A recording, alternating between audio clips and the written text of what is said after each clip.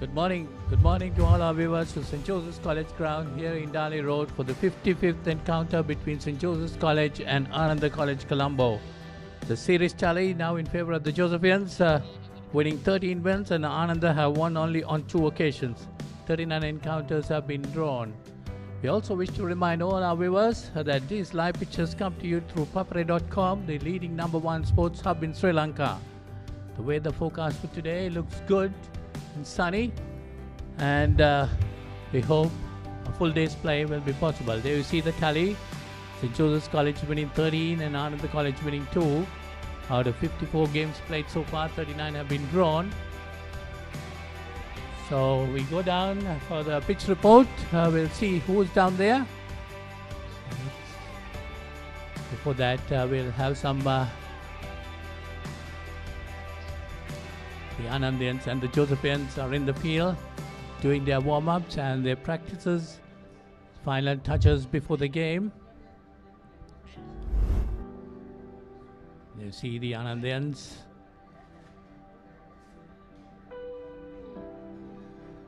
Well, I have in the box with me Gamini Pereira, who's joining me. Good morning, Gamini. Good morning, Paulinus. Good morning, everyone. Yeah, very interesting encounter this. St. Joseph's, Ananda, a lot of history involved, Paulie. St. Joseph's obviously got few high-ranked players in their lineup, and Ananda obviously having a better year after some time and riding high at the moment. So looking forward to this one for sure. Yes, the Josephians have Sadish Chawadhan, their captain, who played the under-19 last year. There you see the results. St. Joseph's College against St. Benedict's. One on first innings. Maristella won by 10 wickets. St. Sebastian winning on the first innings. So St. Joseph's winning most of the games on first innings, and against Royal was a no decision. The last game a couple of days ago, St. Joseph's got 400 odd runs, and the Royal in reply were 330 for 7 when closed. So that was a high scoring encounter. And Hirancha Sundara, the Josephian, got a double 100. Much will be expected from him today too.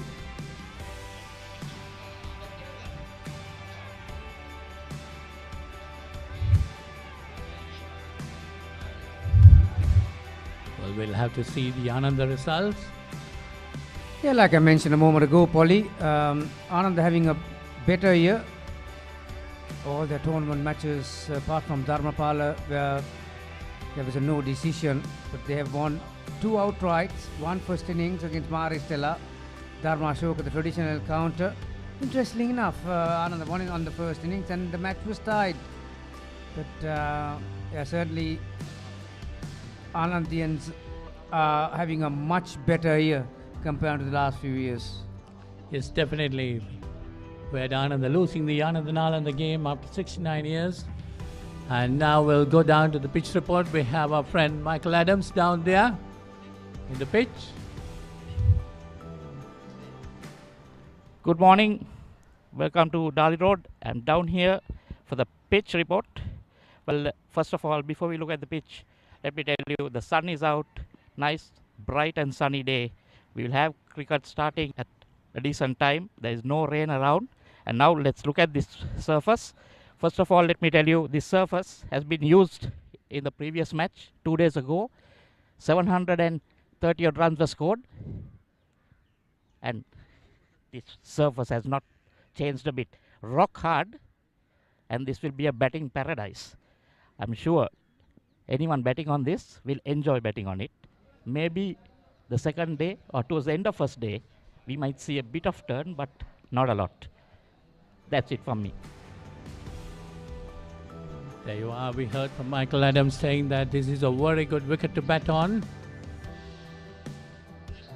So Michael Adams decided saying that the captain that wins the toss should bat first, Gamini. I can't see why. Why not, Polly? You just mentioned that Hiran Jayasu getting a double 100. He would have wanted to roll this wicket and take it home, really. But on the same pitch, and yeah, there's not a lot of changes, as Michael mentioned.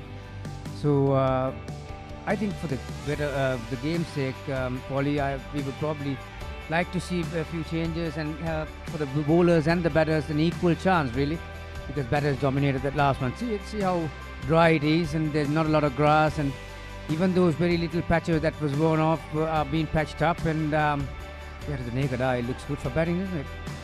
Definitely looks a very good batting wicket. Josephians and the Anandians might be wanting to have the first lease at this and get a good score on the board and put the opposition under the pressure. Anandians too have a very good batting side. St. Joseph's College, 125-year-old cricketing background with them. Has a rich history of 125 years. They have celebrated their 125th year last year.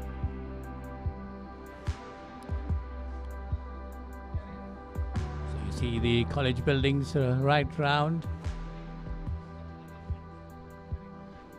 Well, the game is about to commence with the Anandians, as we said, the Josephians having the better of this traditional encounter of 13 wins to 2 by Ananda.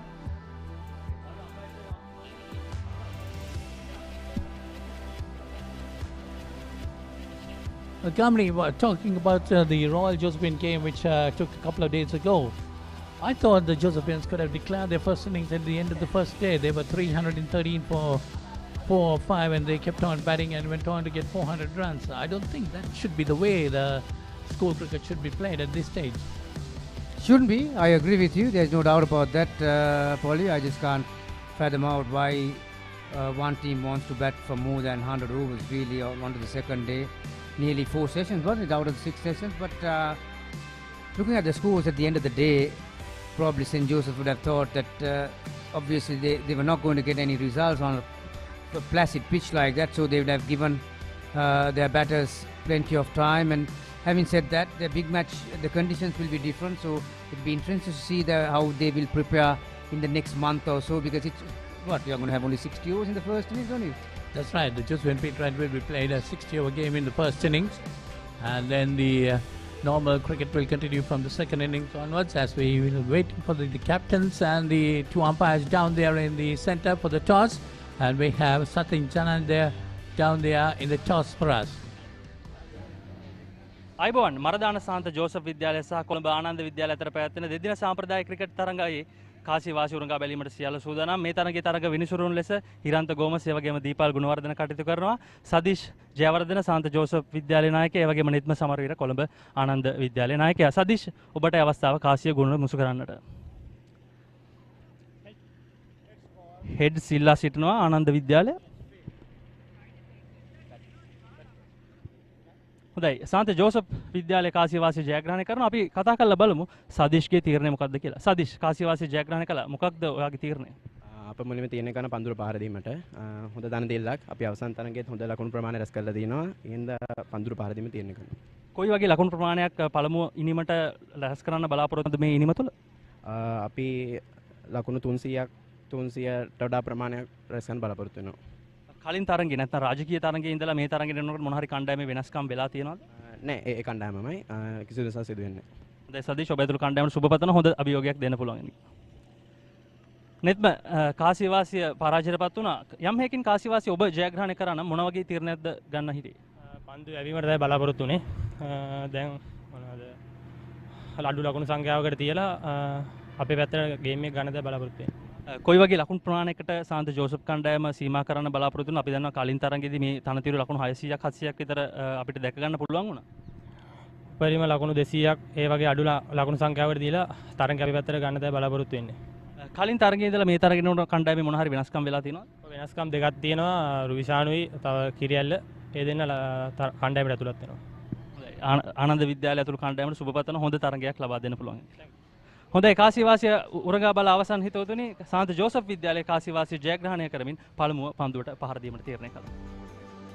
There we heard from Sachin that St. Joseph's College won the toss and decided to bat first. Of course, the Josephian lineup is Sadish Jayawardene, the captain, Avantha Dialvis, Narayan Muralidharan, Hiran Jayasundara, Rishma Amrasinghe, Mudita Disanayaka, Abhishek Javira, Hirun Kapru Bandara, Lahiru Amrasekara, Yanula Devtusa, and Gagan Chamod.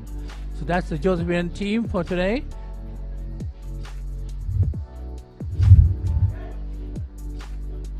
is Ananda College. Viduna, the wicket keeper, one of the main batters for them. Asincha is another one. But rely a lot on their spinners, Ananda College. Kitna Sitmal, the all-rounder, highest run scorer for the team. And Ahinsa is the other spinner who has taken the bulk of the wicket. So it will be interesting to see how Ananda fast bowlers will fare, Polly, because they haven't had a good season yet. Yes, definitely. So we'll have to wait and see how the Ananda fast bowlers will do on this wicket. The Josephine captain Sadish Chawadana won the toss and deciding to bat first on a wicket which has produced 700 runs a couple of days ago. So the two umpires officiating the game is Deepal Gunwardhan and Hiranta Gomes. That's a no ball, the first ball. So that takes Josephine score on 1 run onto the board. Open the scoring with a no ball.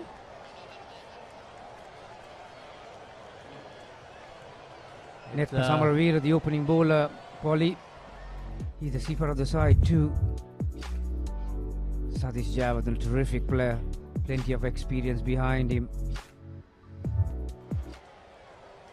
Short and wide.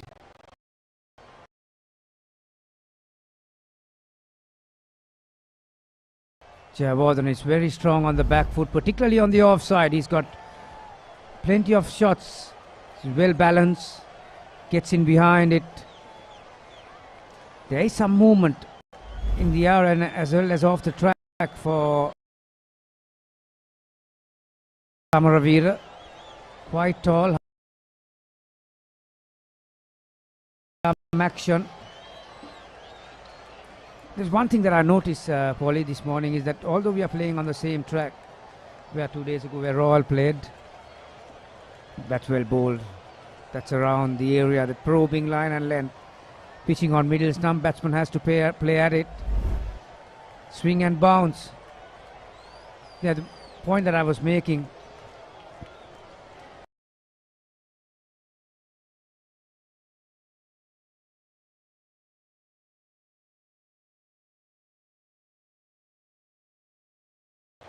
Quite hot and humid.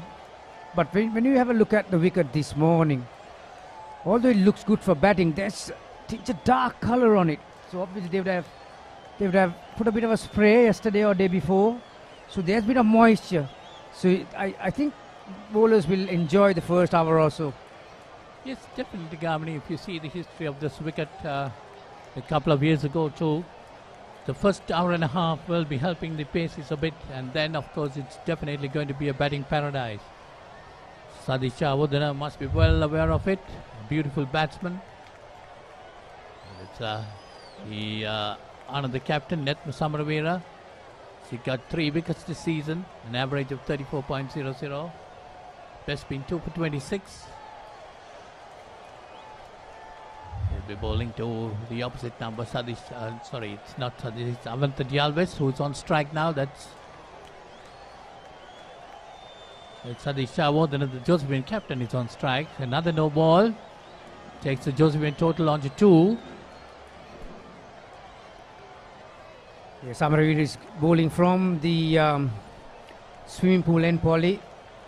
Obviously, you would have bowled few balls in your heydays from that end, and it's a bit of it's an uphill climb, isn't it? So it's not the easiest thing for a fast bowler, particularly when you're tall, to get your run up right. But there are no excuses really. Very well bowled and well on the back foot. Very good call and well responded by Avintha. So Jayawardena gets his innings underway. And the first runs off the bat for St. Joseph's. Yes, Gamini, we're talking about my days, of course, when we were playing here at St. Joseph's. We didn't have it.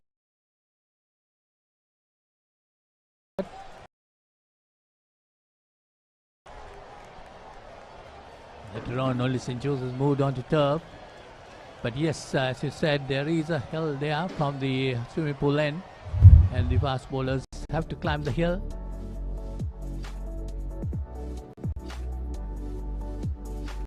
So that brings Avintha Dialves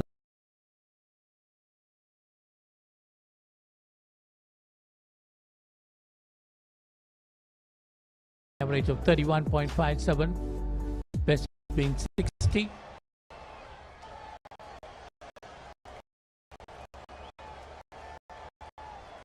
Sadish Cha was the Josephine captain. I can remember him getting a lovely 100 last year in the Josephine Pete, right?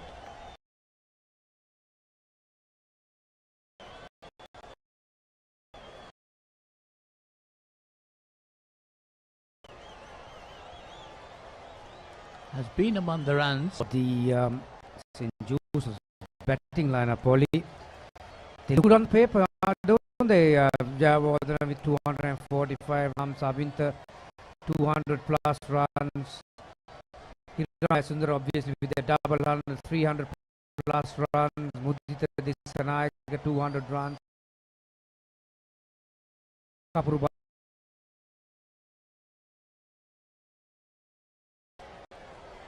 Did he play a shot? It will be an interesting call. But I thought no shot offered.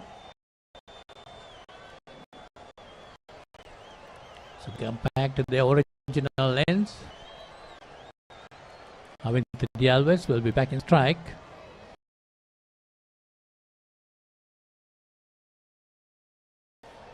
Three runs on the board for St. Joseph's. Two coming off no balls.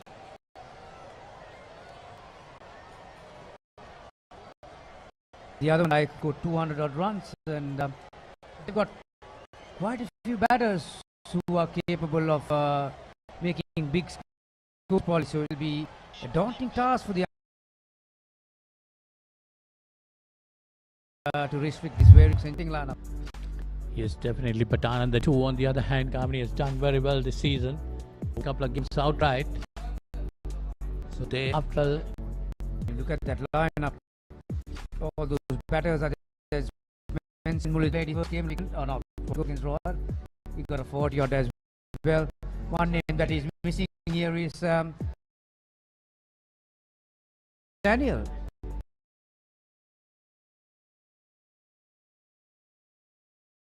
He has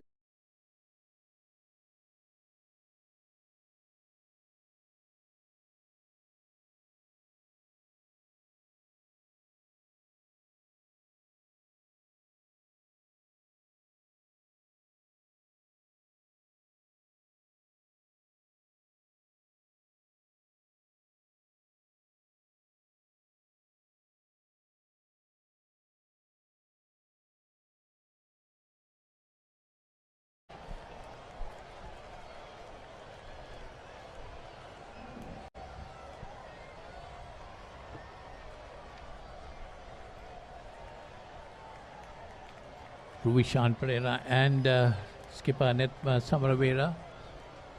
Very tall opening bowlers. And this time nicely. Oh! That should have been a chance, but of course the short leg fielder got it somewhere around the hip. Gee, Polly, you're a bit harsh, aren't you? That was struck firmly, wasn't it? One of those ones, either it will get stick or it won't really. But that, I think the fielder there at Silimidon, or short leg, did well to get his body behind it. I thought he got enough contact, didn't he, Jayawardena? But it went on the bounce, isn't it? I think it went on the full.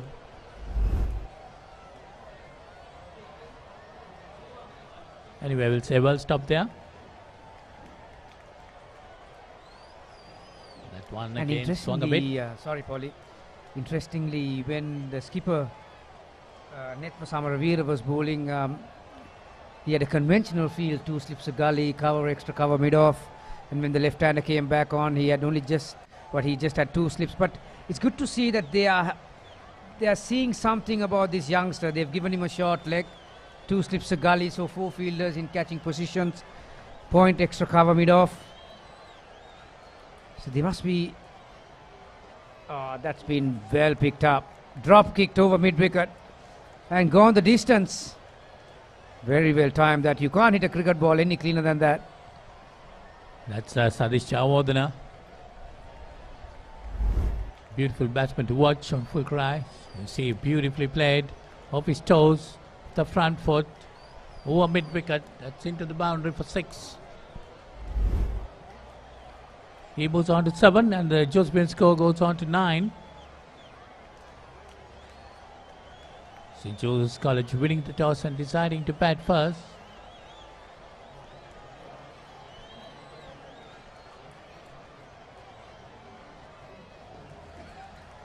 It's a good delivery pitched. Pushed on the onside by Jawardena and gets a single. So 10 on the board. 2 overs gone. It's 10 for no loss.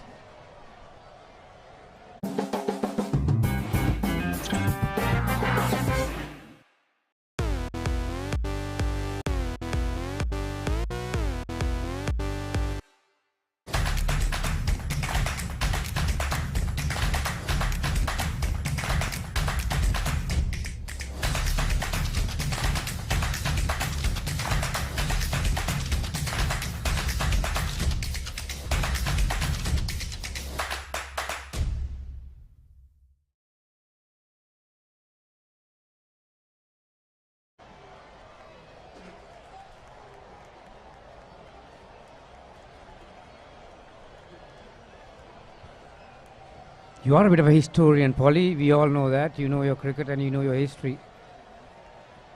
Incidentally, you mentioned that this is the first encounter between St. Joseph and Anand that took place 125 years ago. Didn't you say that? No. I said St. Joseph's has a history of History of St. 125 years. No, the point I was trying to make was that there was a time period in the middle where Anand and St. Joseph's game didn't take place, wasn't it? Yes. Due to some unwanted reasons, really. You could say that. Yeah, various people give various reasons, but of course, definitely, yes, you're right. There was a long break, and the game started in 1972. But after that, also there was another break. There was another break of about 15 years. They didn't play this encounter. That's why this encounter is still 54 encounters have been played. This is the 55th. That's a good bit of fielding there. But the Josephians managed to get a single, takes the score on to 11. Well, these two schools are two Maradana schools, Gamni. There are a lot of things said about that too. Yeah, one thing for sure that these two schools have given a yeoman service for Sri Lanka cricket from way back. Plenty of cricketers have been produced to go on and represent Sri Lanka at the highest level. Well, Anand had a very rich history between 60s to maybe 2000, really. Half the Sri Lankan side were Anandians, and then very recently, about 10 years ago, half of the test side was Josephians. Yes, definitely, but Anand has produced 18 test players. 18 test players is a very big amount of, because we are still how many years of test cricket in Sri Lanka have been played, and the Josephians produced the 9th test player. That was Dunith Walalage, is a young schoolboy, captain of St. Joseph's a couple of years ago. Pardon, last year's captain Dunith Walalage.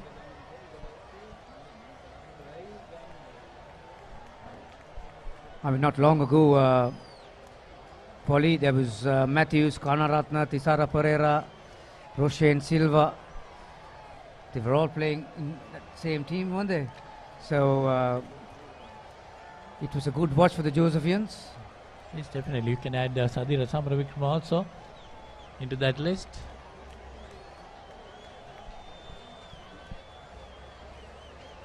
That's well bowled. Sloppy. Very sloppy. It's these little things that go unnoticed, those micro moments. See, Samaravira is looking to bowl a few deliveries at one batter, and after a very good delivery, where batsman just came forward to prod the ball on the offside. Bit of reckless fielding, and the batter got off strike, and it's a nightmare for the bowler. It's a horrible feeling, I know, but see, these little things to keep the pressure on how to build two-day cricket or red ball cricket, Polly, as you know, you have to try and figure out the opponent from long way off, and not like T20 cricket where you can hit and hope at times. But yeah, that was sloppy. Well bowled and equally well played. Yes, Gamini, definitely, and especially when you have a left and right hand combination, the line of attack completely, the bowler has to adjust his line of attack completely for the new batter. So that's the end of the over. It's 13 for no loss, and we'll have a change in commentary now. It will be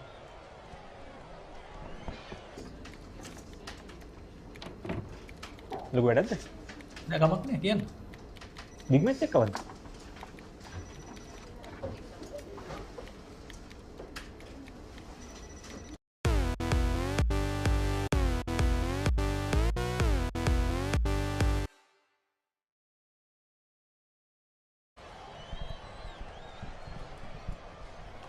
For done after 3. The Josephians haven't been put into bat at home, and getting behind the ball beautifully this time. Whereas Jayawardena gets a boundary. Has started well, the Josephian skipper. Wouldn't have mind too much, Michael, given the fact that they did have a marathon of an innings against Royal just a couple of days ago on the same surface. So being put into bat, they would have preferred it themselves. Well, no, actually, St. Joseph's won the toss and decided to bat.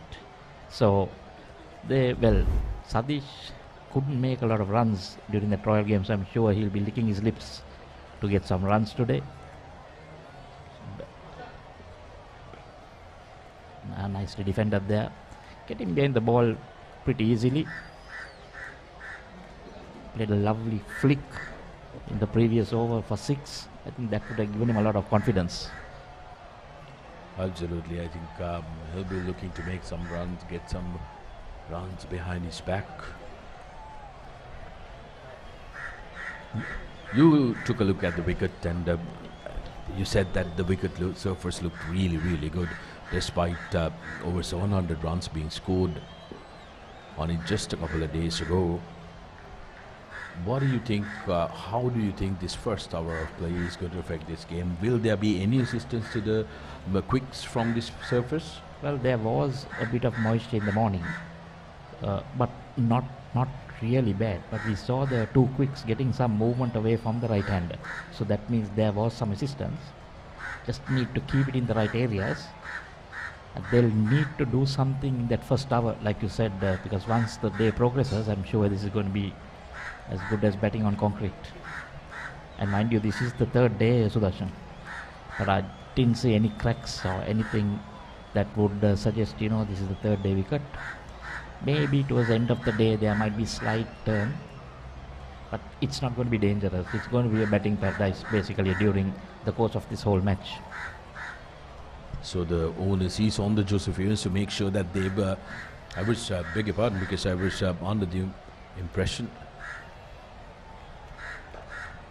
that the Anandians wanted, they did actually win the toss, but Josephians have won the toss. They've opted to bat first. It's a good wicket. They're at home, so the onus is on themselves to make sure that they capitalize on this opportunity and take control of the game early.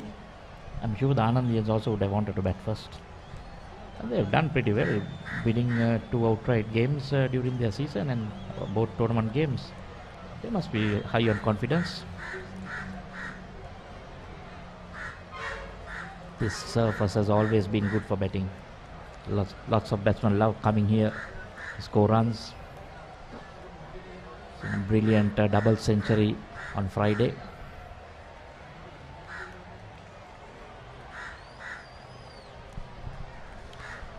Well, that one left slightly dangerously. Jose hit it for that.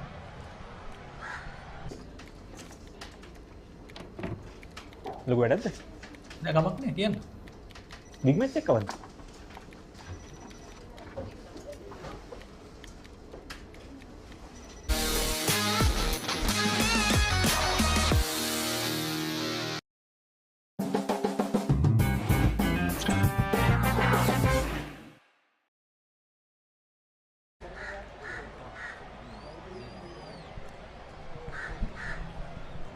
So it's 18 for none after 4 overs.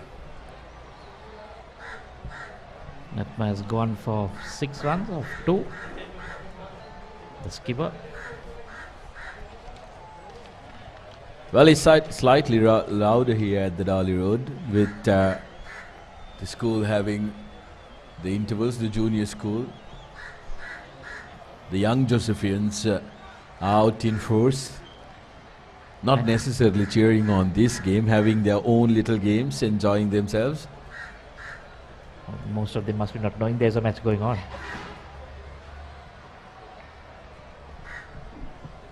But here we are, Monday, a corporate holiday. Some of you must be home nicely. Here are the young Josephians who are having a ball themselves.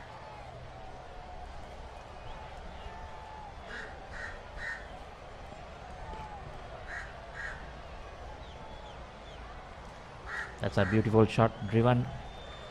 That's the favorite area of Sadish. Scores a lot of runs on the offside. You can't feed him anything there. He'll just take you day in and day out. This is a strange holiday, Sudarshan. The mercantile parents at home, the children at school, because normally it's the other way around. Well, I'm sure the parents are not complaining. None of the parents are surely not complaining. We are bringing you schools cricket live to your house as well, so surely nothing to complain about. Sadish has been brilliant here. He has gotten himself behind that ball, seeing it well, have been patient as well. Changes ends for a single. And one good thing in that is, you see, he has a lot of time to play the shot. Very easy on the off. Rotating the strike, 20 of just 24 deliveries. Avinta taking his time, not got a lot of strike. The HQ base of the Papare.com, the Lagasia, the PLC head office, just a couple of hop steps and a jump away from here. Dali Road.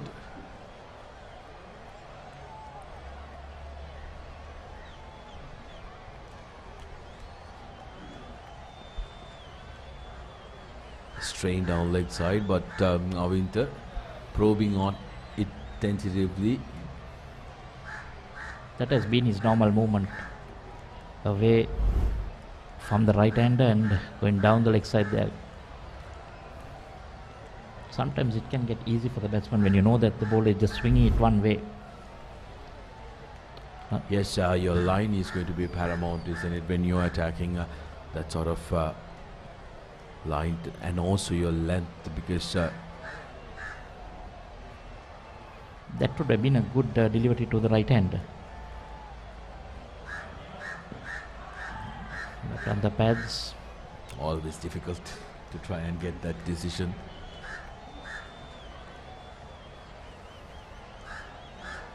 Been having a bit of trouble with that front foot. Umpire again looking at it. Also look at the number of deliveries each batsman has faced. Sadish has effectively taken most of the strike. And when you are that player who's been bogged down onto one end, having faced only 5 deliveries, it's difficult to really get your rhythm going as well. So Avinta will do well to try and be patient as much as he can and wait for a loser delivery like that. Negotiated safely for a single. It chose 24 for now.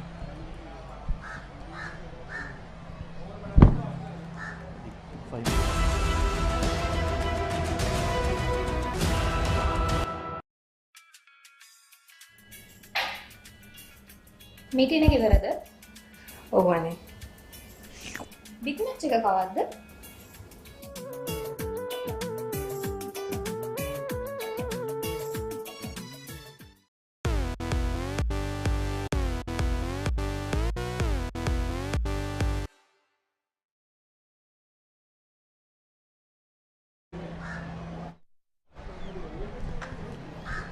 .24 for none. Just 5 overs bowled. Anandians taking their time.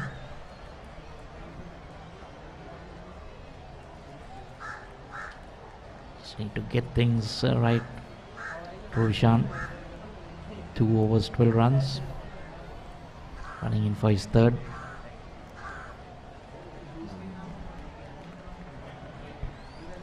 That was trying to go for a little extra pace. Won it way wide. Well, in the red ball game, the umpires are quite lenient on calling wide, but this one, It was so wide that it had to be called wide. it was immediate by the umpire. There was Credit to the wicket keeper. yes, Diving kudos in front to the keeper for Diving in front of managing. Yep. second slip. Or that would have been 4 extras. Nicely driven again. Close call. With trying to look for a single, which was not there.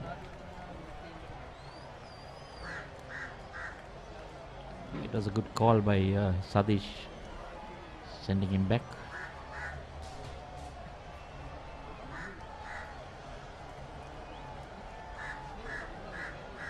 Abhinda will just need to rotate the strike and get his skipper on strike. Loose delivery and a loose shot. Flash in the pan there by Avinta. He has been controlled. He has been patient like we wanted him to, because he can take an over if he wants to try and settle down. He hasn't faced a lot of deliveries, so it's important that he gets behind the ball first before starting to go after the bowling. Well, most of the bowling that he has faced was coming into him. So here he saw one going away from him. Short, asking to be hit. There we go again, right at the pads.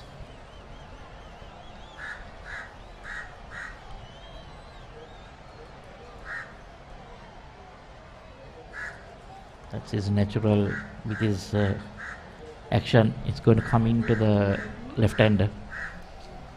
Tries to do something different and then can't control the delivery, going wide outside the off.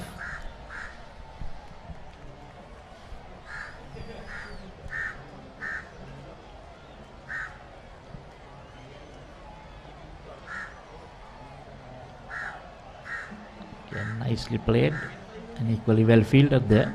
Covers. Well, nicely played, but that's exactly what Anand wants him to do. Try and play that shot. Try and draw that 4-stroke from that area. There is cover around it. The bowling is bowling to that line as well, so Avinta needs to be careful. 2 slips waiting. I tell you, at first slip and third slip, I would say, so there is a gap in between. Okay, now they have changed and it's first and second.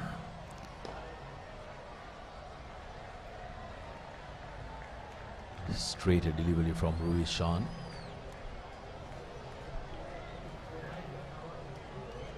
Ideal to have first and second. You don't want to have first and third and then see that ball go through second.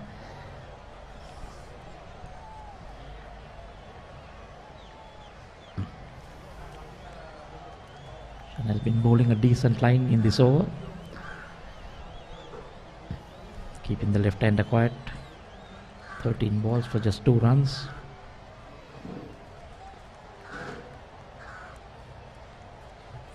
Into the cover fielder, keeping Flirts that with man. danger. Avinta Joes now 25 for none.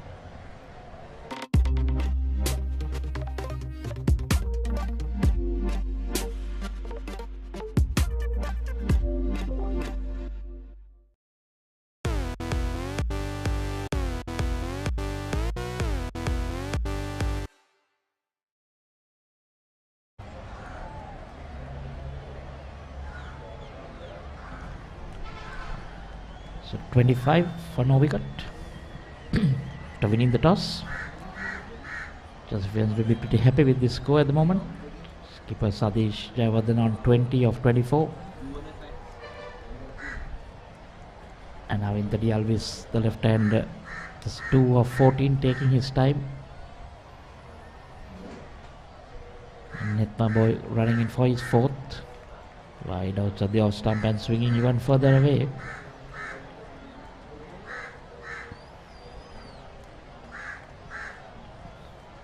Netma getting some movement with the new ball, but unfortunately not pitching in the correct areas. This is a little bit too short and too wide outside the off stump, so it's easy for the batsman. Sadish has done a lot of scoring his runs against Nepal.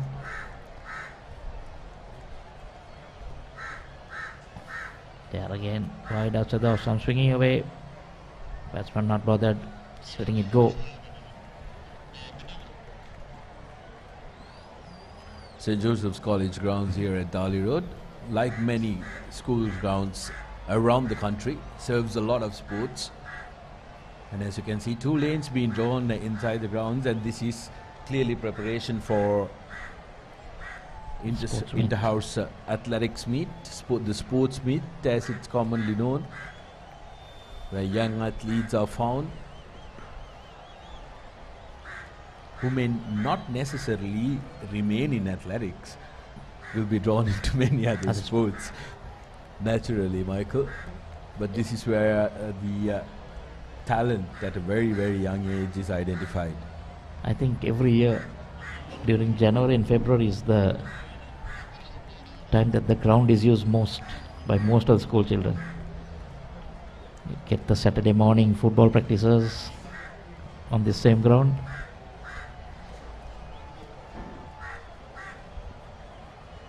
I think now though, Josephians have done well to move the football closer to the Bay Area as well, with the rugby and football moving there. That does a world of good for the preservance of the grounds. The ground staff must be quite thankful here at the cricket grounds, because it's very difficult when you have sports like football or rugby share the same surface to have it good.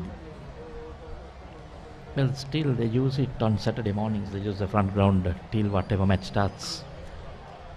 That's nicely played to the cover region and nicely fielded there. Cover field has been kept busy from both ends. Yeah, so far the Anandians have been quite decent in their ground fielding as well. There have been a couple of sloppy mistakes, but have supported the ball as well, have been behind the deliveries, cutting out the singles, doubles.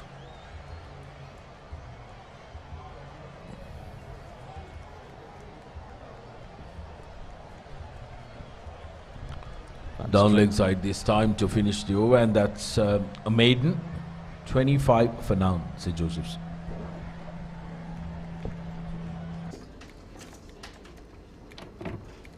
ලොකු වැඩක්ද? නෑ ගමක් නෑ කියන්න. Big match එකක් කවද්ද?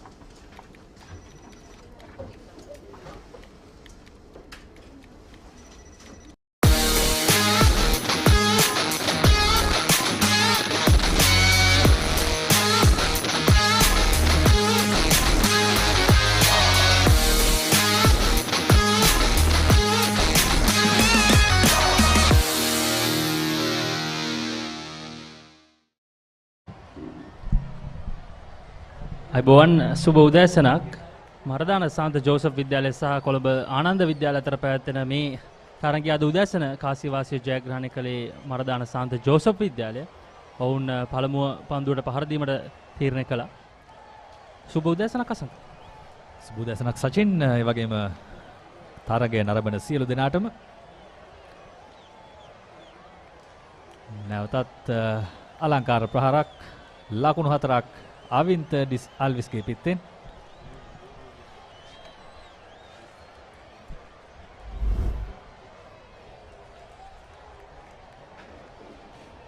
තමත් හොඳින් ඒ අවස්ථාවේදී ස්ථානගත කිරීම සිදු කරා. පිටරම පන්දුව ලබා ගත්තා. පහසු ලකුණු 4ක් අවින්තට. අවින්තගේ පළමු 4 පහරමය. සදීෂ් ලකුණු 20යි, අවින්ත ලකුණු 6යි. රුවිෂාන් අද මේ ඔහුගේ මංගල තරගයේ ක්‍රීඩා කරන්නේ ආනන්ද විද්‍යාල පළමු පෙළ කණ්ඩායම වෙනුවෙන්. ඔහුගෙන් අප දුටුවා හොඳ ඉපිලීමක්, තරමක් උස තිබෙන වේග පන්දියාවන්නෙක්. නමුත් ඔහුගේ ලකුණු ලබා දීමේ වේගය තරමක් වැඩි. ඔහු කඩුළු ලබා ගැනීමට උත්සාහ කරන පන්දියාවන්නෙක් බවයි පෙනෙන්නේ. ඉතින් එවැනි පන්දියාවන්නන්ට පහරවල් එල්ලවීම, ලකුණු එල්ලවීම පුදුමයක් නොවේ. කෙසේ වෙතත් තවදුරටත් ලකුණු ආරක්ෂා කර ගැනීමත් අවශ්‍ය වේවි. මොකද මේ සදීෂ් ජයවර්ධන සහ අවින්ත ඩි අල්විස් ඉතාම හොඳ පිටකරුවන් දෙදෙනෙක්.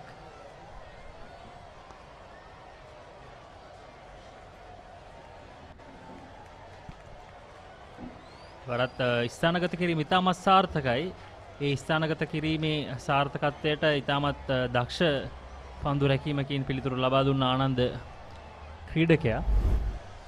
කල්මැනීම තමයි රහස අවින්ත ඩි අල්විස්ගෙන් ඔහු පසුපාදයට ගොස් එතරම් අපහසුවකින් තොරව කල්මැනීම සිදු කරනවා. හොඳින් ස්ථානගතය සලසා ඉන්දුවර විජේරත්න තමයි අවස්ථාවේදී පන්දුව රැකගත්තේ ආනන්ද විද්‍යාලය වෙනුවෙන්. ලකුණු ලබා ගැනීමේ වේගය 4.13යි. ඉතාම හොඳ වේගයක් උදෑසන කාලය සසඳා බලද්දී ශාන්ත ජෝසප් විද්‍යාලය වෙනුවෙන්.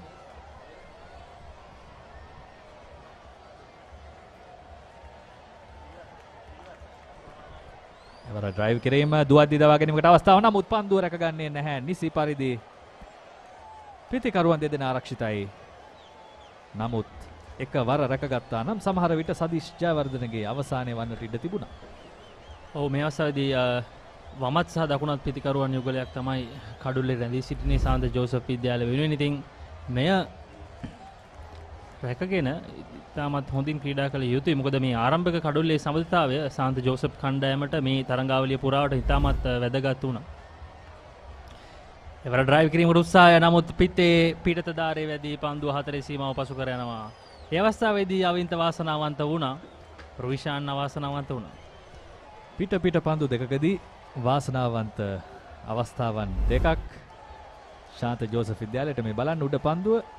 ඔව් තෙවැනි ස්ලිප් ක්‍රීඩකයා සිටියා නම් සමහර විට ඔහුගේ අතටම ගමන් කරන්නට තිබුණු උඩ පන්දුවක් පිටියේ තරම් විශාල නැහැ. ඉතින් පන්දුව පළමු අපි කියනවා පළමු රවුමෙන් එහාට ඔබ තල්ලු කර හැරියොත් බොහෝ අවස්ථාවක් තියෙනවා ලකුණු 4ක් ලබා ගන්න. සංකේ අවස්ථාවේදී අපි බලමු ඊළඟ පන්දුවාරේදී ඒ හතරේ පහර එල්ල කරපු ආකාරය. ඔහුගේ කල්යල් මැනීම ඒ වගේම පාදචාලනය තරම්ම හොඳ මට්ටමක තිබුණේ නැහැ. මේ අවස්ථාවේදී පාදචාලනය හොඳයි. එහි ප්‍රතිඵල ලැබෙනවා ලකුණු 4ක්. පන්දුවාර 8ක් අවසන් ලකුණු 39 ශාන්ත ජෝසප් විද්‍යාලය.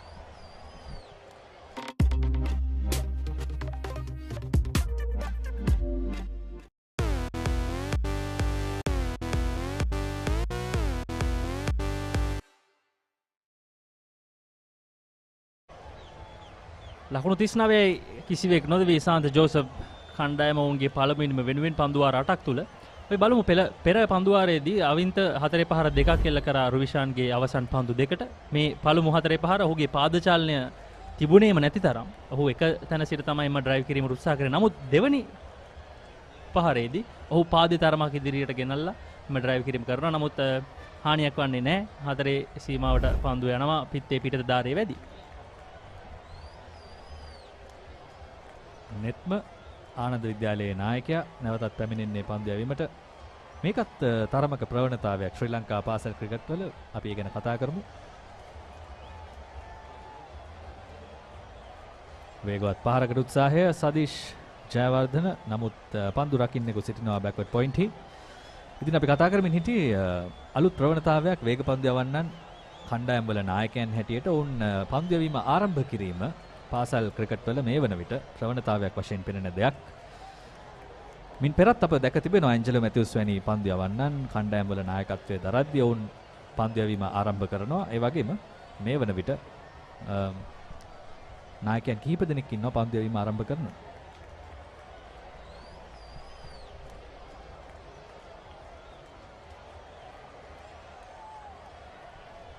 සදීෂ් සහ අවින්ත ඉතාමත් හොඳ ප්‍රහාරාත්මක වේගයක් රඳවාගෙන පන්දුවට පහර දීම ආනන්ද විද්‍යාලයට දැඩි පීඩනයක් බවට පත් වී තිබෙනවා. විශේෂයෙන් ආනන්ද කණ්ඩායමේ දැන් ආරම්භක පන්දු යවන්නා විදිහට නැත්නම් නව පන්දුවෙන් පන්දු යැවීම සිදු කරන්නේ නෙත්ම සහ රුවිෂාන්. ඉතින් රුවිෂාන් තවමත් වැඩි අත්දැකීම් නැති ක්‍රීඩකයෙක්. ඔහුගේ මංගල පළමු පෙළ තරගය මෙය පාසල් දිවිය තුල. ඉතින් නෙත්මට වැඩි කාර්යභාරයක් පැවරෙනවා මේ නව පන්දුවෙන් උපරිම ප්‍රයෝජනය ලබාගෙන ඔහුගේ කණ්ඩායමට වැඩි වාසියක් අත්කර දෙන්නට. වගේම අපි දන්නවා අශින්ස නයිනායක තමයි ආනන්ද කණ්ඩායමේ මෙවර තරඟ වාරයේ වැඩිම කඩළු ලාභියා විදිහට ඉදිරියෙන් ඉන්නේ. ඔහු කඩළු 23ක් දවාගෙන සිටිනවා. ඔහු තමයි අසංක ආනන්ද කණ්ඩායමේ ආරම්භක පිතිකරුවා. ඉතින් ආරම්භක පිතිකරුවෙක් ඒ වගේම වමත් දඟ පන්දු යවන්නේ. ඔහු තමයි දැනට ආනන්ද කණ්ඩායමේ වැඩිම කඩළු ලාභියා විදිහට ඉන්නේ මේ තරඟයි. නැවතත් පන්දුව පිටත දාරේ වැදී 4 සීමාව වෙත ඇදී යන්නේ. නැවතත් පැහැදිලි වෙනවා. අවින්ත කෙතරම් හොඳ පිතිකරුවෙකු වුණත් ඔහුගේ පාද චලනයේ තියෙන මේ ගැටලුව පිටින් පිටත පහරවල් එල්ල කරද්දී පෙනෙන්නට තිබෙනවා. පන්දුවේ පිටත දාරේ තමයි බොහෝ දුරට පන්දුව වදින්නේ. ස්ලිප් ක්‍රීඩකින් දෙදෙනෙක් රඳවා සිටියා ආනන්ද කණ්ඩායම. නමුත් දෙවනි ස්ලිප් කලාපය ආසන්නයෙන් තමයි පන්දුව ඇදී ගියේ 4 සීමාවට. දැන් අන්තිම පන්දු වාර දෙකේදී අවින්ත අවස්ථාවන් 3කදී පමණ වාසනාවන්ත වුණා. 4 පහර 6ක් සහ 1 පහරක් ඇතුළත් මේ පන්දු වාර 8කුත් පන්දු 3 තුල ඉතාමත් හොඳ ප්‍රහාරාත්මක වේගයක් රඳවාගෙන සාන්ද ජෝසප් පිතිකරුවන් පන්දුවට පහර දෙනවා.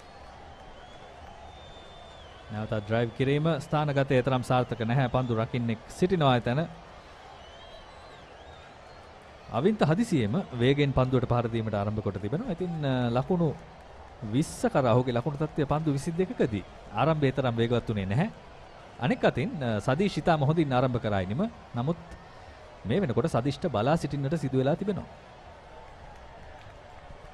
තාමත් ප්‍රවේගකාරී ලෙස වුන් දෙදෙනා පන්දුවට පහර දෙනවා. පළමු පන්දුවර 4-5 තුල යම් ආකාරයකින් පාලනයකට හසු කරගන්නට හැකි වුණා ආනන්ද පන්දියාවන. නමුත් ඉන් අනතුරුව ගෙවුණු පන්දු වාර 3-4 තුල ඔවුන් දැඩි ප්‍රහාරයකට ලක් වුණා මේ සදීෂ් සහ අවින්ත හමුවේ.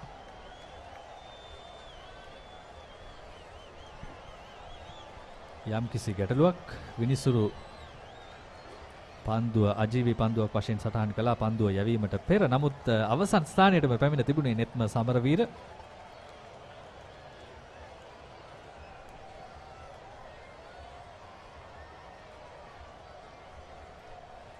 සදීෂ්ට එරෙහිව ස්ලිප් ක්‍රීඩකින් තිදෙනෙක් රඳවාගෙන තිබෙනවා මේ අවස්ථාවේදී නෙත්ම.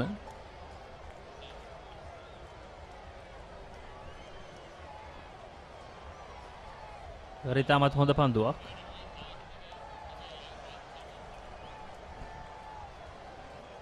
අප සිටින්නේ ඩාලි මාවතේ සාන්ත ජෝසප් විද්‍යාලයේ ක්‍රීඩාංගණයේ. මේ ඔබ දකින්නේ පෙර පහර ඔබට පෙනෙනවා ඇති. ඔහු තරමක් ඉපිලෙන පන්දුවට උත්සාහ කරන ඩ්‍රයිව් කිරීමට යන්නට. ඒ වගේම පාදය තව දුරටත් පන්දුව දෙසට ගෙන යා යුතුයි.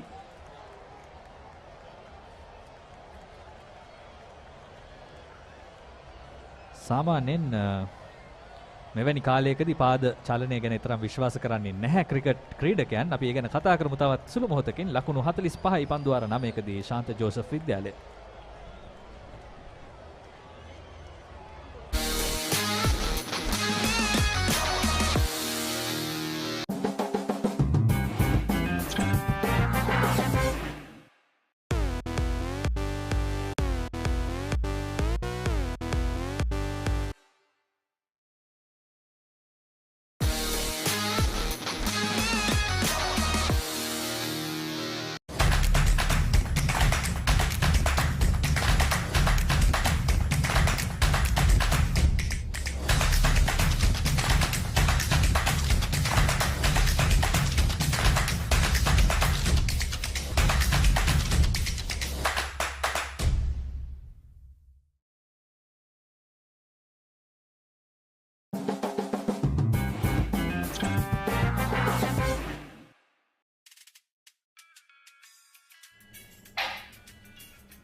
මීටින් එක ඉවරද? ඔව් අනේ. බිග් මැච් එක කවද්ද?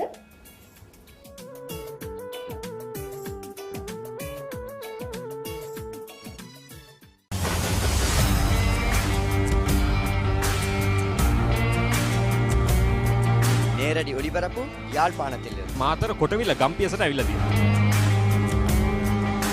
සිරිතදාස ඇඩ්මොරටුව පියගම මහින්ද රාජපක්ෂ ක්‍රීඩාංගණය கிழக்கு மாகாணம் Sugathadasa indoor stadium is the Fox Hill Supercross. Kurunegala සිරි ඇතුගල් පුරවරය Papare.com අපි අද ඇවිල්ලා ඉන්නේ නෝරෙලිය ප්‍රදේශයේ. Final showdown Kandy sports club Polonnaruwa ජාතික සංකීර්ණයේ සිට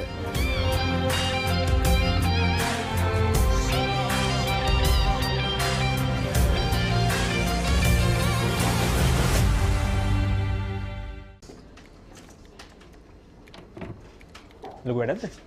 නෑ ගමක් නෑ කියන්න. බිග් මැච් එක කවද්ද?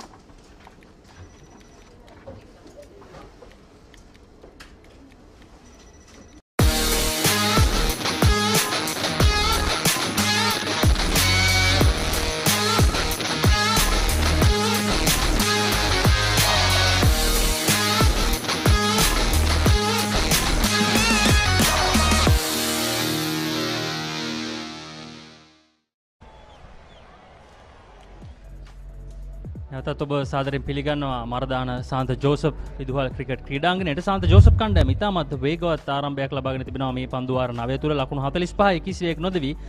ඒ සඳහා ආරම්භය ලබා දුන්නේ සදීෂ් ජයවර්ධන නායකයා. ඒ වගේම ශ්‍රී ලංකා 19 පහළ හිටපු කඩළු රකිනා අවින්ත ඩියල්විස් සමග තමයි ඔවුන් දෙදෙනා මේ සම්බන්ධතාවය ගොඩනැංවුවේ. ලකුණු 21 බැගින් දෙදෙනාම ලබාගෙන තිබෙනවා. ඉතාමත් හොඳ ප්‍රහාරාත්මක වේගයක් රඳවාගෙන ඔවුන් දෙදෙනා මේ වන විට ආනන්දේ පන්දු යවන්නට එරෙහිව පහර දෙනවා. රුවිෂාන් ආරම්භයේදී පළමු පන්දු වාරය ක්‍රියාත්මක කරා. ඔහුගේ පළමු තරගයේම ලකුණු 27යි පන්දු වාර 4 තුල. ඒ වගේම නායක නෙත්ම සමරවීර එක් නිලකුණු පන්දු වාරයක් සමග ලකුණු 18යි කඩුල්ලක් නැහැ ඔහුටත්.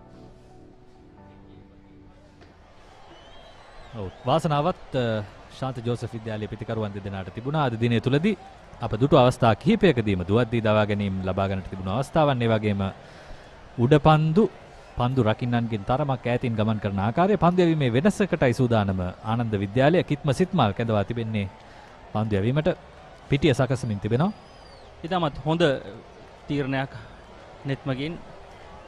විශේෂයෙන් කිත්ම සිත්මල් වයස අවුරුදු 14ක ක්‍රීඩකයෙක්, දකුණතින් පිටදඟ පන්දු යවන ක්‍රීඩකයා. ඉතින් මොකද මේ අවස්ථාවේදී අවින්තගේ පාදචාලනය පිළිබඳව යම් ගැටලුවක් තිබෙනවා. ඉතින් පිටතින් දකුණතින් පිටදඟ පන්දු යවන ක්‍රීඩකයෙක් ස්ලිප් ක්‍රීඩකයෙක් රඳවාගෙන තමයි මේ අවස්ථාවේදී කිත්මව පන්දු යැවීම සඳහා කැඳවා තිබෙන්නේ. අපි බලමු කිත්ම සහ අවින්ත අතර ද්වන්ද්ව සටන කෙසේ ක්‍රියාත්මක වෙයිද කියලා. ඉතින් කිත්ම කියන ක්‍රීඩකයා නිමවුණු වයස අවුරුදු 15න් පහළ ප්‍රීමා ශ්‍රී ලංකා යූත් ලීගයේදී තාමත් හොඳින් කැපී පෙනෙන දස්කම් දැක්වූ ක්‍රීඩකයෙක්. පහසු පන්දුවක් ආරම්භය සඳහා තවත් ගැටලුවක් තිබුණා සචින් මට. ඇයි ඩීප් බෑක්වර්ඩ් පොයින්ට් පන්දු රකින්නේ රඳවා තියෙන්නේ කියලා. මොකද අවින්ත ටිකක් පහරවල් වලට යන ක්‍රීඩකෙක් වගේම අප දුටු අවස්ථා කිහිපයකදී ඔබ මේ දකින්නේ කිත්ම සිත්මල්ගේ මෙතෙක් තරග වාර්තාවන් තරග 4යි කඩළු 12ක් දවාගෙන තිබෙනවා. තවමත් වයස අවුරුදු 14ක ක්‍රීඩකයෙක්. ඉතින් ඉතාම හොඳයි අනාගතයට ආනන්ද විද්‍යාලයේ අනාගතයටත් ශ්‍රී ලංකා ක්‍රිකට් අනාගතයටත්.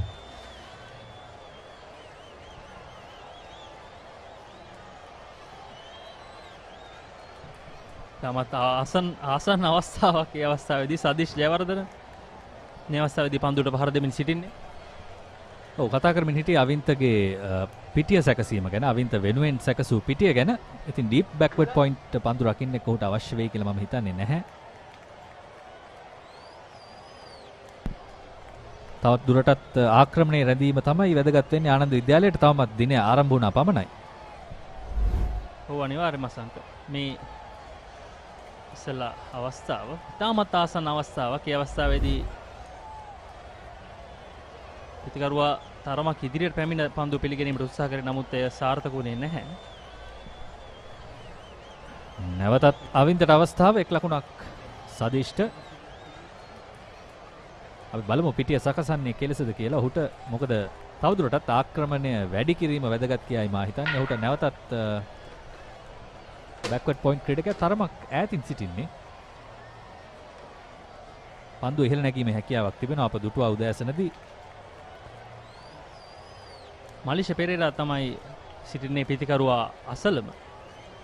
තාමත් ආසන්න අවස්ථාවක් මීට පෙර පන්දු දෙකකට ඉහතදී ලබා දුන්නා සදීෂ් ජයවර්ධන. එවර තාමත් හොඳින් ස්ථානගත කිරීම සිදු කරනවා අවින්තද අල්විස්.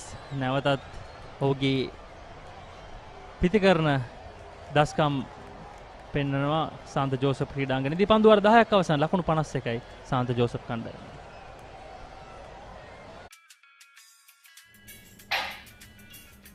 මීටින් එක ඉවරද? ඔව් අනේ.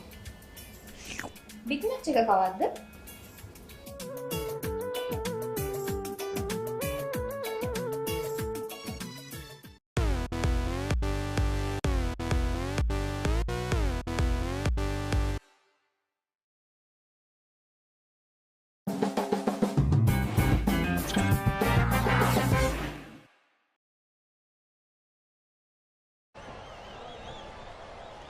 මේ අවස්ථාවේදී අන්තයන් දෙකෙන්ම පන්දු යවන්නන් වෙනස් කරනවා නායක නෙත්ම සමරවීර.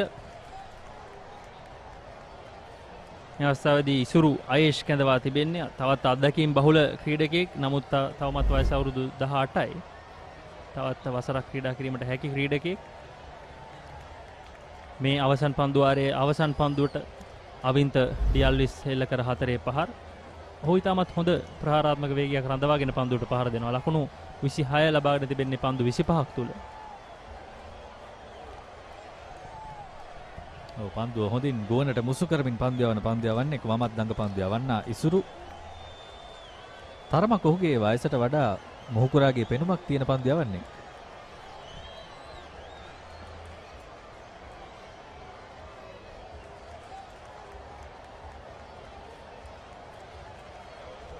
එවරත් එක් ලකුණක් සදීෂ් ජයවර්ධනට. ඔහුගේ ලකුණු තත්ත්වය ලකුණු 23 දක්වා ඉහළ යනවා.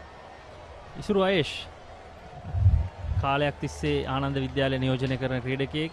මේ ඔහුගේ මෙවර තරඟා වාරයේ දත්තයන් හොඳම පන්දුවේම ලකුණු 15කට කඩලු 6යි. කඩලු 13ක් දවාගෙන තිබෙනවා. වයස අවුරුදු 18යි. සිවුවන වසරේ වර්ණලාභී ක්‍රීඩකයෙක්. තවත් වසරක් ඔහුට ඉතිරිව තිබෙනවා ආනන්ද විද්‍යාලය නියෝජනය කරන්න.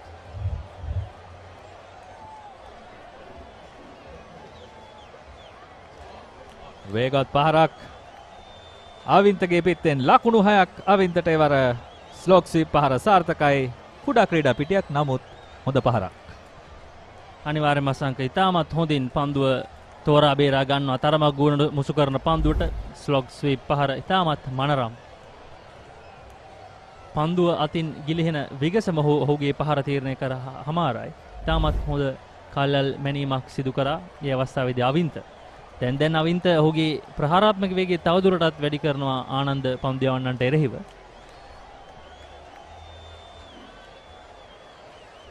නැවතත් කෙටි පන්දුවක් ලැබෙන්නේ ඉහළින්ම පාරක් එල්ල වෙනවා. ලකුණු 6ක් නැවතත් අවින්තට විශාල ප්‍රහාරයක්. ඉසුරුගේ පන්දු යැවීම ආරම්භයේදීම අවින්ත ඩියල්විස්ගෙන්. එවර නම් ඉතාමත් දුර්වල පන්දුවක් ඉසුරු ආයේෂ්ගෙන්. ඉතාමත් කෙටි පන්දුවක් ඒ අවස්ථාවේදී වේගයත් තරම්ම හොඳ මට්ටමක තිබුණේ නැහැ.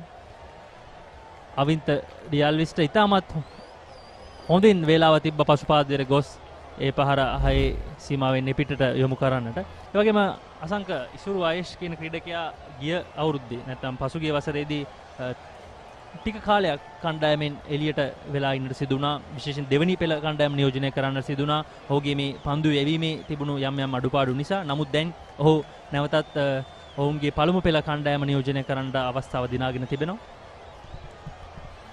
නැවතත් එක්මන් ලකුණකට උත්සාහය දුවදී දවා ගැනීමට අවස්ථාව. නමුත්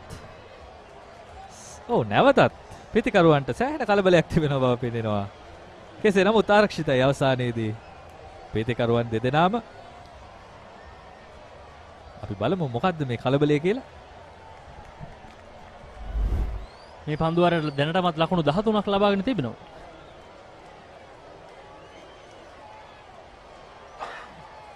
මේ අවස්ථාවේදී නැවතත් ස්ලොක් ස්වීප් පහරකට උත්සාහය. නමුත් ඒවර සාර්ථක වන්නේ නැහැ. ස්ථානගත කිරීම. පන්දුවාරය අවසන්. සාන්ත ජෝසප් කණ්ඩායම ලකුණු 65යි කිසිවෙක් නොදවි. Did you submit the report? Not yet. When is the big match?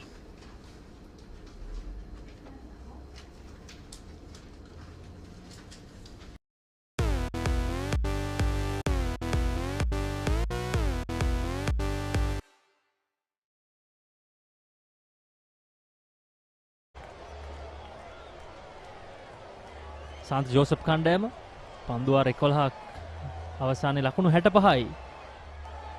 කිසිවෙක් නොදවි 5.91යි මේ වන විට ඔවුන් රඳවාගෙන යමින් තිබෙන දල වේගය. තමත් හොඳ දල ලකුණු ලබා ගැනීමේ වේගය. විශේෂයෙන් අවින්ත ඩියල්විස් පන්දු 29යි ලකුණු 39යි. නැවතත් කිත්ම සිත්මල් කැඳවා තිබෙනවා. ක්‍රීඩාගාර අන්තයෙන් හොඳින් ගුවනට මුසු කළ පන්දුවක්. පිටතඟ පන්දු යවන්නට එරෙහිව තරම් විශාල පහරවල් වලට යන්නට අවින්ත උත්සාහ කරන්නේ නැහැ. ඉතින් ලොකු ප්‍රශ්නයක්. ඇයි ඉසුරු ආයශ්ව පන්දු යවීමට යොමු කළේ අවින්ත ඉතාම හොඳින් පන්දුවට පහර දෙමින් ඉද්දි කියන දේ. මොකද ඔවුන්ට පිටතඟ පන්දු යවන්නන් දෙදෙනෙකු ඉන්නවා ආනන්ද විද්‍යාලයේ පන්දු යවන්නන් අතරේ.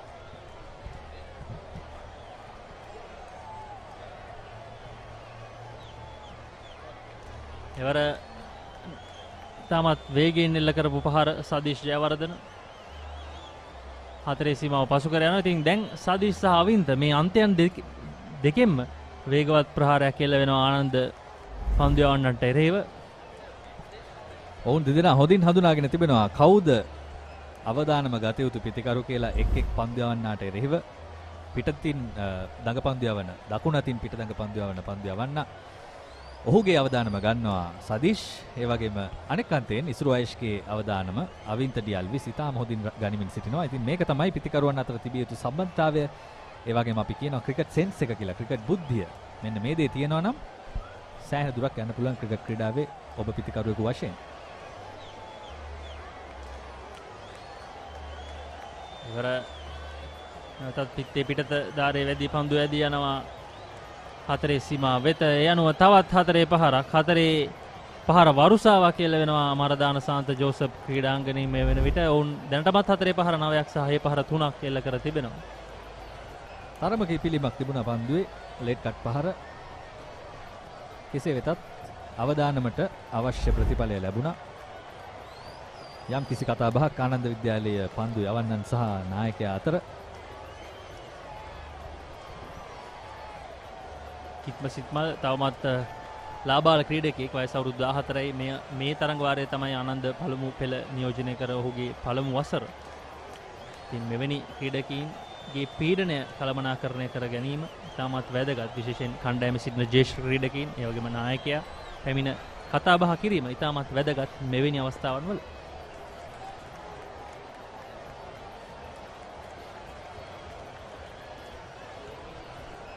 නැවතත් තරමක් කෙටි පන්දුවක් ලැබෙන්නේ. එතරම් විශාල පහරකට යන්නේ නැහැ. ඔහුට අවශ්‍ය ලකුණු ප්‍රමාණය ලැබී අවසන් දල ලකුණු වේගය 6.25ක්. ඉතාම ඉහළ වේගයක්.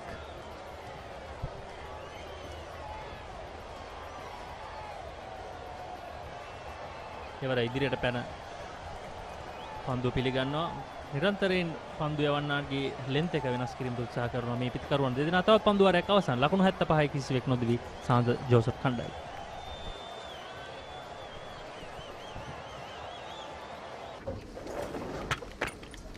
Did you submit the report? Not yet. When is the big match?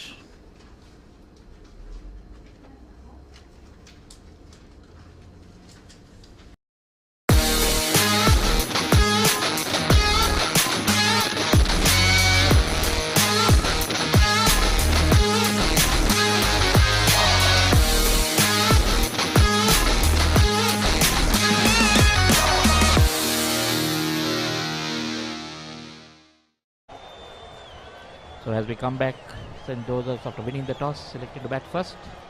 Will be pretty much happy with the score. 75 for no loss in just 12 overs. Avinta started really slow. But picked up 140 of just 30 deliveries. The skipper batting very steadily. Good morning, Polly. Morning, Michael. Definitely St. Joseph's is right on top at this stage.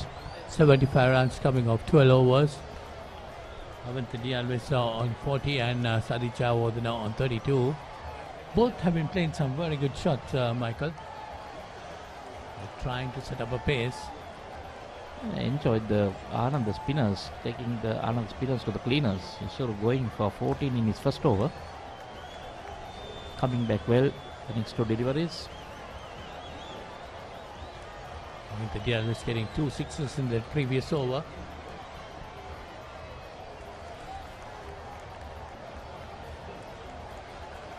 Right, this time to Sadish Chawadana. Isuru Ayesh is a pretty experienced campaigner. Last year taking a bucket load of wickets. Can handle the bat well. Similarly, Michael Sadish Chawadana, a lovely batsman to watch. Played some very good innings during the last season. Especially that 100 he got in the Josephine Pete, right? It was a wonderful inning to watch. That the was Josephine batting together. That was in the second innings. If not, the Josephians would have been looking at a defeat. Healthy strike rate of 6 runs per over at the moment. Ideal start on a superb pitch to bat on. That's 700 odd runs coming just 2 days ago in this wicket. So Polly, we can give the credit. We can call the pitch is in form. 700 runs with just few, like 14 or 15 wickets fell. And at this 77 without any wickets this time. Hiran Jayasundara was the first Josephian to get 200 against Royal. That is a great achievement. And the fifth all round, I was told.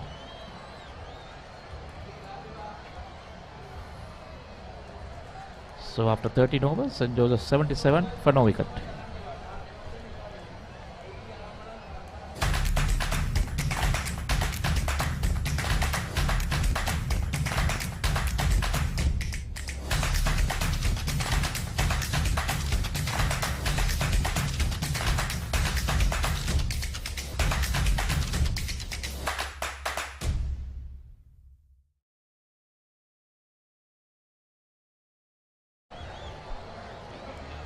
Well, you see a lot of young Josephians watching the play. That's something interesting, Michael. These days you don't see much crowd in a school game. Yeah, most of them not really interested in cricket at the moment.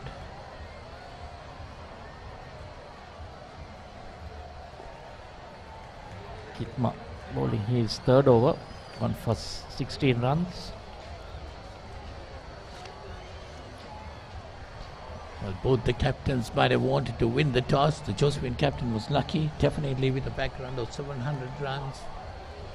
Just 2 days ago, and this time Ananda College again puts it over mid-wicket, but one bounce into the boundary. 4 more runs to him, takes him on to 45, and the Josephian score moves on to 81. Seems to like that shot a lot, Polly. Taking his leg out, one knee and a hoik over mid-wicket. So already 10 fours and 3 sixers. 2 sixers to Avinta and 1 to Sadish.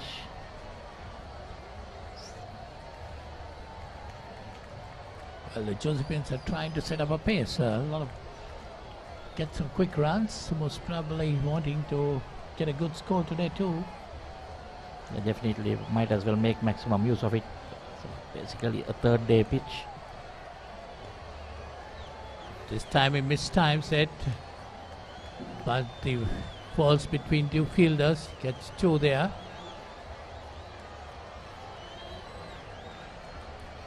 That's when I first over for 2. On-field umpires Hiranta Gomas and Deepal Gunawardana. There you see Ananda College was coming down, didn't get hold of it properly. Like to see him using his feet to the spinners. Very confident. Just needs to continue, not lose his cool. So got a pretty decent start.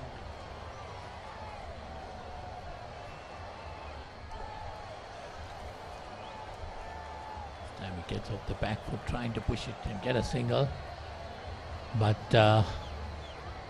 goes straight into the extra cover fielder. Ketma Sitmal bowling his third over, giving away 22 runs. Quite expensive.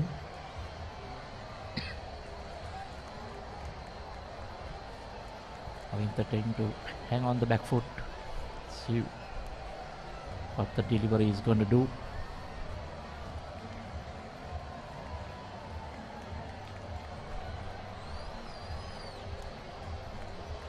This time a very quick single taken. So that takes the score on to 84 after 14 overs. St. Joseph's College, after winning the toss, 84 for no loss.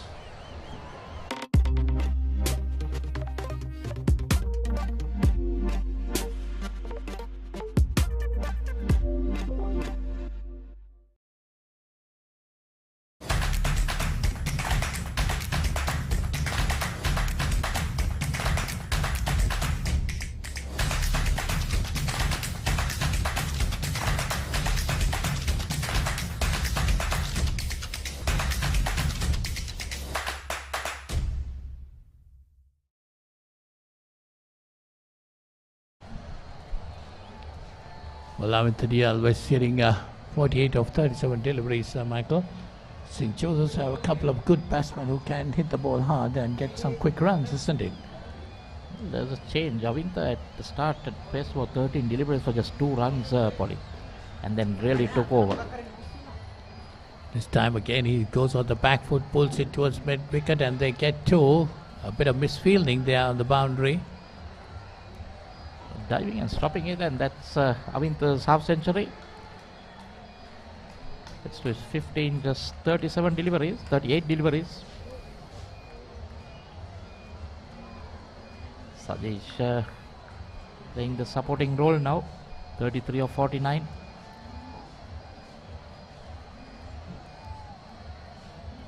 Sajesh started off really well. And this time he tried to pull it again, this time but straight into the hands of the mid-wicket fielder, short mid-wicket fielder. So that's the end of Avinta de Alves. And St. Joseph's lose their first wicket at 84. Isru Ayesh, the wicket taker. Is the problem losing his concentration and to hit the ball again out of the park? Managed to just kite to the short mid-wicket fielder. Isru. Look at this.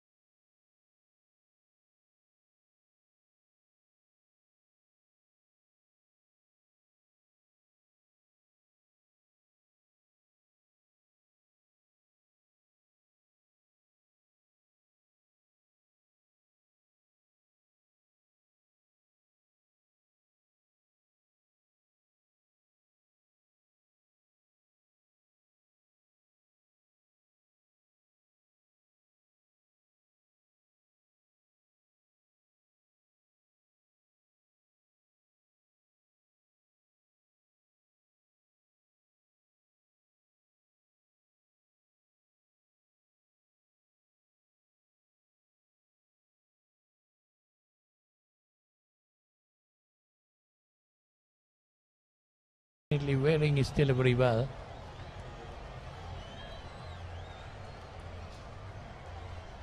Went in for a couple of runs in the first over, but have come back strongly, getting the wicket of Avinta de Alves. See a bit of misfielding, but almost caught napping there. Going on the back foot again.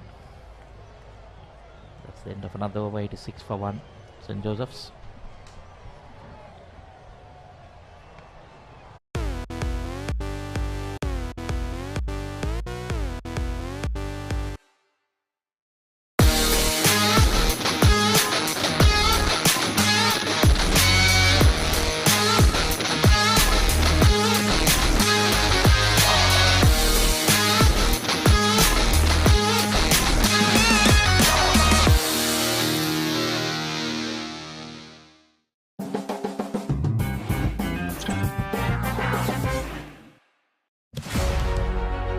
Catch the excitement real time. Be up to date with it all. Let us capture your milestones. Get it sizzling hot off the turf. Hear the experts break it down. Dig deep into the nitty-gritties. Be inspired by their greatness. Relive all the scintillating action.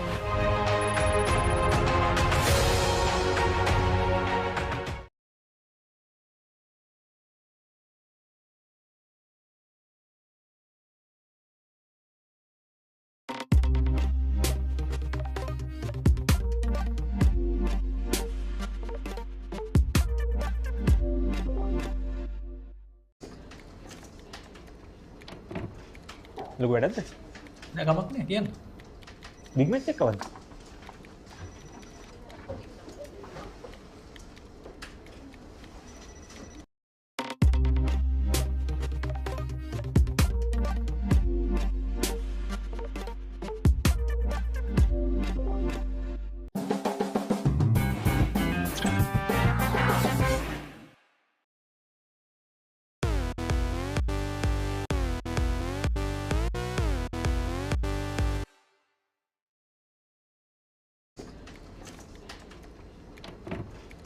ලොකු වැඩක්ද?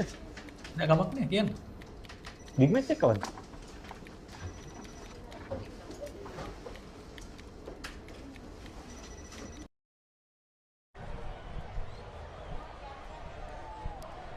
So as it comes back here, St. Joseph's College one down for 87.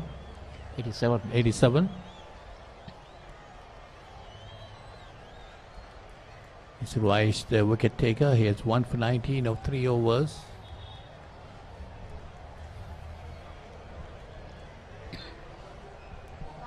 Well, the first couple of overs he went for a couple of runs, Michael, but has come back strongly. I think there's a lot of experience on him, Paul. I think this is third or fourth year that he's playing for Ananda, so he would know how to pull it back. Just a slight hold up in play. Back, I think maybe the change in bowling again. But pace coming on, look at the opening bowler.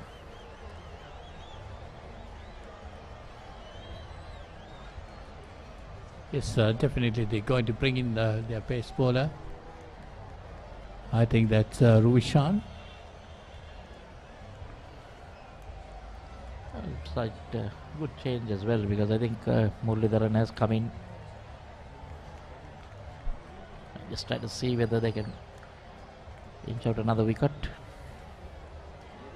But Mike, didn't Naren Muralidharan no open batting for St. Joseph's in the Josephine Peter last year? Yeah, that number 3, you're not going to have a guy who's not been able to use pace. Maybe the Anandins have some plan for him. Ruvishan Pereira also playing his first game for Ananda. Went for 27 in 4 overs in the first spell. Been brought back from the pavilion end. And he'll be bowling to Naren Muralidharan. Sling action that he has. Takes it away from the right hander.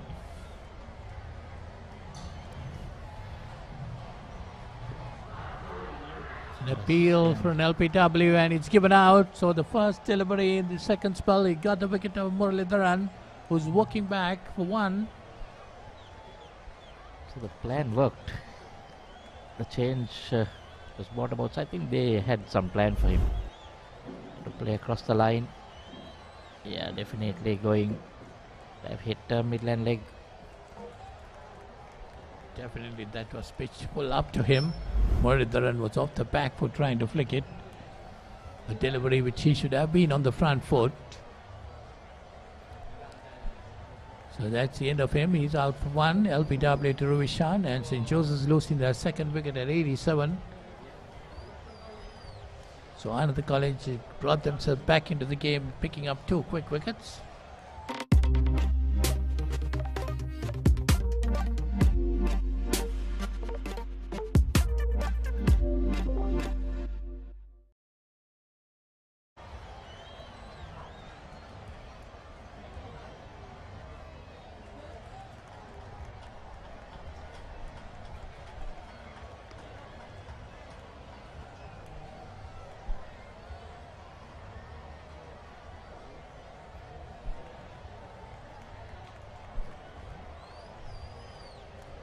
Yes, that looks like Hiran Jayasundara who's walking into this wicket.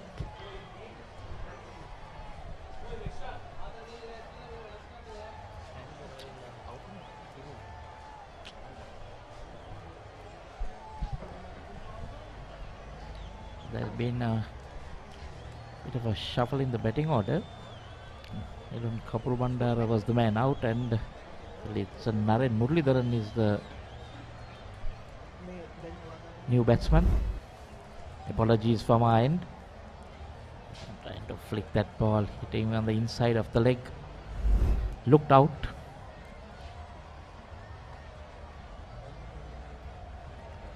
So apologies for that mistake. It's Muralidharan has just walked in.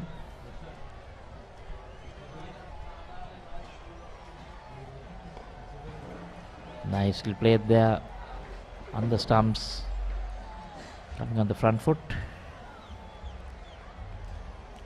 Delphins deciding to change their batting lineup at the last minute. Muralidharan batted at number 3 a few days ago, got a good 47.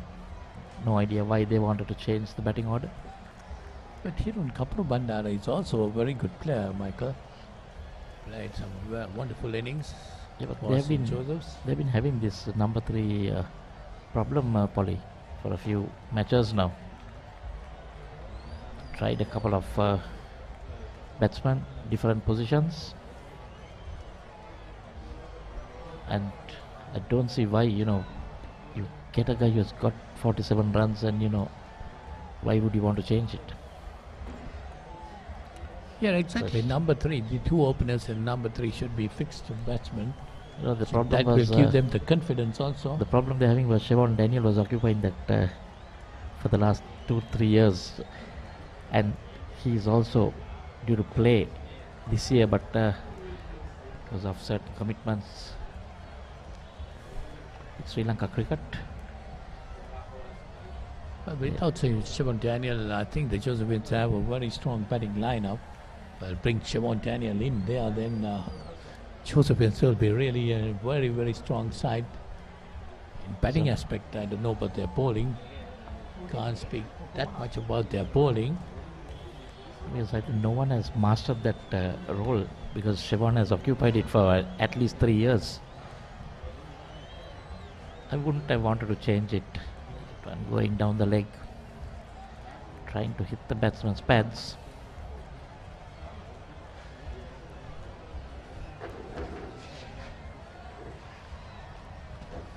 Ananda back in it. 2 quick wickets.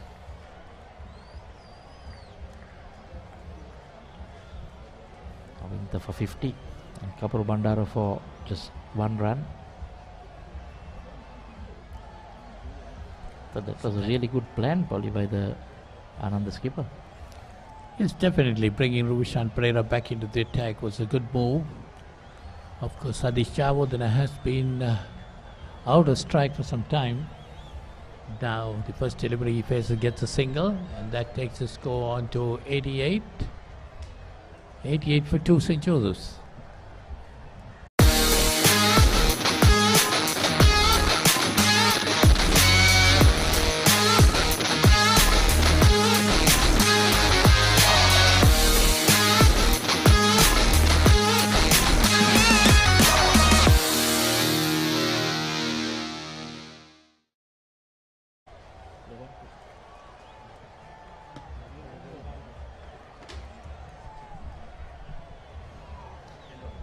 So after 89 for 2 after 16 overs. Sadish Chavodana the captain on 34 and Naren Muralidharan on 1. So we see another bowling change. The skipper Netma Amarasinghe.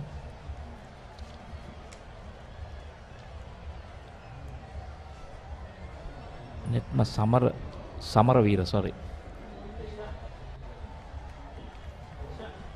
So the 2 paces, Samaravira and Ruvishan Pereira bowling from both the ends. Now Samaravira coming into the attack from the swimming pool end, where he bowled his first 5 overs, giving away 18 runs.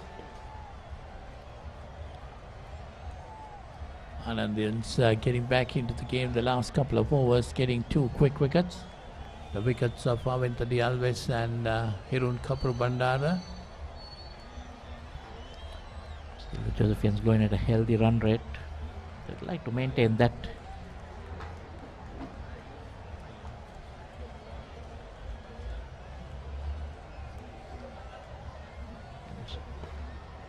That's nicely played by Sajish Chawadana, but straight into the fielder. Taking a few steps down the wicket. That Sadish needs to just keep his composure. Bat first target should be till bat till lunch, not lose too many wickets. On a good track once you win the toss. Got a pretty decent start.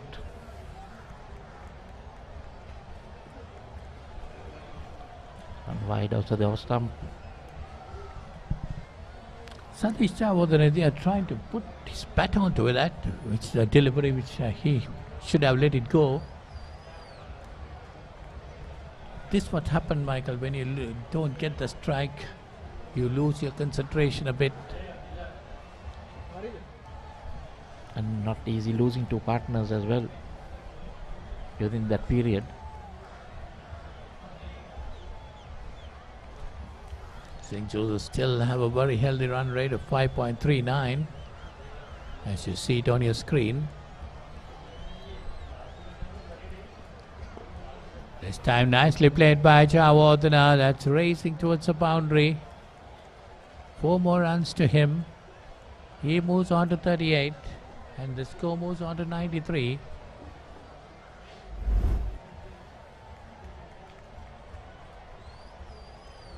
Slightly uppishly, but in that vacant region, no mid wicket. You can see Hirun Kapur Bandara is out for 5 LBW. Rohishan out for 1 basically of 5 deliveries.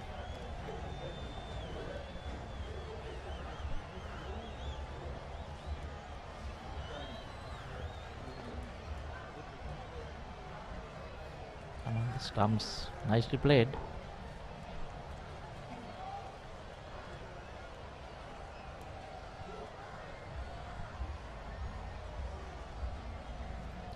Satish Chawadana, a lovely batsman to watch. He's on 38. It started to be a bit gloomy, Michael. The sun got the clouds covering up as Satish Chawadana hits it over the top this time. Oh, it's gone over the ropes. So 6 more to him, takes him on to 44. And the Josephians go on to 99. So after 17 overs, St. Joseph's 99 for 2, Chawadana on 44 and Muralidharan on 1.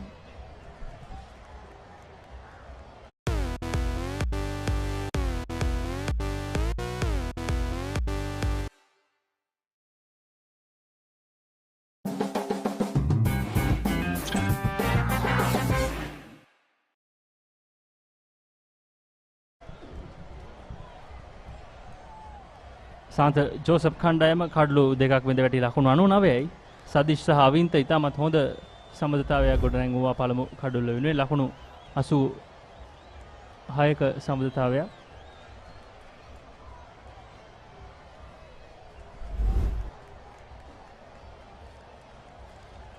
අයිබෝන් සමුදිත සුබ උදැසනක්. අයිබෝන් සචින් හොඳ ස්ථාවර සම්බන්ධතාවයක් මේ වන විට ක්‍රියාත්මක කරන්නට නරෙන් උත්සාහයක් ධර්මයෙන් සිරණාකාරයක් අපිට පෙනී යන්නේ. කෙසේතත් ඔවුන් ලබාගත යුතු ආරම්භය මේ වෙනුවට ලබාගෙන තිබෙන්නේ පන්දු වර 17ක් අවසාන වන විට 5.82ක් කියන සාමාන්‍යයෙන් මෙවැනි ආකාරයේ දෙදින තරගයක ඉතාමත් ඉහළ ලකුණු ලබා ගැනීමේ දල වේගයක්. ඔව් අනිවාර්යයෙන්ම සමුදිත විශේෂයෙන් සදීෂ් ජයවර්ධන සහ අවින්ත ඩි අල්විස් ලබාගත් සමබරතාවය තමයි මේ සඳහා විශාල හේතුවක් වුණේ. ඉතින් මේ අවස්ථාවේදී රුබිෂාන් එක් කඩුල්ලක් දවාගෙන පන්දු යවමින් සිටින්නේ. දැන් ස්ලිප් රීඩකින් තිදෙනෙක් කරඳවාගෙන තිබෙනවා නාරේන් මුරලිදරන්ට එරෙහිව. ඉතින් මීට පෙර කඩුල්ල ලෙස දැවී ගියේ හිරුන් කපුරු බණ්ඩාර. ඔහු පන්දු 5කදී 1 ලකුණක් පමණයි ලබා ගත්තේ. රුවිෂාන්ගේ පන්දු යැවීම හමුවේ තමයි හිරුන් කපුරු බණ්ඩාර දැවී ගියේ. ඉතින් රුවිෂාන් මේ ඔහුගේ පළමු මංගල නැත්නම් මංගල පළමු පෙළ තරගයේ ක්‍රීඩා කරන්නේ ඔවුන්ගේ පාසල වෙනුවෙන්. ඉතින් ඒ තමයි ඔහුගේ පළමු මංගල කඩුල්ල ඔහුගේ පාසල් ක්‍රිකට් දිවියේ. කෙටි පන්දුවට ඉවර පුල් කිරීම සාර්ථකයි. ස්ථානගත කිරීම ලකුණු 4ක් වශයෙන් පන්දුව ස්ථානගත වෙනවා. එයත් සමගින් ලකුණු 100 සීමාව අභිභව වෙනවා. ඔව් ඉතාමත් හොඳ පහරක් සමුදිත නරේන් මුරලිදරන්. සාමාන්‍යයෙන් ඔහු අංක 3 පිතිකරු ලෙස තමයි ක්‍රීඩා කරන්නේ. නමුත් අද දිනේදී සන්ත ජෝසප් කණ්ඩායම මේ ලබාගත් වේගවත් ආරම්භයත් සමග ඔහුව තරමක් පියවරක් පසුපසට ලක් කරමින් මේ පිතිකරන ලයිස්තුවේ ක්‍රීඩා කළා. සචින් එතකම අපි විශේෂයක් දකින විශේෂයෙන්ම වේග පන්දු යවන්නන් කෙටි පන්දු යෑමට උත්සාහයක් දරුවත් එතරම් ඉපිලීමක් දකින්නේ නැහැ පන්දු යෑමේදී. මොකද අපිට සඳහන් කරන්නට පුළුවන් පෙර පැවති තරග තුලදීත් වැඩි ලකුණු සංඛ්‍යාවක් කරා යාමට තමයි පිතිකරුවන්ට අවකාශය ලැබී තිබෙන්නේ පන්දු යවන්නන් කණු ලබා ගැනීමට වඩා. ඔව් මේ තනතිරුවේ අවසන් වරට නැත්නම් ගිය සිකුරාදා සහ සෙනසුරාදා සාන්ත ජෝසප් විද්‍යාලය සහ රාජකීය විද්‍යාලය අතර තරගයක් පැවතුණා මේ මරදාන සාන්ත ජෝසප් විදුහල් ක්‍රීඩාංගණයේදී. ඉතින් ඒ තරගයේදී සාන්ත ජෝසප් කණ්ඩායම තමයි පළමුව පන්දුවට පහර දුන්නා. ඔවුන් ලකුණු 400කට වැඩි ප්‍රමාණයක් ලබා ගත්තා. ඉන් අනතුරු රාජකීය කණ්ඩායම පන්දුවට පහර දුන්නා. උනුත් ලකුණු 200කට වැඩි ප්‍රමාණයක් ලබා ගත්තා. නැවතත් කෙටි බවුන්සර් පන්දුවක් නම් සාර්ථක වන්නේ නැහැ. විනිසුරු දීපාල් ගුණවර්ධන වයිට් පන්දුවක් ලෙස සංඥා කරනවා. ඉතින් මේ තනතිරු අරගෙන බැලුවම පන්දු යවන්නන්ට තරම් හොඳ නැහැ. වැඩි වාසියක් ගන්නට හැකියාවක් නැහැ. ඉතින් වැඩි පුර මහන්සි වෙන්න ඕනේ මේ තනතිරුවේ කඩලු ගන්න. ඒ දිනේදී දින දෙක පුරාවටම කඩලු 8ක් පමණ තමයි දැවී ගියේ. ඉතින් පිතිකරුවන්ට මේ තනතිරුවේ වැඩි යමක් කරගන්නට පුළුවන්. ඉතින් සදීෂ් ජයවර්ධන අර්ධ ශතකයට තවත් ලකුණු 6ක් පසුපසින් සිටින්නේ. ශ්‍රීම සචින් අපි මේ තරගයේ අවස්ථාවක සන්ත ජෝසප් විද්‍යාලය කණ්ඩායම පන්දු වාර 12කදී ලකුණු 75ක 76ක වගේ මට්ටමක තමයි සිටියේ. දැන් පන්දු යවනන් යම්කිසි ආකාරයක පාලනයකට හසු කරගෙන තිබුණා. මොකද දැන් නරෙන් කඳුල්ලට තවමත් අලුත්. මොකද ඔහුට පන්දුවේ ගමන් මාර්ගය පිළිබඳව තවමත් ඔහු අධ්‍යයනය කරමින් තමයි පිටිකරණය දෙන ආකාරයක් අපිට පේන්නේ. හැබැයි සදීෂ්ගෙන් ඊට නොඅඩුව හොඳ උපදෙස් ලැබෙනවා නරෙන්ට තනතුරු හැසිරිය යුතු ආකාරය පිළිබඳ. මේ සදීෂ් ජයවර්ධන පන්දු 57කින් ලකුණු 44 හොඳ ස්ට්‍රයික් රේට් එකක් 76.19. අනිවාර්යයෙන්ම සමුදිත අවින්ත ඩියල්විස් සහ සදීෂ් ගොඩනැංගුවේ පළමු කඩුල්ලේ සමදතාවය තමයි මේ ප්‍රහාරාත්මක වේගයට ලොකු හයියක් උනේ සදීෂ්ගේ. විශේෂයෙන් ඔවුන් දෙදෙනා පළමු කඩුල්ලේ සමදතාවය ලකුණු 86ක් දක්වා ගොඩනැංගුවා. ඒ අතරතුර වාරයේ තවත් 4 පහරක් එල්ල වෙනවා. දුර්වල පන්දු රැකීමක් ආනන්ද ක්‍රීඩකයාගේ. 4 පාරවල් 13ක් සහ 6 පාරවල් 4ක් මේ දක්වා ඉනිමට අන්තර්ගතයි. විශේෂයෙන්ම සඳහන් කර යුතුයි අවස්ථාවේදී වේග පන්දයන්ගේ දෝලනය වැළැක්වීම සඳහා පියවර කිහිපයක් ඉදිරියට පැමිණුණා. මොකද සදීෂ්ට හොඳ අවබෝධයක් තිබුණා මේ තනතිරුවේ හැසිරීම පිළිබඳ. පන්දුවේ ඉපිලීමක් පිළිබඳ ඔහු අපේක්ෂා කරේ නැහැ. ඒ හොඳින් භාවිතයට ගෙන අවස්ථාවේදී පියවර කිහිපයක් ඉදිරියට පැමිණ පන්දු ස්ථානගත කිරීම. කල්යල් මැලීම ඉතාමත් හොඳයි. ඔව් අනිවාර්යයෙන්ම සදීෂ් ජයවර්ධන ඉතාමත් හොඳින් පන්දුවට පහර දුන්නා උදෑසන කාලේ. පටන් දැන් ඔහු කඩුල්ලට අපි කියනවා සෙට් වෙලා ඉන්න කියලා. ඉතින් පන්දු වාරයක් තවත් පන්දු වාරයක් අවසන්. ලකුණු 110 කඩලු 2යි සාන්ත ජෝසප් කණ්ඩායම.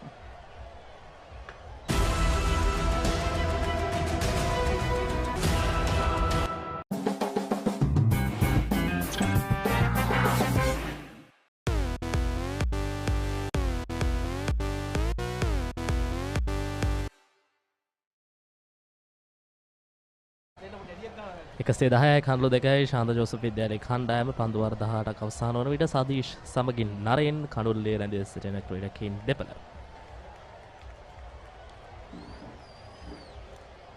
ආනන්ද කණ්ඩායම මේ දක්වා පන්දු යවන්නන් සිව් දෙනෙකු භාවිතා කර තිබෙනවා. ඉසුරු ආයේෂ්, රුවිෂාන්, නිත්ම, ඒ වගේම කිත්ම සිත්මල්. මේ දඟපන්දු යවන්නන් දෙදෙනෙක් සහ වේග පන්දු යවන්නන් දෙදෙනෙක් සමග තමයි මේ පන්දු වාර 18 ක්‍රියාත්මක කළේ. සදීෂ් ජයවර්ධන ඔහුගේ අර්ධ ශතකයේ අවියස සිටින්නේ ඉසුරු ආයේෂ් මේ පන්දු වාරය ක්‍රියාත්මක කරන්නේ. කඩුල මදක් විවෘත කොට පසුපස පාදේ ක්‍රීඩා කරන ඒත් සමගින් අර්ධ ශතකයේ වාර්තා වෙනවා. සදීෂ් ජයවර්ධනගේ නායකයෙකු වශයෙන් ඉතාමත් හොඳින් තනතිරුවේ හැසිරීම උදෑසන කාල වේලාවේ පඩම් තේරුම් බේරුම් කරගෙන නියමාකාරීන් ක්‍රීඩා කරන ලද අපිට ටෙස්ට් ඉනිමක් කියන්න බෑ. එක් දින ඉනිමක් ලෙස අපිට මේ හඳුන්වා දෙන්නට පුළුවන්. ඔව් විශේෂයෙන්ම සදීෂ් ජයවර්ධන කියන්නේ ශ්‍රී ලංකාව වයස අවුරුදු 19න් පහළ ජාතික කණ්ඩායමේ අත්දැකීම් තිබෙන ක්‍රීඩකයෙක්. ඔහු මෙවර තරඟවාරී නායකයා විදිහට කටයුතු කරනවා. පන්දු 60යි ලකුණු 50යි 4 පහර 6යි 6 පහර 2යි ස්ට්‍රයික් රේට් එක නැත්නම් ප්‍රහාරාත්මක වේගය ලකුණු 83කට වැඩි. එය තමයි වැදගත් විශේෂයෙන් මේ දෙදින තරඟයක ප්‍රහාරාත්මක වේගය 80කට වැඩි පුරති තබාගෙන ක්‍රීඩා කරනවා කියන්නේ ඉතාමත් විශේෂයි. ඒ ඉනිම විශේෂයෙන්ම මාදුරු දෙයක් තමයි සචින් දකුණත් පිටදඟ පන්දයන්ට එරෙහිව නම් සදීෂ් ක්‍රීඩා කරන විලාසය පිළිබඳ ඇත්තටම ප්‍රශංසනාත්මක වදනින් සඳහන් කරන්න ඕන. මොකද ඔහු නිරන්තරයෙන්ම දකුණත් පිටදඟ පන්දයන්ගේ දඟ කැවීම කපා හරීමට ඉදිරියට පැමිණෙන පියවර කිහිපයක් සෑම විටම ඉදිරියට පැමිණ තමයි ඔෆ්සයිඩ් එක දෙසින් වැඩිපුර ලකුණු සංඛ්‍යාවක් කරා යන්නට උත්සාහ කරන්නේ. සදීෂ් මෙවර තරඟවාරය තුල තරම්ම සාර්ථක ලකුණු අතරට සාර්ථක පිතිකරුවෙක් ලෙස ලකුණු අතරට පැමිණියේ නැහැ. ඔහුගේ හොඳම ඉනිම මේ දක්වා ලකුණු 52. දැන් නැවතත් ඔහු අර්ධ ශතකයක් ලබාගෙන තිබෙනවා. මේ තමයි ඔහුගේ වේගවත්ම අර්ධ ශතකය මේවර තරඟවාරය තුල. පන්දු 60කදී තමයි ඔහු එම අර්ධ ශතකය ලබා ගත්තේ. සචින් ආනන්දේ පැත්තෙන් බැලුවම තවත් භාවිතා කර හැකි පන්දයවන සිටිනවා. විශේෂයෙන්ම වමත් ළඟ පන්දයවන නෙවෙයි ඒත් එකම අපිට දැන් මේ නෙල්සන් ලකුණු පොළොව දැක බලා ගන්නට පුළුවන්. පන්දුවක් 18 පන්තුනක් අවසාන වන විට හොඳ පන්දුවක් මම සඳහන් කරමින් සිටියේ වමත් දඟ පන්දයවන ලෙස අපිට යසිඳු කිරියල්ල සිටිනවා භාවිතා කරන්නට පුළුවන්. ඒ වගේම ආශීන්ස් භාවිතා කරන්නට පුළුවන් අවස්ථා තිබෙනවා. හරි අවස්ථාවලදී ඔවුන් යොදවා ගත්තොත් සාන්ත ජෝසප් පිනිම ඔවුන් සිතනවටත් වඩා තමත් ඉක්මනින් නිමා කරගන්නට අවකාශ හිමි වේ කියලා මම සිතනවා. however ඉතාමත් දුර්වල පන්දුවකට හොඳ ප්‍රහාරයක් හෙල්ල කරන්නට හැකියාවක් ලැබුණේ නැහැ. ඒ අවස්ථාවේදී ස්ථානගත කිරීම තමයි හොඳින්ම සිදු කර ගැනීමට හැකියාවක් ලැබුණේ නාරෙන්ට. නමුත් හානියක් වන්නේ නැහැ. ඒ වගේම සමුදිත දැන් අපි ආනන්ද කණ්ඩායමේ පන්දුවවන්නන් අරගෙන බැලුවම වමත් දඟ පන්දුවවන්නන් තිදෙනෙක් පමණ සිටිනවා. අධ්‍යක්ීම් බහුලම ක්‍රීඩකයා ඉසුරු ආයේෂ්. ඉතින් ඔහු තමයි මේ අවස්ථාවේදී නෙත්ම නැත්නම් ආනන්දේ නායකයා කැඳවා තිබෙන්නේ. ඉන් අනතුරු අපිට කතා බහට ලක් කරන්න පුළුවන් ආශිංශ නායක. ඔහු තමයි මැදි අධ්‍යක්ීම් තිබෙන වමත් දඟ පන්දුවවන්න මේ ආනන්ද කණ්ඩායමේ අද තරඟයට ක්‍රීඩා කරන ඔහු මෙවර තරඟ වාරය තුල කඩලු 23ක් දවාගෙන තිබෙනවා. ඒ වගේම යසිඳු කිරියල්ල කියන්නේ පුලිඳු කිරියල්ලගේ බාල සොහොයුරා. ඉතින් ඔහුත් අද දිනේදී තමයි මේ පළමු පෙළ තරගයක් ක්‍රීඩා කරන්නේ. ඉතින් වමත් දඟ පන්දුවවන්නන් තිදෙනෙක් සිටින අවස්ථාවක සදීෂ් සහ නරේන් ඉතාමත් හොඳින් පන්දුවට පහර දෙමින් සිටිනවා. පන්දු වාර 19ක් අවසන් ලකුණු 112යි කඩලු 2යි සාන්ත ජෝසප් කණ්ඩායම.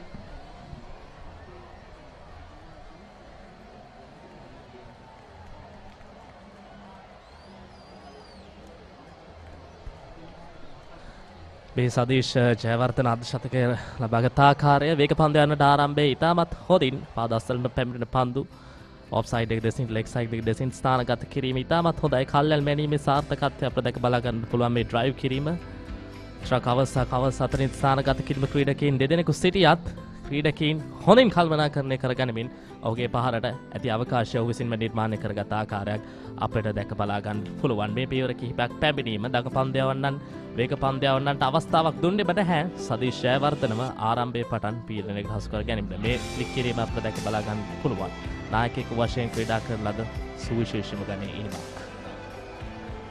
නායකත්වයේ ඉනිමක් සදීෂ් ජයවර්ධන අද දිනේදී ආනන්ද විද්‍යාලයට එරෙහිව දියත් කරන්නේ. ඒ අතරතුර වාරේ පන්දු යැවීමේ වෙනසක් කරන අපි කතා කරමින් සිටියා මීට පෙර පන්දු වාරයේදී පුලිඳු කිරියල්ලගේ බාල සොහොයුරා යසඳු කිරියල්ල කැඳවා තිබෙනවා ක්‍රීඩාගාර අන්තයෙන්. ඒ අනුව කිත්ම සිත්මල්ගේ අන්තය තමයි මෙසේ හුවමාරු කරන්නේ.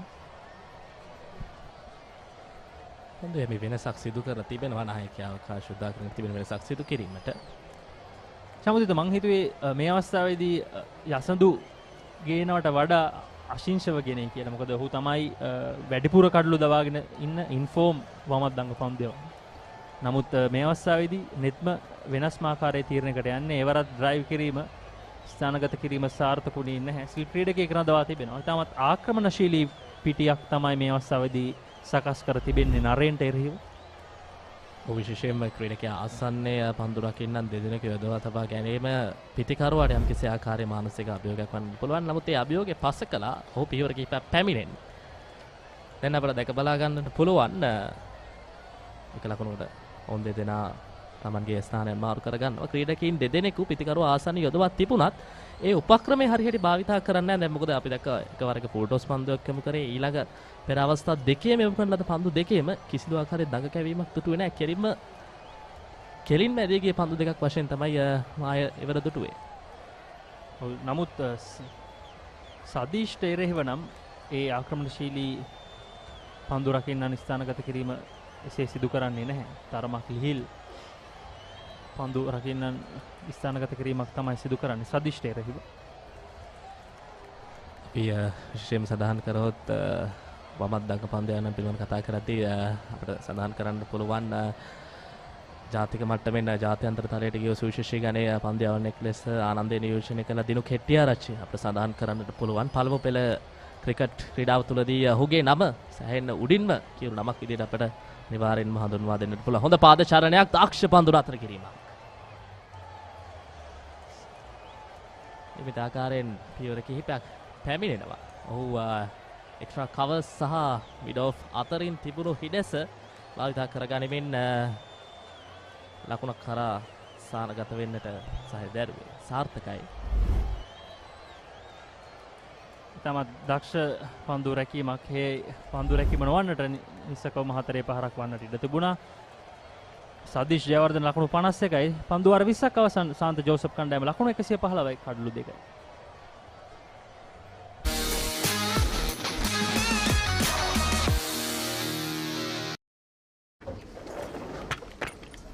Did you submit the report? Not yet. When is the big match?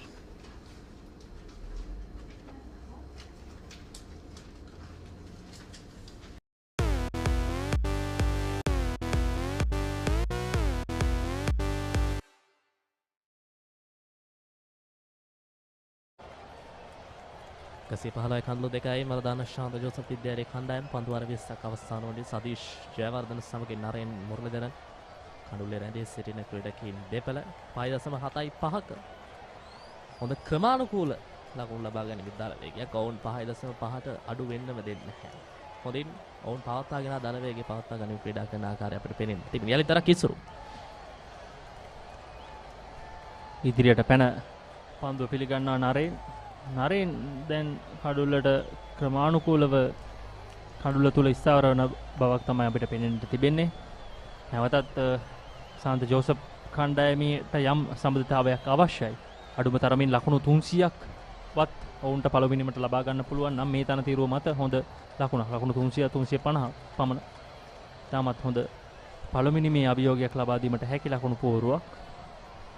ඒත් එක්ක මෙතරම් දඟ කැවීමක් නැති නිසා වන්නට පුළුවන් අනිවාර්යයෙන්ම සචින් මේ වෙතිකරුවන් නොගලේ කඳුල විවෘත කර ක්‍රීඩා කරන්නට ඇති අවස්ථා හොඳින් ලබා ගන්න. ඒ විතරම් දඟ කැවීමක් යම් කිසි ආකාරයෙන් දකිනවා නම් මොවුන් පැහැදිලිව මෙවැනි ආකාරයේ අවදානමකට ඔවුන් හසු කරගන්නට අවකාශ උදා කරගන්න නැතයි කියලා මා දකිනවා. මොකද ඒ පන්දුවේ යම් කිසි ආකාරයක දඟ කැවීමක් තිබුණා. හොඳ ඔෆ් සයිඩ් එක දෙසින් නිසි ආකාරයෙන් පන්දු රකින්න ස්ථානගත කොට තිබෙනවා. අපිට දැක බලා ගන්න පුළුවන් කවර් කලාපේ පන්දු රකින්න ඒ වගේම එක්ස්ට්‍රා කවර්ස් පොයින්ට් පන්දු රකින්නෙකුත් යොදවාගෙනයි සදීෂ් ටෙරිව පන්දුව සිදු කරේ. දැන් නරේන් ටෙරිව වෙනස් ආකාර උපක්‍රමයකින් ඇතුවයි ඉස්තු පන්දුවේම දැන් සිදු කරන්නේ.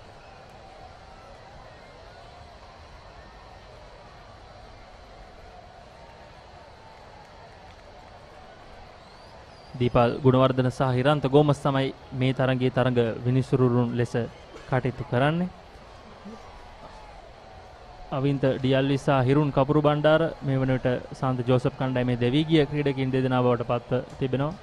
අවින්ත ඩියල්විස් ඔහුගේ අර්ධ ශතකයේ සම්පූර්ණ කර සැනින් දෙවී ගියා අශිංශ අසට උඩ පන්දුවක් ලබා දෙමින්. එවර ඉතාමත් හොඳ පන්දුවක් පිටිකරුවා බලාපොරොත්තු වෙන්නේ නැහැ. තරම් දඟ කැවීමක්. ඔහු ඒ අවස්ථාවේදී වාසනාවන්ත වුණා. එසේ නොවුණා නම් කඩුල්ල මුවා කිරීමේ වරදකටත් හසු වන්නට තිබුණා. නමුත් නරේන් ඒ අවස්ථාවේදී ඉතාමත් වාසනාවන්ත වුණා.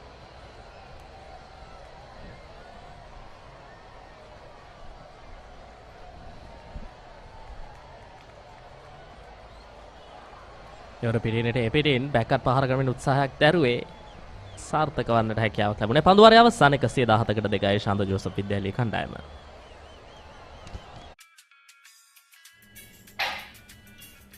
මීටින් එක ඉවරද?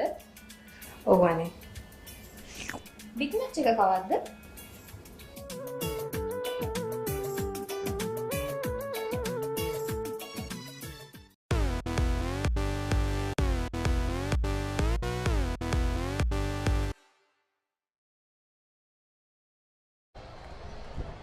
සාන්ත ජෝසප් කණ්ඩායම ලකුණු 117යි කඩලු 2යි. ඉතින් ඔවුන්ගේ මේ පිටිකාරන ලයිස්තු අරගෙන බැලුවම මින් ඉදිරියට රිෂ්මා අමරසිංහ, මුදිත දිසානායක, අභිෂේක් ජයවීර, හිරුන් කපුරු බණ්ඩා, ලහිරු අමරසේකර මේ සියලුම දෙනාට පිටිකාරණයෙන් කැපී පෙනෙන දස්කම් දැක්වීමට හැකි ක්‍රීඩකීන්. ඒ වගේම යනුල දෙව්දුසත් ලකුණු 38ක් ලබාගෙන තිබෙනවා අංක 10 පිටිකරුවා ලෙස. ගගන් චමොත් ලකුණු 221ක් ලබාගෙන තිබෙනවා පසු පෙළ පිටිකරුවක් ලෙස. අද දිනේ ක්‍රීඩා කරන කණ්ඩායමේ දකුණත් පිටිකරුවන් 9 දෙනෙක් සහ එක් පිටිකරුවන් 2 දෙනෙකු තමයි වමත් පිටිකරුවන් වශයෙන් ක්‍රීඩා කරන්නේ. සමෙන් ගගන් චමොත් මෙවර තරඟ වාරයේ තම හොඳින් සිදු කළ හැවු පන්දු යවන්නේ. අභිෂේක් ජයවීර සහ මුදිත දිසානායක තමයි ලකුණු 200 සීමා මුදිත දිසානායක ලකුණු 215ක් ලබාගෙන තිබෙනවා. ගගන් චමොත් පිටිකාරණේ නිරත වෙන්නට ඔහුට හැකියාවක් ලැබී නැහැ. ඔහු ඉනිම 4ක් ක්‍රීඩා කරලා තිබෙනවා. ඒ 4ම ඔහු නොදෙබුණු ක්‍රීඩකයෙක් විදිහට තමයි ක්‍රීඩා කර තිබෙන්නේ. දැන් පිටිකරුවා ආසන්නයේ යාරිත් වරක් හඳ රකින්නක් හැදවා තිබෙනවා. පිටිකරුවාම හොඳින් තේරුම්ගෙන තිබෙන්නේ මොකද මොහු ඉදිරියට පැමිණ යම්කිසි ආකාරයේ අමද්දංග පන්දයන්න්ට තරම් ආක්‍රමණශීලීත්වයක් නොදක්වන නිසා වන්නටත් පුළුවන්. මොකද සිටි පොයින්ට් එක වගේම ෆස්ට් ස්ලිප් වගේම ෆෝවර්ඩ් ෂොට් ලැගී පන්දු රකින්නන් යොදවා ගන්නට නෙත්ම අවකාශය උදා කරගෙන තිබෙන්නේ. කෙසේ වෙතත් ඔහු පීඩනයක් නිර්මාණය වෙමින් පැවතුනත් ෂණයෙන් ඒ පීඩනය ඔහු විසින්ම මුදා ගන්නට අවස්ථාව උදා කර ගන්න ආකාරයක් පෙනෙන්නේ. ඒ අතරතුර පිටිනේ එපිටින් පැමිණි පන්දුවට ස්ථානගත කිරීම සාර්ථකයි. ලකුණු 4ක් ක්‍රියාත්මක කරා. හොඳ උත්සාහයක් පියවර කිහිපයක් පැමිණි විගස හොඳ කල්යල් මැනීමක් සහිතව ස්ථානගත කරන ලද පහරක් වශයෙන් අපිට හඳුන්වා දෙන්නත් පුළුවන්. ඔව් ඒ අවස්ථාවේදී ඩීප් එක්ස්ට්‍රා කවර් කලාපයෙන් තමයි හතරේ පහර එල්ල කරේ. නරේන් මුරලිදරන් ඔහුගේ දෙවනි හතරේ පහර එල්ල කරන්නේ. පියවරක් ඉදිරියට පැමිණ තමයි මේ පහර එල්ල කරන්නේ. යසිඳු කිරියල්ලට එරෙහිව වමත් දඟපන්දු යවන්න ස්ලිප් ක්‍රීඩකයෙක් මේ අවස්ථාවේදී යොදවා තිබෙනවා. එවැනි පසුබිමක තමයි ඔහු පියවරක් ඉදිරියට පැමිණ යම් අවදානමක් ලබාගෙන ඒ පහර එල්ල කළේ. සසින්න ඒ වගේම දැන් මේ යොදවා ගන්න පන්දු යවන්නන් යම් කිසි ආකාරයේ ප්‍රහාරයකට ලක් වුවහොත් නවක පන්දු යවන්නන් යොදවා ගන්නට ආනන්ද නායකයා උත්සුක වූවත් ඔවුනොත් යම් කිසි ආකාරයේ ප්‍රහාරයකට ලක් වූ විගස අප දකිනවා පන්දු යවන්නන් යොදවා ගැනීම යම් කිසි ආකාරයක ගැටලුවකුත් සහ පන්දු යවන්නන් කල්පනාකරණේ ගැටලුවකුත් දකින අපි බලාපොරොත්තු වෙනවා මේ සම්බන්ධතාවය මෙතනින් එහාට දිගටම පැවතුනහොත් සාන්ත ජෝසප් පිනිම පෙර පැවති තරගයෙන් මෙන් ලකුණු 400න් එපිට වෙන්නටත් පුළුවන්. ඔව් ජමදිත් අපි ඒ ගැන තවදුරටත් කතා කරමු. පන්දු වාරයේ අවසන් ලකුණු 123යි කඩලු 2යි සාන්ත ජෝසප් කණ්ඩායම.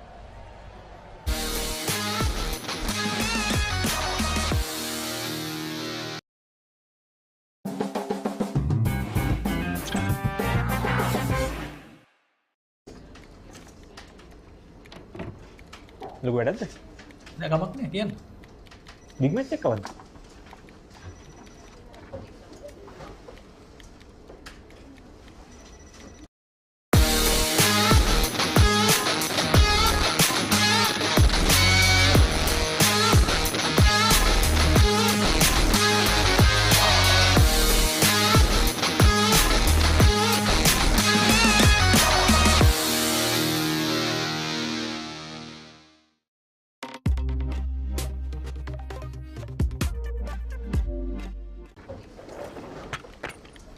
Did you submit the report? Not yet. When is the big match?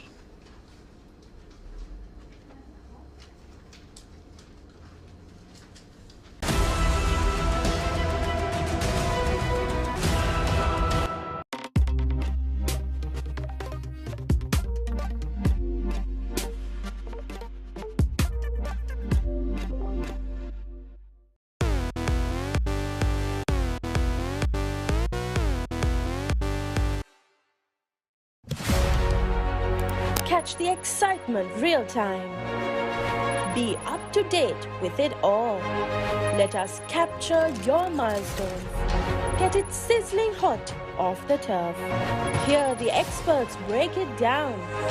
Dig deep into the nitty-gritties. Be inspired by their greatness. Relive all the scintillating action.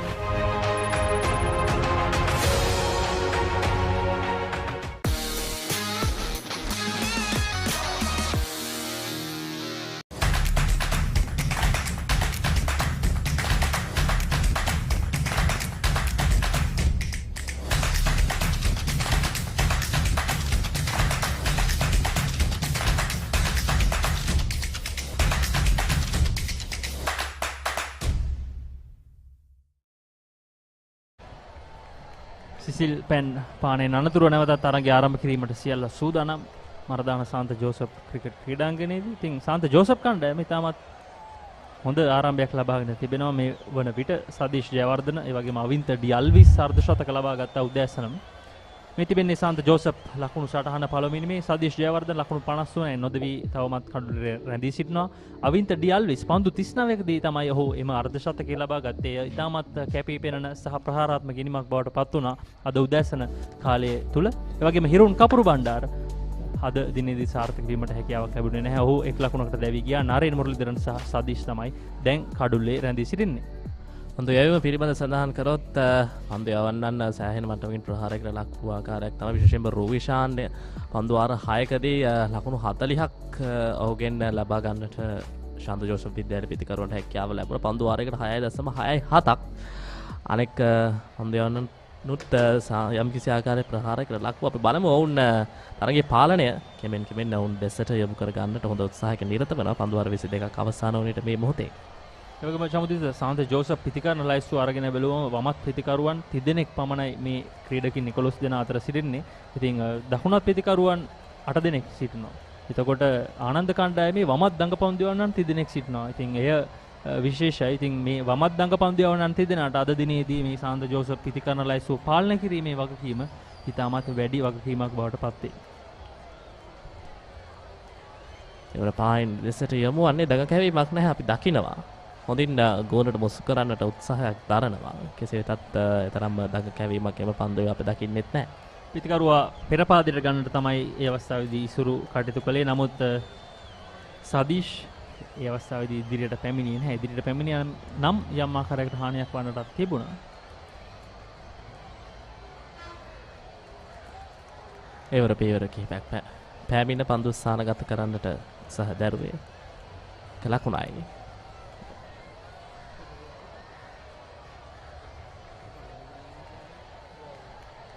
මේ දක්වා අප සඳහන් කරොත් මරදාන ශාන්ත ජෝසප් විද්‍යාලය සහ ආනන්ද කණ්ඩායම අතර පැවති සාම්ප්‍රදායික ක්‍රිකට් තරගවල වාර්තා අතුරින් පැවති තරගවලින් වැඩි තරග සංඛ්‍යාවක ජයග්‍රහණය ශාන්ත ජෝසප් විද්‍යාලය කණ්ඩායම තමයි ලබා ගැනීමට හැකියාව ලැබී තිබෙන්නේ. ආනන්ද කණ්ඩායම තරග දෙකක් පමණයි. ශාන්ත ජෝසප් කණ්ඩායම තරග 13ක ජයග්‍රහණය ලබා ගන්නට හැකියාව ලැබී තිබෙනවා. අවසාන මොහොතේදී පන්දු නතර කරන්න උත්සාහ කරා. නමුත් හැකියාවක් නැහැ. ලකුණු 4ක්.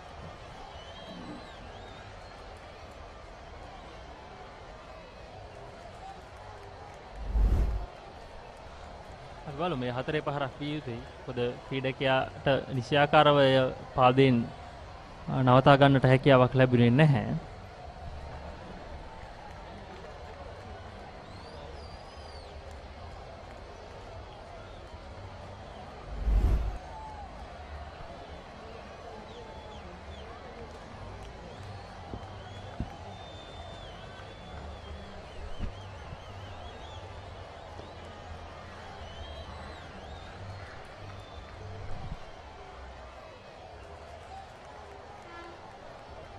මේ වෙන විට ඉතාමත් හොඳ පැහැබර කාලගුණක තත්ත්වයක් දැක බලා ගන්නට පුළුවන්. ඊයේ සවස් යාමේදී නම් යම්කිසි ආකාරයේ මද වැසිරයි සහිත තත්ත්වයක් තිබුණත් උදෑසන කාල වේලාවේ පටන් ඉතාමත් හොඳින් තරගයට උචිත කාලගුණ තත්ත්වයක් තිබෙනවා. සමුදිත සාන්ත ජෝසප් කණ්ඩායම මෙවර තරඟ වාරය තුල තාමත් හොඳ දස්කම් දැක්වුවා. අපි තවදුරටත් ඒ ගැන ඉදිරියේදී කතා කරමු. සාන්ත ජෝසප් කණ්ඩායම ලකුණු 129 කඩලු 2යි පන්දු වාර 23ක් අවසන්.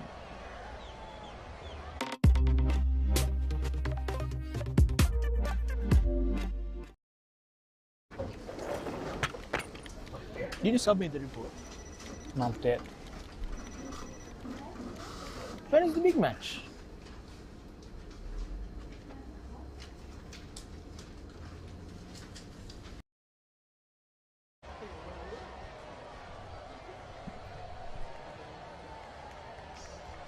කසියසිනමය කන්ඩ දෙකයි මරදාන ශාන්ත ජෝසප් විද්‍යාලයේ කණ්ඩායම පන්දුවාර 23ක් අවසාන වන විට එක්ස්ලික් ක්‍රීඩකෙක් සිලි පොයින්ටේ පන්දු රකින්න එකත් සමගින්ද කවර්ස් ඒ වගේම එක්ස්ට්‍රා කවර්ස් දෙක බලා ගන්න පුළුවන් ස්වීපර් කවර්ස් ඒ වගේම ලොං ඔෆ් මේ පන්දු රකින්න ස්ථානගත කර තිබෙන ඔෆ් සයිඩ් එක දෙසින් ඉක්මන් කන්දු අතර දිවයාමක් සම්බන්ධතාවයක් මෙලෙස නිර්මාණය වී පවතින අවස්ථාවක මොවුන් දෙදෙනා පවත්වාගත් අවබෝධය පවත්වා ගැනීම වැදගත් වෙනවා. නැත්තම් එක පිටුපස්ස එක කන්නු දැවි ගියහොත් මේ ගොඩනංවාලමු ඉනිමේ වටිනාකම නැති වෙලා යන්න වැඩි වෙලාවක් යන්නේ නැහැ සචින්. ඔව් අනිවාර්යයෙන්ම සමුදිත යම් අවදානමක් තිබුණා. නමුත් ඒ අවදානම මේ ක්‍රීඩකින් දෙදෙනා ලබා ගත්තා. හැබැයි ලකුණක අවස්ථාව තිබුණා ක්‍රීඩකින් දෙදෙනා. නමුත් නරේන් ඒ අවස්ථාවේදී ලකුණු ලබා ගැනීම සූදානම්ව සිටියේ නැහැ. ඒ වරේ තමත් හොඳ පන්දු රැකීමක්. ඒත් එක තමයි විශේෂයෙන්ම අපේ ආරතිහේ සීමාවේ මේ පිට කලාපයට පන්දු යොමු වුවොත් අනිවාර්යයෙන්ම පන්දුවේ වේගය පන්දුවේ ගමන් මගේ වේගය තාමත් වැඩි. මොකද අපිට දැක බලා ගන්නට පුළුවන් අවස්ථා කිහිපයකදීම කල්ැල් මැනීම හොඳින් සාර්ථක කරගතහොත් වේගයෙන් පැමිණෙන පන්දු ස්ථානගත කිරීම තුළින් ලොකු ලකුණු සංඛ්‍යාවක් කරා යන පිටිකරුවන් හොඳ අවකාශයක් තිබුණා. සදීෂ් ජයවර්ධන ලකුණු 56යි.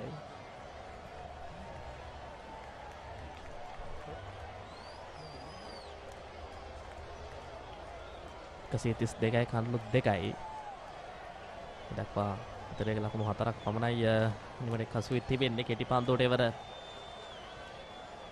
අදක් පුල් පහරකට සමාන සයාරෝක් ප්‍රතිපහරකින් කලකුණයි ඉවර. සාන්ත ජෝසප් කණ්ඩායම මෙවර තරඟ වාරයේදී සාන්ත බෙනඩික් කණ්ඩායමට එරෙහිව පළවෙනි මේ ජයග්‍රහණයක් ලබා ගත්තා. ඒ වගේම සාන්ත සෙබස්තියන් විද්‍යාලයට එරෙහිව පළවෙනි මේ ජයග්‍රහණයක් ලබා ගත්තා. ඒ වගේම මහානාම විද්‍යාලයට එරෙහිව පළවෙනි මේ පරාජයක් තමයි ඔවුන්ට උරුම වුණේ. ඒ වගේම දෙදින සාම්ප්‍රදායික තරඟ අරගෙන බැලුවම මාරිස්ටලා විද්‍යාලයට එරෙහිව කඩලු 10ක ජයග්‍රහණයක් ලබා ගත්ත සාන්ත ජෝසප් කණ්ඩායම මේ තරඟයේ පැවැත්වුණේ මාරිස්ටලා ක්‍රීඩාංගණයේදී. ඒ වගේම වෙස්ලි විද්‍යාලයට එරෙහිව පළමුවෙනි මේ ජයග්‍රහණයක් ලබා ගත්ත සාන්ත ජෝසප් කණ්ඩායම. ඒ වගේම රාජකීය සාන්ත ජෝසප් තරඟය මීට දින කිහිපයකට පෙර මේ ක්‍රීඩාංගණයේදී අවසන් වුණේ. ඒ තරඟය තරඟ ප්‍රතිඵලයක් රහිතව අවසන් වුණේ. මොකද කණ්ඩායම් දෙකම ඉතාමත් හොඳින් ක්‍රීඩා කළා. පළවෙනිම අවසන් වුණේ නැහැ රාජකීය කණ්ඩායම. ඒ කතා බහ අතරතුර ලකුණු 4කින් තමයි මේ පන්දුවාරයේ නිමාව සනිටුවන් වන්නේ. පන්දුවාරයේ අවසාන 136කට 2යි මර්දාන ශාන්ත ජෝසප් විද්‍යාලයේ කණ්ඩායම.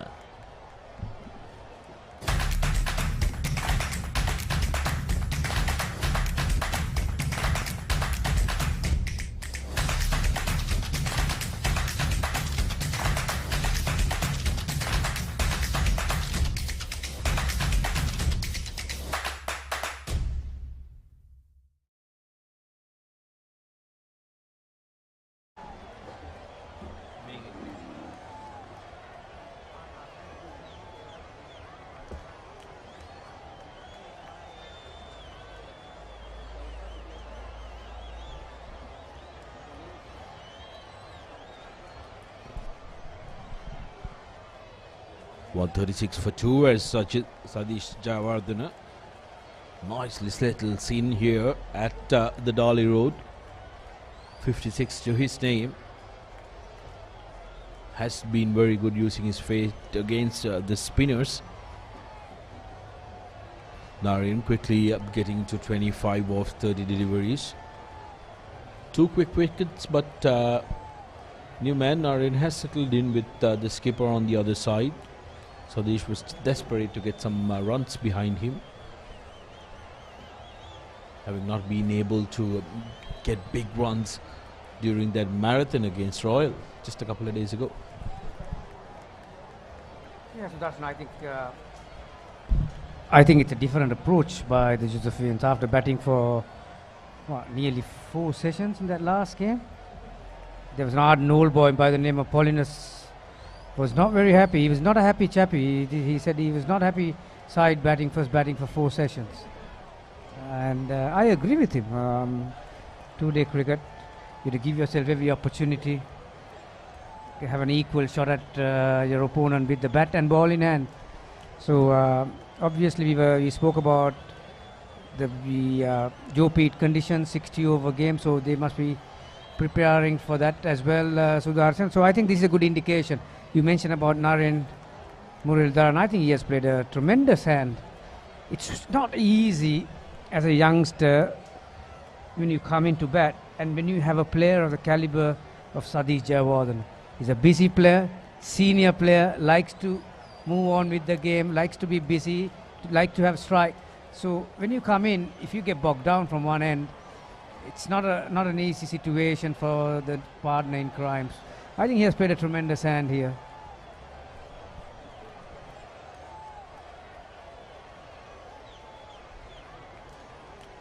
Yes, the rotation of strike has been very good by Muralidharan. A surname synonymous with a different aspect of cricket in Sri Lanka. Spin bowling. And also with a different saint in the school arena, with the Antonians being the home of his old man. Mind you, the old man was a opening bowler in under 13 and opening batsman. And the rest is history. Missed out on that one. There was an opportunity to score runs. If all he had to do was get a tickle on that one. There was a lot of real estate just behind square on the leg side. 137 for 2.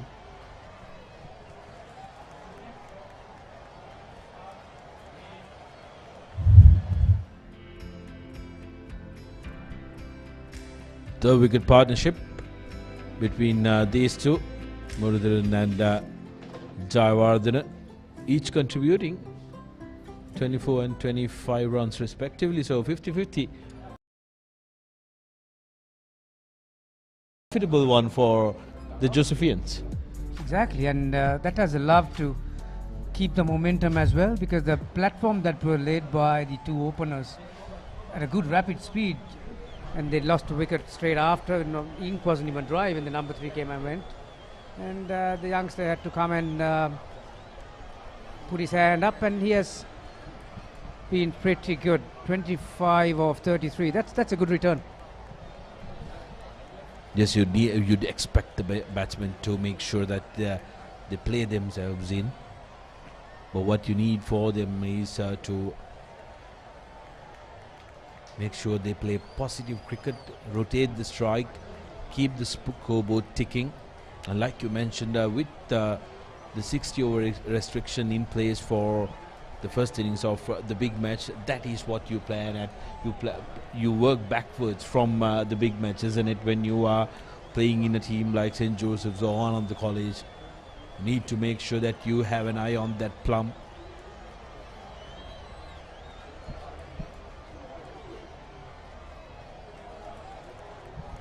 Again, showing good intentions, Naren Muralidharan. This is a good example, Sudarshan. Very first ball of this over, Sadish took a single. So if you're going to prod the next 4 balls, it's not going to be pretty. So it just showed that Naren coming down the track, trying to meet the ball early. So there is some intention. That's all that matters. And through experience, through time in the middle, you'll get good at it, and you'll get better at it. Absolutely, because the last thing Sadish would want is to make sure be bogged down in one day, get a little frustrated, break his rhythm, which will make him want to play that expansive stroke, because Jayawardene is a player who likes to play his strokes, been in the system for the Josephians for the past couple of seasons, have shared the dressing rooms with some incredible players who have gone through the mill here at Dali Road. Most notably, 2 of the shining talents in Sri Lanka cricket currently, Siobhan Daniel and Dunit Wellalage in the past couple of years. Shane Daniel,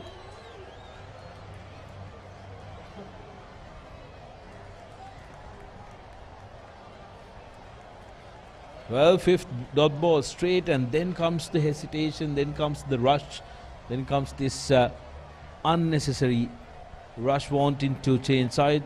26 completed. St. Joseph's 138 for 2.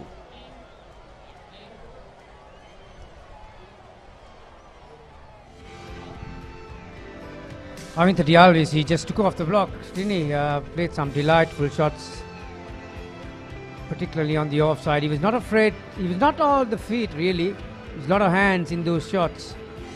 Comparing to Sadisha Jayawardena, who gets everything behind when he plays on the offside, uses his front foot to get close to the ball, back foot to get behind. But Avinta was a bit different. That was a massive 6. That was the very next ball. 2 6s on the bounce. Took on the left armour and got to his 50 with that boundary. Straight after that he perished, and then another wicket fell. That there was an opportunity for the Anandians to come back into the game, but Muralidharan had joined Sadish and had 50 odd runs so far, so the Josephians are back in the driving seat. When you look at these stats, Sudarshan, Anand, fast bowling stocks are not that heavy, are they? Just skipper with just 3 wickets. The other opening bowler today, Ravishan Pereira, making his debut. So just the 2 fast bowlers we've seen thus far. All the bowling and the wicket taking has been done by the spinners, but Josephians have played them pretty well. Ashin Sanayaka,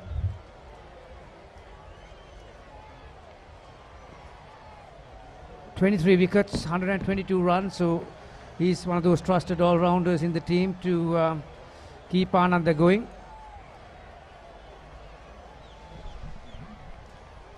Yes, Ananda is not very bowling heavy, so it's going to be a long day if they're going to let the Josephians have their way.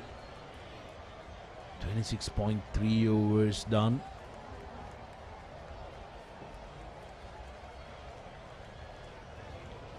Ashish has been the man who has been brought on to break partnerships for Ananda College. Yeah, yes, he has bowled well in partnership with Sitmal. That's very well played, beautifully timed. Deserved a boundary. Just cut off inside. So back for the second. Muralidharan needed that. He had 8 or 9 dot balls prior to that shot, and sometimes these commentators curse, you know what I mean? We put the mockers on these batters.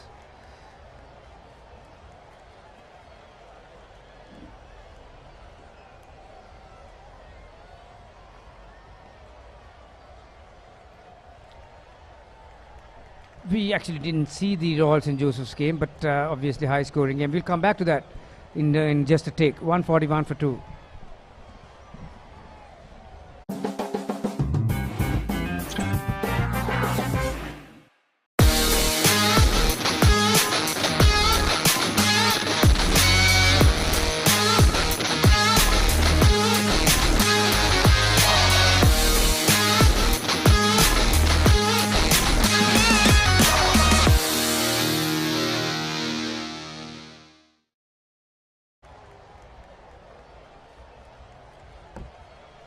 Yeah, the point I was making, Sudarshan, was that 700 odd runs in 2 days for 11 wickets in a school's cricket game. That's a lot of runs, and that's a nightmare for bowlers. On the back foot, single off the very first ball again from Jayawardena. I think comparing to that wicket, although we have not seen anything from that game, I think the wicket is just a tad slow. Although there is nothing sinister happening on the track, but it's just a bit on the slower side.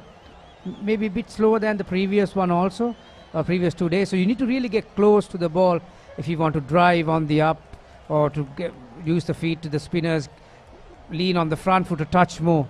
So it will be interesting to see how Muralidharan is going to handle the next 5 balls. Yes, 414 runs for 6 declared, mind you, the Josephians. Hiran Jayasundara getting a double ton, 200 not out. Mudita Dissanayaka getting 73 in their batting effort. Here's Sadish already gotten to 60 of 80 deliveries. Like you mentioned, today the intent is much better than what we had reportedly seen. Now Muralidharan hasn't been able to rotate the strike for a couple of deliveries. This is the time the bowling unit needs to try and recognize that he hasn't been able to get that single he's looking for. He's used his feet, he's tried getting behind the ball, but hasn't been able to place it ideally. So that big shot could be just around the corner. If they can entice him to try and play that, draw out a 4-stroke. And credit to the Anand, the skipper. I think he has set a good field for Yasandu. He's got a straightish extra cover on the drive. There's an extra cover point and 2 fielders patrolling the boundary line on the offside. Not the real flightish left armer you see. Yasandu is flatter trajectory. So if Naren wants to take him on, maybe some innovative shots on the leg side, go across the line. There you are. That pitched on leg stump. That's going to be 4 every day of the week here at Dali Road, towards that pool side. There's a boundary to finish the over for Muralidharan. Joe's now 146 for 2.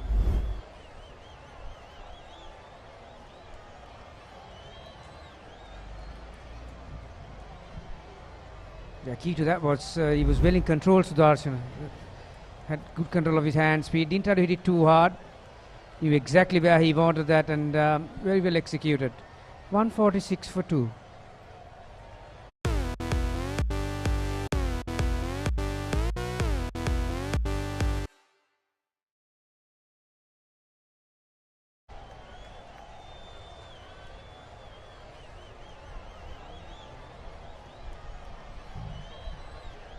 Talking about school cricket, your old school, they are not doing that badly, are they? They won the limited over competition, and then they got the Peter off a 60 odd, but couldn't make it an outright victory 2 days ago. But they are a pretty strong outfit.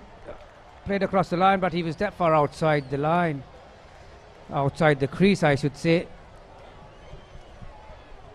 Although it kept really low. But because he was skimming down the track, that gave that much doubt on the umpire's mind.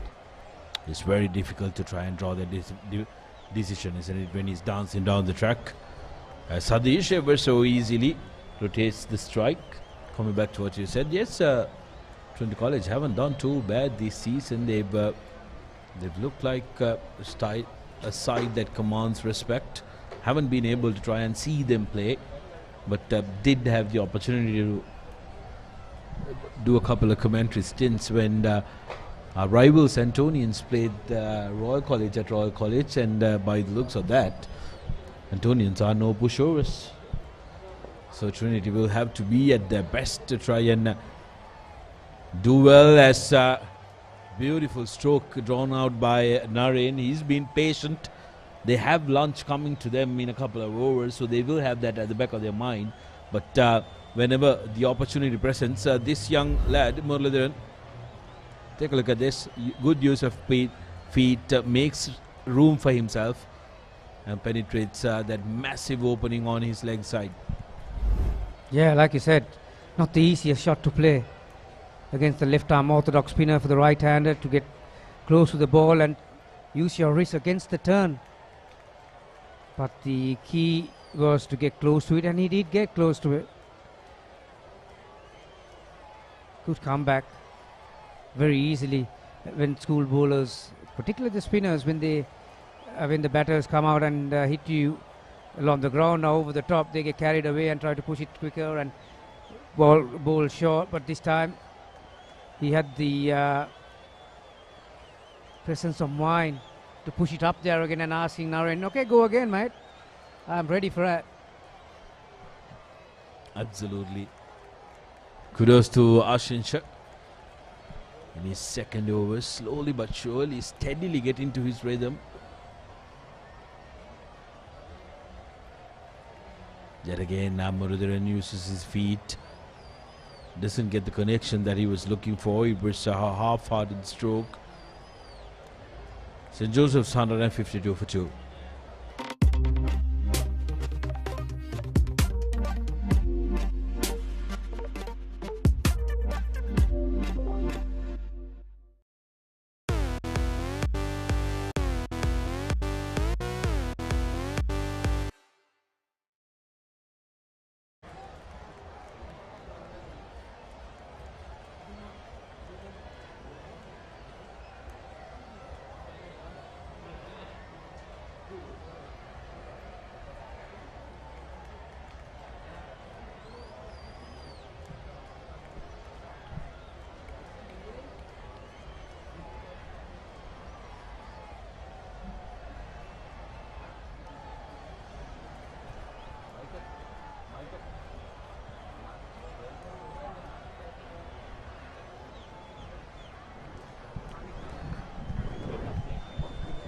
Those who have just joined us, St. Joseph's won the toss this morning.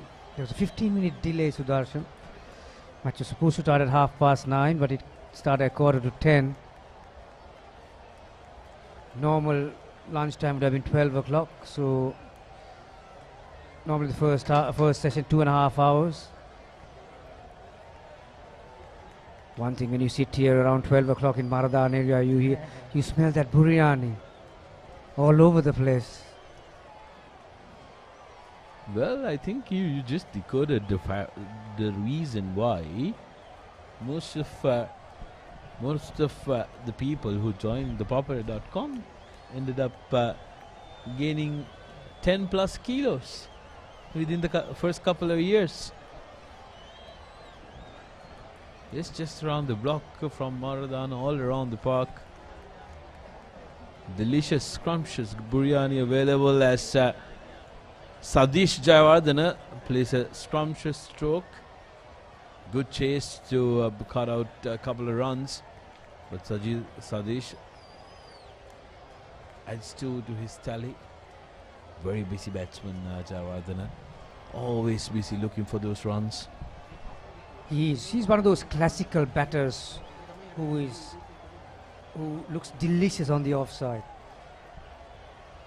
I'll tell you the attributes that you need to have to be called such a delightful batter on the offside. You need to use your front foot to get close to the ball. You need to use your back foot to get behind the ball. You need to have the ability to transfer your weight from one leg to the other. And you need to have good hands. He has all those attributes. And he's got good feet forward against the spinners. He's got a good top hand to continue and stay there.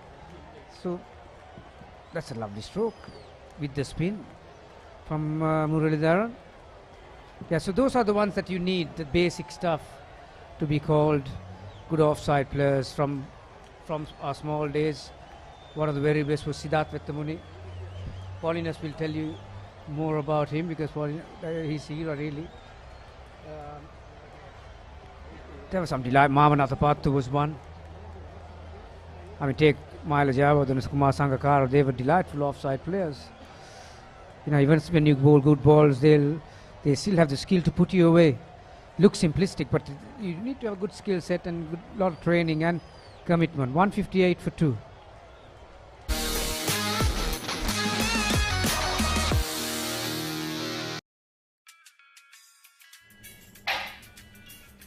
Meeting එක ඉවරද?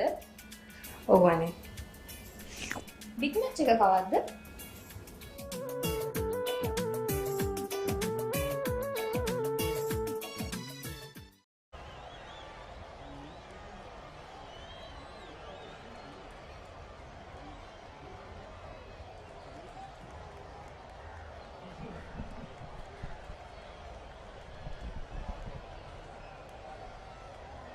Sadish coming out to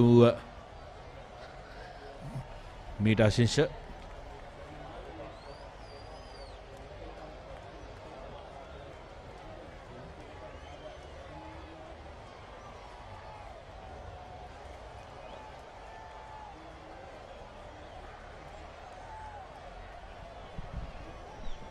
This good bowling by Asincha. 2 good balls, flight, turn and accuracy. Sadish just had to check his shot just a fraction. This time having it on the back foot. That is what I was talking about. Press forward from that front foot position, ability to transfer your weight on the back foot and use the depth of the crease. It makes it mighty difficult for a spinner to find length when you have a batter who's doing that consistently. You'll have to think about the speed that you operate. Gives you headaches, really. Yes, absolutely, because one thing that we will have to latch on in what you mentioned is the consistency of doing that. You need to be able to consistently do it, because you give the spinner 2-3 opportunities back to back on your front foot or your back foot. That's when he will get some movement of the surface, because he'll be landing on the same spot. You give him the opportunity to land the ball on the same spot 3 times in a row, that's when you are in trouble.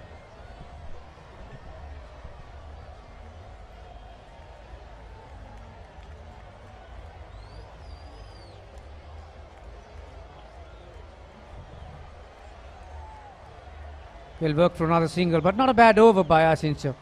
All good balls. 1-6-0 for 2.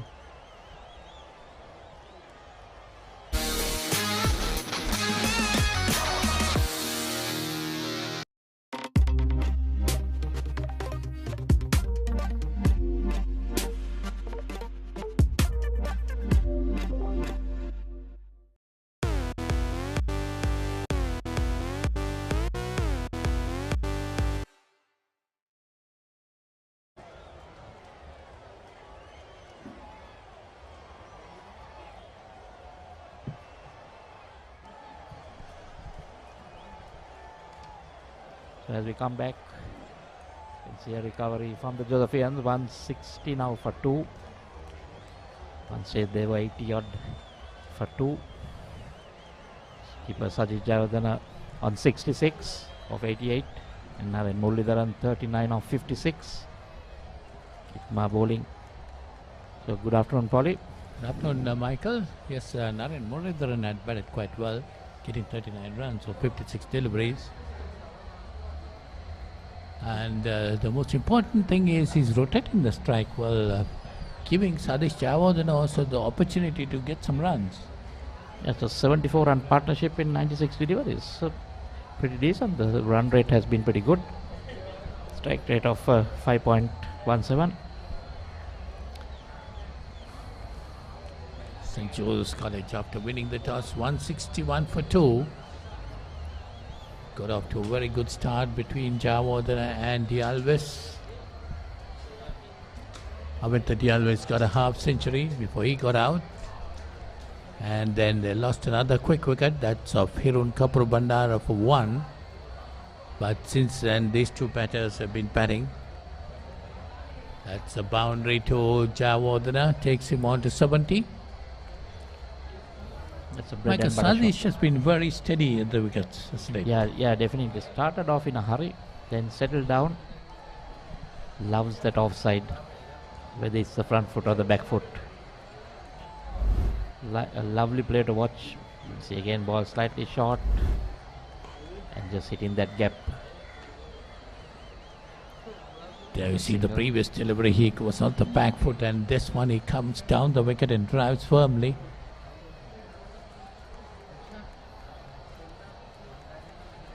Watches the ball very well. Sadish Javadana. Yes, as you said, a beautiful batsman to watch.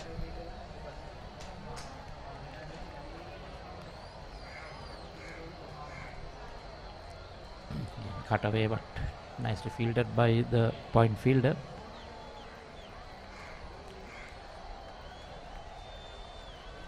So Muralidharan also giving some valuable support for him. He's on 41.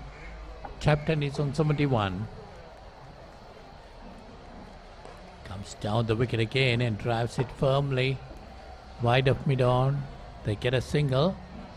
That's the end of that over. It's 32 gone, 168 for 2 St. Joseph's.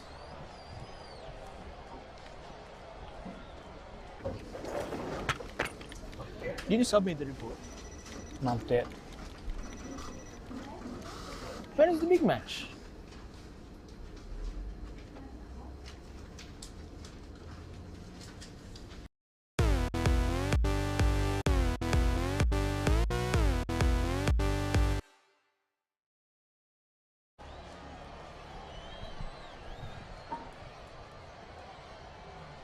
After 81 32. runs coming of 101 deliveries between these two players. Muralidharan and Jayawardena.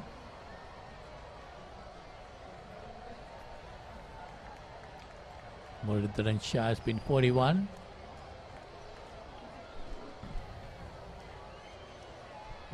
Josephian batsmen are enjoying this track, Polly, from continuing from Friday and Saturday.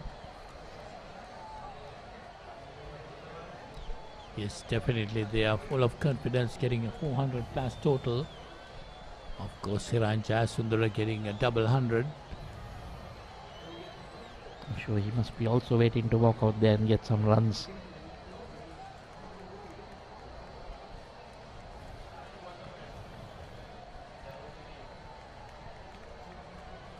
It's good to see Sadiq Jayawardena getting some runs today, Michael. Yeah, he has been a bit short of runs. I think just 150 for this season.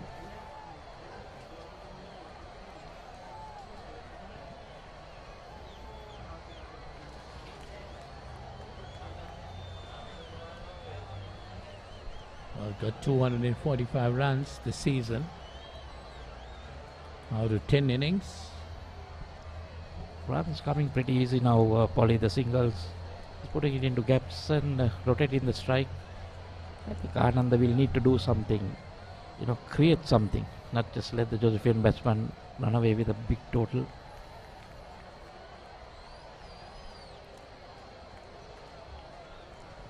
Yes, both these two batsmen have been very much in command. 33 overs gone, 169 for 2. Jayawardena on 73, Muralidharan on 41.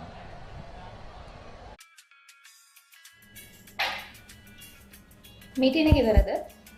ඔව් අනේ. Big match එක කවද්ද?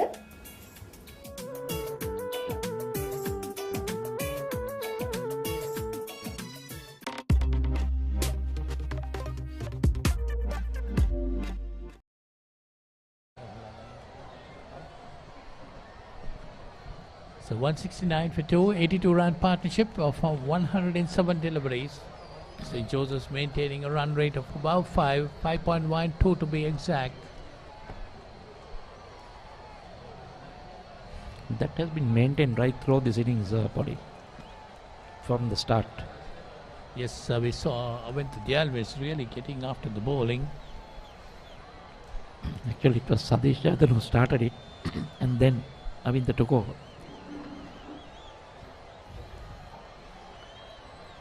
Jayawardena is on 74 now. Ketma Sitmal bowling is 6th over, given away 38 runs. Pretty expensive, Michael. Slight change in field. The close catcher going out to the extra cover region, trying to block that gap. Well, the last Josephian victory came in 2020 under Johan De Silva. Johan.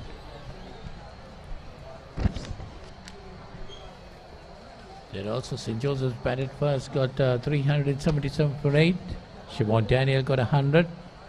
Sharan Fonseca also got 100. He was 102. And Ananda College were all out for 247. And forced to follow on, and second innings Ananda were dismissed for 105. And St. Joseph's College winning by innings in 25 runs. That was played at Dali Road. I think we were part of the committee team, Michael, in that game too. Yes, I think we were there. not mistaken, somewhere in 2016. It was, I think, 2018 also. St. Joe's beat Anand after a long period. Yes, that was under Jihad Daniel. Ananda College won last on 2015 under Shamu Hassan.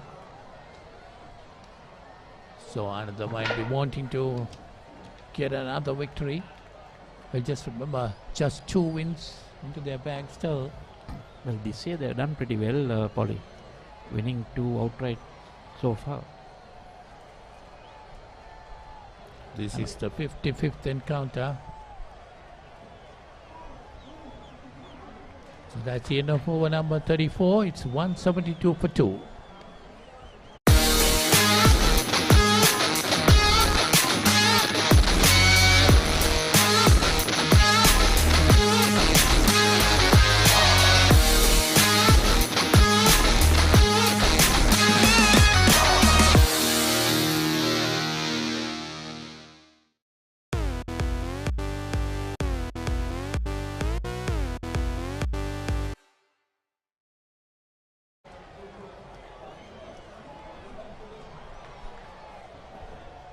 So 172 for 2 of 34 overs. St. Joseph's won the toss and decided to bat first. So put up a good score at lunch here. We are almost at lunch. Captain Sadish Chavodana is on 75 and not with the single he moves on to 76. And Naren Muridharan on 42. 76 of 100 deliveries. Taking his time now. And the thing is that it's 2 wickets down, winning the toss. They'll be really happy with that performance. Well, Michael, the importance of this partnership is when Ananda were trying to come back into the game, getting 2 quick wickets. The 2 openers put up a very good score. They put on 86 runs. Then at 87, St. Joseph's, they lost their second wicket. And from there onwards, when Ananda were trying to creep into the game, the Josephians have taken command again, isn't it? Yeah, that was, I think that was their plan, winning the toss, batting, bat well up to lunch, then see what is available after that, not lose too many wickets. The good thing is that they've been going at about 5 runs per over right from the start. Oh, that was a close call. Jonathan going on the back foot. You have to be a bit careful if it's pushed in faster. This Ainsa Naik has been bowling pretty well. He's bowling his 5th over, none for 14, keeping the Josephians on check.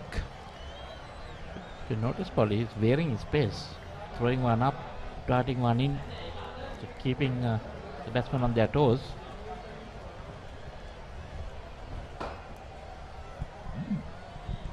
Ashinsa, an uncommon name. And again going on the back foot. So after 35 overs, St. Joe's 174 for 2.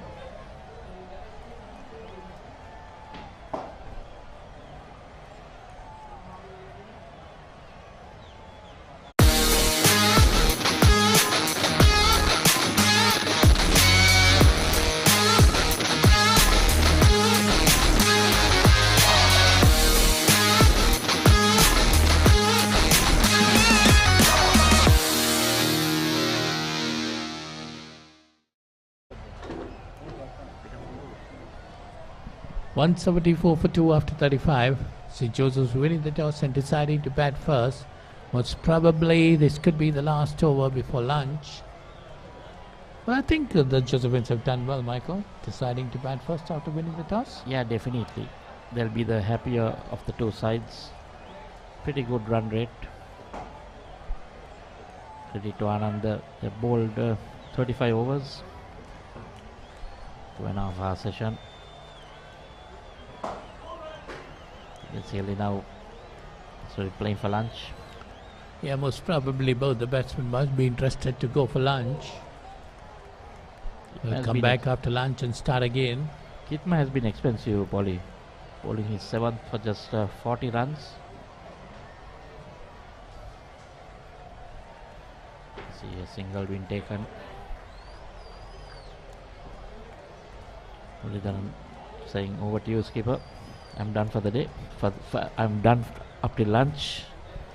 It's probably still we can wait and see 4 more deliveries, and just Chawardana putting it back to him. It's too early, mate, to think like that. You got to bat this again. Chawardana in particular been getting his runs very quickly. The singles, rotating the strike well. Both these batsmen have been rotating the strike well. Signs of good batsmanship. Even after a boundary, they'll always look to get a single. There you see again, Murugaran putting it back to Chawardana. I'm a bit surprised that just the last over before lunch, Anand has not bowled their field in. And maybe asking the batsman to take a chance. Partnership of 90 of 123 deliveries.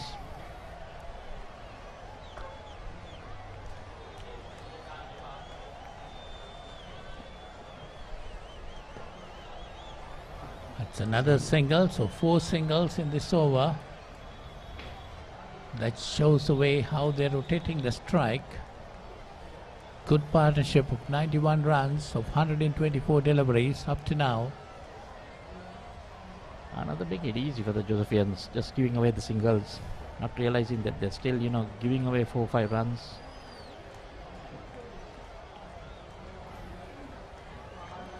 So that's 36 gone, and that's lunch. St. Joseph's 178 for 2. Sadiq Chawardana on 78 after facing 106 deliveries, and Narayan Murugaran is on 45 after facing 68 deliveries. A good opening session for St. Joseph's, Michael. Yeah, very good opening session. Decent run rate, just below 5 runs and over to finish off. Just 2 wickets down, winning the toss. Sure, they'll take it any day. This is sure this is what they would plan for. Ideally, if they were 1 down, they'd had much more. Changing the batting lineup a bit, trying to look positive, but they've played pretty positive up to now. Well, Murugaran also might be quite happy. 47 runs the couple of days ago against Royal in the only inning he has played this season, and now going into lunch is 45 not out. And Sadiq Chawardana, the captain, always a beautiful batsman to watch. He's on 78. So the Josephians will be pretty happy at lunch. 178 for 2 after winning the toss and deciding to bat first. There you see the Josephian batting card. Sadiq Chawardana 78 not out. Ananda College the first to go. He was out for 50 after 39 deliveries, and Hirun Kapur Bandara was to follow him soon. He was out for 1. LPW to Ruvishan Pereira for 1 after 5 deliveries, and Murugaran 45 not out. 4 extras, 36 overs gone. It's 178 for 2. That's the Josephian scorecard at lunch. So we see the bowling side of the Anandians. And we see Ruvishan getting the first wicket. It's 1 for 40 of 6 overs. And Isuru, the other bowler, was taken a wicket, 1 for 30 of 7. Ashinsa, 5 overs for 14. I think they've been the pick, even though he has not got wickets. All the others, just chipping in, but not very much. Just 1 maiden in those 36 overs, Polly. That talks a lot about the batting of St. Joseph's. And the fall of wickets, 1 for 86, 2 for 87, and now at the moment 178 for 2. Yes, you were talking about the maiden, Michael. That was just the first over of the day, which was a maiden. And that might have been to have a look at the wicket. Of course, the Josephians are pretty happy with the wicket. 400 runs scored just a couple of days ago. There you see some beautiful shots played by Ananda College. Rode his luck, got some edges, flew over the slips, and played some beautiful shots too, Michael. Once the spinners came on, he took them on, playing some glorious strokes over the mid-wicket fence. Some rank short balls, and then Sadiq Chawardana getting into the act. Well, making this Amartya Jalwit's favourite area was over mid-wicket. That Got was- a couple of sixers over mid-wicket, and then also at the same time missed timely shot. There you see this stroke he got out. That was badly played, and it was an easy catch for a short mid-wicket fielder. That was just after his 50. And then That's- this wicket was the only joy that Ananda had during the first session. Beautiful six from Sadish. Pulling and cutting. Plus Satish Javadana's 50. That was again a beautiful shot by Sadish Javadana. He was never afraid to come down the wicket and play his shots. Of course, Muralidharan giving him valuable support. So the Josephians a very good score, 158 for 2. Some freebies being dished out by the Ananda bowlers. Just a batsman taking full control, and yeah, so that's lunch. Well, definitely the Josephians will be pretty happy with it. As we close now for lunch, we'll get back to you in another 40 minutes time after lunch.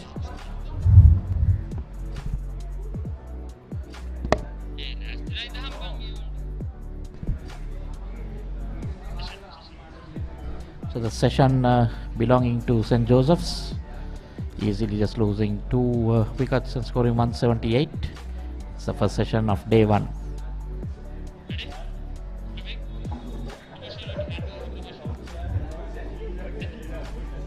So we'll be back with you after lunch, after 40 minutes time, as we hand you back to the studio.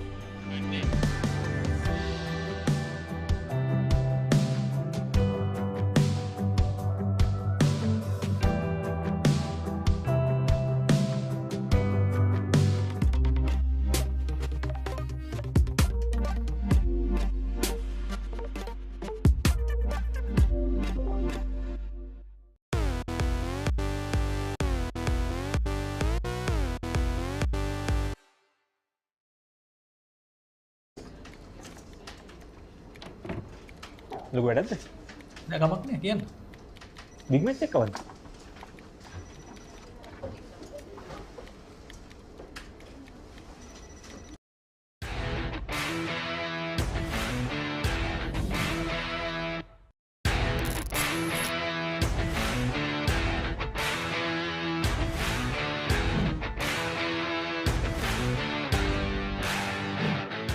මම cricket වලට එන්නේ මගේ තාත්තගේ පැත්තේ cricket ගහන කට්ටිය ඉන්නවා අම්මගේ පැත්තේ ක්‍රිකට් ගහන කට්ටිය ඉන්නවා මම හිතනවා ඒකෙන් තමයි මම ක්‍රිකට් ගහන්න පටන් ගත්තේ ඇත්තම කිව්වොත් මගේ සීයාත් ඉන්ටර්නැෂනල් අම්පයර් කෙනෙක් ඉස්ලාම් මම පටන් ගත්තේ SSC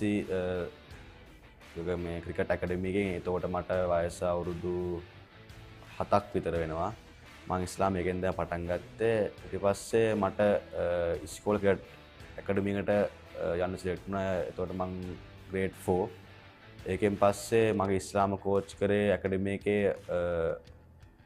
මලිත් සිල්වස පස්සේ 13 under 13 ඒ කණ්ඩායම සාන්ජෝස විද්‍යාලයට මම තමයි සෙල්ලම් කරේ අන්තිම අවුරුද්දේ මම under 13 කැප්ටන් කරනවා ඒ අවුරුද්දේ මම මැච් 8ට ලකුණු 810ක් ලබා ගන්නවා ඊට පස්සේ මම under 15 ඒ ටීම් යනවා ඒ ටීම් එකේ මැච් 7ට ලකුණු 520ක් ලබා ගන්නවා ඊට මං මගේ under 15 අන්තිම අවුරුද්දේ මම under 15 ගැහුවේ නෑ under 17 ගැහුවේ ඒ අවුරුද්දෙත් මම මැච් 8ට ලකුණු 300ක් වගේ ලබා ගන්නවා ඊට පස්සේ under 15 මගේ ඉස්ලාම අවුරුද්දේ under 15 මං කෙලින්ම ෆස්ට් 11 ගහන්න මට හැකියාව ලැබෙනවා එතකොට කැප්ටන් කරේ අෂේන් ඩැනියල් මයිකසින් අයියා ඒ අවුරුද්දේ මම මැච් 14ට ලකුණු 610ක් ලබා ගන්නවා ඒ වගේම විකටුත් 10ක් ලබා ගන්නවා ඒ අවුරුද්දෙම මේම ගිහිල්ලා මම 2018 තමයි ෆස්ට් 11 ගන්න පටන් ගත්තේ 2018 19 20 21 සීසන් එකේ මම කැප්ටන් ගන්න හැකියාව ලැබෙනවා සාන්දුස විදුහල ඒ අවුරුද්දේ අපි 50 overs චැම්පියන්ස් වෙනවා ඒ අවුරුද්දේ මම බෙස්ට් බැට්ස්මන් හම්බුණා මම ලකුණු 370ක් ගහලා තා විකට් 14ක් ලබාගෙන සිටියා ඒ අවුරුද්දේ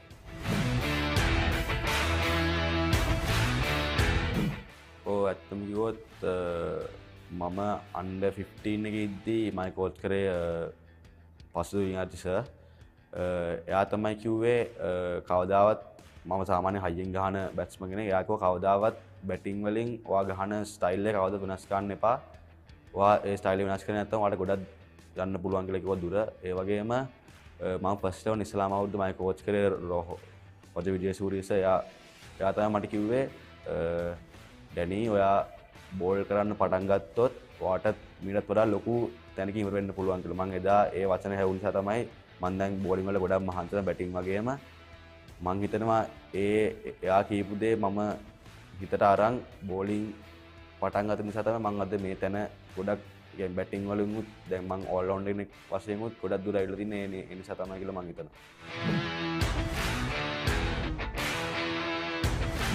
ඔව් ඇත්තම කිව්වොත් මට ගොඩක් ලොකු ආසාවක් තිබ්බා පොඩි කාලේ රග් ගහන්න. ඒත් තාත්තා දුන්නේ නැහැ රග ගහන්න. ඒත් මං කොහොම හරි තාත්තට කියලා කොහොම හරි 6 වසරේ මට මතකයි තාත්තිකව කමන්නේ රග ප්‍රැක්ටිස් උත් කියලා බලන්න ගිහලා. එතනින් පස්සේ මගේ කියන්නේ ක්‍රිකට් එකටයි ක්‍රිකටුයි රගයි බැලන්ස් කරන්න කියන්නේ ක්‍රිකට් තියන්නේ එක කාලයක රග තියෙන එක කාලයක.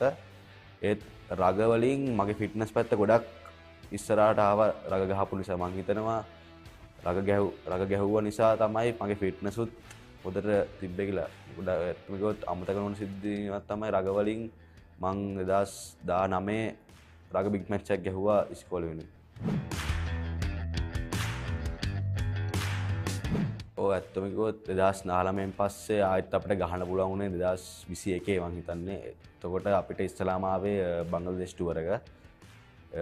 ඊට ඉස්සෙල්ලා අපි ගැහුවා 2021 ස්කූල් ටූර්නමන්ට් එක. ඒකේ මම ෆයිනල් එකේ ලකුණු 146ක් ලබා ගන්න සමත් වුණා. මං හිතනවා ඒ කරපු ඒ ඉනිං එකෙන් මගේ ජීවිතය ගොඩක් වෙනස් වුණා. ඊට පස්සේ අපි ඉස්ලාම් පටන් ගත්තේ 26 ස්කොඩ් එකක් තිබ්බා 19. ඒ 26න් 18ක් තෝරගත්තා. ඉස්ලාම් ගැහුවේ බංග්ලාදේශ ටුවර් එක. බංග්ලාදේශ ටුවර් එකේ කොහොම හරි මම මැච් පහම ගන්න මට පුළුවන් වුණා. ඒ මැච් පහට ලකුණු 220කුයි විකට් 5ක් අරන් මෑන් ඔෆ් ද සීරීස් ගන්න පුළුවන් වුණා මට. ඊට පස්සේ ඉංග්ලන්ඩ් ටුවර් එක ආවා. ඉංග්ලන්ඩ් ටුවර් එකෙත් මං හිතපු තරම් කරන්න හම්බුනේ නැහැ. ඒත් මගේ උපරිම මං ටීම් වෙනුවෙන් කරා. ඒ වගේම වර්ල්ඩ් කප් එකත් අපි ඊට පස්සේ හම්බුණා අපිට ඒෂියා කප් එකේ අපි ෆයිනල් එකේ පෙරදුනා ඉන්දියාව වෙනුවෙන්. ඊට පස්සේ අපිට හම්බුණා වර්ල්ඩ් කප් එක අවාසනාවන්ත විදියට ක්වාටර් ෆයිනල් එකේ පෙරදුනා. ඒත් ඇත්තම කිව්වොත් ඒ ඒෂියා කප් එකේ වර්ල්ඩ් කප් එකේ මට ගොඩක් එක්ස්පීරියන්ස් හම්බුණා. ඇත්තම කිව්වොත් එක ගොඩක් ලොකු අපිට හිටපු කෝචස්ලා Avishka sir, Upul sir, Sachith sir, ඒ වගේම වර්ල්ඩ් කප් එකට ආවා අපේ මහේල සර්. ගොඩක් ලොකු එක්ස්පීරියන්ස් එකක් හම්බුණා ඒ කෝචස්ලාගෙන්. ඇත්තම කිව්වොත් ඊට පස්සේ මේ අවුරුද්දේ ඔක්තෝබර් වල මට ඉංග්ලන්ඩ් ටුවර් එකක් හම්බුණා. ඒකේ මං උපනායකයා වුණා ඒ ටුවර් එකේ. ඒ ටුවර් එකේ ඇත්තම කිව්වොත් සෙකන්ඩ් ටෙස්ට් මැච් එකේ මට ලකුණු 155ක් ලබා ගන්න හැකි වුණා. ඒක රෙකෝඩ් එකක් ඇත්තම කිව්වොත් මම තමයි සෙකන්ඩ් හයියස්ට් ස්කෝරර් ඉංග්ලන්ඩ් වල. ඉතින් ගොඩක් ලොකු ඔපචුනිටි එකක් තිබ්බා. ඔපචුනිටි එකකුයි එක්ස්පීරියන්ස් එකක් ගොඩක් ලැබුණා under 19 ශ්‍රී ලංකාව.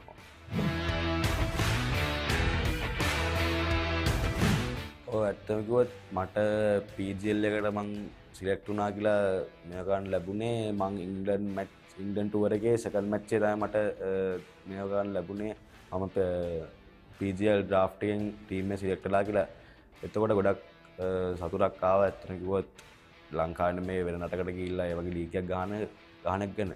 ඊට පස්සේ ඇත්තම කිව්වොත් එහෙ ගියන් පස්සේ ඔය කියන්නේ ලංකාව වගේම තමයි පිචර්ස් උත් ඔක්කොම පොඩ්ඩක් ලංකාවට වඩා පොඩ්ඩක් ෆාස්ට් ඒ පිචර්ස්.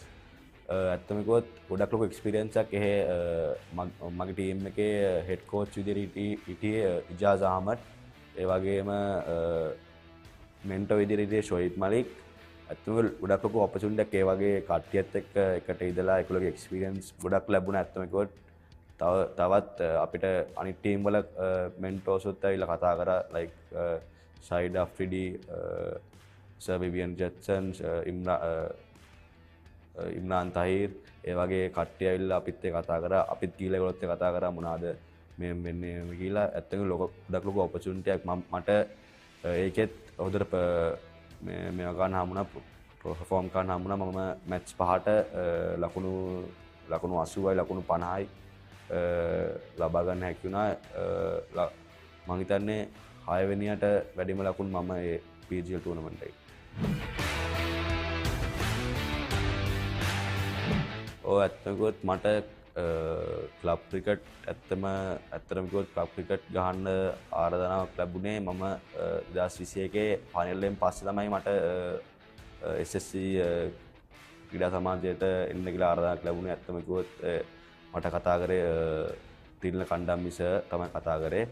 ඊට පස්සේ මම ඒ අවුරුද්දේ මට මැච් ගහන්න හම්බුනේ නැහැ. ඉස්කෝලේ උයි ශ්‍රී ලංකා 19 ගහපු නිසා. ඊස්සේ මේ අවුරුද්දේ ඉස්ලාම් මට ගහන්න ලැබුණේ T20 මැච් 8ක් තිබ්බා. ඒ 8ම මම ගැහුවා. T20 8 මම හොඳටම ක්‍රීඩා කරා. මම හිතන්නේ මම තමයි 4 වෙනියට වැඩිම ලකුණු වල ඉන්න එක්කෙනා. පස්සේ T20 වලින් පස්සේ මට වන් ඩේ 4ක් ගහන්න හැකියාවක් ලැබුණා. ඒ 4ෙත් මම හොඳට ක්‍රීඩා කරලා ඊට පස්සේ මට ශ්‍රී ලංකා 19 ටුවර් එකක් තිබ්බ නිසා මට අනිත් වන් ඩේ ටික ගහන්න ලැබුණේ නැහැ. ඊට පස්සේ 4 ඩේ මම මැච් 2ක් ගහන්න පුළුවන් වුණා. ඒකත් මම PGL එකට ගිය නිසා මට මැච් එකක් මිස් වුණා. ඒ වගේම ස්කූල් ක්‍රිකට්ුයි ක්ලබ් ක්‍රිකට්ුයි ඇත්තටම කිව්වොත් ගොඩක් ලොකු අපිට තේරෙන වෙනස් ගොඩක් තියෙනවා. ඇත්තටම කිව්වොත් එක්ස්පීරියන්ස් වශයෙන් ගත්තොත් මම දසුන් චානක සරිත් අසලංක ඒ වගේ ලොකු ක්‍රීඩකයන් සමග සෙල්ලම් කිරීමෙන් මට ගොඩක් ලොකු එක්ස්පීරියන්ස් එකක් ලැබෙනවා.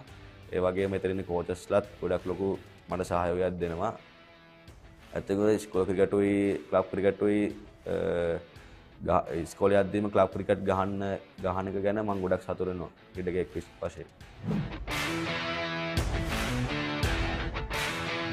මගේ දැන්ට ඉස්කෝලේ ටීම් එකට හොඳට කරලායි ක්ලබ් සීසන් එකේ ඉලා සීසන් එක හොඳට කරලා chance එකක් හම්බුනොත් ශ්‍රී ලංකා ඉමර්ජින් උයි ශ්‍රී ලංකා ඒ කණ්ඩායම් වල හොඳට කරලා හොඳ all rounder කෙනෙක් විදියට කවදාද ශ්‍රී ලංකා කණ්ඩායම ගහන්න තමයි මගේ එකම බලාපොරොත්තුව.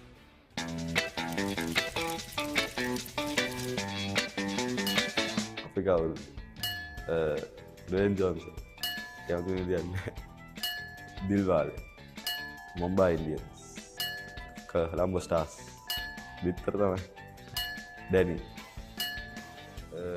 ඉස්කෝලේ වෙලාවේ එළියට ගිහිල්ලා ටීචර්ස් අහුවෙලා මුළුත් එදායි ඊට පස් දවසයි පාදක රූම හිටිය ෂොක්මන්ස් සිංහ ඇත්ස් ගණප වනවට උමා සනක්කාර මෝස් රන්ස් ඕඩියයි වන්ඩේස්වලින් ඔක්කම වන්ඩේවි T20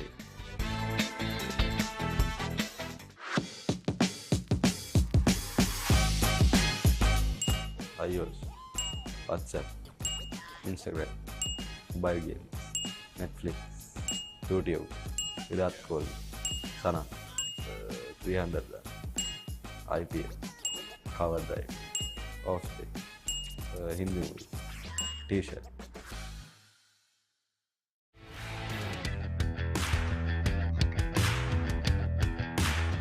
ඔය ඇත්තම මේ අවස්ථාවේදී මම ඉස්සුවේ ගන්න කැමතියි. ඇත්තම මගේ අම්මයි තාත්තයි ඉස්ලාම පොඩි කාලේ ඉඳන් ඒගොල්ලෝ තමයි මගේ පිටිපස්සෙන් හිටියේ.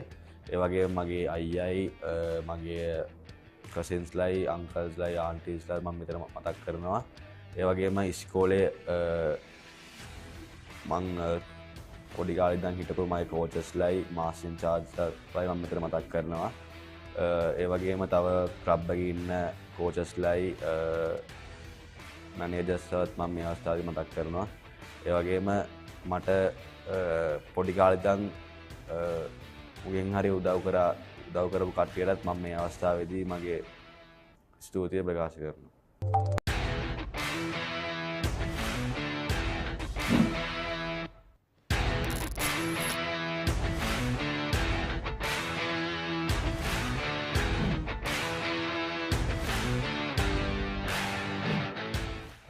මම මම මුලින්ම under 13 ගහන්න ආවේ ගම්පා බණ්ඩාරනායක විද්‍යාලයෙන්.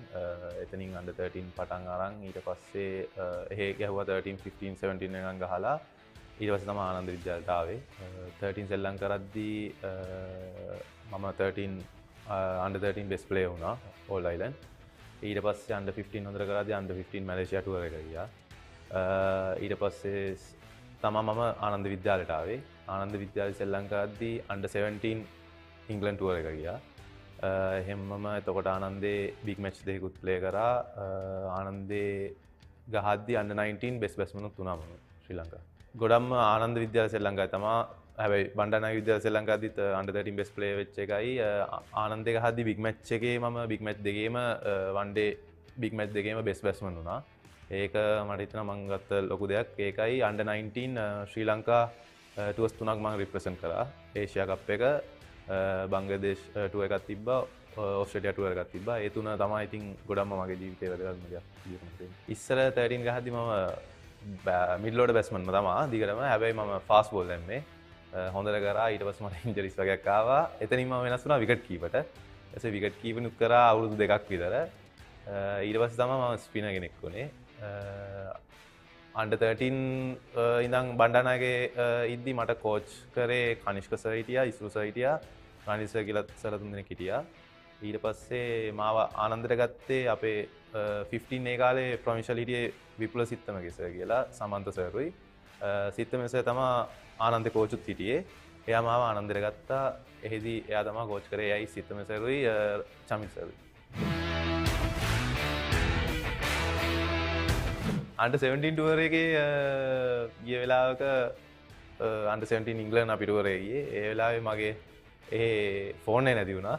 ෆෝන් එක නැති වුණාට පස්සේ එන ප්‍රශ්නයක් වෙලා ඊට පස්සේ ෆෝන් එක හොයාගන්න බැරි වෙලා ෆෝන් එක අන්තිමට හම්බුනේ නැහැ. ඊට පස්සේ ඒකට පොඩ්ඩක් අප්සෙට් එකකින් හිටියා. යාළුවෝ ඔක්කොම ෆෝන් එක එව්වා. එහෙම දෙයක් වුණා.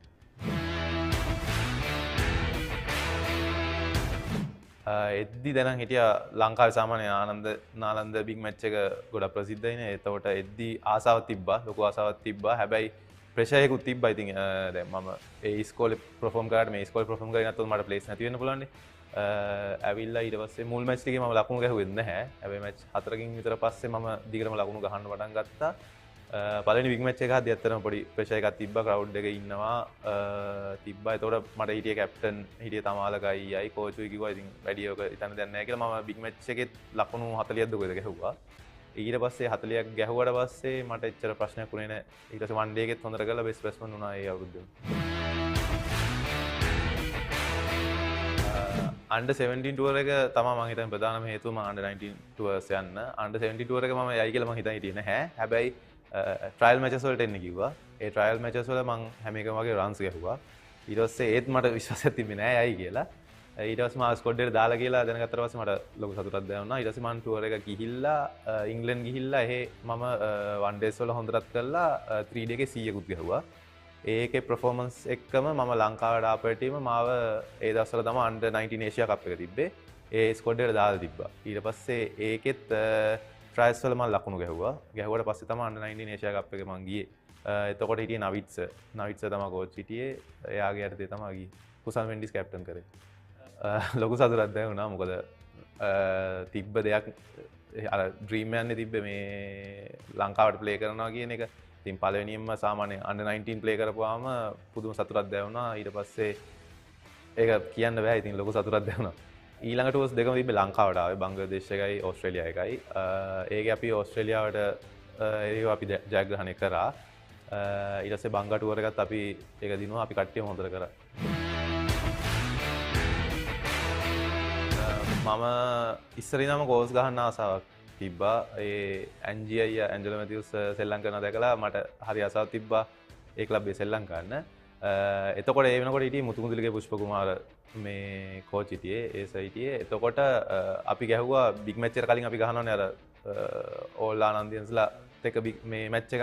ඒකේ මම 90 ගානක් ගැහුවට පස්සේ මට පුෂියයි ඇවිල්ලාම කිව්වා මේ ඔයා කෝස් එන්න ඉස්කෝලේ ඉන්න හැටියෙම කියලා. එයා එහෙම තමයි මට කෝස් එකට ආරාධනා කරේ. ඉතින් අර මම ආසාවෙන් යන්නත් හිටින්න එතනට ගියා. එතන මම අවුරුදු 3ක් සෙල්ලම් කරලා මට ආරාධනාවක් ආවා මේ එන්න කියලා නිගම්බු වලට. නිගම්බු ක්ලබ් එකට. මම එතන අවුරුද්දක් සෙල්ලම් කරද්දී ඇන්ජලෝ පෙරේරා අයියා තමයි කතා කරේ NCC එන්න කියලා. එයා NCC එන්න කියලා එතකොට NCC එකට එද්දී NCC තනිකරම නැෂනල් සයිඩ් එකක් ගහන්නේ මම පොඩි මේකකිනුත් ආවේ මේ සෙල්ලම් කරන්න හම්බෙයිද මෙහෙම කියලා. ඊට පස්සේ ඇන්ජයි මට කිව්වා බය වෙන්න එපා ප්ලේස් හම්බෙනවා මැචස් 3ක් දෙනවා ඒ තුනේ ගහගන්න ඔයා ඒ තුනේ ගහගත්තොත් ඔයාලට කිසි ප්‍රශ්නයක් වෙන්නේ නැහැ කියලා. ඉතින් මම පළවෙනි මැච් එකේ නම් ඒකේ රන්ස් ගැහුවා. එතනින් පස්සේ ඉතින් මගේ ජීවිතේ ගොඩම වෙනස් වුණේ NCC එකේ මම perform කරපු එකෙන් තමයි ක්‍රිකට් වල. NCC එකට ආවම මට තව විශේෂයෙන් කියන්න ඕන NJ වගේම මේ දුමින්ද සර් උදව් කරා සෑහෙන්න මංජු අයත් උදව් කරා. NCC එකට ආපු අවුරුද්දෙම මම මිඩල් ඕඩර් බැට්ස්මන් සාමාන්‍යයෙන් මම 5 ඩවුන් වගේ කියන්නේ නම්බර් 7 වගේ බැට් කරේ.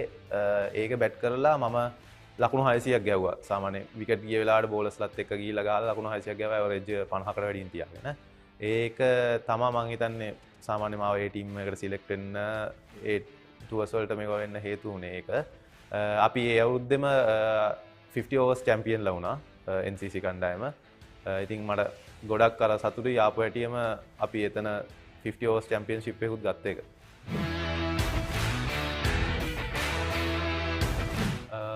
ක්ලබ් ප්ලේ කරාට පස්සේ අපේ T20 ලීග්ස් වගේක් ගියා. T20 රෙඩ් බ්ලූ ග්‍රීන් කියලා ඒ ගියේ ටූර්නමන්ට් එකේ මම හොඳට ප්ලේ කරා. අශ්වින් බණ්ඩාරත් එක්ක හොඳට ප්ලේ කරා. ඒකත් එක්ක තමයි ඒ ටීම් එකට එන්න පුළුවන් වුණේ. ඒ ටූර්නමන්ට් වලින් තමයි අශ්වින් බණ්ඩාර මහේෂ් තීක්ෂණ හොඳට සෙල්ලම් කරලා ඒගොල්ලෝ නැෂනල් ප්ලේ කරා. ඒ ටූර්නමන්ට් එකත් එක්ක තමයි මම ඒ ටීම් එකට පළවෙනි ඒ ටීම් ටුවර් එකට පාකිස්තානෙත් එක්ක සිලෙක්ට් වුණේ. ඒකෙත් වන් ඩේස් තුනම මම ප්ලේ කරා. ලොකුවට අපිට මුකුත් ගහන්න හම්බුන්නේ නැහැ. ඒ දවස්වල වැස්සින් හින්දා මැචස් තුනම වැස්සට ගියා. ඊට පස්සේ මම සෙල්ලම් කරපු ටුවර් එක තමයි ඕස්ට්‍රේලියා ඒ ටුවර් එක. ඒකේ හිටියා ගොඩක් ඕස්ට්‍රේලියා රටට ගහපුවා හිටියා කේරි හිටියා ට්‍රාවිස් හෙඩ් හිටියා කැමරන් ග්‍රීන් හිටියා. සාමාන්‍යයෙන් කවදාවත් බෝල් කරද්දී ඒ වගේ ගුටි කාලා නැහැ. ට්‍රාවිස් හෙඩ් ගැහුවා අපිට 100 ගාණක් ගැහුවා බෝල එන අඩු ගානකට. ඒ වගේ බැට්ස්මන් කෙනෙක්ට බෝල් කරලා තමයි මට කියන්නේ එක්ස්පීරියන්ස් එකක් ඇත්තටම ආවා. ඒ වගේ කෙනෙක්ට බෝල් කරන්නේ කොහොමද මේ ඒ විදිය මොකද දික්කයි අත් හිටියා මේ මැච් එකේ ධනංජයයි අත් හිටියා. ඒගොල්ලොන් ඉනුත් ඉගෙන ගත්තා. ඒ මැච් එකේම මම අශෙන් බණ්ඩාරත් එක්කම අන්තිම මැච් එක දිනන්න යනකම් සාමාන්‍ය ලකුණු 80ක විතර පාර්ට්නර්ෂිප් එකක් දාලා මායි අශෙන් බණ්ඩාරයි මේ මැච් එක දිනවන්න මේවා කරා. ඊට පස්සේ මට වන් ඩේ එක මැච් එකක් හම්බුණා. ඊට පස්සේ 4 ඩේ එක මැච් එකක් හම්බුණා. ඒකේ ඉනිස් දෙකටම මම 52ක් ගැහුවා. මුලින්ම මම LPL එකට තමයි ලංකාවේ පළවෙනි LPL එකට සිලෙක්ට් වුණේ ගෝල් ග්‍රේඩියස් ටීම් එකට. බානුක අයියා තමයි කැප්ටන් කරේ. ලසිත් මාලිංග අයියාත් හිටියා. එයා හැබැයි ප්ලේ කරන්න ආවේ නෑ. එයාත් උදව් කරා අපිට. ඒකේ මම බැටිං වලින් ලොකු මේකක් මට කරන්න හම්බුන්නේ නෑ. හැබැයි මම බෝලිං වලින් හොඳට කරා. සාමාන්‍යයෙන් අන්ඩර් ලයිට්ස් වල ගහපු පළවෙනි මැච් ටික ලොකු එක්ස්පීරියන්ස් එකක් මගේ ජීවිතේක. ඒක කරා. ඊට පස්සේ ඒක හොඳට කරලා මට EPL සෙට් වුණා නේපාල් වල. නේපාල් වල එහෙ ගිහිල්ලා මම මැචස් වල ඔක්කොම වගේ රන්ස් ගැහුවා. මෑන් ඔෆ් ද මැච් වුණා. තව අවෝඩ්ස් වගේක් හම්බෙන්නේ ඒ අවෝඩ්ස් හම් වුණා. අපි රනර්ස් අප් වුණා ඒකේ. ඇත්තටම ඒ වගේ පිටරටකට ගිහිල්ලා මම එහෙම ලීග් එකක් ගහලා නැහැ. ඒක තමයි ලොකු එක්ස්පීරියන්ස් එකක්. එතකොට සාමාන්‍ය අපි යන්නේ ෆොරින් ප්ලේයර්ස්ලා වගේනේ. එතකොට ලොකු එක්ස්පීරියන්ස් එකක් හැම වගේම පිළිගැනීමක් තියෙනවා. කමම කතා බහ කරනවා. දේවල් එතනිනුත් ඉගෙන ගත්තා. ඊට පස්සේ සෙකන්ඩ් එඩිෂන් එක LPL ගැහුවා මම. ඒකේ මට සෙල්ලම් කරන්න හම්බුනේ නැහැ ලොකුවට. හැබැයි මේ ළඟදී ඉවරෙච්ච LPL එකෙන් මම ප්ලේ කරා. ඒකේ අන්තිම මැච් එකේ මම ලකුණු 50ක් ගැහුවා. ඒක සාමාන්‍යයෙන් මගේ ලයිෆ් එකේ හොඳ ඉනින්නයක් විදිහට මට කියන්න පුළුවන්.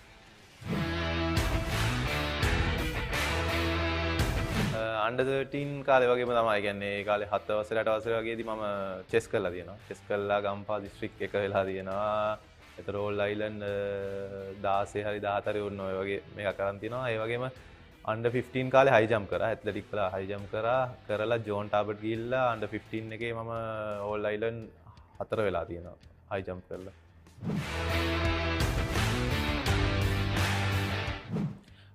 ඇත්තටම සතුටුයි. මම සෙල්ලම් කරලා තියෙන විදිය ඒ විදිය බලද්දි මම ගොඩක් මහන්සිලා සෙල්ලම් කරා. ඉස්කෝලේ ගහන කාලේ ඉඳන්ම මම මගේ මේන් ටාගට් එක ලා තිබ්බ ශ්‍රී ලංකාව රිප්‍රසන්ට් කරන්න. ඉතින් මම 15, 17, 19 තුනම රිප්‍රසන්ට් කරා. 18 මුත් රිප්‍රසන්ට් කරා. මට තව එකයි තියෙන්නේ ශ්‍රී ලංකාව රිප්‍රසන්ට් කරන්න. මගේ ටාගට් එක තියෙන්නේ one day T20 ටෙස්ට් තුනම රිප්‍රසන්ට් කරලා ලංකාවට ගෞරවයක් ගෙනලා දෙන එක තමයි මගේ මේන් ටාගට් එක තියෙන්නේ.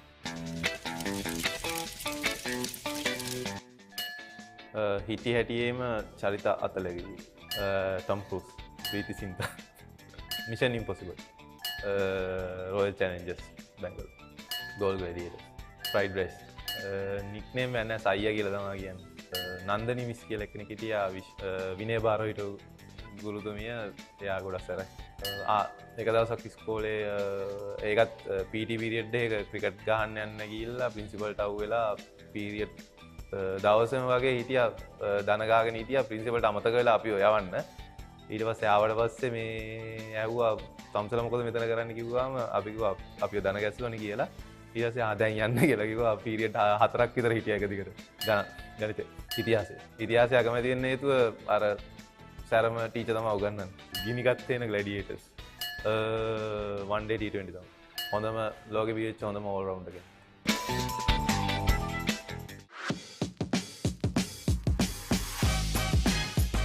iOS, WhatsApp, Facebook, mobile game, Netflix, AB, Jadeja, Dennam, LPL, Cover, English movies, Rice, T-shirt.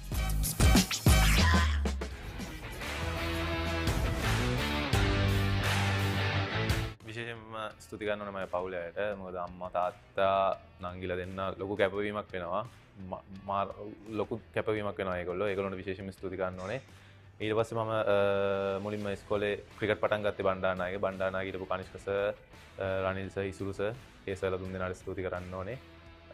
ඊට පස්සේ ආනන්දට ආපුවාම ඊට පස්සේ under 15 මට district provincial coach කරපු සමන්ත සර්, විපුල සිත්තමේ සර්ට ස්තුති කරන්න ඕනේ. ඒ වගේම ආනන්ද ඉස්කෝලේට මට ආවට පස්සේ උදව් කරපු සිත්තමේ සර්, චමිල් සර්, ප්‍රියංකර සර්ලට මම ගොඩක් ස්තුතිවන්ත වෙනවා. ඒගොල්ලෝ ඉන්න තමයි මගේ ඉස්කෝල ජීවිතේ ක්‍රිකට් හොඳට මේවා වුණේ. ඊට පස්සේ ක්ලබ් ලෙවල් එකට ආවට පස්සේ මුතුමුදුලගේ පුෂ්ප කුමාර, නිගම්බු කෝච් චන්න අයියා, ඒ වගේම කෝල්ස් එකේ වසන්ත අයියා, ඒ වගේම දැන් මම ක්‍රීඩා කරන ක්‍රීඩා සමාජයේ කලින් හිටපු කෝච් දුමින්ද පේරසද, මංජු අයියාද, දැන් ඉන්න අනිල් කෝච්ද මම විශේෂයෙන් මෙයාලට ස්තුතිය ප්‍රකාශ කරනවා. මගේ ක්‍රිකට් ජීවිතේ ගොඩක් උදව් කරාට. ඒ වගේම මට under 19, under 17, under 15 A team වල හිටපු කෝචස්ලා හැමෝටම ස්තුති කරනවා මට උදව් කරාට. ඒ වගේම මෙතෙක් දුර මං ආපු දුරේ ආපු my journey එකේ වචනකින් හරි මට ස්තුති කරපු හැම දිනාටමද තව මේ මට නමක් අමතක වුණා නම් ඒගොල්ලන්ටද මම හැමෝටම ස්තුතිවන්ත වෙනවා.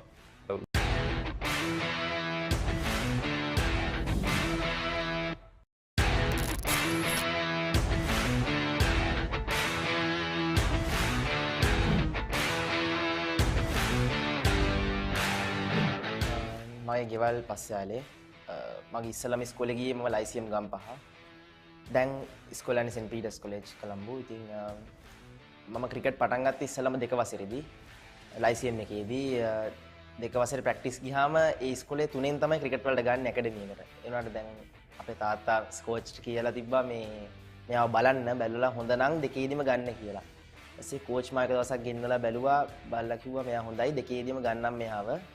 කියලා මාව ඇකඩමි එකට 3 වසරේදී ගත්තා. ඊට පස්සේ 3 වසරේදී තමයි පටන් ගත්තේ ක්‍රිකට් ගහන්න. ඉතින් 3ේදී ඉස්සලම් පටන් ගත්තේ පොඩි ටෙක්නික් අපිට කියලා දෙනවා බැට් එක අල්ලන විදිය, බෝල අල්ලන විදිය. ඒ වෙනකොට මම හැබැයි ගොඩක් දේවල් දන්නවා අනිත් කට්ටියට වඩා. ඒ 3 වසරේ පටන් ගන්න කට්ටියට වඩා. ඉතින් 3 වසරේ අන්තිමේදී වගේ ඒගොල්ලෝ මම හොඳට සෙල්ලම් කරනවා දැකලා මාව ඇකඩමි එකකින් 13 ටීම් එකට දානවා. ඉතින් 13 ටීම් එකට මම 3 වසරේ අන්තිමේදී 4 මුල වගේ තමයි එන්නේ. එතනදී මම ඉන්ටර්නැෂනල් සෙල්ලම් කරනවා, තව ගොඩක් මැචස් සෙල්ලම් කරනවා. ඉතින් එතකොට එහෙමම අවුරුදු 2-3 13 සෙල්ලම් කරද්දී 6 වසරේදී මම මේ ලයිසියම් කැප්ටන් කරනවා. ලයිසියම් කැප්ටන් කරනවා 6 වසරේදී. එතකොට මම ඉන්ටර්නැෂනල් මැචස් වලට යනවා. ඒ අවුරුද්දේ මම ක්වාටර් ෆයිනල් එකක් ආවා අපි. මම කැප්ටන් කරපු අවුරුද්දේ. ඊට පස්සේ හත වසරේ අන්තිමේදී වගේ Gampaha district coach කෙනෙකුයි provincial coach කෙනෙකුයි මාව දැකලා මට ප්‍රැක්ටිසස් එන්න කියනවා. එතනදී මැචස් අපි සෙල්ලම් කරනවා. දිස්ත්‍රික් මැචස් සෙල්ලම් කරනවා. තව හෝම් ඇන්ඩ් හෝම් ශ්‍රී ලංකාවේදී මගේ ටැලන්ට්ස් දැකලා මට මේ කිව්වා එක දවසක් බෝඩ් එකට යන්න කියලා. අනුස් සමන්නායක සර්ව හම්බෙන්න. ඊට පස්සේ මම බෝඩ් එකට ගියාම එතනදී අනුස් සමන්නායක සර්ව මට කිව්වා දනල් මේ ඔයා හොඳට බෝල් කරනවා. ලයිසියම් එකෙන් අපි එළියට ඇවිල්ලා කොළඹ ස්කෝර් එකට එමු කියලා. ඉතින් ඒ වෙලේ මමත් තාත්තත් අපේ පවුල කට්ටියත් ඒක කැමති වෙලා සර් කිව්වා දනල් මං ඉස්කෝලේ දෙයක් විතර බලන්නම් කියලා මේ තමයි සෙන්ට් පීටර්ස් එකකිනුයි රොයල් එකටයි කතා කරේ. එතකොට රොයල් එකකිනුත් මට ඇප්‍රූවල් එක දීලා තිබ්බේ. හැබැයි සෙන්ට් පීටර්ස් එකෙන් කලින්ම ඒගොල්ලෝ මාව ගත්තා. ඉතින් මම සෙන්ට් පීටර්ස් එකට ඉස්සෙල්ලම ගියා 7 වසරේ අන්තිමේදී. මම පොඩි කාලේ ගොඩක්ම බැට්ස්මන් වගේ තමයි බෝල් කරන්න පුළුවන්. හැබැයි ලොකුවටම බැට් කරලා තමයි මැච් ලයිසියම් එක ගැහුවේ. ඉතින් එතකොට මම නම්බර් 4 5 නම්බර් 3 ගහන වෙලාවුත් තියෙනවා. ඉතින් බෝලින් වැඩි එහෙම හම්බුන්නේ නැහැ. එතකොට ලොකු අයියලා තමයි බෝල් කරේ. මම අnder 13 ගැව්වේ 4 වසරේ ඉඳන් වගේනේ. එතකොට ඊට පස්සේ ටිකක් ලොකු වෙද්දි මම කැප්ටන් කාට පටන් ගත්තම මම බෝල් උත් කරා ලයිසියම් එකේ. මොකද එතකොට එක්ස්පීරියන්ස් එක තියෙනවා කියලා. ඉතින් අවුරුදු 4ක් 13 ගහපු නිසා දැන් මේ වෙනකොට ඕල් රවුන්ඩර් කෙනෙක් තමයි. ඉතින් සෙන්ට් පීටර්ස් එකේ මම ඕල් රවුන්ඩර් හැටියට තමයි ගහන්නේ. උයි අnder 19 ශ්‍රී ලංකාවත් ඕල් රවුන්ඩර් හැටියට තමයි. සෙන්ට් පීටර්ස් එකට මම එන්නේ 7 වසර අන්තිම. එතකොට අnder 13 මම අවුරුදු 2ක් සෙල්ලම් කරනවා. ෆස්ට් ඉයර් එකේ ලොකුවට පර්ෆෝම් කරේ නැහැ මම. එහෙම මැචස් ගැහුවා. ලොකුවට පර්ෆෝම් කරේ නැහැ. මොකද ඩිවිෂන් 3 ගහලා වෙලා ඩිවිෂන් 1 එකේ පොඩි කම්පිටිෂන් එකක් තිබ්බ කියලා මට දැනෙනවා. මොකද මම එහෙම ලොකු ක්‍රිකට් එකක් ගහලා තිබ්බේ නැහැ. ටැලන්ට් එක තිබ්බට. ඉතින් ඊට පස්සේ අවුරුද්දේ තමයි මම පර්ෆෝම් කරන්න පටන් ගත්තේ 13 last year. ඉතින් 13 last year මම පර්ෆෝම් කරා. ඊට පස්සේ 15 අවුරුදු දෙකම ගැහුවා. ඒ ගහනකොට 15 first year එකේ මම හොඳට පර්ෆෝම් කරා. ඒ වගේම 15 second year එකෙත් මම හොඳට පර්ෆෝම් කළා. මැලේසියා ටුවර් කියලා under 15 මැලේසියා ටුවර් කියලා ස්ක්වොඩ් එකක් හදනවා 25ක. ඒකෙත් මම සමාජිකයෙක් වුණා under 15 ශ්‍රී ලංකා එකේ. තව ප්‍රොවින්ෂල් මැචස් ගැහුවා. දිස්ත්‍රික් මැචස් ඔක්කොම සෙල්ලම් කරා. ඊට පස්සේ එතනින් under 17 එකට එනවා. under 17 එකේ මම ෆස්ට් ඉයර් ගහද්දි මම ෆස්ට් 11 ඩෙබියු කෙරෙව්වා රොජර් විජේසූරිය සර්. මම ඉස්කෝලේට එද්දි මගේ කෝච් අපි ඉස්කෝලේ හෙඩ් කෝච් හිටියේ මලින්ත වර්ණපුර සර්. යාව විශේෂයෙන් මතක් කරන්න ඕනේ. එයා තමයි ගොඩක්ම මට උදව් කරේ සෙන්ට් පීටර්ස් එකට එන්න. ඊට පස්සේ under 17 ගහන රොජර් සර් ආවා. රොජර් සර්ත් එක්ක මම ගොඩාක් වැඩ කරා. ඒ අවුරුදු 3 වගේ 2-3 රොජර් සර්ත් වැඩ කරා under 17 ගහන කාලේ. සෙන්ට් පීටර්ස් එකට මම එද්දී ඒගොල්ලොන්ගේ ෆාස්ට් බෝලර්ස් ලගේ අඩුවක් තිබ්බා කියලා තමයි කිව්වේ. මමයි තව ලයිසියම් එකේ ලයිසියම් වත්තල එක්කෙනෙකුයි තමයි ඉස්කෝලේට ආවේ. අපි දෙන්නම ආවේ ෆාස්ට් බෝලර්ස්ලා හැටියට. එතකොට ඒ කාලේ මම බැට් කරේ යටින් මිඩ් ලෝඩත් නෙමෙයි යටින් බැට් කරේ. බැට් කරලා අලුත් බෝලෙන් බෝල් කරේ. ඊට පස්සේ ඔහොම under 13 under 15 under 13 under 15 ගහද්දි ඒ කාලේ මම බෝලර් කෙනෙක් හැටියට ගැහුවේ. under 17 එකේ තමයි මගේ චේන්ජින් තැන ආවේ. මොකද රොජර්ස් ඇවිල්ලා මගේ ටැලන්ට් එක දැක්ක බැට් කරන්න පුළුවන් මට ඕන තැනක කියලා. ඉතින් ඒ වෙලේ තමයි මගේ චේන්ජ් එක මම හිතන්නේ ඕල් රවුන්ඩර් කෙනෙක්ට මම මාරු වුණේ. මොකද මම කලින් බැට් කරා ලයිසන් එකේ උනට මෙතෙන්ට ආවට පස්සේ පොඩ බැටිං වල ෆේල් වෙච්ච නිසා මම යටට ගියා under 13 15 කාලේ. ආයෙ රොජර්ස් එක මේ හදලා ගත්තා කියලා මම under 17 මගේ ෆස්ට් ඉයර් එකේ මම මැචස් 4ට විකට් 23ක් ගන්නවා. 5 ෆර්ස්ට් 3ක් ගන්නවා.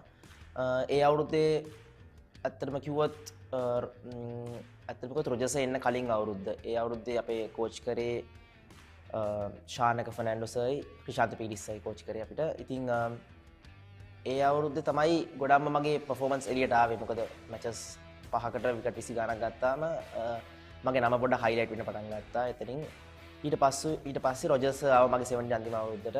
ඒ අවුරුද්දේ අපිට ක්‍රිකට් ගහන්න බැරි වුණා. මොකද කොවිඩ් තත්ත්වය සහ හැම දෙයත් එක්කම සාර බෝම් බ්ලාස්ට් එකත් එක්ක. ඉතින් ඒ අවුරුදු 17 එකක් ගැහුන්නේ නැහැ. ෆස්ට් 11 මම ඒ වෙනකොට ෆස්ට් 11 මම ඩෙබියු කරන්න පටන් ගත්තා. මම ෆස්ට් 11 අවුරුදු 3ක් ගැහුවා. ෆස්ට් 11 අවුරුදු 3 මතක් කරොත් පළවෙනි අවුරුද්දේ මම මැචස් 9ක් 10ක් වගේ තමයි සෙල්ලම් කරේ. ඊට පස්සේ දෙවෙනි අවුරුද්දේ සහ තුන්වෙනි අවුරුද්දේ හැම මැච් එකම සෙල්ලම් කරා පර්මනන්ට් ප්ලේයර් හැටියට ගැහුවා ස්කෝර්. under 17 පළවෙනි අවුරුද්දේ මගේ අපිට ගෲප් ස්ටේජ් එකට විතරයි එන්න පුළුවන් වුණේ. අපේ ටීම් එකක් හැටියට අපේ ගෲප් ස්ටේජ් එකට විතරයි එන්න පුළුවන් වුණේ. ඊට පස්සේ අවුරුද්දේ ෆස්ට් 11 මම අවුරුදු 3ක් ගැහුවා. ඒ 3 ඇතුළත මම අපේ ටීම් එක ලිමිටඩ් ඕවර් චැම්පියන්ෂිප් එකකට ආවා ගිය අවුරුද්දේ. TAB චැම්පියන්ස් එක තමයි අපි ඉන්නේ ඒ අවුරුද්දේ.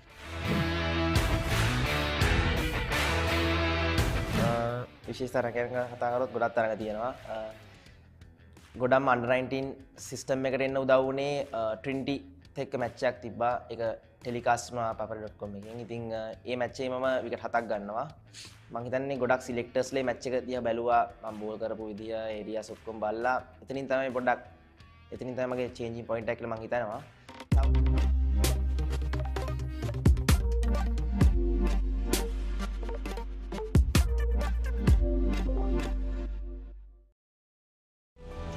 අයිබෝවන් සුබ මධ්‍යහනක් ප්‍රිය ක්‍රීඩාලෝලී මිතුරු මිතුරියනි මර්දාන ශාන්ත ජෝසප් විද්‍යාලය සහ කොළඹ ආනන්ද විද්‍යාලය අතර පවත්වන දෙදින ක්‍රිකට් තරගයේ ප්‍රථම දිනේ දිවාහාරයෙන් අනතුරුවයි ඔබ යළිත් වරක් papare.com ඔස්සේ සජීවීව මෙලෙසින් එක්කසුවන 100 වාසිය ජයග්‍රහණය කරන ලද ශාන්ත ජෝසප් විද්‍යාලය කණ්ඩායම ප්‍රථමයෙන් පන්දුර පහර දෙන්නට අද උදෑසන ඔවුන්ගේ අවස්ථාව උදා කරගත්තා. ඔවුන් දිවාහාරය සඳහා තරගය නතර කරන විට ලකුණු 178කට පන්දු දෙකක් වශයෙන් තමයි ඔවුන්ගේ ලකුණු පූර්ව සටහන වුණේ. එහිදී නායක සදීෂ් ජයවර්ධන තම කණ්ඩායමෙම ඉතාමත් හොඳ ඉනිමක් ක්‍රීඩා කරා. පන්දු 106කින් ලකුණු 78ක්. වගේම අපි සඳහන් කරොත් අවින්තිද අල්විස් ලකුණු 50ක්. ඒ වගේම දැන් නොදවී කඳුල්ලේ රැඳී සිටින නරෙන් මුරලිදර නොදවී ලකුණු 45ක් රැස් කරා. මාත් සමගින් දැන් විස්තර කතනේ මෙතෙන් සිට එකතු වුණ අසංග හදරක් පෑලා සුමධ්‍යනක සංග. එසේම වේවා චමුදිත. හොඳ ඉනිමක්, හොඳ ගොඩනැගීමක්. එක ළඟ කඩුළු දෙකක් දැවියාමෙන් පසුව සදීෂ් ජයවර්ධන සමගින් නරෙන් මුරලිදරන් ඉතාම හොඳින් මේ වන විට ප්‍රතිකරණයේ යෙදමින් සිටිනවා. මනා සහයක් ලබා දුන්නා නරෙන් මුරලිදරන්. ඔහු පිටියට පැමිණියයින් පසුව සදීෂ් ජයවර්ධනට. ඉතින් සදීෂ් මේ වන විට පන්දු 106කදී ලකුණු 78ක් නොදැවී ලබාගෙන සිටින්නේ. අහස දිස බලන විට චමුදිත යම් කිසි කලබලයක් පේනවා මේ කුරුල්ලන්ගේ. ඔබ මේ දකින්නේ නරෙන් මුරලිදරන් පන්දු 68කදී ලකුණු 45ක් නොදැවී ඔහු අර්ධ ශතකයට ආසන්නව සිටින්නේ.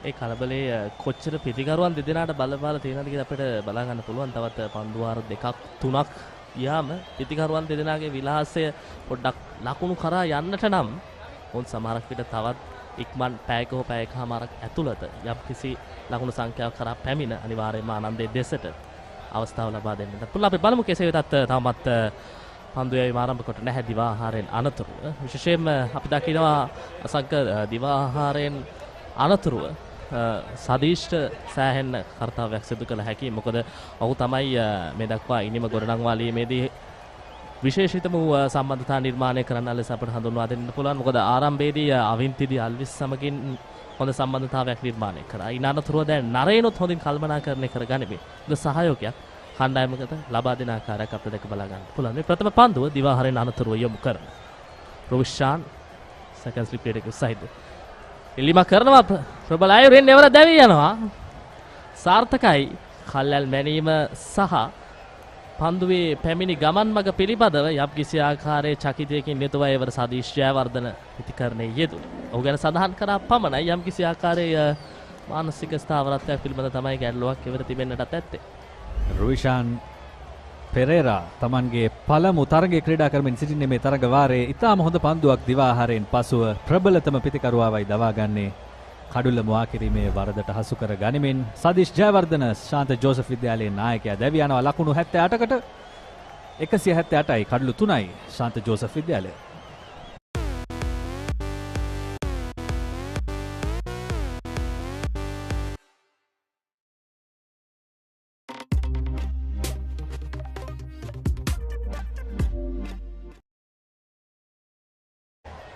එකසේ 78යි කන්ද 3යි මර්දාන ශාන්ත ජෝසප් විද්‍යාලය කණ්ඩායම පන්දු 36 පන්දු එකක් අවසන් වුණේට අසංක දිවාහාරයෙන් අනතුරු ඔබ සඳහන් කළ ආකාරයටම මේ වෙනස නම් පිටිකරුවන් යුගලයට ඒ අවස්ථාවේදී බලපාලා තිබෙන්නේ නැති යම්කිසි ආකාරයෙන් මවුන් දෙදෙනා ස්ට්‍රයික් රොටේෂන් එක නැත්තම් එක ලකුණු දෙක ලබා ගනිමින් දිවාහාරයෙන් අනතුරුවත් ලකුණු පූර්ව ඉදිරියට යන්නට මවුන්ගේ පැහැදිලි උපක්‍රමයක් තිබෙන්නේ නැති. හැබැයි දැන් ඒ කෙසේ වෙතත් ඒ ස්ථාවර පිටිකරුවන් යුගලෙන් අයෙක් දැවි ගොස් සමහරයි. දැන් හිරන් ජයසුන්දර ක්‍රීඩා පිළිවෙල පිටිකරුවා තරග 6 ලකුණු 319යි 63.8යි එකක් සාමාන්‍ය. හොඳම ලකුණු 200ක්. ඔව් ද්විත්ව ශතකයක් තිබෙන පිටිකරුවෙක්. හිරාන් ජයසුන්දර මේ තරඟ වාරයේදී ලකුණු 319ක් ලබාගෙන තිබෙනවා ජෝසප් විද්‍යාලය වෙනුවෙන්. කණ්ඩායමේ පිතිකරුවෙකු විසින් ලබාගත් වැඩිම ලකුණු හිරාන්ගේ පිත්තෙන් ලැබී තිබෙන්නේ. ඉතින් අපි කතා කරමින් හිටියා මේ බලඩුල්ල කෙලින්ම කිසිදු අවස්ථාවක් නැහැ. යම් කිසි දෝලනයක් තිබුණා පිතිකරු තුලට හේතුව වෙන්නට පුළුවන්. අපි කතා කරමින් හිටපු කාලගුණ වෙනස දැන් අපි පිටිය සිසාරා ටිකක් බැලුවොත් වලාකුළු තට්ටුවක් අපිට පේනවා පිටියට ඉහළින් තිබෙනවා. ඒ වගේම මේ වැහි ලිහිනියෝ එහෙමත් නැත්නම් කපුටෝ අප දකිනවා එහා මෙහා කලබලෙන් පියාඹන ස්වභාවයක්. ඉතින් සමහර විට වර්ෂාවක් අපේ ළඟ තියෙනවා වෙන්නට පුළුවන්. තවත් අජීවී පන්දුවක් රොයිෂාන්ගේ ධාවනය සාර්ථක වුණේ නැහැ. රුෂාන් උදෑසන කාල වේලාවේදී නම් අසංක සෑහෙන ප්‍රහාරයකට ලකුණා. මොකද ඔහු පන්දු වාර 6කට ලකුණු 40ක් ලබා දුන්නා. ශාන්ත ජෝසප් විද්‍යාලයේ කණ්ඩායම 6.67ක් වැනි පන්දු වාරයකට ලකුණු ලබා දීමේ දලවේගයක් මේ අපට වටපිටාව දැක ගන්නට පුළුවන්. වලාකුළු ගහන අහස් කුසක් අපිට පෙනෙන්නට තිබෙන්නේ. අපිට සඳහන් කරන්නට හැකියාවක් නෑ මොන වගේ තත්ත්වයක් සවස් යාමේ ඉවරවිට උදා වේවිද කියන කාරණා කෙසේවත් අපි බලාගෙන සිටිමු. ඊළඟ පන්දු කෙටි පන්දුවක් ක්‍රීඩකයින් දෙදෙනෙක් සහ ගලේ ක්‍රීඩකෙකු සමගින් ක්‍රියාත්මක වන්නේ. ඔව් යම්කිසි ප්‍රදේශයකට මේ පිටිය අසල තිබෙන යම්කිසි ප්‍රදේශයකට වර්ෂාව පතිත වනවා විය යුතුයි. ආත්පස බලන විට පැහැදිලි වෙන කාරණය එයයි. නැවතත් තරගයට එමු. හිරාන් ජයසුන්දර කණ්ඩායමේ වැඩිම ලකුණු වාර්තා කළ පිතිකරු මේ මොහොතේදී ශාන්ත ජෝසප් විද්‍යාලය වෙනුවෙන් නරේන් මුරලිදරන් දිවාහාරයෙන් පසුව තවමත් පිතිකරණ යෙදුනේ නැහැ. ඒවර අතිරේක ලකුණු ජෝසප් කණ්ඩායමට යම් කිසි ආකාරයේ පීඩනයක් නිර්මාණය කරන්නට මෙන්න පන්දුවම සිදු කරා. කෙසේ වෙතත් පායනේ නෙපිටට ඇදී ගියේ ඉවර පන්දුව. පීඩනේ යම් කිසි ආකාරයේ නිදීමක් අපිට ඒවල සඳහන් කරන්නට පුළුවන්. මොකද හිරාන් තනතිරුට තාමත් අලුත්. හැබැයි ඔහුගේ අලුත් බවක් පේන්නේ නැහැ. ඔහුගේ දත්ත වර්තාව නම් බැලුවම පසුගිය තරග වාරය තුලදී වැඩිම ලකුණු 200ක් වශයෙන් තමයි ඔහුගේ පසුගිය තරග වාරය තුලදී අපිට දැක් ගන්න ලැබුණේ. කණ්ඩායමට අවශ්‍ය සේවාවක් ලබා දෙන්න පුළුවන් පිතිකරුවෙක්. දැන් එක්ස්ලික් ක්‍රීඩකයෙක්. ඔව් එයට මම මෙතරම් එකක නැහැ. චමුදිත තවත් ස්ලිප් ක්‍රීඩකයෙකු රඳවාගත හැකිව තිබුණා. මොකද මේ වර්ෂාමය තත්වය තව දුරටත් මේ කාලගුණික තත්වය පැවතුනොත් එය පන්දු යවන කණ්ඩායමට යම්කිසි වාසියක් සැපිය හැකි ආනන්ද විද්‍යාලයේ කණ්ඩායමට විශේෂයෙන්ම අප දුටුවා පළමු පන්දුවේදීම මේ ආලෝක තත්වයේ අඩුව ඒ වගේම සුළු දෝලනය තාම සුළු දෝලනයක් තිබුණා අපි කරු තුලට. මෙන්න අපේ Damith Weerasinghe the papare.com cricket කළමනාකරු සමගින් ඇන්ටන් ඩ්‍රූ ශ්‍රී ලංකාවේ පන්දු රැකීමේ පුහුණුකරු ලොකු සාකච්ඡාවක් ඉන්නවා වගේ පෙනෙන්නේ. අපි බලමු තවත් සුළු මොහොතකින් ඔබට කතා කරන්නට ලැබෙවි උඩ පන්දුවකට අවස්ථාව. නමුත් කඩළු රකින්න පසු කරමින් පන්දුව ඇදී යනවා. ලකුණු 4ක් ලැබෙනවා ජෝසප් කණ්ඩායමට. පන්දුවාරයේ අවසානයේ ලෙසින් සානට කරනවා. පන්දුවාර 37ක් අවසාන 183කට කඩළු 3යි මර්දාන ශාන්ත ජෝසප් විද්‍යාලයේ කණ්ඩායම.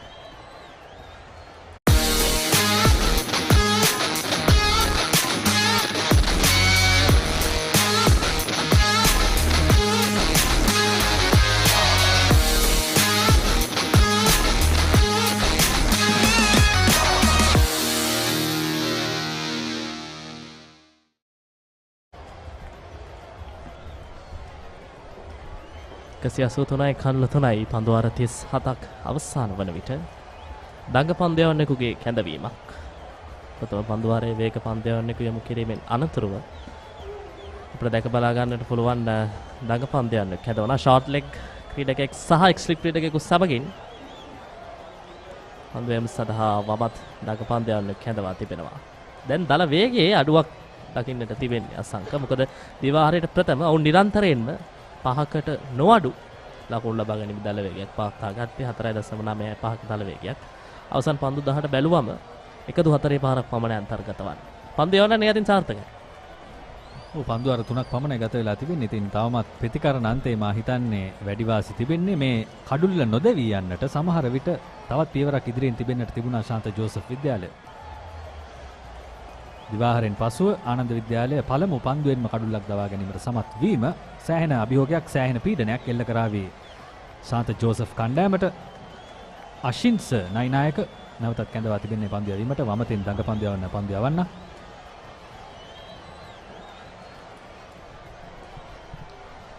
හොඳ ඉලක්කයක් ඔහුව සපුරා ගන්නවා ස්ටම්ප් එක සහ මිඩල් ස්ටම්ප් එක අතර.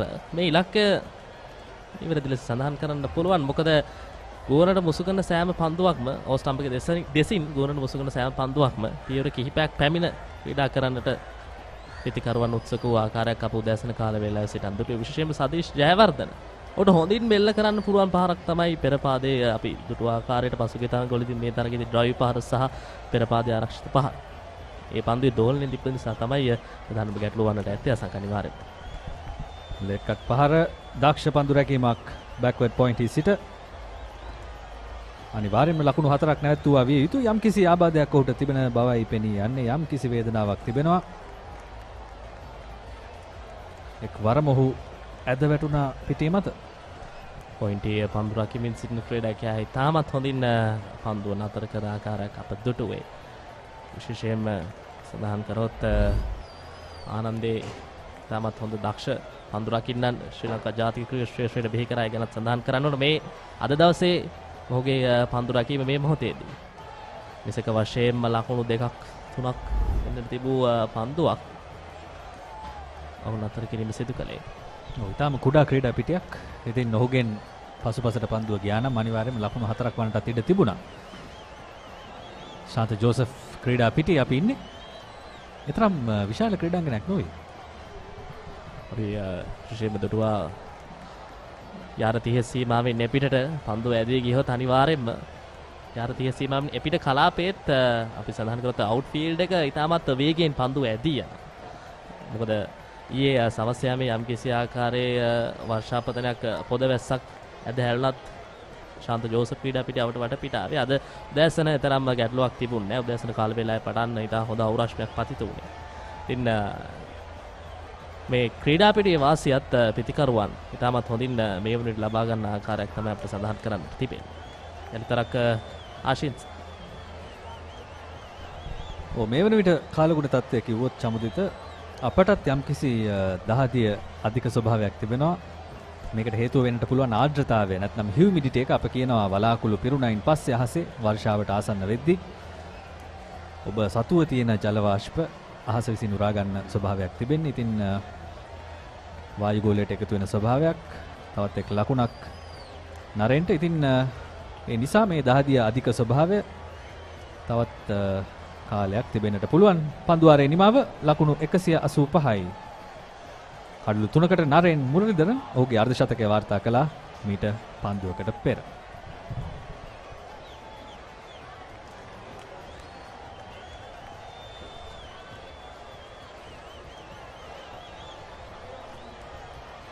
පන්දු 72කින් වාර්තා වන්නේ 4 පහර 7ක් ඔහුගේ ඉනිමට අන්තර්ගතයි. එකතු වූ ආසන්න අවස්ථාවකත් ඔහුගෙන් ලැබුණ නැහැ. ආරම්භයේ පටන් ඔහුගේ ඉනිම හොඳින් හසුරුවා ගත්තා. ඔවුන් පන්දු යවන්නන් හොඳින් තේරුම් බේරුම් කරගෙන ඔහුට එල්ල කර හැකි පහර දෙසි පරිදි ඔහු ක්‍රීඩා කරමින් මේ අර්ධ ශතකය කරා පැමිණි ආකාරයක් පිළිබඳ අපට අනිවාර්යයෙන්ම සඳහන් කරන්න පුළුවන්. මේ ඔහු අර්ධ ශතකය ලබා ගත් ආකාරය. ඔහු පිටියට පැමිණෙන විට ලකුණු 5ක් තුල කඩලු 2ක් දැවි ගොස් තිබුණා. ලකුණු 87 වෙද්දී කඩලු 2ක් දැවි තිබුණා ශාන්ත ජෝසප් විද්‍යාලයේ. ඉතින් ඔහු හොඳ සහායක් ලබා දුන්නා සදීෂ් ජයවර්ධනට ඉනිම නොවැටි තබා ගන්නට. ඉතාම හොඳ පහරවල් මේ පහරවල් ඔබට පෙනෙනවා ඇති. ස්විප් කිරීම දඟපන්දු යවන්නන්ට එරෙහිව ඉතාම හොඳින් භාවිත කරනවා. ඒ වගේම පාද චලනය අවශ්‍ය විට ඉදිරියට පැමිණ පන්දුව බාර ගන්න ස්වභාවය. ඉතින් ඉතාම වැදගත් ඉනිමක් ජෝසප් ඉනිමේ.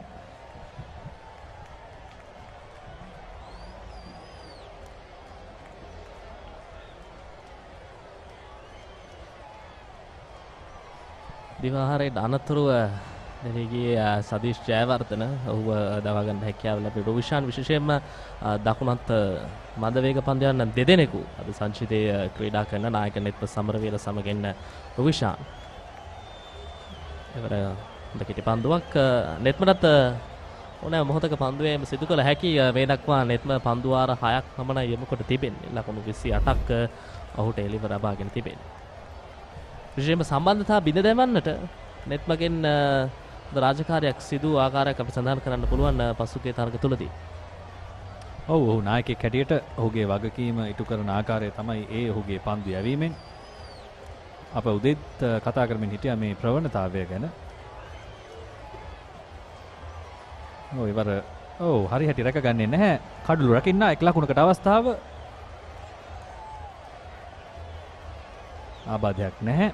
ඉතින් අපි කතා කරමින් හිටියා නායකයන්ගේ පන්දු යවන්නන් වශයෙන් දක්වන දස්කම් පිළිබඳ තිබෙන ප්‍රවණතාවය. සමහර විට දසුන් ශානක ශ්‍රී ලංකා කණ්ඩායමේ නායකත්වයට පත්වීමෙන් පස්සේ සමහර විට තවත් ඒ විශ්වාසය ඇති වෙන්නට ඇති පන්දු යවන්නන් පැත්තෙන්. මොකද ශ්‍රී ලංකාවේ පන්දු යවන්නන්ට නායකත්වය දැරිය හැකි බවට තිබෙන විශ්වාසය ටිකක් අඩුයි පරිපාලකයන් අතරත් ඒ වගේම ක්‍රීඩකයන් අතරත්.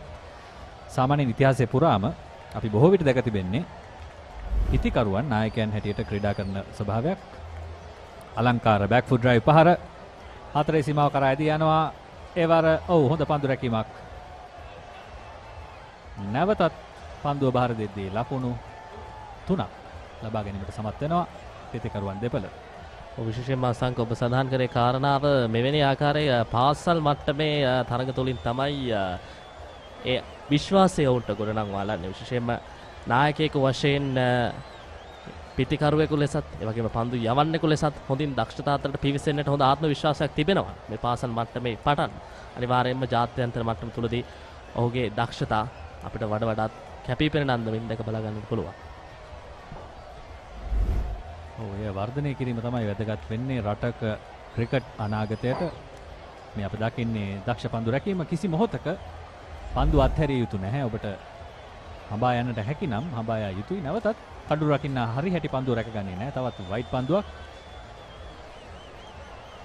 මෑතකදීත් මට මතකයි පසුගියදා නිමාවටපත් වුණු ඉන්දිය තරග සංචාරයේදීත් ඉන්දිය විස්තර විචාරකයන් පවා සඳහන් කරා විශේෂයෙන්ම 96 97 98 ඒ කියන්නේ මේ 2000 කාල සීමාව තුළදී නිරන්තරයෙන් ජාත්‍යන්තර විස්තර විචාරකයන් පවා සඳහන් කරේ ශ්‍රී ලංකාවේ පාසල් ක්‍රිකට් වල තිබෙන විශේෂත්වය. පාසල් ක්‍රිකට් වල විශේෂත්වයෙන් තමයි මහල ජයවර්ධන කුමාර සංගක්කාරය වගේම දිනේෂ් ශාන්තිමාල් වැනි විශිෂ්ට ගණේ ලක්ෂයෙන් ජාත්‍යන්තර ක්‍රිකට් තලයට බිහි වුණේ. වර්තමානයේදී හොඳ ක්‍රිකට් තරු ගණනාවක් මේ ශ්‍රී ලංකා ක්‍රිකට් ශ්‍රේෂ්ඨයට පැමිණෙන්න තිබෙනවා. අපි සඳහන් කරොත් ඒ වගේම දැන් දුනිත් වෙල්ලාලගේ මෑතකදී බිහි වුණු තරුවක් මර්දාන ශාන්ත ජෝසප් විද්‍යාලයෙන් පැමිණි. අනාගතයක බර රැකගත යුතුයි ඒ ක්‍රීඩකයන්ව. ඉතින් ඒ ආකාරයෙන් තමයි රටක අනාගතයට ක්‍රිකට් ක්‍රීඩාව රැකගත හැක්කේ.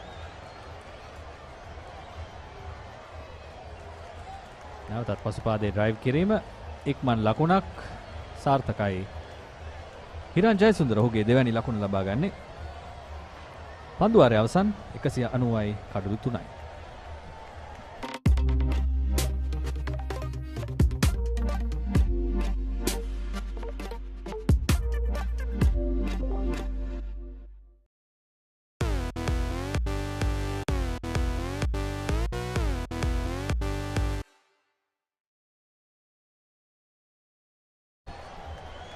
එකසේ 90යි කඩළු 3යි පන්දුවාර 39ක නිමාව.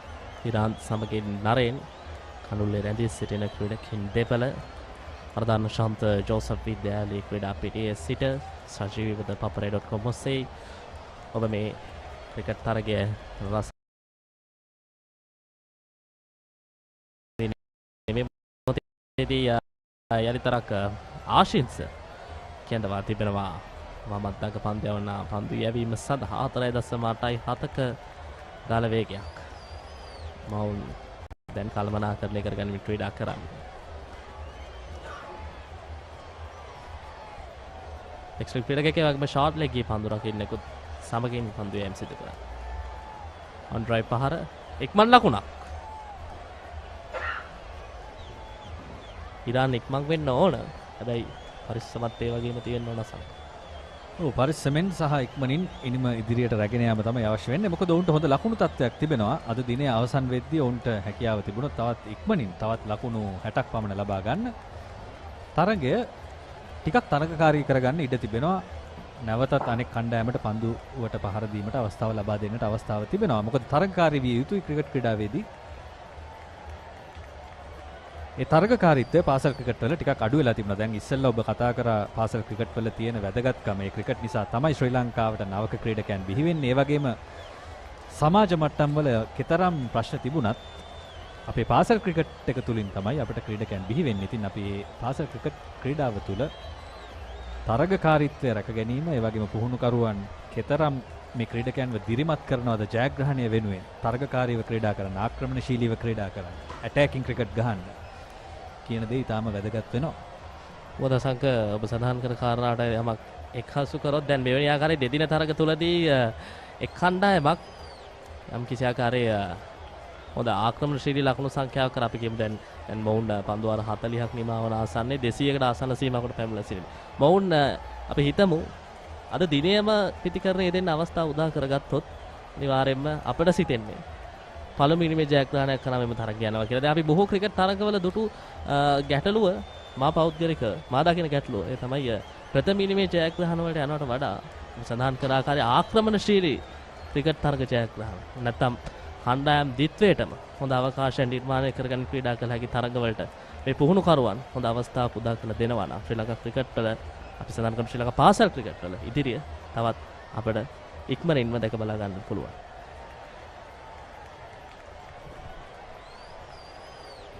හතලිස්වැනි පන්දුවාරයේ නිමාව 191යි. කඩලු 3කට ශාන්ති ජෝසප් විද්‍යාලය.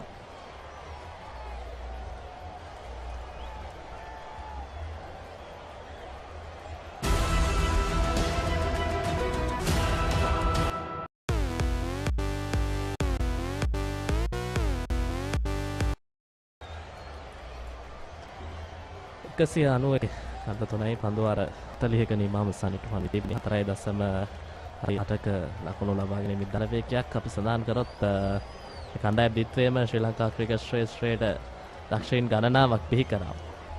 ශාන්ත ජෝසප් පැත්තෙන් සඳහන් කරොත් අසංක ඇෂ්ලි ද සිල්වා එකම ශමින්ද වාස්, ඇන්ජලෝ මැතිව්ස්, තිසර පෙරේරා, දිමුත් කරුණාරත්න, මාතකදී දුනිත් වෙල්ලාලගේ, සදීර සමරවික්‍රම, රෝෂන් සිල්වා වැනි දක්ෂ ක්‍රිකට් ක්‍රීඩකයන් ගණනාවක් බිහි කරා. ආනන්දයත් දෙවෙනි නෑ අපිට මතක් කළොත්. ඔව් ආනන්ද විද්‍යාලය ශ්‍රී ලංකා කණ්ඩායමට වැඩිම ක්‍රීඩකයන් ප්‍රමාණයක් සැපයූ පාසලක් ශ්‍රී ලංකාව තුළ ලෝකශූර නායක අර්ජුන රණතුංග ඇතුළුව.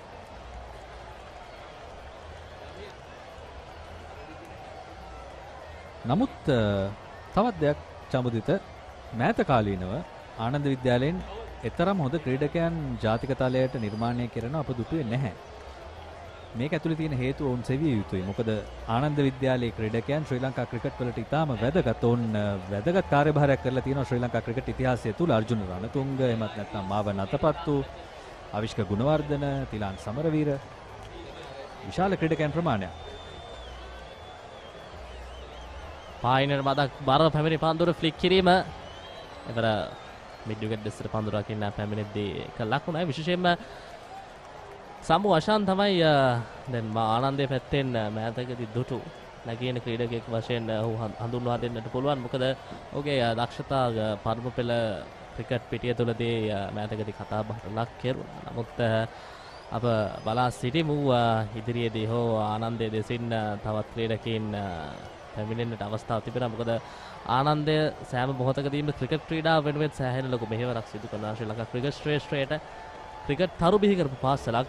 එවැනි ආකාරයේ පාසලක් ඉදිරියේදීත් ඒ ලබා දීම අනිවාර්යයෙන්ම ලබා දෙවි කියා අප සිතනවා. ඉල්ලීමක් කරන යම් කිසි ආකාරයකින් ඉක්මන් ලකුණක් ඉවර. මේ ලකුණු සොරා ගැනීම ඉතාමත් වැදගත්. මේ ඉනිමේ ඉදිරියටත් ඒ වගේම ජෝසප් කණ්ඩායමේ ඉදිරියටත් ආනන්ද විද්‍යාලයට පීඩනයක් එල්ල කිරීම සඳහා මේ පන්දු යවන්නන් අකමැතිම දෙයක් තමයි ඉක්මන් ලකුණු. මේ බලන්න ලකුණක් සොරා ගන්න ආකාරයක් තිබෙන්නේ. නරෙන් ඉතාම ඉක්මනින් තමන්ගේ සගයට ආරාධනා කරනවා එක් ලකුණකට. සාර්ථකයි.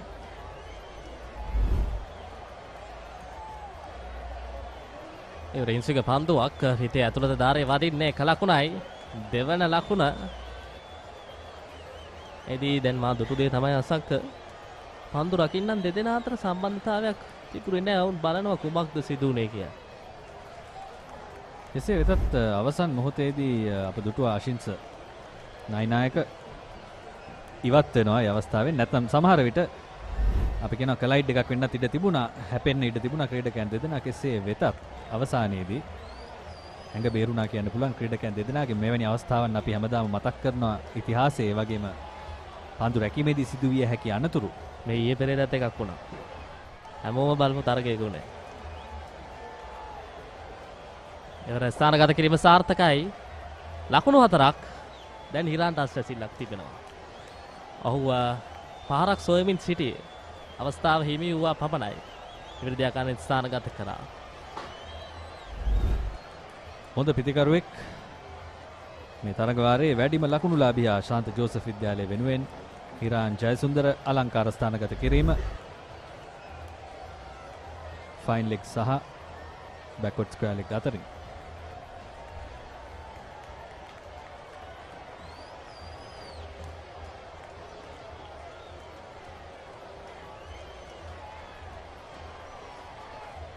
පාසුපාදේ ආරක්ෂාකාරී පන්දුවාරේ නිමාව 199 කඩලු 3යි මරදාන ශාන්ත ජෝසප් විද්‍යාලය කණ්ඩායම.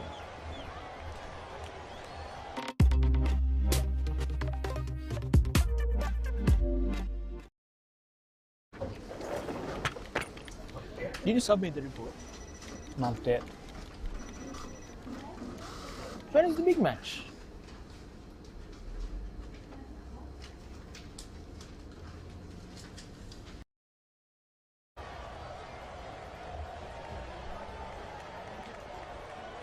එකසිය 99 කඩලු 3යි පන්දුවාර 41ක් අවසන්.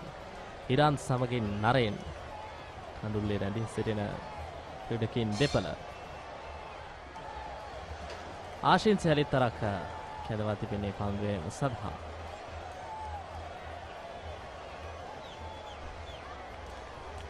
මේ විනිසුරු දීපාල් ගුණවර්ධන පළමු පෙළ ක්‍රිකට් ශ්‍රේෂ්ඨය තුල සෑහෙන අත්දැකීමක් තිබෙන විනිසුරුවරයෙක් කීවර කිහිපයක් ඉදිරියට පැමිණෙනවා.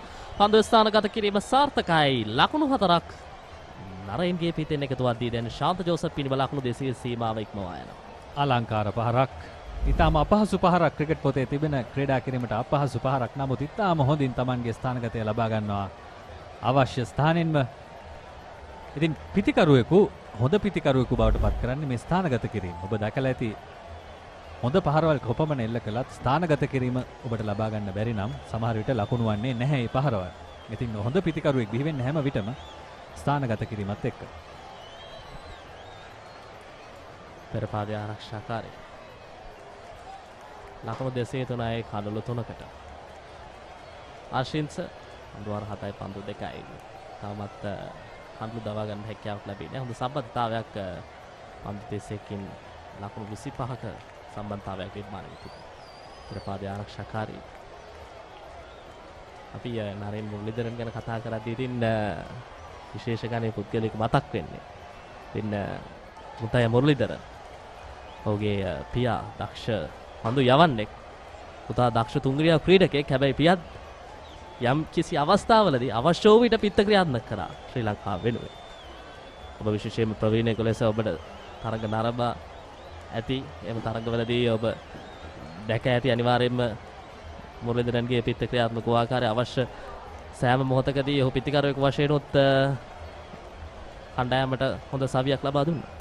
ඔව් ඇත්තටම ඉතිහාසය හොයලා බලද්දී මුත්තයා මුරලිදරන් කියලා කියන්නේ පිතිකරුවෙක්. පිතිකරුවෙක් පාසල් ක්‍රිකට් වලදී. ඉතින් අලංකාර ඩ්‍රයිව් කිරීම හොඳ පන්දු රැකීමක්. ඒ වගේම නැවතත් පන්දුව බාර කරද්දී ලකුණු ලබා ගැනීමේ අවස්ථාව ලැබෙනවා ශාන්ත ජෝසප් විද්‍යාලයේ ක්‍රීඩකයන්ට. නරේන් මුරලිදරන් ඔබ කිව්වත් වගේ ඉතාම හොඳ ඩ්‍රයිව් කිරීමක්. නැවතත් අප මේ දකින්නේ මින් පෙර පන්දුවේදී අප දුටුවා අලංකාර කවර් ඩ්‍රයිව් කිරීමක්. මේ ඉතාමත් හොඳ ඔන් ඩ්‍රයිව් කිරීමක්. ඉතින් මුත්තයා මුරලිදරන් ගැන කතා කිරීමේදී ඔහුත් පිතිකරුවෙක් පාසල් ක්‍රිකට් වලදී. පස්සේ තමයි ඔහුගේ පන්දු යැවීම ඉදිරියට ආවේ. විශේෂයෙන්ම වේග පන්දු යවන්නෙක් වශයෙන් ඉඳලා ඉන් පස්සේ තමයි දඟ පන්දු යවන්නෙක් හැටියට ඔහුගේ කලෙලි බැසීම සිදු වුණේ. එය ඔහුව ලෝක මට්ටමේ පන්දු යවන්නෙක් බවට පත් කරන තෙක් මැදී ගියා. ඉතින් විශේෂ දෙයක් පන්දුවාරයේ නිමයි. ඔබට විශේෂ කෙනෙකුට කතා කරන්නට අවස්ථාව ලැබේවි. සමන් දෙන්නට අවස්ථාව ලැබෙමි මේ පන්දුවාරයෙන් පසුව. ලකුණු 205යි ශාන්ත ජෝසප් විද්‍යාලය කඩලු 3ක් දැවි.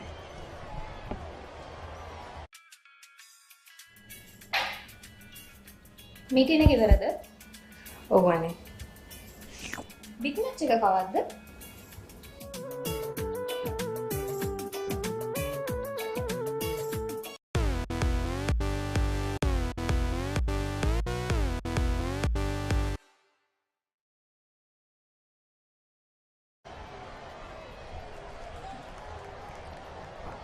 $205 for 3, 42 overs completed. Narayan Muralidharan and Hiran Jayasundar. Hiran Jayasundar fresh from a double century a couple of days ago.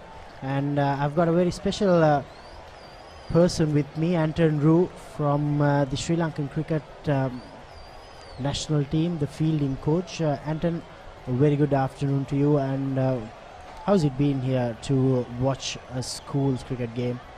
Beautifully played there by Hiran. Should run away for another boundary. Score moves on to 209. Yeah, good afternoon, Dimith. Thank you very much for this wonderful opportunity to come down to a beautiful school like St. Joseph's. Stone throw away from where I used to stay at on 320, so I can actually see the apartment building from here, which is pretty cool. I actually just posted something on Instagram reminding, you know, coming to a fixture like this has definitely reminded me of my schoolboy rivalry matches for Pretoria Boys High versus Afrikaans Hoërseun School. And for those viewers listening, Affies, as what they were known as, is where a lot of South African cricketers come from. So guys like A.B. de Villiers, Faf du Plessis, Neil Wagner, they've all come from that school, and my school was one of their biggest rivalries. So I know all about schoolboy rivalry cricket, and it's a great breeding ground for potentially moving forward as a professional cricketer.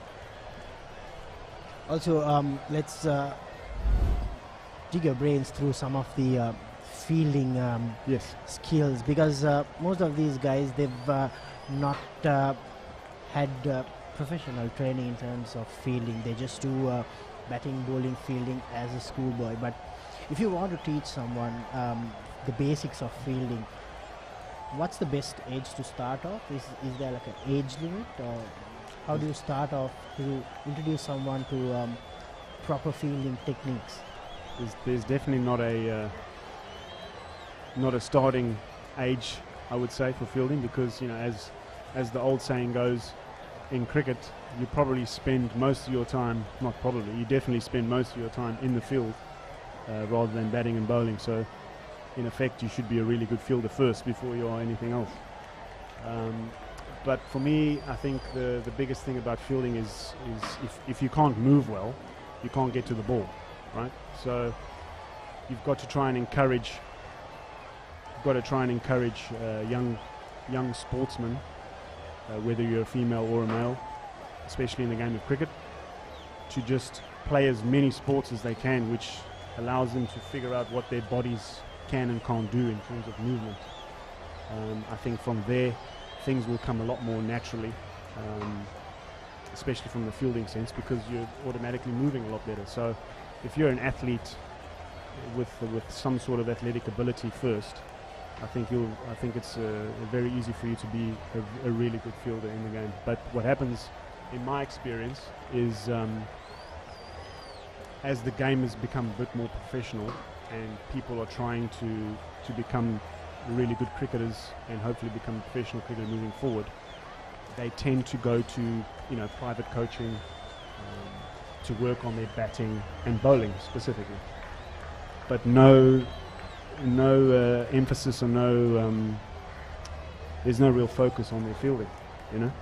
And so once they get picked for a team, whether it's under 10, 12, 13, 14, 15, whatever age group they're in, by the time they come and represent their province or their district, what I found was that they had lost the ability to really move well, because, you know, they've trained so much just the batting and just the bowling, and probably their parents have pushed them into just playing cricket. So they've, from a coaching perspective, I always had to break the whole skill down from them just learning how to change direction, you know, and becoming quicker and becoming a little bit more agile. So there's definitely you know, an argument out there that even though cricket is a way to get become a professional sportsman out there, but I still think that it pays dividends to play as many sports as you possibly can, different types of sports as you possibly can when you're really young in a school like this. So try athletics, try football, try rugby, try gymnastics, whatever is available that the school can do. Try those sports because it teaches your body the motorized skills that you need to become a good fielder and a good mover. Ashinsa Nainaka, he'll be bowling his ninth over from the pavilion end. Part of cricket, Anton, have you done any other sports back in Pretoria? Yes, so primary school I played a little bit of rugby together with cricket because there it's a seasonal sport, right? So in summer we played cricket, and then in winter you either had the choice of football or rugby. So I played a bit of rugby, I played a bit of football as well.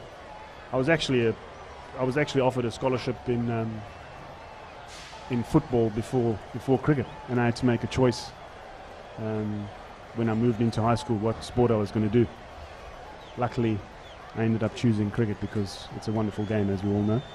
And then in high school I played a lot of golf, played a bit of tennis, squash, water polo, swimming. Yeah, so I was lucky enough to have that sort of all-round background, I suppose. So just brief on your coaching career now. You joined Sri Lanka Cricket last March. Just take us through about your experiences before joining Sri Lanka Cricket. You've coached the Netherlands national team as well.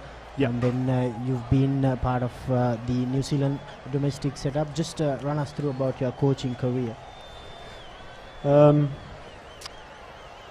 I retired from first class cricket in, I think it was 2007, to take up a full-time coaching role, although I was coaching at the time from probably about 2003 onwards, whilst trying to become a professional cricketer. Unfortunately I wasn't good enough as a player to really kick on and make it, but coaching sort of came naturally to me, and I was fortunate enough to have a full-time coaching role at the University of Pretoria.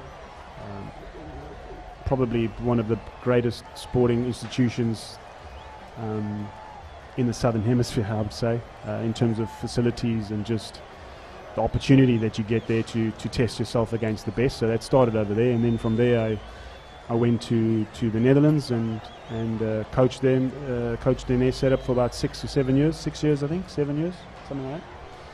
And then from there moved on to New Zealand as assistant coach with the Otago Volts, and also assistant coach of the Black Caps A team. From there we moved to the UK. I was fielding coach and like a pathway coach of Nottinghamshire County Cricket Club, which again, walking to work and going to work at Trent Bridge every day was a really special feeling for me and a boyhood dream.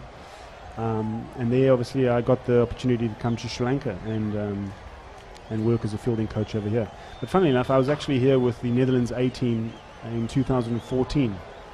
Brought a very young Netherlands A team to come tour Sri Lanka at the time, and we stayed here for about 5 weeks. Played a couple of games at Colts Cricket Club, and then also managed to get down to Matra and played 1 or 2 games down there. So I had known about what Sri Lanka was at the time, and I've loved every single minute since being here. So I'm a fond lover of Sri Lanka as a country, but also the people. People most importantly for me is just everyone's so happy and so friendly over here. It's really truly great place to be, especially to coach cricket, because everyone loves cricket over here. So that's also quite a nice feeling. We'll see some of these fielding attempts by all these youngsters, and then just if you could give us an insight on the basics, like the pros and cons of what they've done from this little clip what we've gathered. You saw the first one, yeah, and some of these misfields and everything. Yeah, so I think we were having, an off-air chat a little bit before we came on air. Was unfortunately and I can talk from my experience myself because I'm a tall guy. Most of the times if I can put it in a nice way, your lesser fielders are your taller, bigger players, so your opening bowlers or some of the all-rounders, so a real focus on those kids to become a good fielder or to really maintain being a good fielder. I would put a lot of emphasis on your body, and how you move and try and stay dynamic. So in your training schedules, try and put something in that you can really focus on changing direction nice and quickly, learn how to fall to the ground and get up quickly, because those things will help you become a reasonable fielder moving forward. One of the two of the clips that you showed right in the beginning there of some beautiful diving and boundary work are most of the times are done by your smaller fielders, your quicker fielders, So you've got to, and for them it probably comes a little bit naturally, but you've got to try and, if I could sum it up in a nutshell, is just stay quick, stay agile, learn to fall on the ground, learn to get up quicker, because those things will just help you move a lot better and get to the ball a lot easier. Ruhishan continuing from the swimming pool end, 212 for 3, 44.1 overs completed in this Josephian innings. They've won the toss, elected to bat first.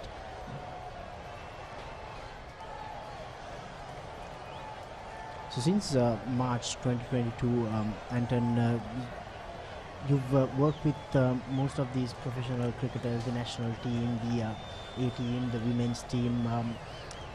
Obviously, it's not easy to change how they've gone about fielding in just a couple of weeks or a couple of months. But as the national coach, what are the little pointers you could give them, and what have you seen, like the improvements? What is your plan in terms of working as the national team? What have you done up to now, and what do you want to achieve over the next couple of months or next couple of years? Oh, that's a great question. It's multifaceted, so if you can give me, if you bear with me for a few minutes, I'll try and explain the best that I can. I think first and foremost, my big dream would be is to try and change the culture around how people go about fielding, or how the rest of the world and fans perceive Sri Lanka as a fielding team, right? So traditionally, who are the best fielding teams out there internationally? You always think of Australia, South Africa, England, New Zealand have become a really good fielding team now, and in the last 10 or so years, India have really stepped up their game. And the common denominator amongst all those teams is that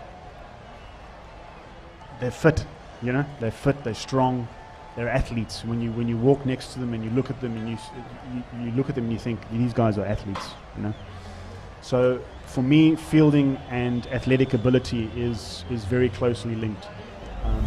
So changing the culture and becoming a really fit, physically able cricketer, I think, might take a bit of time to change, but it's definitely there. As you can see, one of the things that for Sri Lankans that comes very naturally is that they are smaller in stature than your average South African or Australian or New Zealander, but that makes us quicker. So that's our strength. So we should try and, when I say we, Sri Lanka, we should try and keep that quickness and that speed for as long as possible, so that we can become and be known as a real quick, agile, fierce fielding team. And I think we saw a little bit of that in the Asia Cup, didn't we? Most of the guys that were playing at that time, whether it was through selection or just luck that we had, a lot of quick, fit, agile guys on the field, and it's a no-brainer. It's that we actually ended up fielding beautifully in that tournament. So that's, I suppose, my ultimate goal, is to try and change the culture. And then in between that, I like to coach the basics really, really hard from a fielding perspective. especially with the national team, because my contact time with them is very little. As the team does better internationally, most of the guys are going to be playing franchise cricket around the world.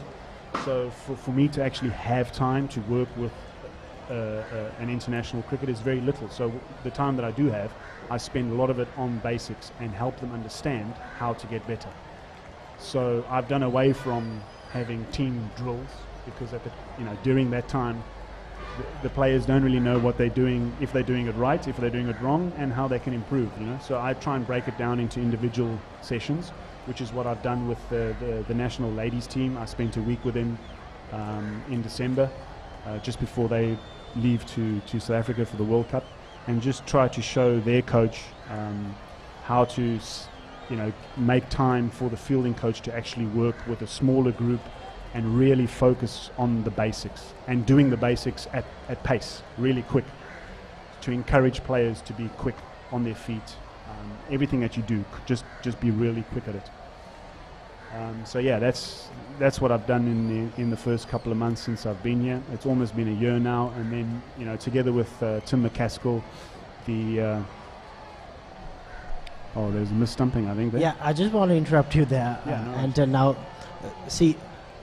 You have to obviously work with the wicket keepers also. Let's take this as an example. We'll bring you up with the replay. We clearly saw that the keeper missed it, and the opportunity. It looked like that ball bounced a little bit extra, and then the keeper was a little bit late to come up with the ball. Of course, as a keeper, you're always taught to stay as low as you can for as long as you can. But at the same time, you should try and read what the pitch is doing, and as the ball's bouncing, you try and keep your head and hands aligned as much as you can for as long as you can, and then move with the ball. And from my first vision that I had to look at the keeper there, he just moved a little bit too late coming up with the ball. So maybe if there's a replay that we can see a little bit better, but we'll come back with that missed stumping opportunity. But so far, Naren and Hiran, they've added 44 runs for the Josephians. We're in conversation with Tanton Roo, the Sri Lanka national fielding coach. This was the missed stumping opportunity couple of deliveries ago. Yeah, he just a fraction too late moving with the ball, coming up with it, so it ended up being an awkward height when the ball eventually hit him, and it sort of looked like he got it on the palm of his hand into his chest, and then unfortunately couldn't hold on to a stumping chance. I think out of all the 11 fielders, I think the wicket keeper has to have the most time of concentration, because he has to obviously anticipate all deliveries of a T20 game or a 50 over or a test match. Do you have to teach them differently to a wicket keeper and another field, or like a outfielder? Is it like a mentally, is it mental training, is it important when it comes to fielding for wicket keepers and the rest of the fielders? Again, great question. I think it takes a special breed to be a wicket keeper. What's nice about wicket keeper is that you feel that you're in the game every ball, right? So, but what people tend to forget is that it's already the 46th over in the day. It's really hot out there, so the longer that you're out there, the more fatigue sets in.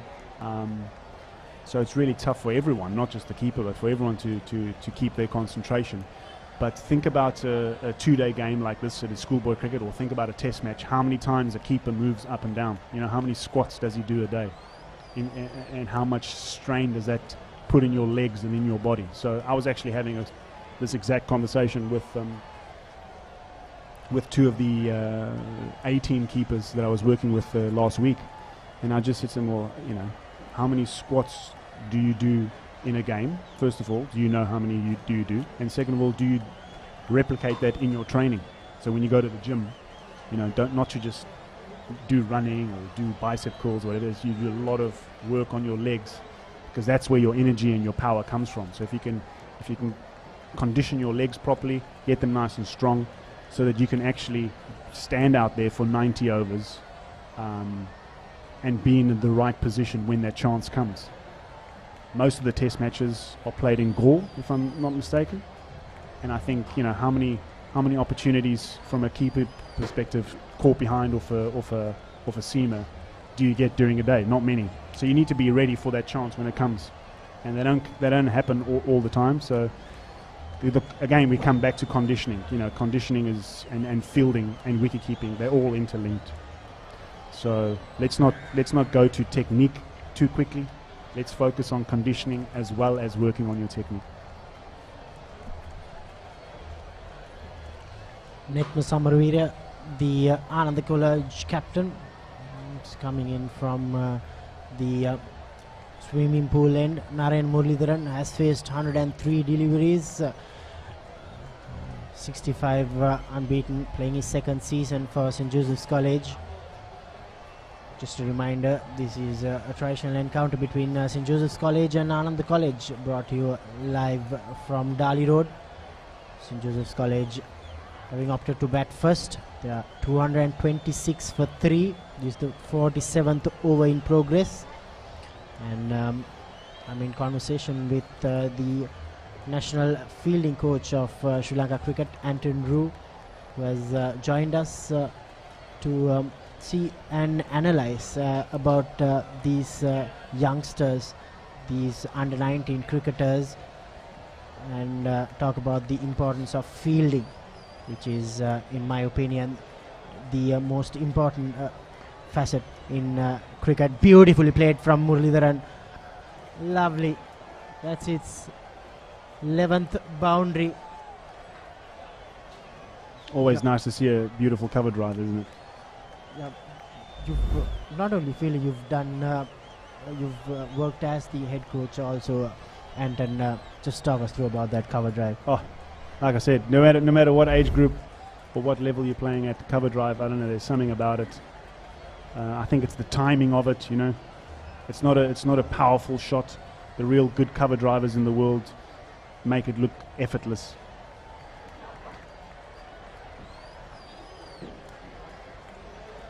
What I like about this pitch is it seems like there's a bit of bounce on it. Most of the club games that I've been to go watch, all the wickets seem a little bit slow, a little bit low. It's good to see a fast bowler running in here, even in the 47th over, still getting a bit of bounce, which is encouraging.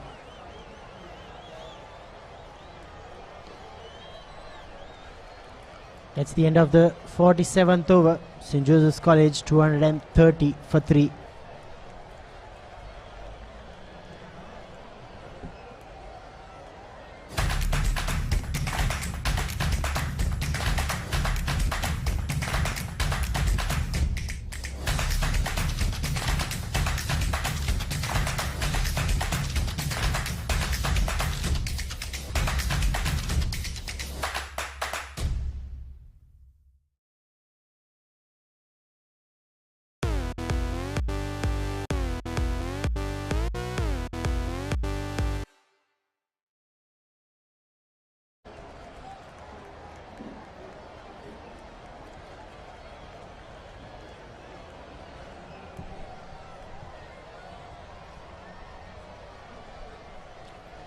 .230 for 3, St. Joseph's College. And then another factor about field placement. As a fielding coach, do you have your inputs with the captain in having specific fielders at specific positions? Does that happen in international cricket?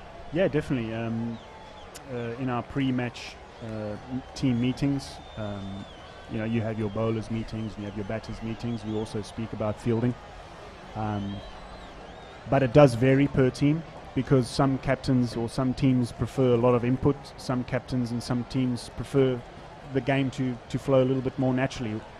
I think in Sri Lanka we are lucky to have a guy like Dasun as the white ball captain, because he's pretty much switched on to what happens out there. If, for example, I have a different outlook upon what should or shouldn't happen out on the field, I can easily send on a message and get it. Our relationship with each other, myself and Dasun, is of that nature where it's always just a suggestion, right? So I'll never be that guy to say you should do this right now, because at the end of the day you also want the players just to make decisions for themselves out on the field. But yes, there is a lot of planning that goes on with regards to field placing and plans for certain batters. But that could all change if you go out into the field and you're playing on a completely different wicket, you know, and then the wicket dictates so much about what happens out there. So your keeper plays a big role, and your captain plays a big role, and even the bowler to what field they want, because they know where they're going to try and bowl, and you need to try and put your fielders where the bowlers are hopefully bowling towards, you know. So it's a collective effort. As we speak, Hiran Jayasundara is fresh from a double century, and look at the way he's playing that sweep shot. Yeah. Sometimes it's natural ability, isn't it, to play sweeps like that? What I like about, if you talk about field placing there, so they've got the deep square leg in front of square, and you're inviting the batter to now play a sweep shot, right? Because there's a huge gap square of the wicket for a sweep shot. So if you look back at that replay, he's swept that ball straight off the stumps. Now, yes, it was a great shot, but if he's missed that sweep shot and it hits him on the pad, he's out. So from a fielding and bowling perspective, I think the fielding team have done what they wanted to do there. It was just great execution from the batter.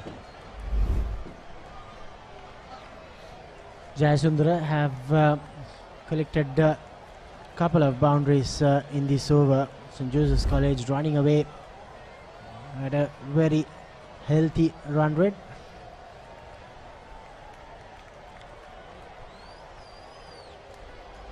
Very quick and bumpy outfield, so I would think that, you know, you get value for your shots over here. So fielding again, you know, if you're a really good fielding team, I think you could do some damage on a field like this, because, you know, I always say that this is a great learning ground, if I could put it that way, because if you can field on this, the chances are when you go to Lords or when you go to, you know, the main stadium in Ketarama, that you're going to put on a good show, because the ball doesn't bounce around as much as it does over here.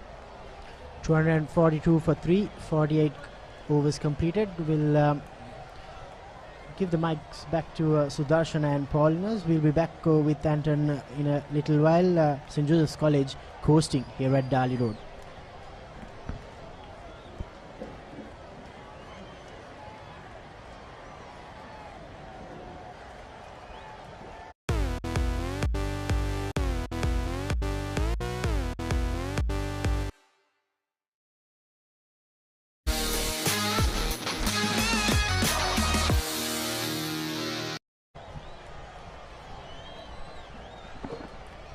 .48 completed as Josephians have made their way to 242 for the loss of 3 wickets. Hiran Jayasundara in the middle in place of the skipper Jayawardena. Jayasundara, the man in form, fresh off his double ton here at the same surface, so he'll want to make sure that he continues from where he left off. Naren Mulridharan, on the other hand, had showed very good signs of a very capable batsman. Yes, definitely Sudarshan. Naren Mulridharan has put up a very good score. Was very good in supporting Sadish Jayawardena early in the innings when St. Joseph's lost their second wicket at 87. And they put up a very good partnership, and now Hiran Jayasundara, and he's supporting Hiran Jayasundara well too. He's on 17 of 109 deliveries. Jayasundara 37 of 32. As you said, the man in form must be wanting to put up a good score again. And the Josephians, after winning the toss and batting first, have done very well at this stage. Yes, surely they have done very well. Jayasundara will want to try and keep a lid on wanting to go after every single delivery, despite being in very good form. 48.2 overs, and like you mentioned in your earlier stint with Kamini, it's important that the Josephians try and use these games for their big one. Yes, you're right. You're right, Sudarshan. Especially the traditional games. I don't mind batting and getting a first innings points in a tournament game. But the traditional games, at least you must try to go for a win. Yes, now taking that into account, 60 overs is what you play the first innings at in the Battle of the Saints. Now, what would be the ideal number of runs that Josephians will like to accumulate? Now they are 48.3 in their first innings after 244 runs in their account. What would be the score that they'll put a marker at, thinking at 60 overs, this is what we'd like to get? Yeah, you see about 40 minutes of play remaining for tea. If they can get close to about 300 by tea and then bat another half an hour, that's the maximum I would want to give. I'd come up to about 350 and put the Anandians into bat. Yes, I do agree, because the Papare.com did telecast a game last week where Royalists put up 286 just after tea. Very sporty declaration. Pave way for the Antonians to come to the middle. Antonians, however, taking the advantage because the Royal fielding was much to be desired. They dropped 7 catches. Antonians managing to go ahead of the Royalists in the first innings and getting that victory. But nevertheless, that declaration of 286 runs was a very sporty one. Gives you the opportunity to try and make a match of it, isn't it? Yes, definitely. And also they should remember the Josephian Petra, their big game is played 60 overs in the first innings. So the Josephians must get attuned to it, bat 60 overs and see how much they can get. That's what is important, Especially given the fact that they have very able batters in their mids. All of them can play positively. They can rotate their strike as we come to the end of another over. St. Joseph's 247 for 3.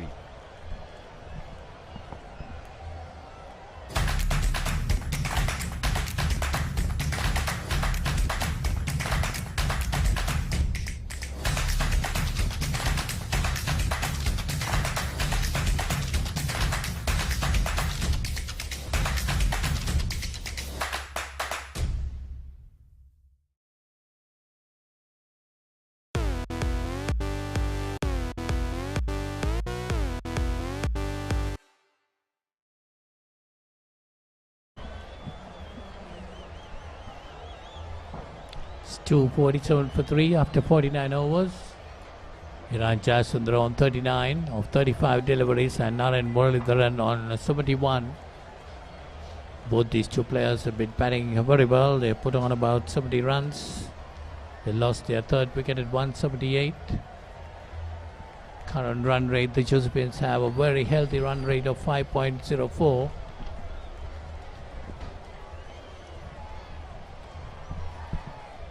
Well, run rate is going to be the least of their worries because they've scored at a very healthy rate.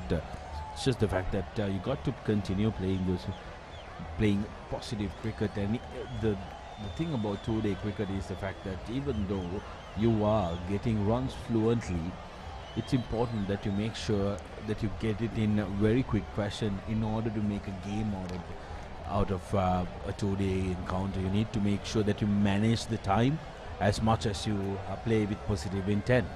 Yes, that's right. With a strong batting lineup like the Josephians have this season, now you see 248 runs coming in almost 50 overs. So if they bat another half an hour or 1 hour or so, they can easily come up to about 300 plus. That's what is needed.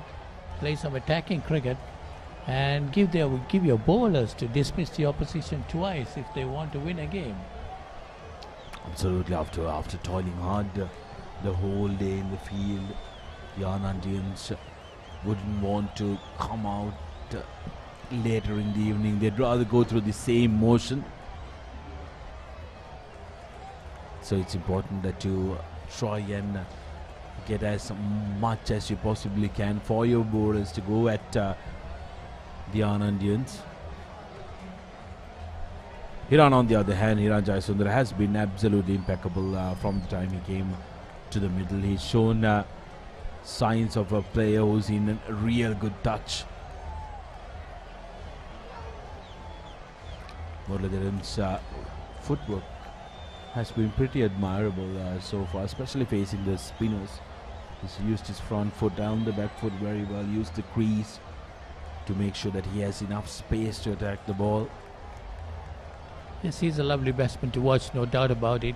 Got a couple of half centuries and of course a double 100 last week. I think I've seen him batting in the Josephine Peter and he got a couple of half centuries. The last 2 years he got half centuries. So he's a good batsman, definitely a very good batsman. That's the end of the 50th over. It's 248 for 3.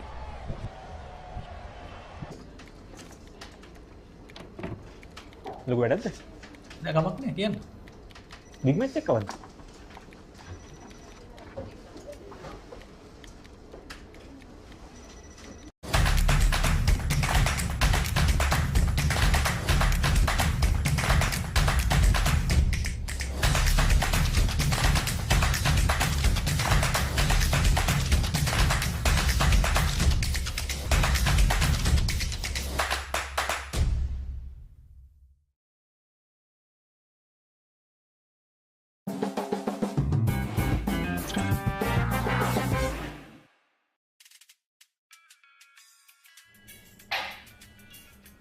Meeting එක ඉවරද? ඔව් අනේ. Big match එක කවද්ද?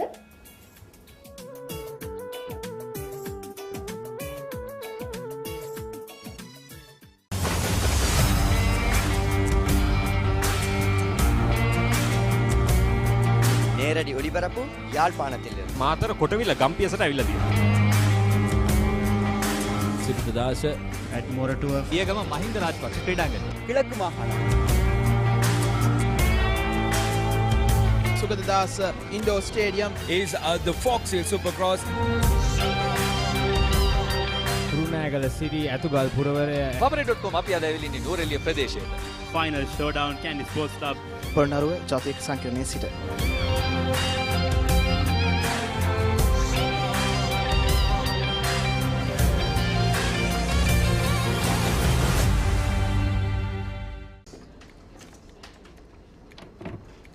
ලොකු වැඩක්ද? නෑ කමක් නෑ කියන්න. Big match එකක් කවද්ද?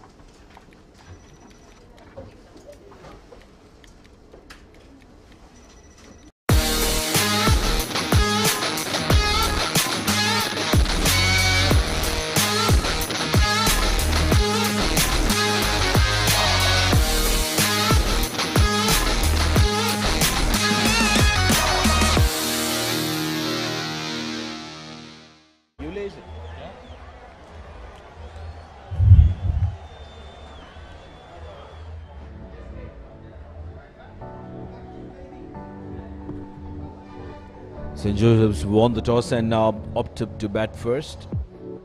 Sadish Rajapaksa, the skipper, putting up a brilliant performance up at top. 78 he got, showed very good fluency. Awinta again putting up a 50. Hirun's stay was brief, only 5 deliveries, got out for just the 1 run of the bowling of Ruvishan, who's been the most successful bowler so far, picking up 2 wickets, and Naren Muralidharan and Hiranja Sundara since have really stabilized for the boys from Dali Road. Let's see the Ananda bowling. Ruvishan Pereira has been the pick of the bowlers. He got 2 for 68. Yes, Net Pasamaravira, the captain, is going to continue and he'll be bowling from the swimming pool end. Well, I think Josephians in this game too have a very positive attitude in their batting. So what I feel is they should put up a score of about 320, 350 and then give the bowlers also. They must try out their bowlers before their big game.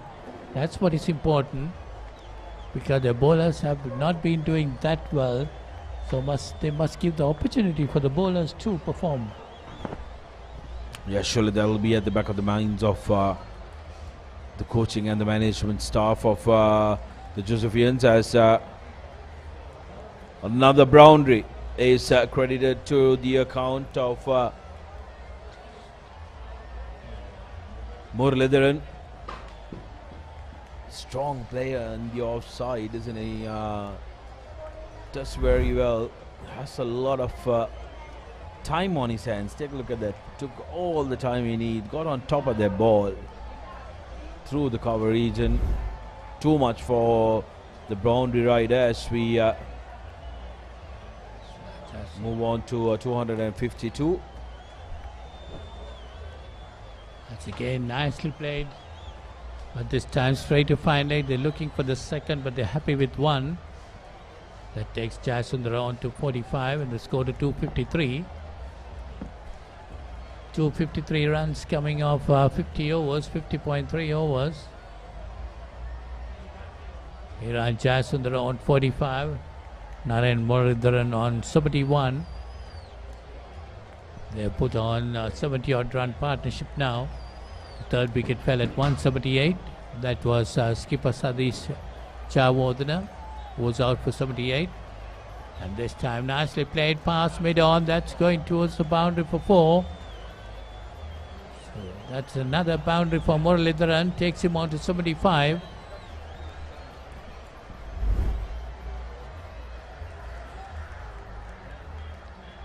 So a couple of attacking shots in this over, Sudarshan. Yes, very good use of the feet as well by Muralidharan that time. Nethma coming on the attack, the skipper for the Anandians.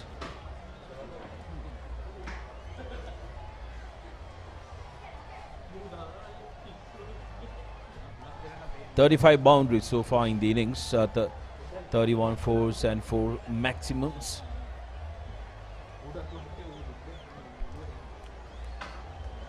Well, Narayan Muralidharan on 76. Might be wanting to get up to that golden 100. If we can do that. As for Muralidharan, his job has been made much easier by how Hiran has gone about scoring his runs. It's relieved a lot of pressure. Jayasundara now on 45. Again tries to go on the offside, but this time around field in the covers equal to the task. Cuts him off. Well, Jayasundara must be a very confident player. Darshan coming with 200 back of his mind. Batted brilliantly. That's the end of the 51st over. 258 for 3 St. Joseph's.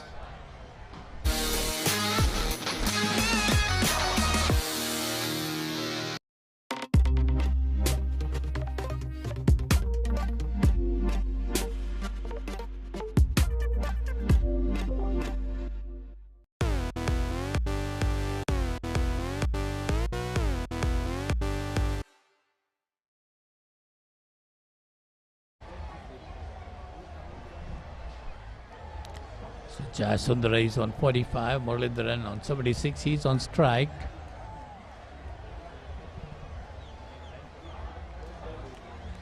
The Josephians are looking for some quick runs at this stage.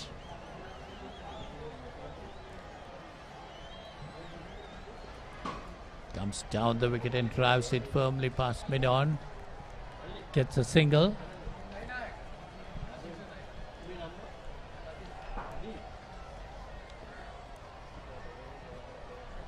Well, Asinsa Nainaik, the bowler, he's the only bowler who has been keeping the Josephian batsmen to some kind of, because he bowled 12 overs, bowling is 13, they've just given away only 42 runs. Yeah, it's been very economical, Asinsa.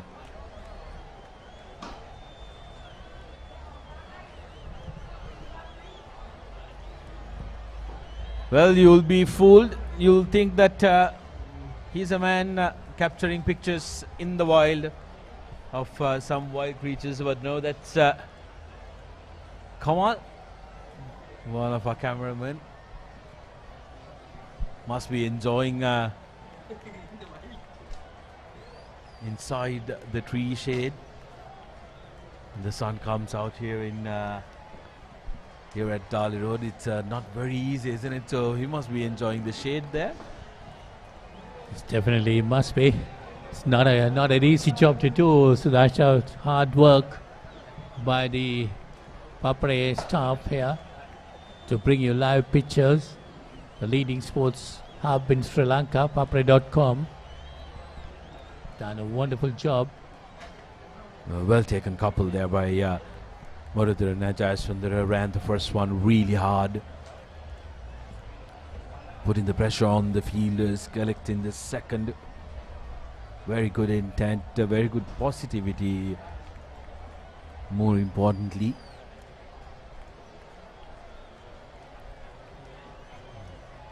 Ashins have toiled and toiled really hard. Partnership now 80 runs off 94 deliveries, which is very, very good, Paul. It shows that both of them have played very positively. Murugaran now closing in on his 100, just 21 runs away from it. So that's the end of that over. It's 262 for 3. Murugaran on 79 and Jayasundara on 46.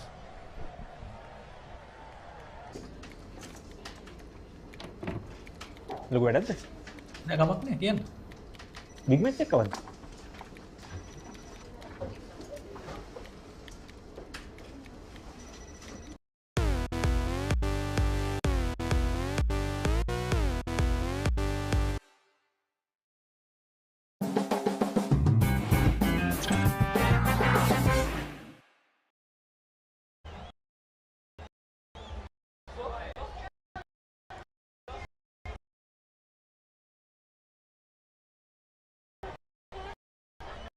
Yes, 262 for 3. Jayasundara and Murugaran has put on 80-run partnership for the 4th wicket. And what's important in the Josephine innings, Sudarshan, is there's the Rama, the Josephine coach, Ramanayaka, Dinesh Ramanayaka.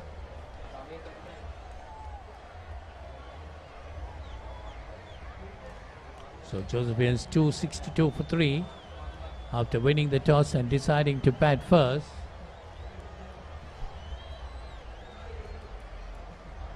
What's important in the Josephine innings, Sudarsha, is they have been building up good partnerships. We got 86 for the first wicket, and then again for the 3rd wicket we had another 80-odd run partnership, and now for the 4th wicket a 90-run partnership. So all these batsmen have been concentrating on building partnerships. Yes, that really does give you a lot of confidence, isn't it, as batsmen and batting units when two batsmen put their head down, work hard to build up their partnership. That really frustrates and breaks the spirit of the oppositions. They have to really toil hard. I think building partnerships is the name of the game, as the sweep is brought out by Jayasundara. Moves on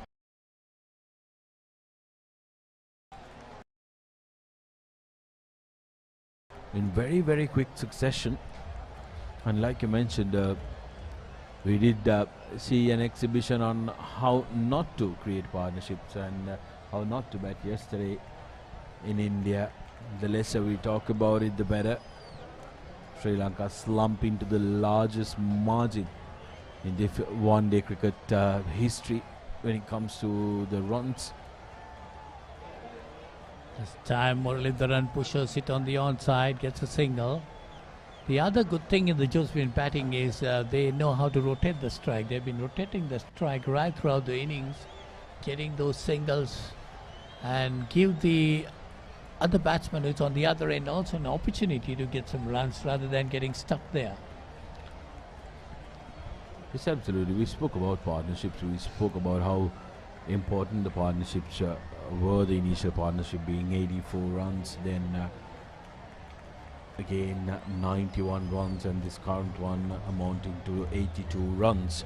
So during these partnerships, though, never did we see any flash strokes. We didn't see the explosiveness that we normally are accustomed to see in the past couple of years by Josephian batsmen, the likes of Siobhan Daniel coming and taking on the bowling, putting up massive strokes. But these batsmen have applied themselves, have rotated the strike and make sure that they kept the scoreboard ticking as we come to the end of the 53rd. In just 265 for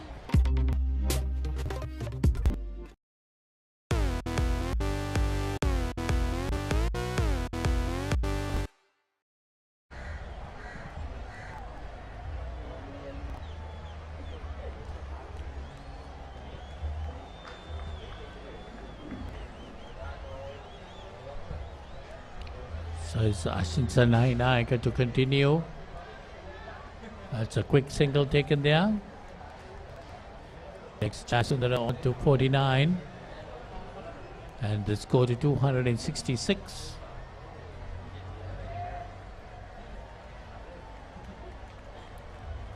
Naren Moridharan is on 80.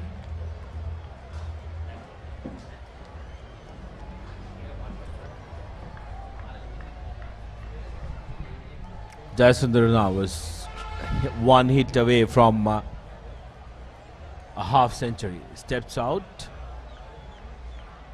but he will be kept waiting by Ashinsha. Jasundara looks very, very confident after his knock of 200 just 2 days ago. Oh, absolutely. Why wouldn't he be? Hasn't it just a couple of days ago scored 200 and then he's come out here, batted with conviction, batted with a lot of positivity. Naren Muridharan have really showed that he's happy to be patient. He's happy to make sure that he rotates the strike. And there is a more attacking batsman. He's very glad to give him the bulk of the strike and play that second fiddle, but more importantly, that anchor role in the innings. And also he has got the bulk of the rounds, getting 81, pushing the ball here and there, getting the singles, rotating the strike. So that creates a big problem for the bowlers.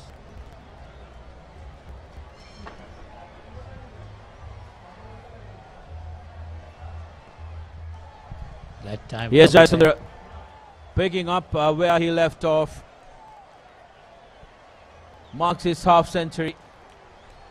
Scored a 200, not out just a couple of days ago, like we mentioned, and now gets 50 of 48 as he finishes up the 54th over.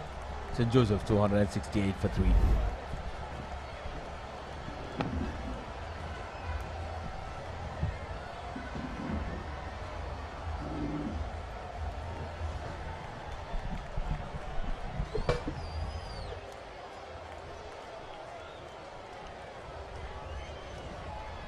Thank you, Paulinus and Sudarshana.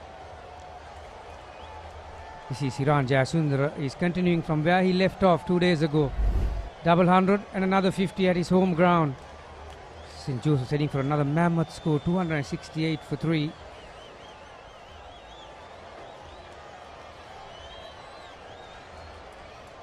Showing delicate touch again from Jasundara. Another huge partnership is brewing here for St. Joseph's, and we've got Anton Drew back again with us. Anton, I believe we were listening with a lot of interest the last time you were on with Damit, and it's a very hot and humid day, and things are not going for you, and this is the worst time for a fielding side, isn't it? This is the time that more often that you can drop a chance. So how do you really keep your composure and expect the ball to come to you in a situation like that? It's not easy. So what's your advice to the schoolboys? Yeah, hello, Gamani. Thanks for that. Yeah, so we generally call this toil. A lot of the times, if you play more day cricket, if you haven't spent and if you haven't got your clothes dirty in a nice 90 over stint in the field in one day, you haven't played cricket. So you're absolutely right. This is probably the worst time to be out there from a fielding perspective because it's hot, it's humid.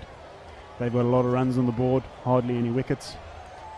And exactly what you say, how do you find a way to stay engaged and ready to pounce on that chance in the field? It's one of the things that viewers or fans or people that just watch the game, it's tough to explain to them actually the mental fatigue that you go through in situations like this. Trying to stay composed and concentrated the whole day is tough. And so again, going back to my earlier comments while commentating, conditioning plays such a big role, because the fitter you are as a cricketer or as a sportsman, the longer your concentration levels are going to be up there. And I'm sure the coaches have paid a lot of attention to that, and on days like this it's important to keep yourself hydrated as best as possible. So nice little throw there from the boundary. So generally on days like this your 12th and 13th man play a huge role, because they're running around the ground and giving you drinks and making sure that everyone's staying hydrated and as cool as possible. It's not just the 11 boys out in the field, it's also the 12th man and the 13th man play a huge role on days like this. 92 of 113 balls, that's the partnership. This another placid track. Certainly there's again that sweep shot, that has been his go-to shot from Jayasundara. That shot has produced plenty of runs for him so far in this innings of 56 rather with that one. Yeah, this is another wicket that it's hard work for the bowlers. There's enough bounce and it's a bit on the slower side, so we've seen on numerous occasions both these batters are going on the back foot, cutting the ball square of the wicket, sweeping square of the wicket. There's enough time, there's not enough speed, so hard work as it is. And like Anton just mentioned, it's hot and humid and that doesn't help. Anton, I mean, you've been going around many places. You played your junior cricket in South Africa, and you played in England. You've coached in New Zealand. You've been to Dutch part of the world as well, in Netherlands as well. And I heard you mentioning about the conditions, and as you can see, there's tinge of green on this track, but on this ground really. But if you can feel on this, you were mentioning that you can feel anywhere. But then again, you have to really keep your eyes on the ball, which is a fundamental requirement as a fielder. And as a junior coach, the first thing you do is that you tell the juniors, expect every ball to come to you. Yeah. And the day you do that, and the day you want to go where the ball is going, when you volunteer to go where the ball is going, and those are the ones that you need on the field. Absolutely, and I think the main message, if it was me coaching a team on, that's a great shot over the top, straight. Has it got on all the way? Yes, it has. Beautiful shot, great shot for 6. Almost feels like the batting team are just making a slight push to up the run rate a little bit, yeah, which is good to see, which builds up to my next point. If I was involved with coaching a team, on a ground like this or in conditions like this, you always try and encourage your players to be positive, right?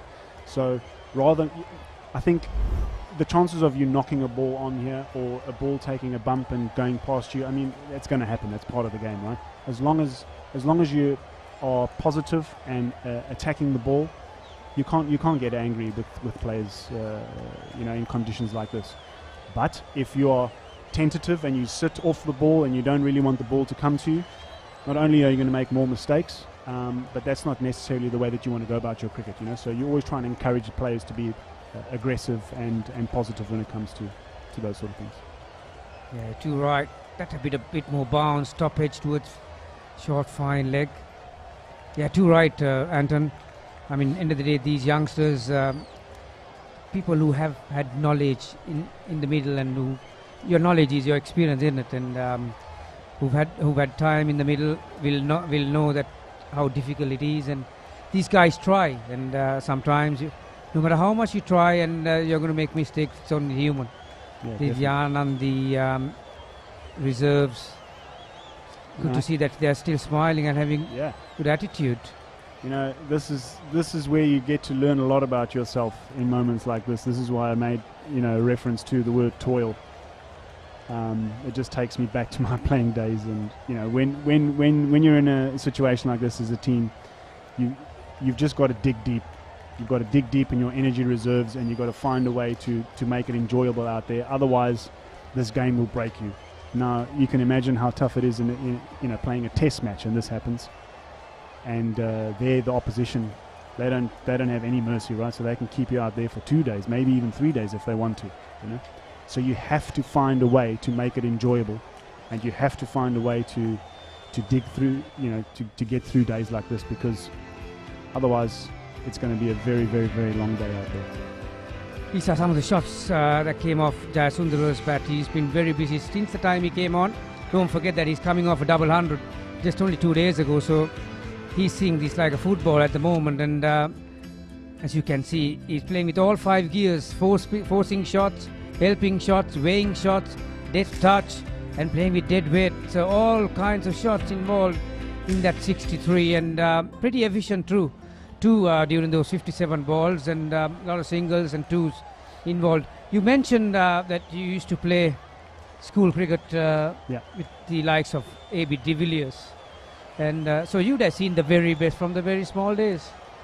Yeah, you know, obviously when it comes to fielding, that is, and we all know about his batting and other capabilities. Yeah, absolutely. I mean, first of all, absolutely blessed and privileged to have been given that opportunity, you know, through my parents, to go to a beautiful school like I did, Pretoria Boys High, and absolutely blessed to have played, you know, really, really tough, high quality cricket at such a young age. Now, did we know that a lot of those guys would go on and become first-class cricketers and play for South Africa? Probably not, but when generational talents like A.B. de Villiers comes along, there's something that you see straight away, and everyone sort of knew, okay, this guy is special, you know. And yeah, I had the privilege to play a few years against him, and also with him at the university which I was at. So yeah, it was an absolute pleasure playing against those guys, and you know, the old saying is iron shapes iron, you know. So I'd much rather have played against those guys than not, that's for sure. As you can see, Anton Drew on the screen there. Just to update on you that he is heading the brain trust as far as the fielding department is concerned, the Sri Lanka cricket. And Anton, I mean, not only fielding, I think we'll talk about fielding, but in many departments when it comes to cricket, Sri Lankans, they don't lack talent. They do have talent. And what is the difference that you see? That, I mean, they have the commitment, the control, and the willingness to perform at a higher level, and to transfer that from a school level to the next level. We see a lot of guys coming in schools and maybe to the next level, the clubs as well, but then fall behind as they come to that highest level. Do you see any difference in Sri Lanka to compare to other countries? Great question, Gavani. I think, you know, you've hit the nail on the head there. In terms of talent, Sri Lanka has an abundance of that floating around, you know. I think, you know, talent ID plays a huge role in places like this, where you can actually go out to the remote areas as well as the city hubs, and to go and find that talent, and then obviously try and nurture that moving forward. I think the toughest, you know, and I speak under correction again, this is just my humble opinion, but one of the big things that we do take for granted is the types of conditions that you learn to play the game in, you know. It's no for me, you know, Sri Lanka's always been competitive in Sri Lanka. Outside of Sri Lanka, probably not so much, purely because it's tough to prepare pitches and conditions that would, you know, simulate what you could potentially get in countries like the UK or New Zealand or South Africa, you know. So that's why when teams go over there to those countries, they struggle, because, you know, pitches over here aren't bouncing. A lot of them turn from day one. So likewise for opposition, you know, international teams that come this way, they struggle against spin, because they can't get their wickets to turn as much, or to at least do as much as what our wickets do over here. So as best as we can, we've got to try and, replicate some sort of, or get some pitches that have a bit of bounce, a bit of pace and a bit of carry in them, so we can continue, building fast bowlers as well as spin bowlers in this country. Because once we get to do that, I'm sure, Sri Lanka will be pushing for another World Cup. 287 for 3 with that single. During the last over, this batting pair has put on 100, and they went through the 100-run partnership, 127 balls. There's the next generation doing the conditioning or the fitness that Anton calls it, and it's very important. It's easy as you like at the moment for this pair, Hiran and Naren Muralidharan. I believe that Naren has not reached a century in school cricket yet, has he? So he's not far off from. I don't want to put the mockers on him. He's with still 14 runs to get. Hiran, of course, we know what he can do. 66 he's on. Of 66, he's going better than a run a ball, and that's another gimme, really freebie, and quite rightly put away. The form that he's in, he's not going to miss out on these deliveries. Using his feet to get meet the ball early. Waist high full toss, as it turned out to be, and another boundary. Did you say he's coming off a double century? And what I like to see about a player like this is that, when you're in this type of form, you cash in.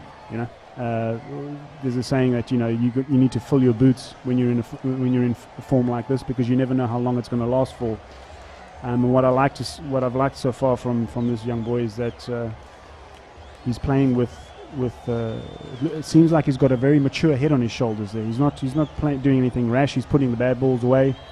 He's sticking to his strengths. He's playing shots that he's really good at, and he's scoring at a run a ball here, which is brilliant.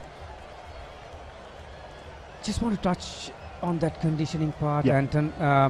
Just only 2 years ago, Shanti Rhodes is one of the best in the business, as we all know when it comes to fielding. He was here for just 2 years ago, not even, I think 2 years ago, he was here educating the coaches on the fielding department, and then giving a bit of insight to the fielders. One thing he said, just exactly the same what he just said. He said, I'll teach you how to catch the ball, but I can't teach you how to get there.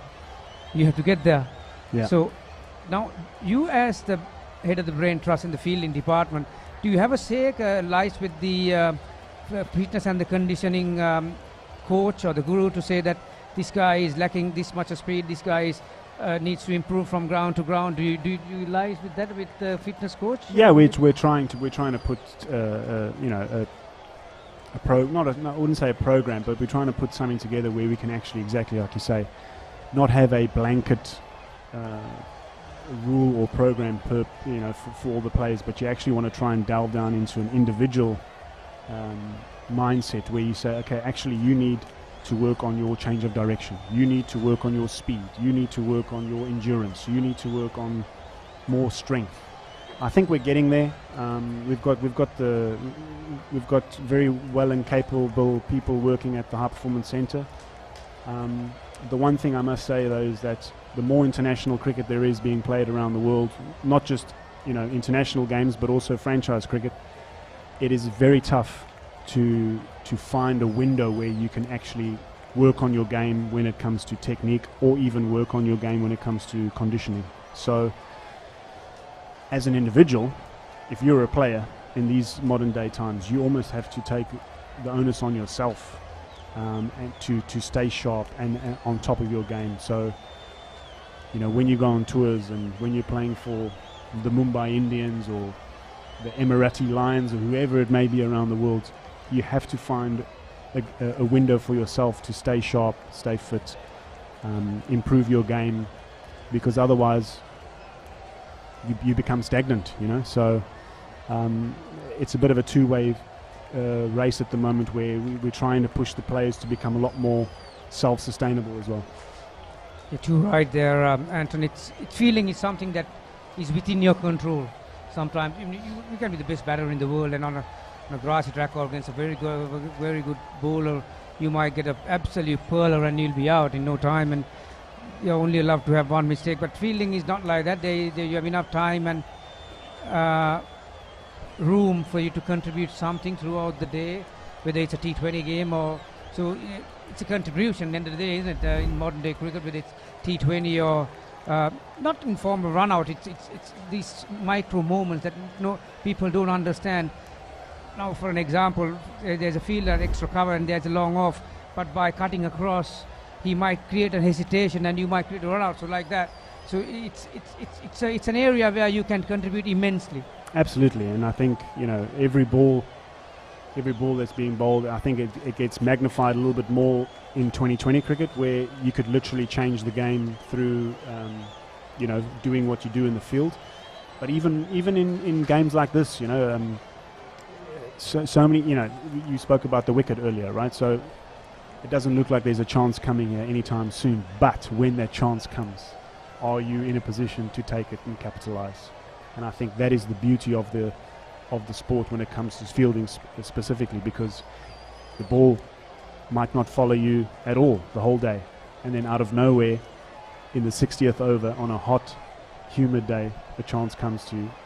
Can you take it, yes or no? And I think that's where in 4-day cricket or 2-day cricket, that's where the gold lies, so to speak.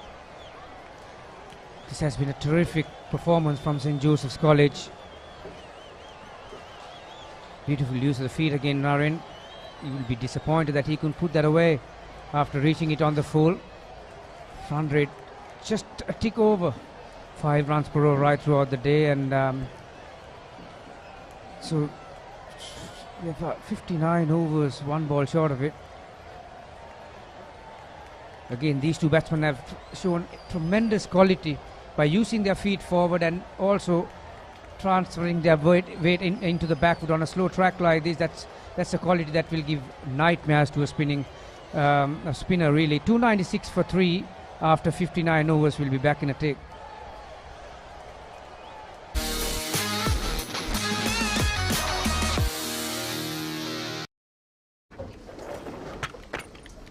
Did you submit the report?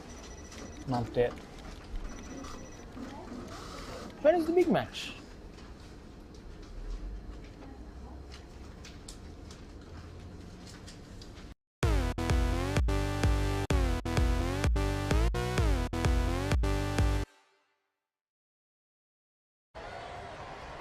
So 296 for 3 it is. We've got Anton Rooks, the head of the fielding department as far as Sri Lanka cricket is concerned, and you're getting some very valuable information, input, knowledge.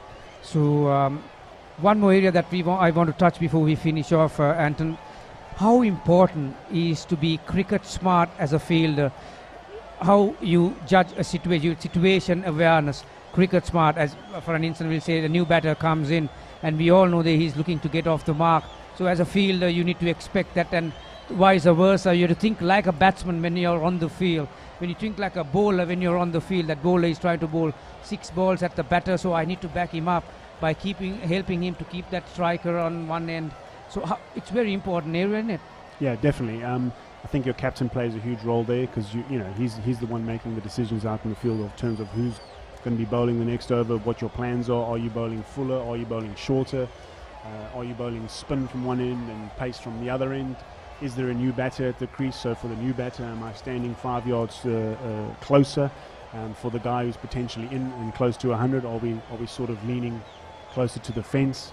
All those small little things play a huge role, and I think your captain and your keeper play a huge role there to keep the boys on the same hymn sheet. 298 for 3 for the second match in a row. St. Joseph's are going to reach 300, which is a psychological mark in school cricket, and from here on end it's pretty difficult to lose a match in 2 days. They are in the box seat and they're continuing to score runs as easy as you like, and both these batters are approaching 100. Naren has reached 90 with that single, 91 in fact. And Anton, it's been a pleasure talking to you, and thank you. From all the crew from Papare.com, the Papare.com in Sri Lanka, where we bring the school cricket to the doorstep in Sri Lankans, and so they get to see the next generation pretty early, and your input and your knowledge and your information which you shared for the last hour or so.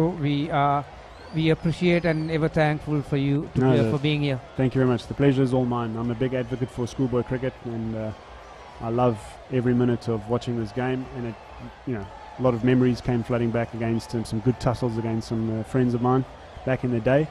And I think the initiative that you have here with yourselves and the sponsors is brilliant to showcase, to get these guys to showcase their skills on a television audience. So well done to you guys.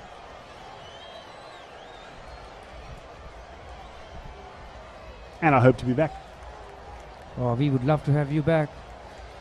The Papare.com, bringing you all the action and information and knowledge for you to improve your game in every area. And today we were lucky enough to elaborate on some of the fielding skills and requirements that you need to improve the game in that department. Final ball of the 60th over. And St. Joseph's College going at exactly 5 runs per over. Yes, Sandhu, the left arm orthodox.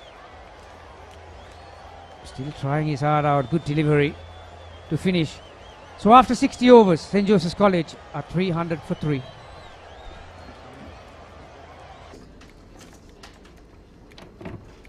ලොකු වැඩක්ද? නෑ ගමක් නෑ කියන්න. Big match එක කවද්ද?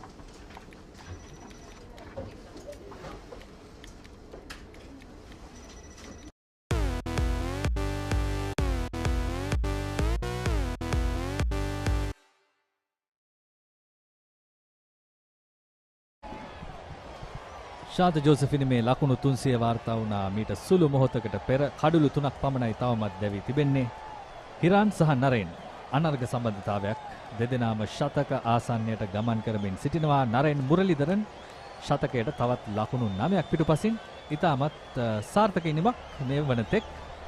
ඉතින් කොයි මොහොතේ ඔවුන් මේ ඉනිම අවසන් කරාවිද, කොයි මොහොතේ ආනන්ද විද්‍යාලයට පන්දුවට පහර දීමේ අවස්ථාව ලබා දේවිද කියන ප්‍රශ්නය තමයි තිබෙන්නේ. සචින්, ඔබ මොකද හිතන්නේ? වසංක ලකුණු 300 කඩලු 3යි පන්දුවාර 60ක් අවසාන. ඉතින් ඉතාමත් හොඳ අඩිතාලමක් සහ ස්ථාවරයක් ගොඩනංවාගෙන තිබෙනවා සාන්ත ජෝසප් කණ්ඩායම මේ වන විට ආනන්දයට එරෙහිව. එවර ස්වීප් කිරීමකට උත්සාහය ස්ථානගත කිරීමේ තරම්ම සාර්ථක වුණේ නැහැ හිරාන්ගෙන්. වසංක මම හිතන හැටියට තව නැත්තම් තේපාණයට තව මිනිත්තු 10ක් 15ක පමණ වෙලාවක් තිබෙනවා. ඉතින් අපි බලමු නරේන් මුරලිදරන් ඔහුගේ ශතකය අභියස සිටින්නේ. ඉතින් අපිට තේපාණයෙන් පසුව මම හිතන විදිහට සාන්ත ජෝසප් කණ්ඩායම ඔවුන්ගේ පළවෙනි මත් හිටවයි. අඩුම තරමින් තවත් පන්දුවර 10ක් 15ක් පමණ ගොස් ඔවුන්ගේ ඉනි මත් හිටවයි කියලා අපි විශ්වාස කරනවා. දමිත් වීරසිංහ ශාන්ත ජෝසප් ක්‍රීඩාගාරේ මොනවා කරනවද දමිත් මේ වෙලාවේ? ඔහුගේ පාසල ඩිලන් රාමනායක තමයි මෙවර සාන්ත ජෝසප් කණ්ඩායමේ ප්‍රධාන පුහුණුකරු ලෙස කටයුතු කරන්නේ. ඒ වගේම ෂෙවෝන් ඩැනියලුත් මෙවර සාන්ත ජෝසප් කණ්ඩායම නියෝජනය කරනවා. නමුත් ඉදිරියේදී පැවැත්වෙන ශ්‍රී ලංකා A සහ එංගලන්ත ලයන්ස් කණ්ඩායම අතර පැවැත්වෙන තරඟාවලිය වෙනුවෙන් ෂෙවෝන් ඩැනියල් ශ්‍රී ලංකා A නියෝජනය වෙනුවෙන් සුදුසුකම් ලබාගෙන තිබෙනවා. ඒ නිසා ඔහු මෙවර තරඟවාරයේ ගොඩක් තරඟ ක්‍රීඩා කළේ නැහැ සිය විද්‍යාලයට. නමුත් එහෙම වුණත් සාන්ත ජෝසප් කණ්ඩායම ඉතාමත් ප්‍රබල කණ්ඩායමක් ඉන්නවා සංචිතයි. ඔව් අද ඉනිමත් සෑහෙන විශේෂ ඉනිමක්. ඒ වගේම ඔබ කිව්වත් වගේ තේපාණය වන තෙක් සමහර විට ඔවුන් ගමන් කරાવી. ඒ වගේම මොවුන් දෙදෙනාගේ ශතක දෙක වාර්තා වන්නේ කුමන මොහොතේද කියන ගැටලුවක් තිබෙනවා. හිරාන් ජයසුන්දර තවත් ලකුණු 25ක් පිටුපසින්, නරේන් මුරලිදරන් තවත් ලකුණු 9ක් පිටුපසින්.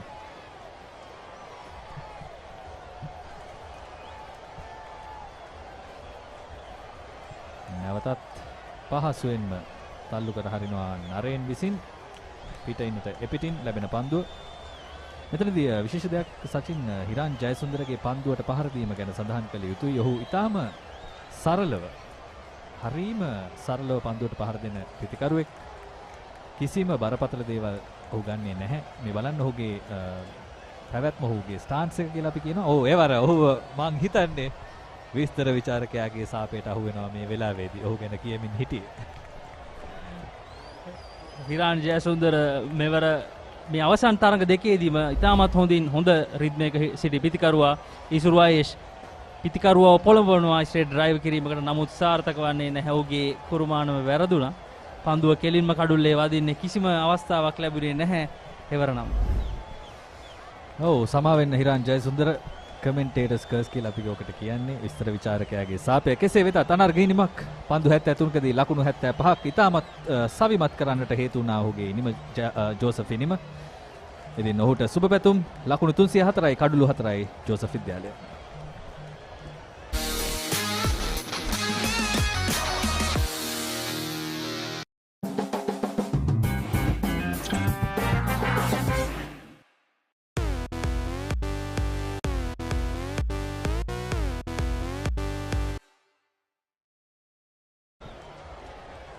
සාන්ත ජෝසප් කණ්ඩායම ලකුණු 304යි කඩලු 4යි පන්දුවාර 60ක් අවසානයේ නරේන් මුරලිදරන් ඔහුගේ ශතකයේ අභියස සිටියේදී ඉරාන් ජයසුන්දර ලකුණු 75කට දැවි ගියා.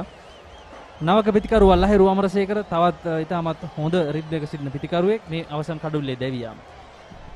ඔව් සමහර විට තේපානය වන විට උන් නැවතත් පන්දුවට පහර දීමේ අවස්ථාව ආනන්ද විද්‍යාලයට ලබා දෙන්නට තීරණය කරන්නට ඇති. ඒ නිසාම ශතකයේ වාර්තා කිරීමේ උවමනාව ඔහුට එන්නට ඇති. ඔහු වේගෙන් පන්දුවට පහර දෙන්නට උත්සාහ කළේ. ඒකයි ඊටම හොඳ පිතිකරුවෙක් මේ වන විටත් ජෝසප් විද්‍යාලයේ වැඩිම ලකුණුලාභියා පිතිකරුවෙකු හැටියට මේ තරඟ වාරේ. ඉතින් මම ඔහුගේ පිතිකරණය ගැන කතා කරමින් හිටියේ ඊටම සරල ස්ටාන්ස් එකක්, සරල හිට ගැනීමක්, සරල පිතිකරණ ඉරියව් තිබෙන ක්‍රීඩකෙක්.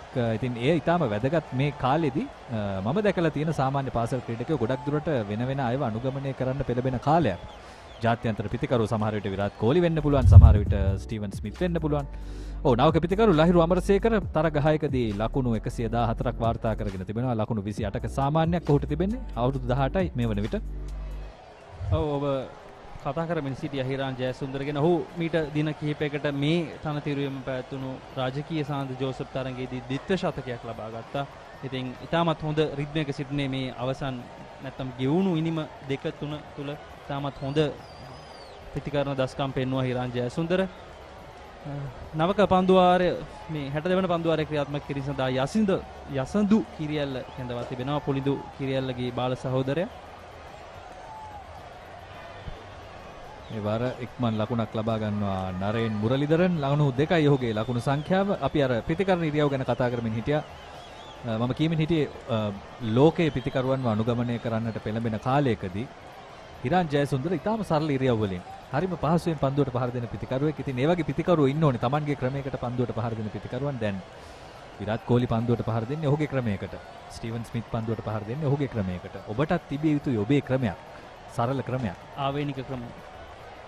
සංගමේ සාන්ත ජෝසප් ඉනිම ගොඩනැංවීමේදී විශේෂයෙන් මතක් කරන්න ඕනේ සදීෂ් සහ අවින්ත ගොඩනැංවූ සම්බන්ධතාවය තමයි මේ ලකුණු 305 දක්වා එන්නට විශාල සවියක් වුණේ. විශේෂයෙන් පන්දු 88ක් තුළ ඔවුන් දෙදෙනා ලකුණු 86ක සම්බන්ධතාවයක් ගොඩනැංවුවා. මේ රතු පන්දුවේ ක්‍රිකට් නැත්නම් දෙදින ක්‍රිකට් තරඟයක එවැනි සම්බන්ධතාවයක් ඕනෑම කණ්ඩායමකට ඉතාමත් පීඩනයක් එල්ල කළ හැකි සම්බන්ධතාවයක්.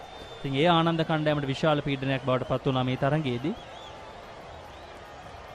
ඒ වගේම ඉන් අනතුරුව තවත් අර්ධශතක සම්බන්ධතාවයක් සහ ශතක සම්බන්ධතාවයක් ගොඩනැංවුණා. නරේන් මුරලිදරන් සහ සදීෂ් ජයවර්ධන ලකුණු 91ක සම්බන්ධතාවයක් ගොඩනැංවුවා. ඉන් අනතුරුව හිරාන් ජයසුන්දර සහ නරේන් මුරලිදරන් ශතක සම්බන්ධතාවයක් ගොඩනැංවුවා. ලකුණු 124ක සම්බන්ධතාවයක්. ඒ සම්බන්ධතාවය තමයි මීට ස්වල්ප මොහොතකට පෙර ඉසුරු ආයෂ් විසින් විද හෙළුවේ.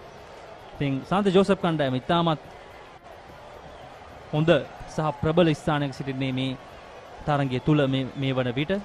ඉතින් අනිවාර්යෙන්ම වුන් තේපානයේ මොහොතේ හෝ තේපානයෙන් පන්දු වාර කිහිපයකට පසු අනිවාර්යෙන්ම වුන් ගොඩක් දුරට ඔවුන්ගේ නිමත් හිටවයි. ඔවුන්ට හොඳින් හැකියාව තිබෙනවා ඉනිමත් හිටුවීමට. මොකද ලකුණු ප්‍රමාණය ප්‍රමාණවත් දින දෙකේ තරගයක් නිසා. ඉතින් ඔවුන් ඉක්මනින් පන්දුවට පහර දීම බලාපොරොත්තු විය හැකි. තවත් පන්දු කිහිපයකදීම ආසන්න අවස්ථාවක්. නමුත් ස්ලිප් ක්‍රීඩකයාට හරියට පන්දුව රැක ගැනීමට අවස්ථාවක් නැහැ. ඒ අවසරයෙන් දිව යනවා එක් ලකුණටත් දෙවන ලකුණත් සාර්ථකයි. ලහිරු අමරසේකර ඒ ලකුණු දෙක වාර්තා කරන්නේ. සංක ශ්‍රී ලංකා වයස අවුරුදු 19 පහළ බාලිකාවන් මේ වනට දකුණු අප්‍රිකාවේ සිටින්නේ. වයස අවුරුදු 19 පහළ ලෝක කුසලාන ක්‍රිකට් තරඟාවලිය පැවැත්වෙනවා. ඉතින් 20 තරඟාවලියක් විසින් තමයි මේ මංගල ලෝක කුසලානේ පැවැත්වෙන්නේ. ඉතින් බංග්ලාදේශ කණ්ඩායම සහ ශ්‍රී ලංකාව අතර තරඟයේ මේ වෙනට ක්‍රියාත්මක වෙන්නේ. බංග්ලාදේශයේ ලකුණු 141යි කඩලු දෙකක් දැවි බංග්ලාදේශයේ මෙවර තරඟාවලි තුල පෙරලිකාර කණ්ඩායමක් බවට පත් තිබෙනවා. ඔවුන් පළමු තරඟයේදීම ප්‍රබල ඕස්ට්‍රේලියානු කණ්ඩායම පරාජයට පත් කරා. ඉතින් මේ තරඟය ඉතාමත් තියුණු තරඟයක් වෙයි. ඒ වගේම තීරණාත්මක තරඟයක් වෙයි. කණ්ඩායම් දෙකටම තවත් පන්දු වාරයක් අවසන්. සාන්ත ජෝසප් කණ්ඩායම ලකුණු 309යි කඩලු 4.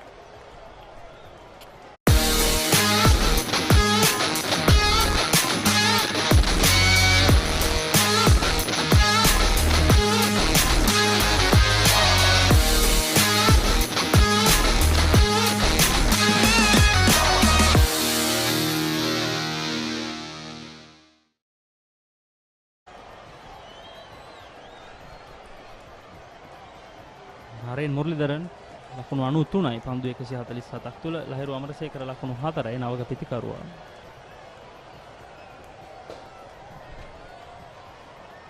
නරේන්ගේ නිම වටා අනෙක් ඉනිම් ගොඩ නැගෙමින් තිබෙන අවස්ථාව.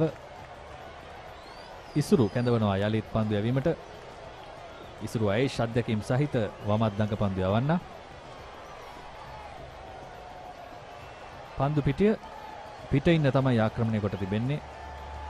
ඔව් එක්ස්ට්‍රා කවර් ස්ථානයේ ඔබට පෙනෙනවා ඇති පන්දු රකින්න දෙදෙනෙකු එක ආසන්නයේම සිටිනවා.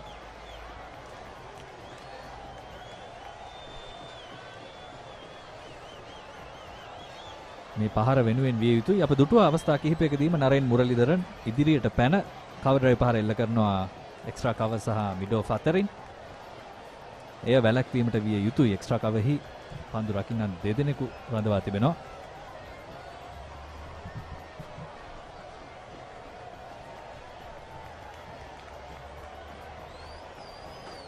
නැවතත් පහසුවෙන්ම එක් ලකුණක්. ඔහුගේ ශතකය කරා තමයි යමින් සිටින්නේ. කිසිම තර්කයක් නැහැ ගැන. 94යි ඔහුගේ ලකුණු තත්ත්වය මේ වන විට.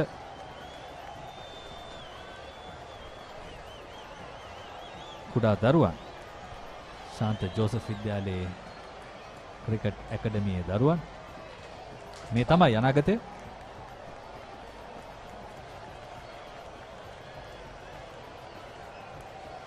සුවේෂ් පන්දුවර 12යි පන්දු 2යි ලකුණු 52ක් ඔහුට එරෙහිව ලබාගෙන තිබෙනවා සාන්ත ජෝසප් පිතිකරුවන්.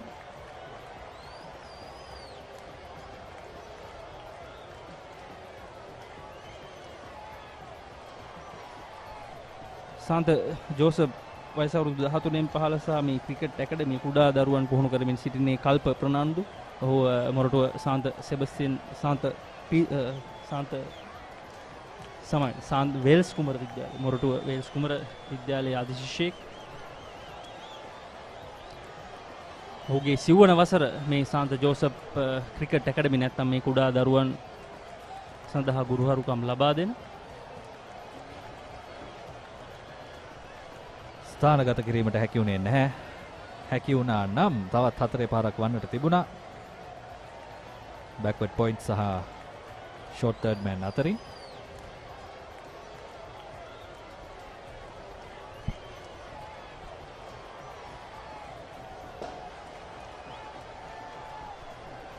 මේ තිරය පහතින් ඔබට පෙනෙනවා ඇති 19 පාල කාන්තා කණ්ඩායම ලෝක කුසලාන තරඟාවලියට සහභාගී වෙමින් දක්වන දස්කම්.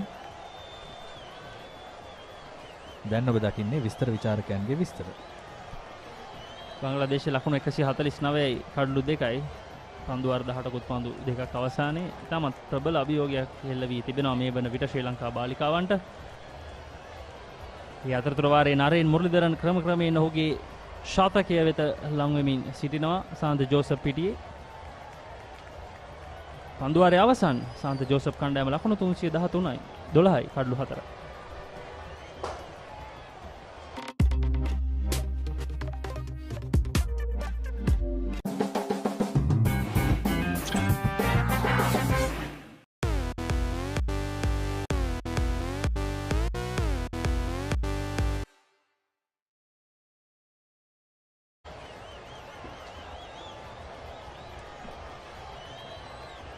ආනන්ද විද්‍යාලය සහ සාන්ත ජෝසප් විද්‍යාලය අතර පැවැත්වෙන දෙදින සාම්ප්‍රදායික ක්‍රිකට් තරගයේ පළමු දිනය තමයි papare.com අපි මෙසේ සජීව ලෙස රැගෙන එන්නේ මරදාන ඩාලි පාරේ සිට. අද උදෑසන කාසිවාසී ජයග්‍රහණය කළේ සාන්ත ජෝසප් විද්‍යාල නායක සදීෂ් ජයවර්ධන. ඔහු පළමුව පන්දුවට පහර දීමට තීරණය කළා. නමුත් ආනන්ද නායකයා පවසා සිටියේ අපිත් කාසිවාසී ජයග්‍රහණය කරා නම් පළමුව පන්දු යැවීමට තීරණය කළ තිබුණු බව. ඉතින් කාසිවාසී කණ්ඩායම් දෙකටම ගැටලුවක් වී නැහැ. නමුත් සාන්ත ජෝසප් කණ්ඩායම මේ ක්‍රීඩා කරමින් සිටින්නේ ඔවුන්ගේ සත්කාරක නැත්නම් ඔවුන්ගේ හුරුපුරුදු ක්‍රීඩා පිටියේ හුරුපුරුදු තනතිරු මත.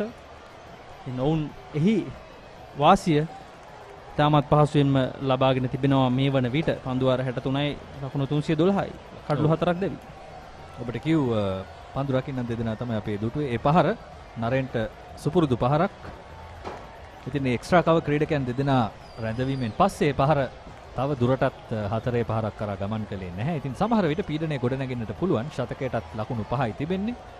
ඒ වගේම තේපානය වන විට ඉනිමත් හිටුවීමටත් තීරණයක් තිබෙන බවයි පෙනෙන්නේ සාන්ත ජෝසප් ක්‍රීඩාගාරයේ. ඉතින් යම්කිසි පීඩනයක් නරෙන්ට මේ ලකුණු 5 ඉතාමත් පීඩනයක් එල්ල වෙන ලකුණු 5ක්. මොකද ශතකයක් ආබිය සිටින්නේ. මෙය තමයි ඉතාමත් ඉක්මනින්ම අවබෝධ කරගෙන පන්දුවට පහර දී යුත්තේ. අපි දැක්කා හිරාන් ජයසුන්දර ලකුණු 75 දී අවාසනාවන්ත විදියට දෙවි ගියා. නරේන් මුරලිදරන් දැන් ලකුණු 96යි. එවර හරියට පන්දුව රැකගත්තේ නැහැ. රැකගත්තා නම් ඒ පීඩනය තවත් දෙගුණ කරන්නට තිබුණා. කෙසේ වෙතත් නරේන් මුරලිදරන්ගේ පැත්තෙන් ඔහුට වාසියක්. ඒ වගේම ලහිරු ඔහුට සහාය ලබා දිය යුතුයි ඉක්මනින්ම ශතකය කරා යාමට. ඒ වගේම අසංක ඊයේ දිනේදී වයස අවුරුදු 13න් පහළ පළමු පෙළ ක්‍රිකට් තරඟාවලිය නිමාවටපත් වුණා. 2022-23 වසරට අදාළව කොළඹ ආනන්ද විදුහල් ක්‍රීඩාංගණයේදී තමයි තරඟය ක්‍රියාත්මක වුණේ. රාජකීය විද්‍යාලය සහ බම්බලපිටිය සාන්ත පීතර විද්‍යාලය අතර පැවතුණු ඒ තරඟය ජය පරාජයෙන් තොරව අවසන් වුණා. ඉතින් ඒ නිසාවෙන් ඒ ශූරතාවය සමශූරතාවයක් ලෙස කණ්ඩායම් දෙක අතරේ බෙදී ගියා. ඉතින් රිච්මන්ඩ් විද්‍යාලය, ඒ වගේම කටුගස්තොට සාන්ත අන්තෝනි විද්‍යාලය, සාන්ත පීතර විද්‍යාලය බම්බලපිටිය සහ කොළඹ රාජකීය විද්‍යාලය තමයි මේ මෙවර තරඟ වාරය තුල අවසන් පූර්ව වටය දක්වා පැමිණි කණ්ඩායම් හතර බවට පත් වුණේ.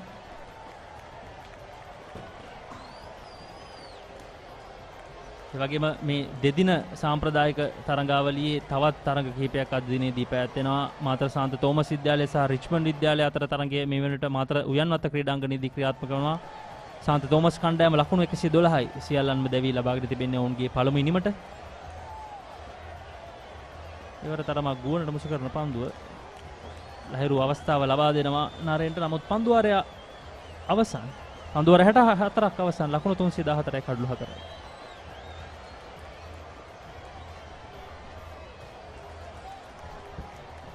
ඔව් පන්දුවාරේ නිමාවත් සමගම විනිසුරු දීපාල් ගුණවර්ධන සහ හිරන්ත ගෝමස් තීරණය කරනවා පළමු දිනේ තේපානය සඳහා තරඟය නතර කරන්නට.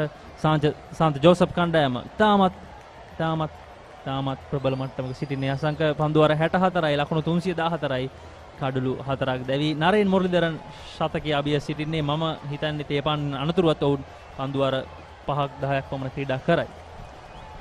ඔව් ඒ තරම් සාර්ථක තේරීමක්ද සාර්ථක තීරණයක්ද කියා සැකයක් තිබෙනවා. කෙසේ නමුත් නරේන්ට මේ ශතකය ලබා ගන්නට හැකිව තිබුණා නම් තේපානයට පෙර එය වාසියක් වන්නට තිබුණා ජෝසප් කණ්ඩායමට. ශාන්ත ජෝසප් විද්‍යාලය පළමුව පන්දුවට පහර දීමට තීරණය කළේ මේ තරගයේදී සදීෂ් ජයවර්ධන සමගින් අවින්ත ඩි අල්විස් ඉනිම ආරම්භ කළේ හොඳ ආරම්භයක් ලබා දුන්නා කණ්ඩායමට. ලකුණු 78යි සදීෂ්, අවින්ත ලකුණු 50ක් වාර්තා කරන්නට සමත් වුණා. වේගවත් ලකුණු 50ක්. ඒ වගේම ඉන්පසුව හිරුන් සහ අවින්ත සදීෂ් දැවියාමෙන් පසුව නරේන් මුරලිදරන් ඉතාම හොඳින් ඉනිම නැවතත් ගොඩනගන්නට සමත් වුණා. හිරාන් ජයසුන්දර සුපුරුදු පරිදි තවත් අර්ධ ශතකයක් වාර්තා කළ අද දිනේදී. ඉතින් ඉතාමත් හොඳ පිතිකරන දිනයක් කියන්නට පුළුවන් ශාන්ත ජෝසප් විද්‍යාලය පැත්තෙන්.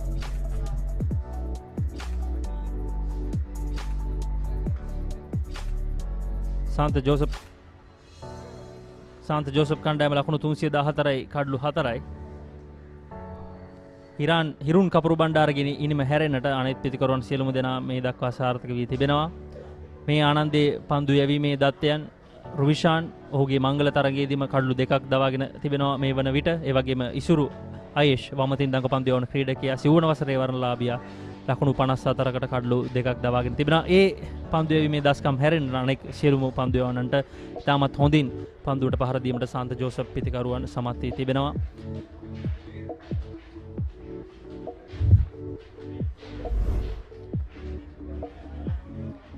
දිවාහාරයෙන් අනතුරුව ක්‍රියාත්මක වුණු පළමු පන්දුවාර කිහිපය තුළම කඩුල්ලක් දවා ගැනීමට සමත් වුණ ආනන්ද කණ්ඩායමට ඉන් අනතුරුව පිටියේ එක්ුණා හිරාන් ජයසුන්දර සහ නාරේන් මුරලිදරන්. ඒ සම්බන්ධතාවය ලකුණු 124ක සම්බන්ධතාවයක් දක්වා දිගු සම්බන්ධතාවයක් බවට පරිවර්තනය කරගන්නට ඔවුන් දෙදෙනා සමත් වුණා. පන්දු 150ක් තුළ ඔවුන් දෙදෙනා එම සම්බන්ධතාවය ගොඩනැංවුවා. හිරාන් ජයසුන්දර පන්දු 73කදී ලකුණු 70ක් ලබා ගත්තා. ඒ වගේම නාරේන් මුරලිදරන් එම සම්බන්ධතාවයට පන්දු 77කදී ලකුණු 50ක දායකත්වයක් ලබා දුන්නා. සිව්වන කඩුල්ල වෙනුවෙන් ස්වීප් පහරවල් කට්කිරීම් පිටිය සිසාරා පහරවල් එල්ල කරා. ඔවුන් දෙදෙනාගේ සම්බන්ධතාවය ආනන්ද පන්දු යවන්නන්ට විශාල පීඩනයක් ගෙන දෙන සම්බන්ධතාවයක් බවට පත් වුණා. විශේෂයෙන් උදෑසන කාලයේදී අවින්ත සහ සදීෂ් ඒ ගොඩනැංවූ ප්‍රහාරාත්මක ප්‍රතිකාරණයත් සමගින් ඔවුන් දෙදෙනා පහසුවෙන් තවදුරටත් සාන්ත ජෝසප් පළවෙනිම වර්ධනය කරගන්නට සමත් වුණා. ආනන්ද විද්‍යාල අද දිනේදී වමතින් දඟ පන්දු යවන්නන් තිදෙනෙක් සමග තමයි ක්‍රීඩා කළේ. නමුත් ඉසුරු වයස් හැරෙන්නට අනෙක් වමතින් දඟ පන්දු යවන ක්‍රීඩකීන්ට තරම්ම සාර්ථක වීමට හැකියාවක් ලැබුණේ නැහැ. මේ අවසන් කඩුල්ලේ දැවියාම හිරාන් ජයසුන්දරගේ කඩුල්ලේ දැවියාම ඔහු ලකුණු 75කට දැවී ගියා. ඉන් අනතුරුව තරගයේ තේපානය දක්වා නවතා තිබෙනවා. සාන්ත ජෝසප් කණ්ඩායම උදෑසන තරග කාල සමයක් ජයග්‍රහණය කළා. දෙවැනි තරග කාල සමයක් ජයග්‍රහණය කළා. ඉතාමත් හොඳ මට්ටමක තිබෙන්නේ. ඉතින් අපි බලමු සවස් තවත් එක් තරග කාල සමයක් ඉතිරිව තිබෙනවා. ඉතාමත් හොඳ තරගයක් අපිට බලා ගන්නට හැකියාව ලැබෙයි. රැඳී සිටින තවත් සුළු මොහොතකින් තරගය ආරම්භ වීමට නියමිතයි. ඒ ආරම්භ වූ විගස නැවතත් හමු වීමේ බලාපොරොත්තු වෙත්ව අපි දැනට කෙටි විරාමයකට යනවා.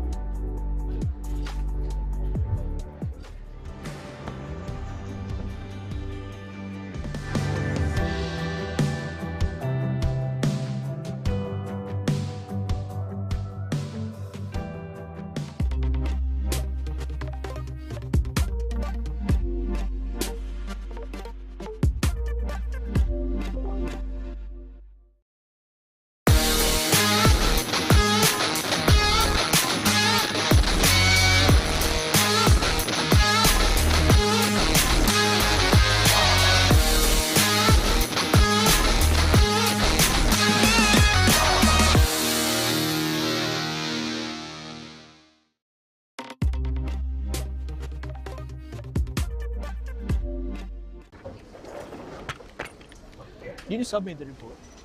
Not yet. When is the big match?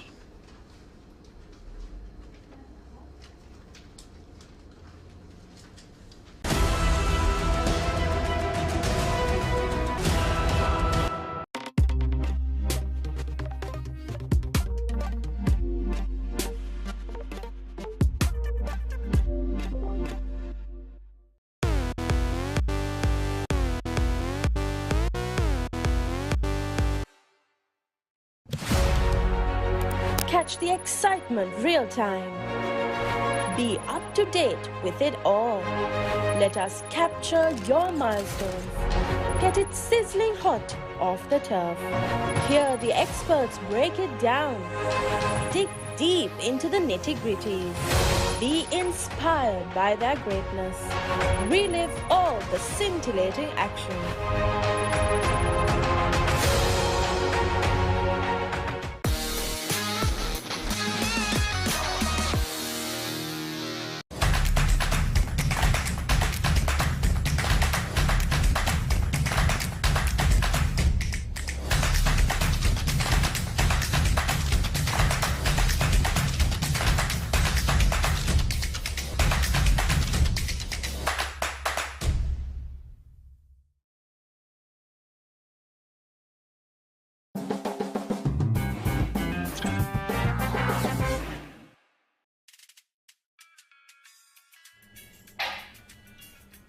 Meeting එක ඉවරද?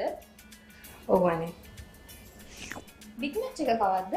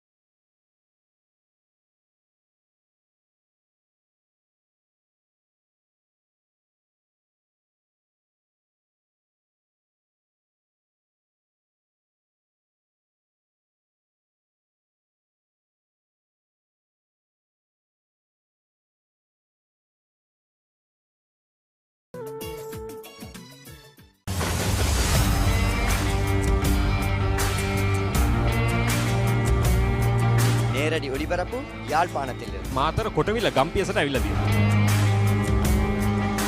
සිද්ධදාස at Moratua පියගම Mahinda Rajapaksa ක්‍රීඩාංගණය. කිලක්කු මාහාන. Sugadadasa Indoor Stadium is the Fox Hill Supercross. රුණෑගල සිරි ඇතුගල් පුරවරය Papare.com අපි අද ඇවිල්ලා ඉන්නේ නෝරෙලිය ප්‍රදේශයේ. Final showdown Candy Sports Club Pornaruwa ජාතික සංකීර්ණයේ සිට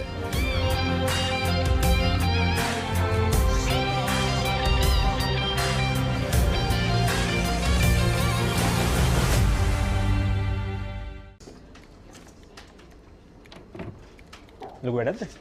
නෑ කමක් නෑ කියන්න. බිග් මැච් එකක් කවද්ද?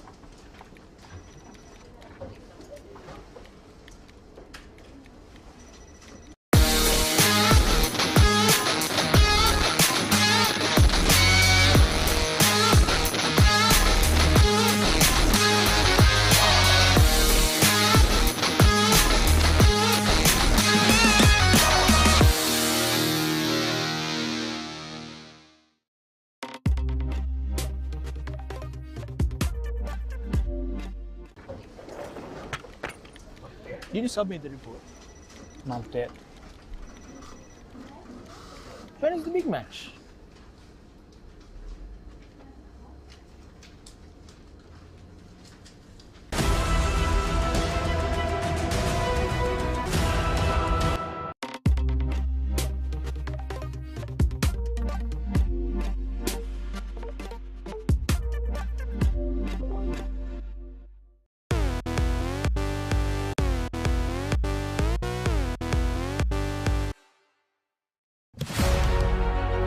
Catch the excitement real time.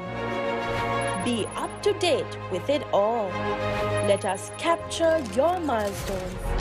Get it sizzling hot off the turf. Hear the experts break it down.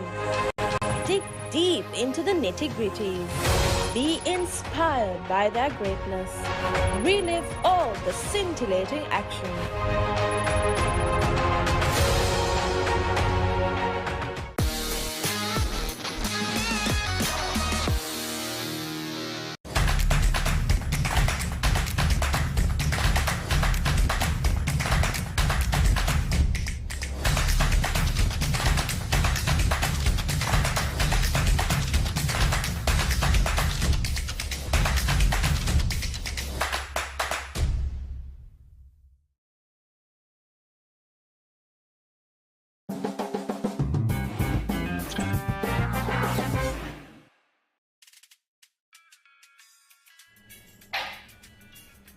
Meeting එක ඉවරද? ඔව් අනේ. බිග් මැච් එක කවද්ද?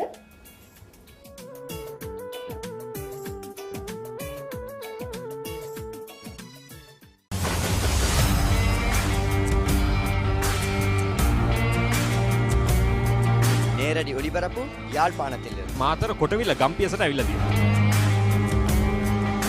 සිද්ධදාස at Moratua පියගම මහින්ද රාජපක්ෂ ක්‍රීඩාංගණය. කිලක්කු මාහාන.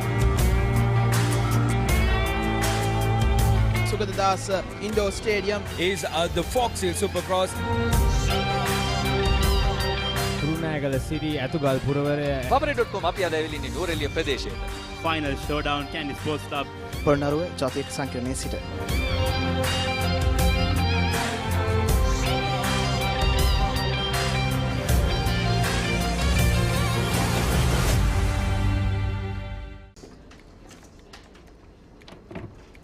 ලොකු වැඩක්ද? නෑ කමක් නෑ කියන්න. බිග් මැච් එකක් කවද්ද?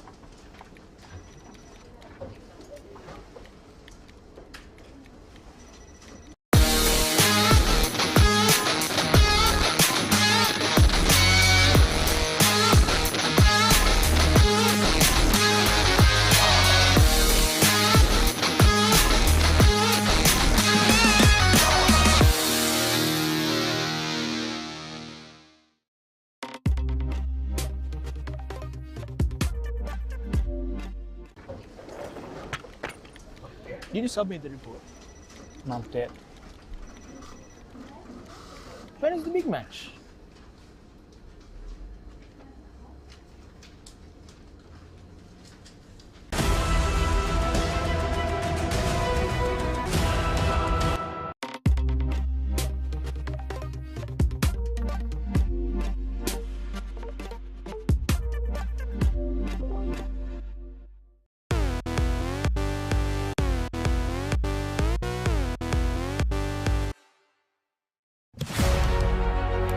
catch the excitement real time. Be up to date with it all. Let us capture your milestones. Get it sizzling hot off the turf. Hear the experts break it down. Dig deep into the nitty-gritties. Be inspired by their greatness. Relive all the scintillating action.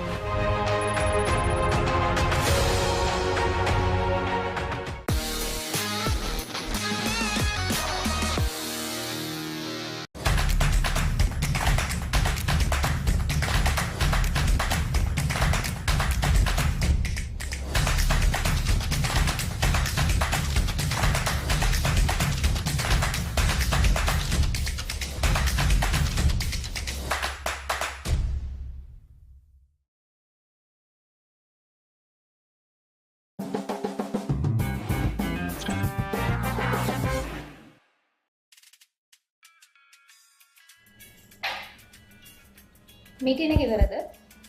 ඔව් අනේ. Big match එක කවද්ද?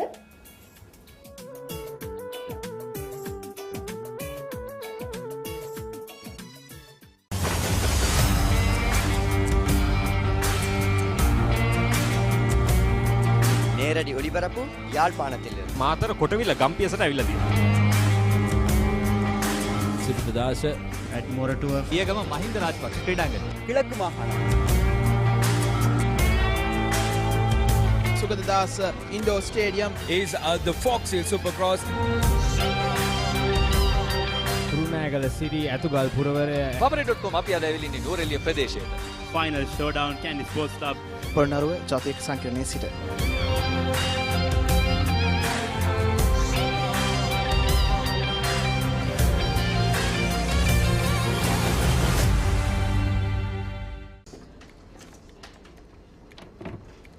ලොකු වැඩක්ද? නෑ ගමක් නෑ කියන්න. Big match එක කවද්ද?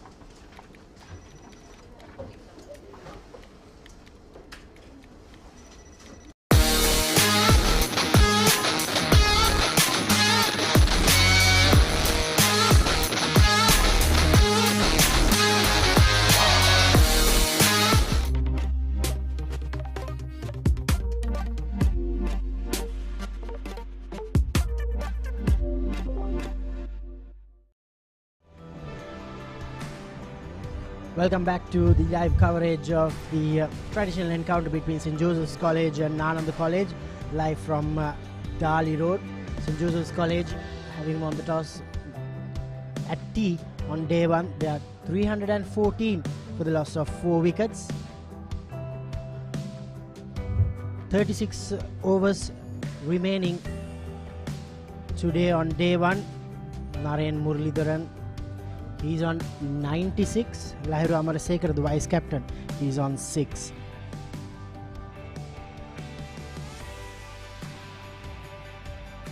As previously, St. Joseph's College a couple of days ago made over 400 runs against Royal College at the same venue, and the college now looking to somehow keep a tight lid on the scoring rate, or else St. Joseph's College they'll be running away with this game. And once again joined by Anton Roo, the Sri Lanka national fielding coach. Anton, what have you seen of this last session, the way the Josephians have played, the way the Anand bowlers have approached this game, about the pitch and conditions? What have you made of the last session? Yeah, I think I mentioned it earlier, probably about an hour before tea or so, I felt that they were trying to up the run rate a little bit to get a move on, which has obviously proved to be a good tactic for themselves. I think obviously the quicker that you get the runs, the more overs they've got to bowl at the opposition. Am I right? So after tea, I would think it's going to be something similar, where they try and get as many runs as they possibly can in a short space of time, and then potentially stick Ananda in for a few overs before the end of day's play. 36 overs remaining, so I think the Josephians would love to have a crack at the Anand, the top order. At least about 15 to 20 overs would be ideal, isn't it? Yeah, absolutely. You know, if the longer you can keep the fielding team and the two opening batters out on the park in this heat, and then just send them in with about an hour or so to go the day's play, I think will be exactly what the Josephians are thinking about.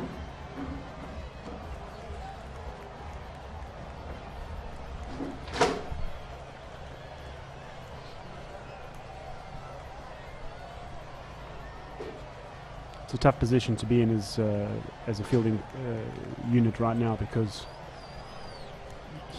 you've got nowhere to go really. So if I was captain or coach, I would be telling the openers to start thinking about batting, start looking at what the pitch is doing, thinking about what type of shots you would be wanting to play, because for the last thing that you want to happen is at the end of today's play that Ananda are 2 or 3 wickets down, so you've got to try and get through that little tricky period and then come back tomorrow and reassess about how you want to try and tackle the rest of the day.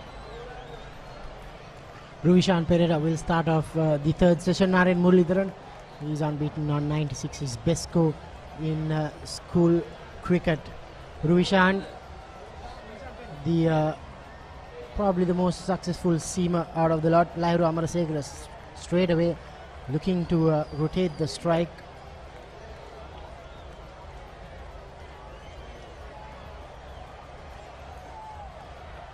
As a coach, and then when you approach this kind of a situation in a game where you know that probably the declaration could be inevitable, could come in within an hour or two. So as a coach who is currently, let's say, you put yourself in the shoes of the Ananda fielding team's coach, what would be the message during that tea break? So it's almost become a bit of a one-day game, if I can put it that way, right now, because the opposition are trying to get as many runs as possible, and you're trying to obviously not go for as many runs. So it's almost become a bit of a one-day game type feeling out there. Look, my message will be simple: you can just control what you can control, right? So every ball, the bowler, you try and hit the top of off, make the batter play, risky shots off the wickets, so that if he makes a mistake, you can try and capitalise and hopefully pick up 1 or 2 wickets and put some brakes on the opposition's advances, so to speak. So you don't want to think too far ahead, and you don't want to lament yourself either too much for spending a lot of time out there. Just focus on every ball, just bowl your best ball, set the right field, and hopefully you can create a few chances.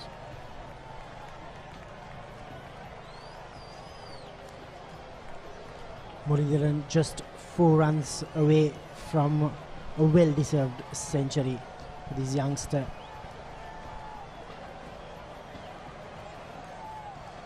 Just another single. We've spoken a lot about fielding, the preparation as a fielding unit. Just want to take you away from cricket a little, Anton. You've been here now more than 10 months. Not the best of times, obviously, as a country, but where have you gone? We've had this chat off air, but would love to know how you've enjoyed the hospitality in Sri Lanka. Yeah, so every opportunity that I get, I try and go down south. I think it's one of the most beautiful parts of the country, if not the world. Some of the beaches down there, and the people that live down there, and then just the general vibe, So I've been to Matara, I've been to Hirikatia, I've been to Midigama, Weligama, Marissa, Gaul, obviously, Hikadua, Unawatuna. You've probably covered the entire southern coast there. Yeah, and for Christmas we were in Ambalangoda, just a couple of houses away from Ramesh Mendes' house, I think. Visited the sea turtle hatchery conservation place down there, which is beautiful. And then I've been as far east as Aragon Bay and Trincomalee as well, so beautiful part of the country, beautiful part. St. Joseph's 317 for 4 at the end of 65 overs. Yeah, indeed. I'm sure Anton will share the message around with the friends and family to visit Sri Lanka whenever possible. beautiful country and a proud cricketing nation as well. Absolutely. I don't know if you've seen on my laptop that I have when I'm busy coding games during the matches. Actually, it happened during the Asia Cup where I got one of the stickers of Visit Sri Lanka, and I put it on my computer, and I try and strategically place it in front of a camera so that whenever there's a shot of the dugout, they can see the computer, and it's a bit of free marketing for this beautiful country.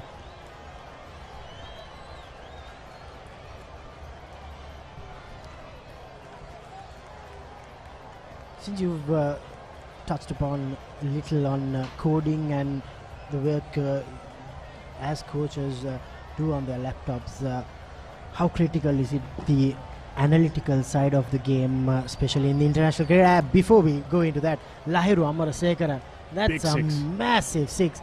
That's probably why he was sent up at number 6 by the coach. He's usually a low order batter, Lahiru Amarasekara. He is more known for his off-spin batting, but he's now at number 6. That's clearly, they have clearly come out with a plan, probably to bat 7 to 8 overs after tea and get as many runs as possible. Yes. Straight away, he drags his length back, Yasandu. So on analytical side of it, as a fielding coach, what can you bring to the table with combining analytics and the usual training? Well, it's just more information, isn't it? So if you go up to a fielder or a player and you're wanting to obviously help him get better,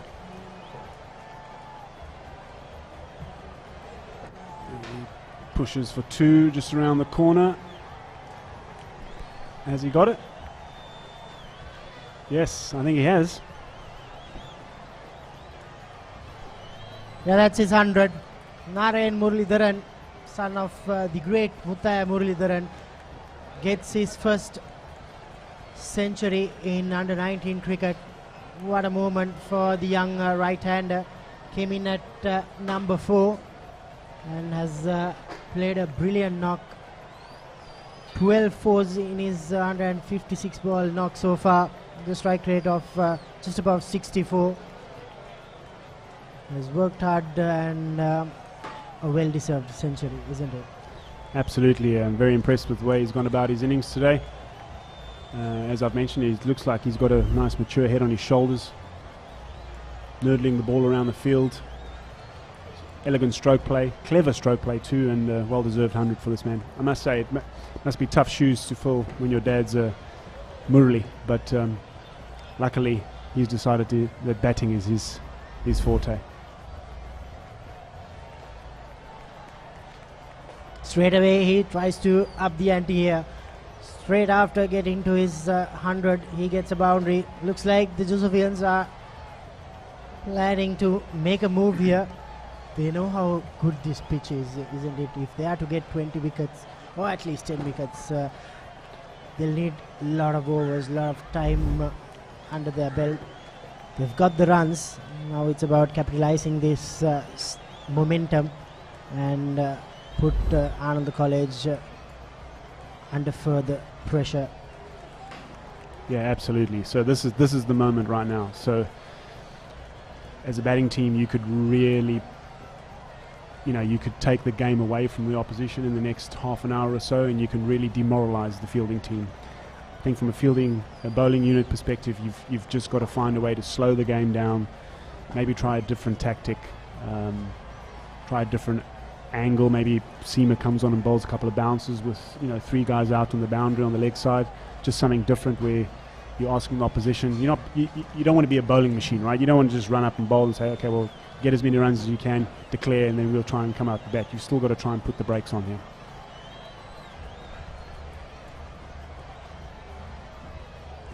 $329 for 4 at the end of 66 overs. If you're just joining in on this live coverage, this is the under-19 traditional encounter between St. Joseph's College and Ananda College, brought to you live and exclusively by the Papare.com from Dali Road, the home of St. Joseph's College. St. Joseph's College earlier in the day won the toss and elected to bat first. At 329 for 4. And as we speak, Naren Muralidharan gets another boundary. Absolutely great shot, running down the track, playing the ball on the up. Beautiful extension of the hands and wrists. Screams over extra cover for 4.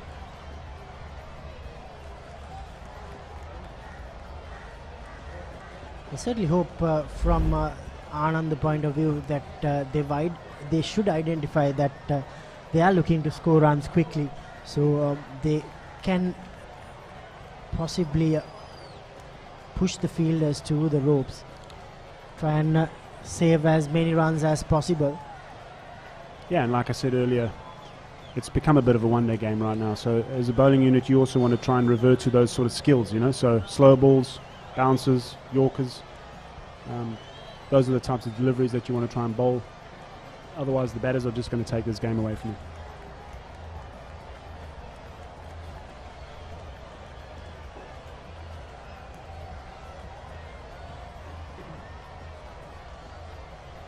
These two have already added 25 runs for the 5th wicket. Lahiru Amarasekara can clear the boundary ropes quite easily. We saw him do that in the previous over against the spin.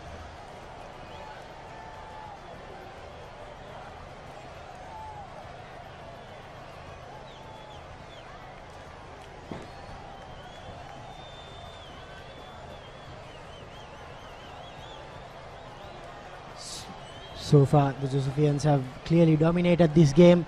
Lahiru Amarasekara this time mistimes it, and that's the end of the Josephian vice captain.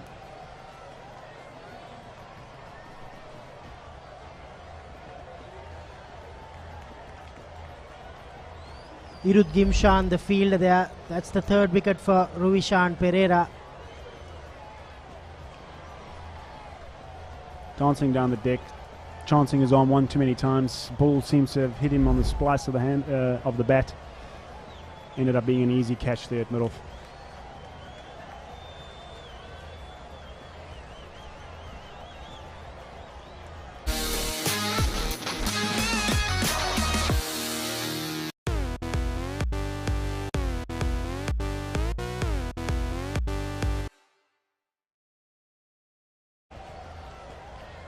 St. Joseph's College 334 for 5. The departure of Lahiru Amarasekara. The new batter is Abhishek Jayavira, another youngster for St. Joseph's College. Plenty of young talent in this side. Abhishek Jayavira just have played 2 games with a best score of 47. He'll want to hang in there now, and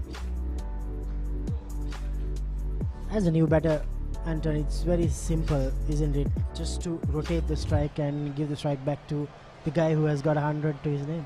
Absolutely. Absolutely, that's what I'll be doing.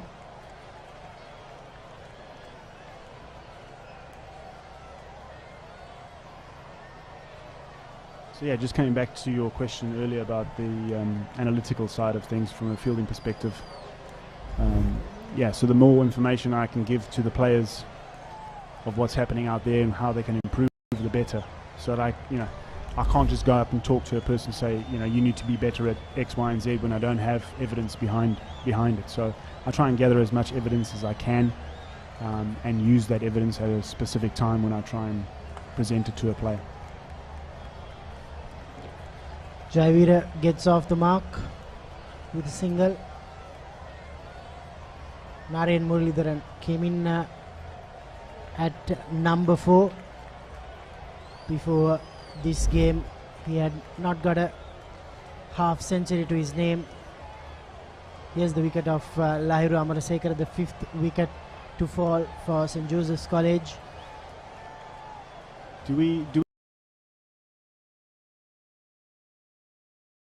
type of batter his dad was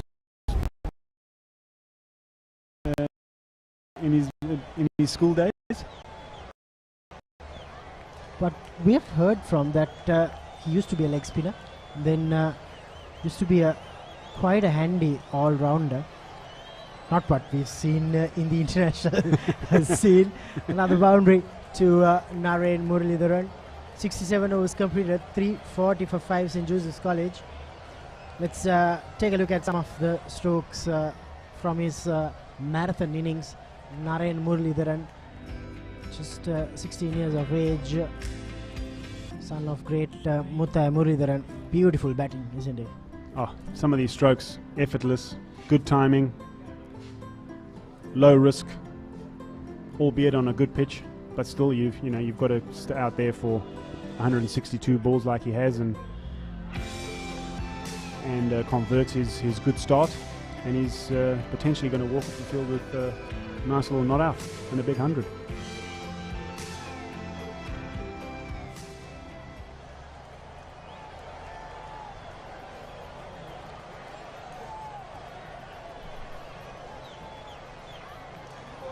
Bowling change for St. Joseph's College from the pavilion end. Kitma Sitmal will be bowling his 8th over.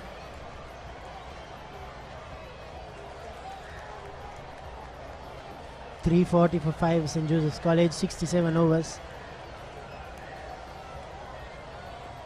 And just to put you on the spot, how many overs would you want to bat now? There's 100 overs scheduled for the day. Obviously they're going to charge 2 overs for the declaration, the change of innings. Would you? Yeah, I think nothing less than an hour. I think if you can get the opposition in there for an hour, end of day's play. That is one hell of a cricket shot. That big 6 slog sweep to a vacant cow corner, and it carries over the boundary rope for a nice 6. Abhishek Jayavira gets off. What a start. No sighter at all for the new bowler. Just put it away for another 6. It's probably the 7th 6 in the Josephian innings.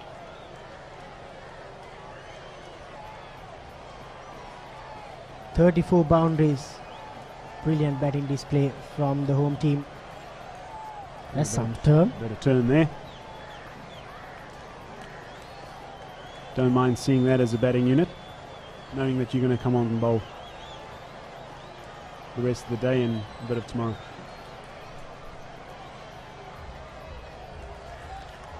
Beautifully played from Jayavira. Yeah, I think you want to try and keep the bowlers as fresh as possible, so that's why I think nothing less than an hour tonight. It gives your opening bowlers enough time to have a nice early spell with a new ball, try and get a 1 or 2 wickets with the new ball there, and then also gives you enough overs for your spinners to come on and create a bit of pressure just before the end of the day's play. Get a few more guys in and around the bat, create a bit more pressure that way, and as a bowling unit you would like nothing more than 2 wickets, 2 or 3 wickets, you're sitting in the pound seats. It's a funny old game, cricket. Oh, beautiful. This is some batting display from Muralidharan, isn't it? That is an unbelievable shot. I don't know if people actually understand how tough it is to play that stroke. Off spinner, ball coming into the bat as a right-hander, gives himself a bit of width, opens up his hands. Beautiful stroke play over extra cover for 6. 350 up for the Josephians, and Muralidharan uses that loose delivery from Sitmal. Paddle sweeps for another boundary. Runs are flowing here at Dali Road. Showing that he can score all around the ground. Almost a 360 type player. Tough to set field to. Yeah, he's well set now, so obviously he's using the depth of the crease very well. Anton, it's been a pleasure having you in Pleasure's the commentary box today. We've learned a lot, and I'm sure the fans who are watching this would have learned many things, especially when it comes to fielding. We hope to hear from you as this season goes by. 68 overs completed, 357 for 5.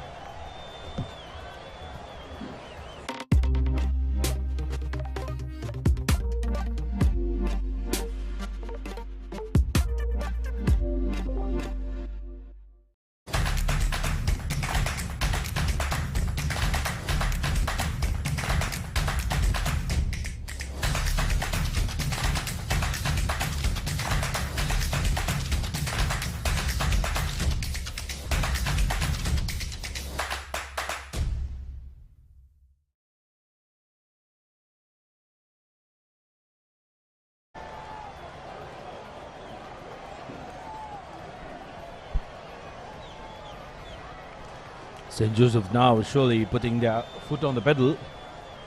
357 for 5. Abhishek coming into bat alongside Naren Muralidharan. 124 of 165 deliveries.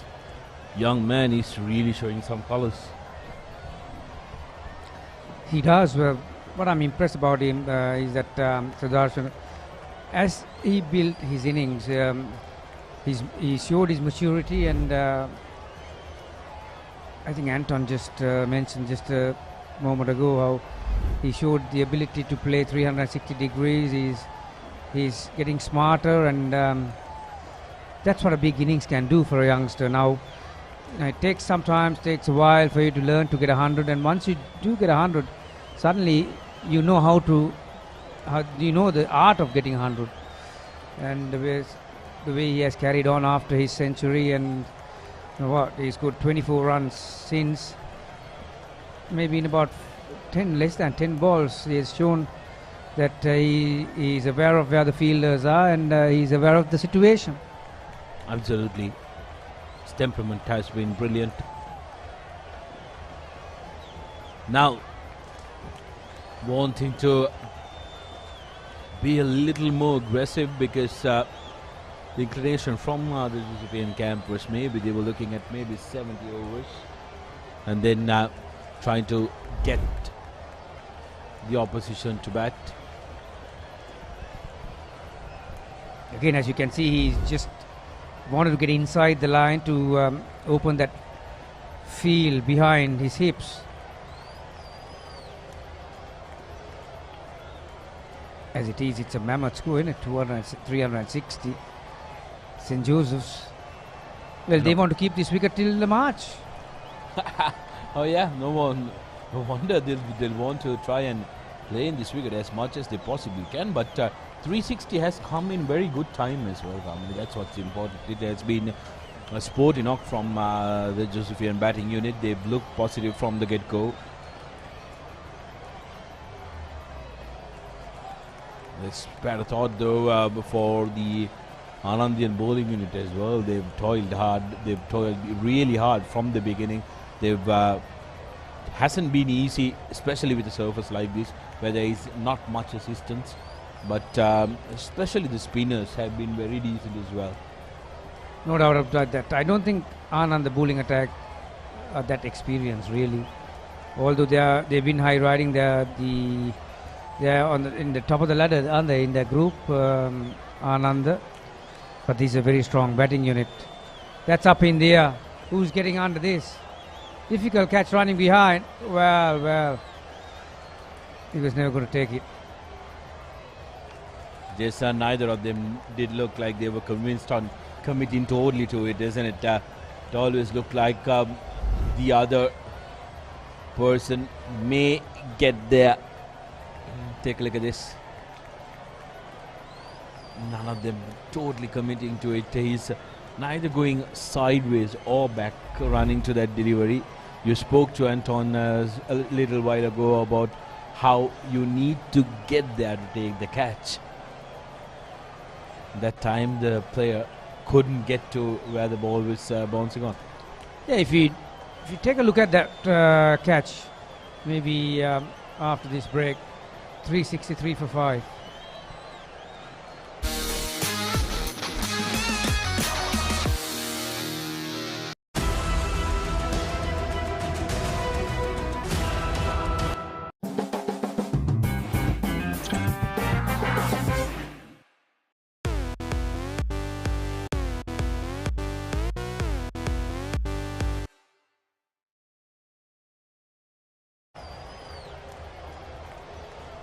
So 363 for 5. There was an opportunity for the Anandians to delay the declaration.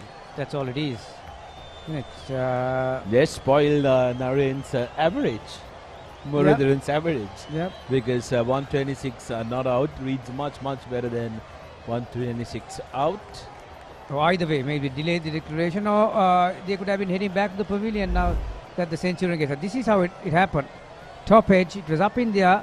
See how he starts well, side on, keeping his eyes on the ball, and he knew that the ball was going to go away from him. He did the hard work, got his hands underneath it, but just couldn't keep it strong enough. See whether we can take a look at that again as Gamini would talk us through that. This could possibly be the final over before declaration if we are to go by what we were hinted to by the Josephian camp, who were looking at declaring by the 70th over. They said they wanted to try and have a go. Here's the earlier delivery where fielder managed direct hit. Yeah, it's 100 overs, isn't it, for the day? And what's the changeover? 2 or 3 overs? 2 overs. So if they do declare after this, they'll have 28 overs to have a go at the Anandians. That's a good enough period for them to strangle the Anandians even more by grabbing 4 or 5 wickets. Absolutely, because the Anandians currently a little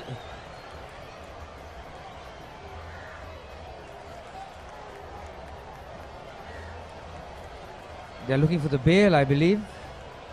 Ah, yeah, found it. Found it. Was just going to ask our production crew to try and help with the slow motion so that we could point out where the bail was. But I'll tell you what, our production crew, they're slow motion as it is, because some fabulous food during the tea time provided by Clinton Pages, and half of them their eyes are shut. They're having a snooze. Never mind that biryani for lunch. But talking of a snooze, Muradharan cannot get enough. He plays that shot as good as anyone. Well, his old man must be very proud. I have never seen Mutta Muradharan playing a shot like that over extra cover. Oh well, I think I've been very, very lucky to have seen him play that shot. That was against India when he got his only Test 50 in Asgiria. Yes, Murali. This time though, Anand comes to the party, and Naren Muradharan's fabulous innings. Nope, not out.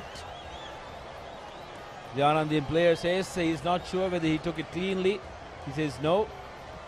We have to go by the signal, and kudos to him. Kudos to him, because everybody else, including the batsman, that was the skipper from Anand, despite that young lad tormenting his side the entire day. The skipper deciding to do what's right. Yeah, good on him. Good on him. Even after such a hard time in the field, right throughout the day, I saw it from here. It just went through his hands. There it is. Because he dived over it, people thought that he held on to it. But good for him that he was honest enough to say, no, I didn't get my fingers underneath it. That's another half tracker. Well, that's gone through the hands as well. That's another maximum, I believe.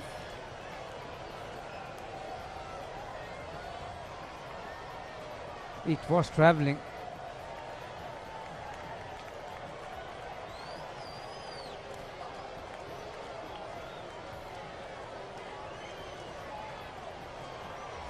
Umpire just waiting.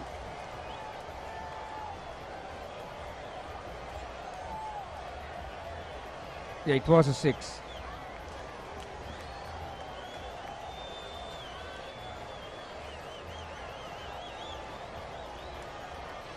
So another expensive over. Sudarshan. Abhishek has moved to 18 himself off 10 balls. This was that last 6. Not the biggest boundary here at Dali Road, but that's another inside inside out shot from Naren Muralidharan. Will it be the end?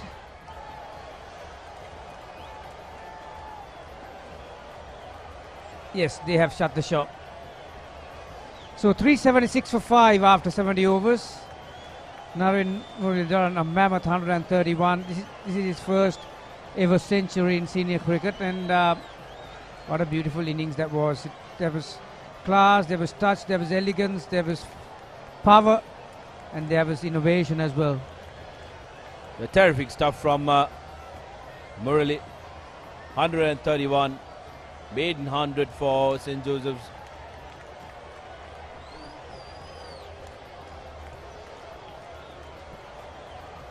Terrific stuff from the young lad. What was most impressive was the fact that how he changed gears, Gamini, where he managed to make sure that he changed gears and got onto that acceleration mode when his team demanded it.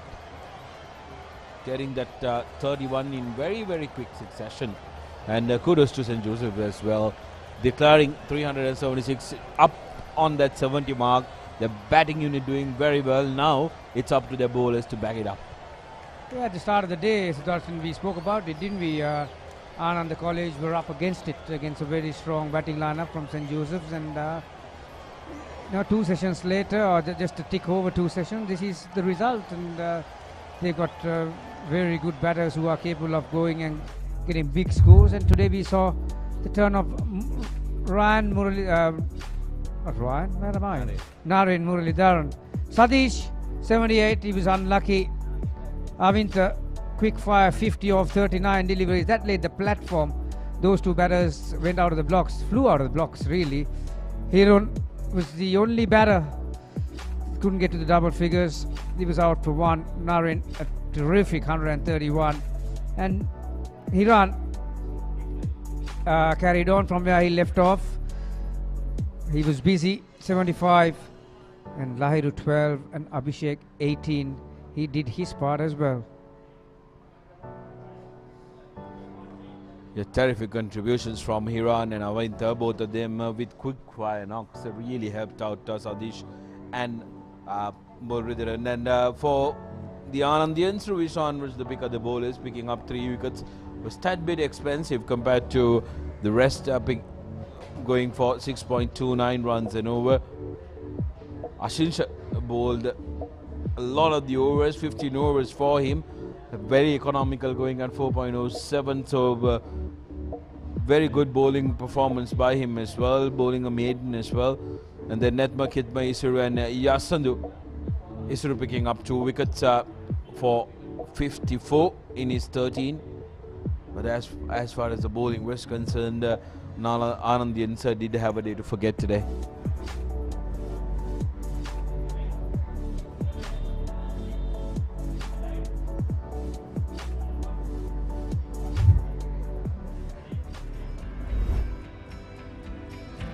So some of the highlights from the St. Joseph's innings, plenty of highlights for that matter. Muralidharan just helping it towards short fine leg. That's how he got his 100, and after that he played some terrific shots. That was the shot of the day for me, coming down the track. It's not easy to play high hand shots when you are dancing down the track like that. One of the happy moments for Ananda. That went over. So was this.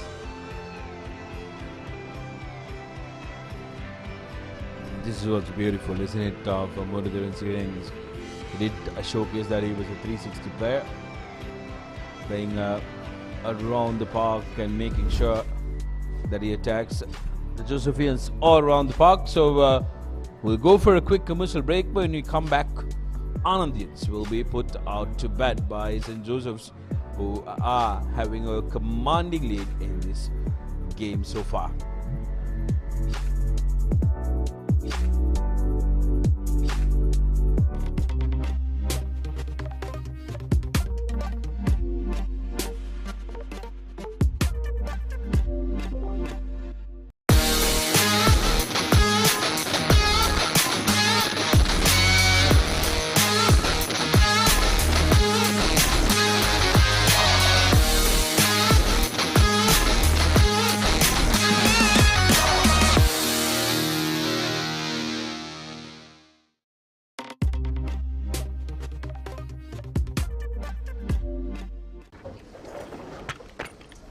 Did you submit the report? Not yet. When is the big match?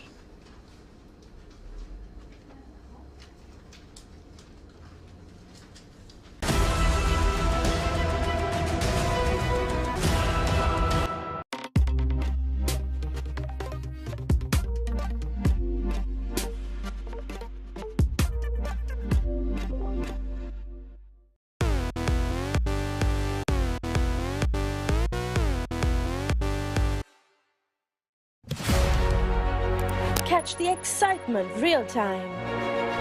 Be up to date with it all. Let us capture your milestones. Get it sizzling hot off the turf. Hear the experts break it down. Dig deep into the nitty-gritties. Be inspired by their greatness. Relive all the scintillating action.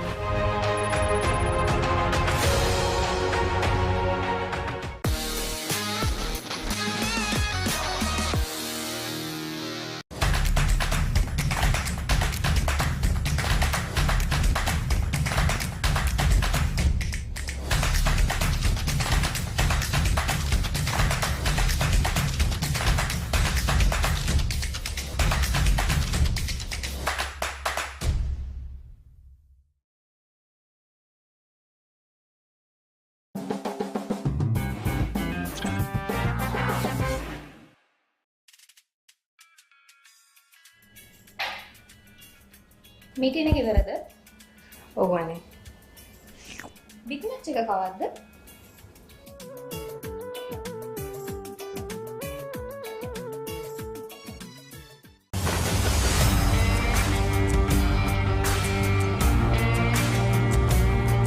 நேரடி ஒளிபரப்பு யாழ்ப்பாணத்தில் මාතර කොටවිල ගම්පියසට ඇවිල්ලා තියෙනවා.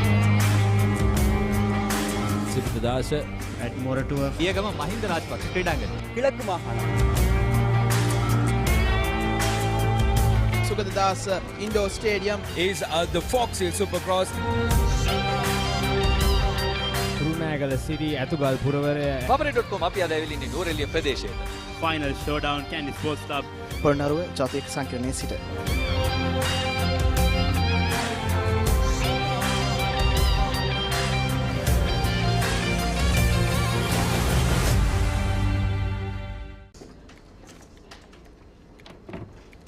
ලොකු වැඩක්ද? නෑ කමක් නෑ කියන්න. බිග් මැච් එක කවද්ද?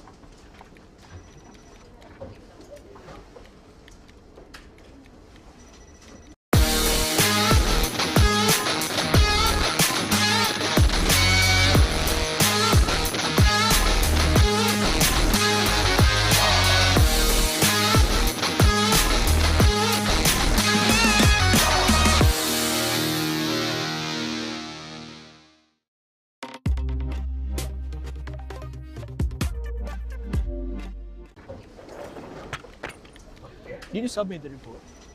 Not yet. When is the big match?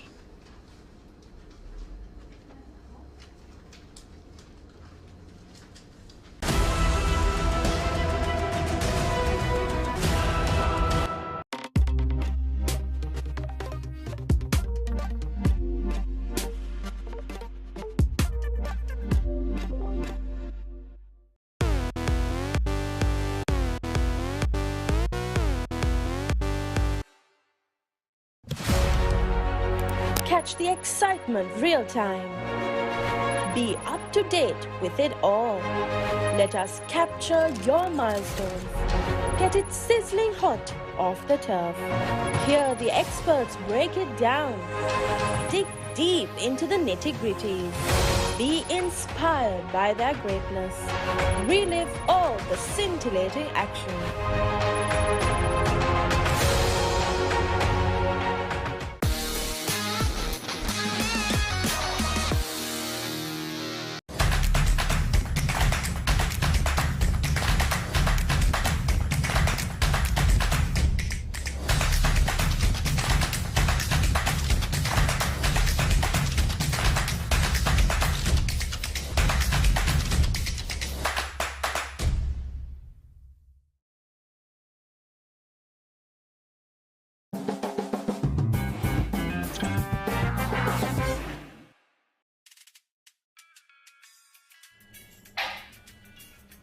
Meeting එක ඉවරද? ඔව් අනේ. බිග් මැච් එක කවද්ද?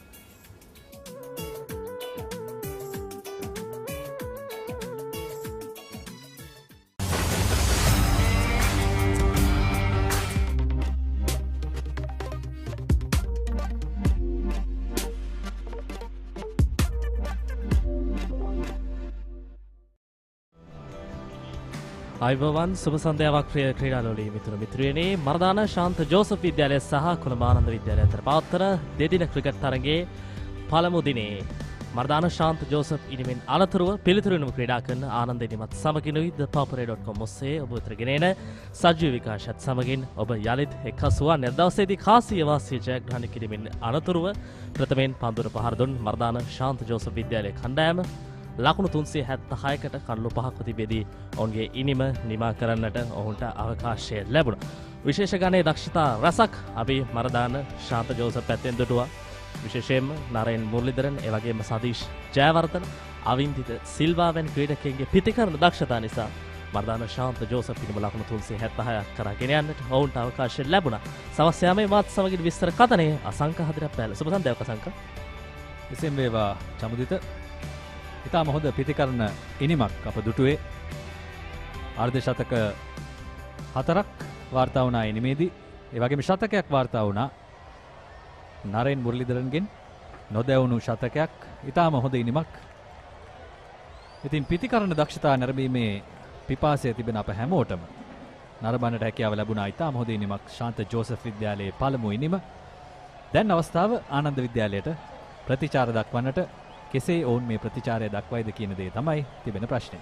විශේෂයෙන්ම අසංක අපි දරුවා ආනන්ද පැත්තෙන් බැලුවාම පසුගිය තරග වාර සමය තුළදී ඔවුන් පිතිකරුවන් වශයෙන්ට වඩා පන්දු යවන්නන් වශයෙන් තමයි දක්ෂතා දක්වලා තිබෙන්නේ. යම් කිසි ආකාරයෙන් මානසිකවත් මොවුන්ට මේ අස්ථාවරත්වයක් කරා යන්නට හේතුවක් වන්නට පුළුවන්. අපි කෙසේදත් අපිට අනාවැකි පළ කරන්නට බෑ. දක්ෂතාවම තමයි ඔවුන්ගේ තරගයේ ඉදිරි ගමන රඳා පවතින්නේ. විශේෂයෙන්ම නායක නෙත්ම සමරවීර වැනි ක්‍රීඩකයන්ට පිතිකරුවෙකු වශයෙන් ඕනෑ මොහොතකදී කණ්ඩායම හොඳ ලකුණු සංඛ්‍යාවක් කරා ගෙනන්නට අවකාශය තිබෙනවා.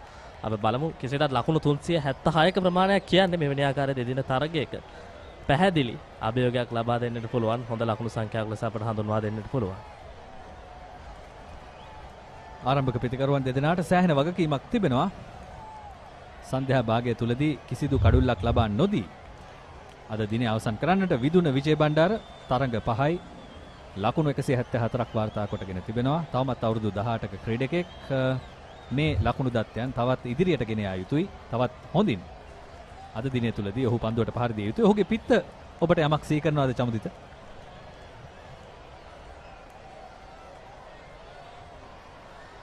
ඔව් සෑහෙන හොඳ මතකයක් තිබෙන දෙයක් පිළිබඳව තමයි අපිට මතක් වෙන්නේ. සනත් ජයසූරියගේ සහ ඒකගේම අරවින්ද්‍ර සිල්වා ඉතා ඈත අතීතයේදී භාවිතා කර ඒ පිත්ත තමයි අපිට මතක් වෙන්නේ. මෑතකදී ඒ වගේම තමයි පිත්තේ ලොකු වෙනසක් නැහැ.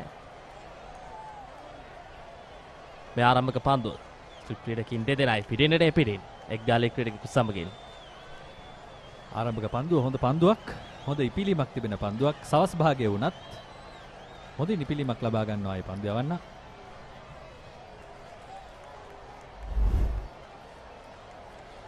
විශේෂයෙන් අලුත් පන්දුවේ භාවිතය හොඳින් ලබා ගත යුතුයි. තනතිරුවේ නම් තරම් මිලි වෙනසක් නැහැ. මොකද දැන් උදෑසන කාල වේලාවේ පටන් හොඳින් වියලුණු තනතිරුවක් තිබෙනවා. පන්දු යවන්නන් හොඳ ජවයකින් යුතුව පන්දු යෑම සිදු කළ යුතුයි. කිසි පතිතයක් ලබා ගන්නට. ඒක පිටින්නට එපිටින්. ගගන් පන්දු යවන්න නැවතත් ඉලක්කයේම හොඳ පන්දුවක්. ඔබට පෙනෙනවා ඇති කඩුළු රකින්න ඔහුගේ ඉනට ආසන්නයෙන් පන්දුව ලබා ගන්නේ. ඉතින් තවමත් තනතිරුව සජීව තනතිරුවක්. ඔබට ලකුණු වාර්තා කළ හැකි ලකුණු තිබෙන තනතිරුවක්. මේ ආරම්භක පිතිකරුවන් දෙදෙනාට ඒ වගකීම තිබෙනවා. ගගන් චමොද් තරග 6යි කඩුළු 9යි. ඔහුගේ අවසන් වසර විය යුතුයි මේ. ඒවර හොඳේ පිළිමක් තිබෙනවා. අපි මතක් කරොත් අසංක මේ කණ්ඩායම් දිත්තේ පුහුණුකරුවන් පිළිබඳව විශේෂයෙන්ම ආනන්දය පැත්තෙන් බැලුවාම ජනුදික ශ්‍රේයාපාල තමයි ප්‍රධාන පුහුණුකරු වශයෙන් කටයුතු කරන්නේ. සහාය පුහුණුකරු වශයෙන් සංජය දේවපුත්‍ර තමයි කටයුතු කරන්නේ. ඒ වගේම ක්‍රීඩා බාර ආචාර්යතුමන් වශයෙන් සමන් හෙට්ටිආරච්චි වැඩ කටයුතු සිදු කරන ආනන්ද කණ්ඩායම වෙනුවෙන්. අපි සඳහන් කරත ප්‍රධාන පුහුණුකරු පිළිබඳව ඔහු අන්තර් සමාජ තරග රටාව තුළදී SSC ක්‍රීඩා සමාජය නියෝජනය කළ දක්ෂ ක්‍රිකට් ක්‍රීඩකයෙක් ලෙස අපිට ඔහු හඳුන්වා දෙන්න පුළුවන්. සිට් ක්‍රීඩකින් දෙදෙනෙකු සමග එවර මදක් ලෝවීමක් පන්දුවේ තරම් වේගයක් අප දකින්නේ නැහැ. ඔව් මෙවැනි පන්දු තමයි අවදානම වැඩි කරන පන්දු. දැන් පිතිකරුවන් සිතන්නට පෙළඹෙන්නට පුළුවන් තනතිරුව ටිකෙන් ටික මැරී යනවාද කියන ප්‍රශ්නය උන්ට එන්නට පුළුවන්. අශින්ස නයිනාක ඔහු පන්දු යවීමෙන් දස්කම් දක්වන පන්දු යවන්නේ. ඒ වගේම හොඳ පිතිකරුවෙක් ආරම්භක පිතිකරුවා වශයෙන් තවමත් වයස අවුරුදු 16යි. හොඳ අනාගතයක් තිබෙන ක්‍රීඩකෙක් විය යුතුයි. පන්දු යවීමටත් පිතිකරණය දීමටත් එක ලෙස හැකියාව තිබෙන ක්‍රීඩකෙක්.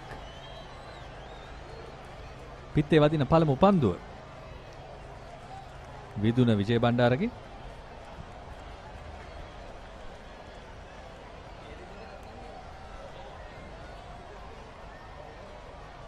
ආනන්දේ තවමත් ලකුණු රැස් කිරීම ආරම්භ කොට නැහැ. පන්දු රකින්නන් සානගත කොට තිබීම පැහැදිලි ඉලක්කය. හොඳ පිටත දෝලනයක් තමයි නිරන්තරයෙන්ම ලබා ගන්න උත්සාහ කරන්නේ. හොඳ පන්දුවාරයක් ක්‍රියාත්මක කරන තවමත් එකදු ලකුණක් ලබා ගැනීමට හැකියාවක් ලැබෙන්නේ නැහැ. ක්‍රීඩකයින් දෙදෙනෙකුත් සමග. ඒවර හොඳ පන්දුවක්. ලක්කේ පැහැදිලි. ප්‍රථම පන්දුවාරයේ අවසන් ආනන්දේ තවමත් ලකුණු රැස් කිරීම ආරම්භ කොට නැහැ.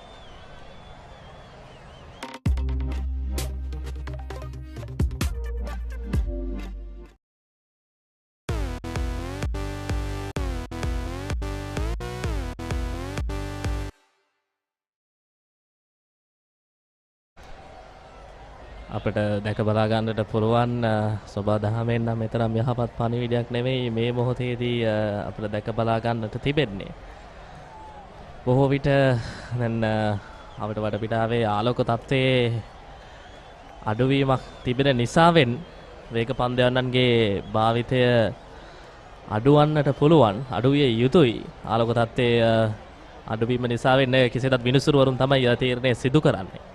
අප බලමු කුමන තීරණයකට විනිසුරු වරුන් දෙදෙනා යොමු වේද කියන කාරණාව සම්බන්ධයෙන්. ඔව් දඟපන්දවන්නෙක් තමයි කැඳවන්නේ චමුදිත. දහවල් කාලයේ සිටම අප දුටුවා කාලගුණ තත්ත්වය තරමක් අඳුරු තත්ත්වයක තිබුණේ. නමුත් පිතිකරණයට හොඳ තනතිරුවක් තිබුණා. හිරාන් ජයසුන්දර දඟපන්දු යවන්න පළමු පන්දුවාරයේ ක්‍රියාත්මක කිරීම සඳහා අනර්ග ලකුණු 75ක් වාර්තා කළ පිතිකරණයේදී ටෙස්ට් ඉනිමකට වඩා ක්‍රීඩා කරලා එක් දින ඉනිමක් විදිහට හඳුන්වා දෙන්නට පුළුවන්. පන්දු 73කින් ක්‍රීඩා කරේ ලකුණු 75. ස්ට්‍රයික් රේට් එක 102.74. ඔහුගේ අවසන් වරට ක්‍රීඩා කරන දෙදින තරඟාවලිය තුළදී සාමාන්‍ය ලෙස සඳහන් වූයේ 63කට වැඩි සාමාන්‍යයක් තමයි ඔහුගේ ලකුණු දත්තයන්හි වාර්තා වුණේ. හොඳම ලකුණු 200ක්. අනිවාර්යෙන්ම වත්කමක් කණ්ඩායමකට මෙවැනි ආකාරයෙන් පන්දු යැවිය හැකි පිතිකරණයේදී හැකි ක්‍රීඩකයන්. හිරාන් ජයසුන්දර තරඟ 6යි.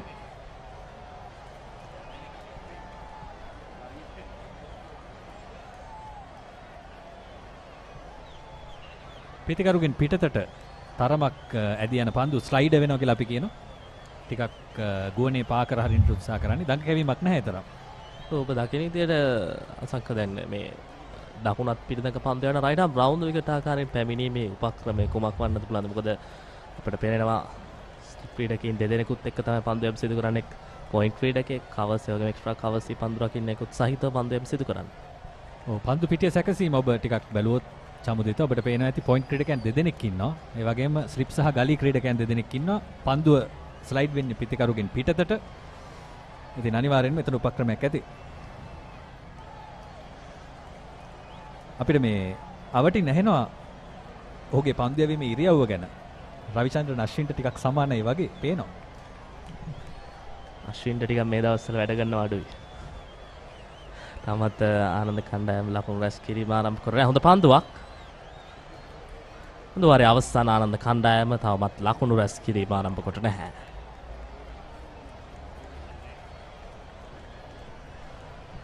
මම එන්න තවත් එක් පන්දුවක් ඉතුරුව තිබෙනවා පන්දු වාරයේ නිමාව සනිටුවන් වන්නට.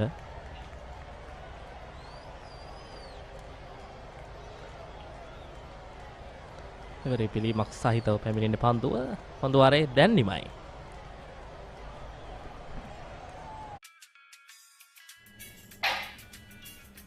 මීටින් එක ඉවරද? ඔව් අනේ. බිග් මැච් එක කවද්ද?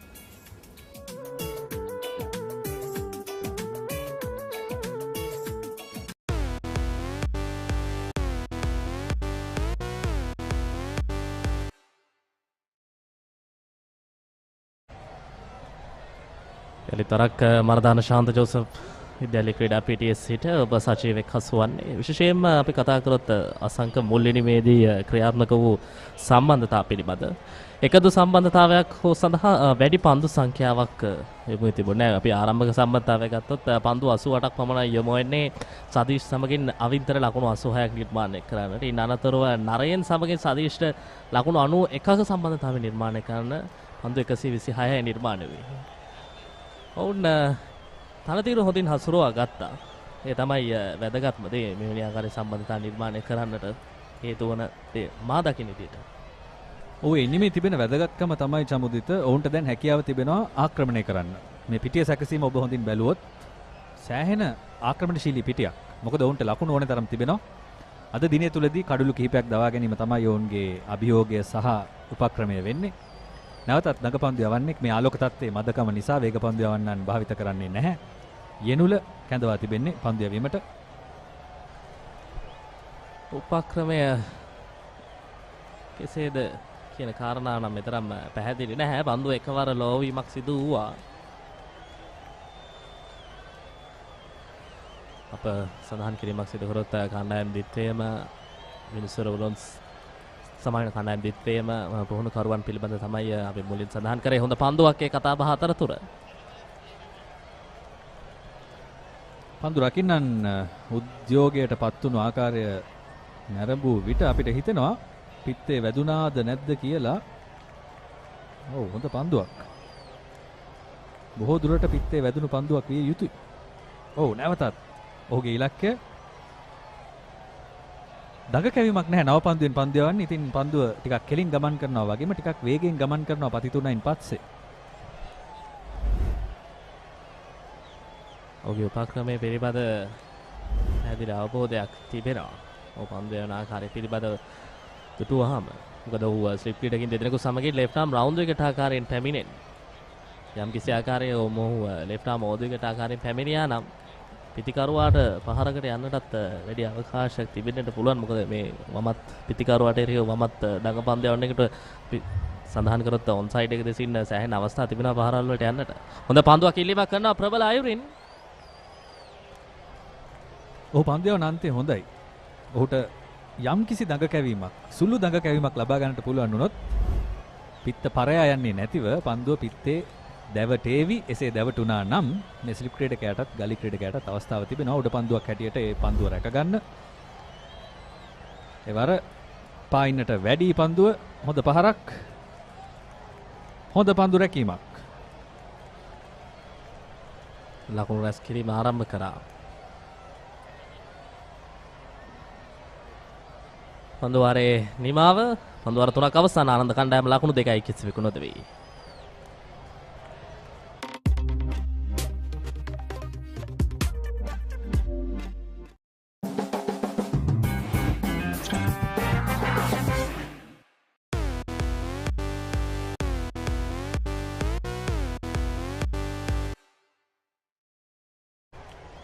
අප පෙරදී සඳහන් කරන ගියේ කණ්ඩායම් දිත්වයේම පුහුණුකරුවන් සහ කණ්ඩායම් බාර ආචාර්යවරුන් පිළිබඳව අපි මුලින් සඳහන් කරා ආනන්ද කණ්ඩායම පිළිබඳව. එනතුරුව අපි සඳහන් කරමු ශාන්ත ජෝසප් විද්‍යාලයේ කණ්ඩායමේ ප්‍රධාන පුහුණුකරු වශයෙන් ඩිලාන් රාමනායක වගේ සහාය පුහුණුකරු වශයෙන් ටොරින් කොටිගල කටයුතු කරන ආකාරයක් පිළිබඳව අපි සඳහන් කරන්න පුළුවන්. එය අතරතුර අයහපත් ආලෝක තත්ත්වය නිසා තරගයට බාධා එල්ල වී තිබෙන ආකාරයක් තමයි අපිට පේරෙන්නට තිබෙන. එක් වරම තමයි ආලෝක තත්ත්වයේ වෙනස් වීමක් සිදු වූයේ. මේ තරගයේ යම් කිසි ආකාරයෙන් පූර්ණ තරග ජයග්‍රහණයක් කරා යන්නට මොවුන් සැලසුම් සකසාගෙන සිටියා නම් සැලසුමේ වෙනස්කමක් සිදු කරන්නට වෙනවා අනිවාර්යයෙන්ම. මොකද තරගය නිමවන්නට තවත් ආසන්න වශයෙන් සඳහන් කිරීමක් සිදු කරොත් පැයකට ආසන්න කාල වේලාවක් තිබෙනවා තරගයේ නිල වශයෙන් නිමවටපත් කිරීමට. කෙසේ වෙතත් බලමු ආලෝක තත්ත්වයේ යහපත් වූ විගස අපේක්ෂා කරනවා තරගයේ යලිත් තරක් ආරම්භ කරાવી කියන කාරණේ. කෙසේ වෙතත් පන්දු වාර 3ක් අවසන් වීට ආනන්ද කණ්ඩායම ලකුණු 2යි කිසිදු කඩුල්ලක් නොදවී. හොඳ දිනයක් ශාන්ත ජෝසප් විද්‍යාලයට. ඔවුන් පන්දු යැවීමෙනුත් පන්දු වාර 3ක් අවසානයේ ලකුණු 2ක් පමණයි ලබා දුන්නේ. කඩුල්ලකුත් ඔවුන්ට ලබාගත හැකිව තිබුණා නම් සමහර විට මේ තත්ත්වය තවදුරටත් ආනන්ද විද්‍යාලයට දැඩි පීඩනයක් ගෙනෙන්නට තිබුණා. කෙසේ වෙතත් ආලෝක තත්ත්වය යහපත් නැති නිසා තරගය නැවැත්වීමට තීරණය වෙනවා විනිසුරු වරුන් දෙදෙනා අතින්. අද දිනේට බොහෝ දුරට අද දිනේට තරගය අවසන් වූවා විය යුතුයි. අද දවසේ ඇතරම අසංක අපි සඳහන් කරොත් වැඩි ගෞරව ශාන්ත ජෝසප් පැත්තට තමයි තිබෙන්නේ. මොකද ඔවුන් මේ තනතිරුව පිතිකරුවන්ගේ පාරාදීසයක් ලෙසින් හොඳින් භාවිතා කරමින් ඔවුන්ට රිසිසේ පාරවල් කරා යමින් ජයග්‍රාහී ලකුණු සංඛ්‍යාවක් කරා කණ්ඩායම සමතවන්න හැකියාවක් ලැබුණ මේ අපිට දැක බලා ගන්න පුළුවන් වලාකුළු වලින් ගහන වූ අහස් කුසක් තමයි අන්ත දෙකෙන්ම අපිට දැක බලා ගන්නට තිබෙන්නේ. මා සිතන්නේ නැහැ තවත් සවස් යාමේ වෙන විට නම් සුබවාදී පණිවිඩයක් අපිට ශාන්ත ජෝසප් විද්‍යාලය ක්‍රීඩා පිටිය අවර වටපිටාවේ ලැබෙවි කියන කාරණාව. ඒ කෙසේ වෙතත් අපි බලමු තවත් එක් දිනයක් ඉතුරුව තිබෙනවා. ඒ දිනය තුලදී කණ්ඩායම් දෙක ඉක්මන් සැලසුම් වලට ගියහොත් අනිවාර්යයෙන්ම මෙම තරගයේ ප්‍රතිඵලයක් නිශ්චිත වශයෙන්ම අපිට ලබා ගන්නට පුළුවන්. මොකද අපි පෙරදිත් සඳහන් කරා මුල් ඉනිමේ ජයග්‍රහණයට වඩා මෙවැනි ආකාරයේ තරග තුලදී පූර්ණ තරග ජයග්‍රහණ කරා යන්නට නම් ඒ තරගයේ සාර්ථකත්වය පවතින අනෙතරයි ආනන්ද ඉනිමේ ආරම්භක පිතිකරුවගලය විදුන සමගින් ආශිංසයි ක්‍රීඩා පිටියට පිවිසියේ. විදුන තමයි ලබාගත් ලකුණු දෙකේ හිමිකාරීත්වය පවතින්නේ. ඒ වගේම ආශිංසට ලකුණු ලබා ගැනීමට හැකියාවක් ලැබුණේ නැහැ. තවත් පිතිකරුවන් ගණනාවක් බලා සිටිනවා ආනන්ද ඉනිමේ ක්‍රීඩා කරන්නට ඉදුවර නෙතුල කීත්ම ඉරුත් මලිෂ වැනි පිතිකරුවන් සිටිනවා. ආනන්දය යම් කිසි ආකාරයේ ලකුණු කරා ගෙන යන්නට ඔහුට හැකියාවක් තිබෙනවා. හෙට දවසේ වෙන්නට පුළුවන් බොහෝ විට මොහුට අවකාශය එන්නේ මේ පන්දු යැවීම. පන්දු යැවීමේදී ගගන් කිරන් නියනුල මේ පන්දු යවන තිදෙනා තමයි භාවිතා කරේ. ඔවුන් තිදෙනා යවන ලද පන්දු වාර 3 සාර්ථකයි. ලකුණු රැස් කර ගැනීමට හැකියාවක් ලැබුණ නැහැ ආනන්ද විද්‍යාලයේ කණ්ඩායමට.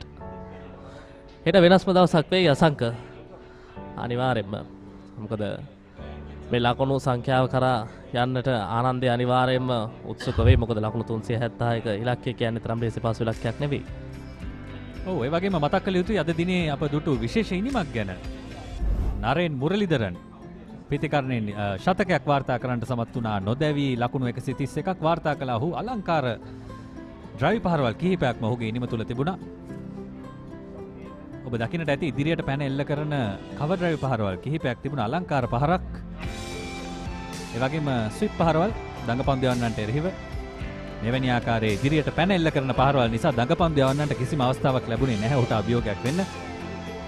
ඒ වගේම ඔබ දකින්නට ඇති පිටිය සැකසීමේදී ඔවුන්ට මෙන්න මේ පහර වැළැක්වීම සඳහා පන්දු රකින්න දෙදෙනෙකු රඳවන්න සිදු වුණ එක්ස්ට්‍රා කවර් එක. නිරන්තරයෙන්ම ක්‍රිකට් ක්‍රීඩාවට ආදරය කරන ඔබ ඉතාම ආදරය කරන පහරක්. අනිවාර්යෙන්ම මේ පහර ඉන්සයිඩ් අවුට් පහර. ලේසි නෑ. හොඳ හැක් තියෙන්න ඕන ඉන්සයිඩ් අවුට් එක ක්‍රීඩා කරන්නට. ඔබ සඳහන් කරේ අර එක්ස්ට්‍රා කවර්ස් සහ මිඩ් ඔෆ් අතරින් එල්ල කරන ඩ්‍රයිව් පහර. ඒ ඩ්‍රයිව් පහර වළක්වා ගන්නට හැකියාවක් ලැබුණේම නැහැ. සෑම මොහොතකදීම දඟපන්දු යන නොයෙකුත් උපක්‍රම යෙදුවා. කෙසේතත් සාර්ථක කරගන්නට හැකියාවක් ලැබුණා. ඒ වගේම වේග පන්දු යන ඉදිරියට පැමිණ ක්‍රීඩා කරා. එයත් තනතිරුවේ ස්ථාවර වූ පසු අපි අර කියන්නේ ගෙදර වගේ ක්‍රීඩා කරනවා කියන්නේ. අවසාන මොහොතේදී රිසිසේ පහරල් එල්ල කරා. හොඳ ඉනිමක්. පැහැදිලිව හොඳ ඇසකින් යුතුව ක්‍රීඩා කරන දිනමක් ලෙස අපිට මේ හඳුන්වා දෙන්නට පුළුවන්. අපි මේ ආකාරයෙන් තමයි අද දවසේදී තරගයේ ක්‍රියාත්මක වුණේ. හිතවතුනි අපි මදකට කෙටි විරාමයක් ලබා ගැනීම අනතුරුව යලිත් තරක් සම්බන්ධ වෙමු.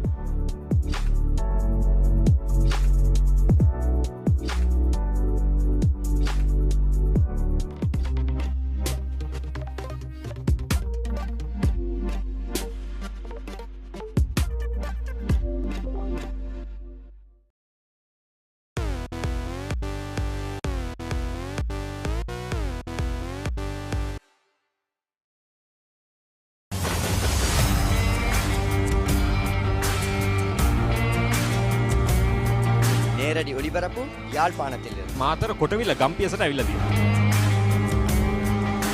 සිද්ධාස at Moratuwa පියගම Mahinda Rajapaksa ක්‍රීඩාංගණය. කිලක්කු මාහාන. Sugadadasa Indoor Stadium is the Fox Hill Supercross. රුණෑගල සිරි ඇතුගල් පුරවරය Papare.com අපි අද ඇවිල්ලා ඉන්නේ නෝරෙලිය ප්‍රදේශයට. Final showdown Candy Sports Club. Pornaruwa ජාතික සංකීර්ණයේ සිට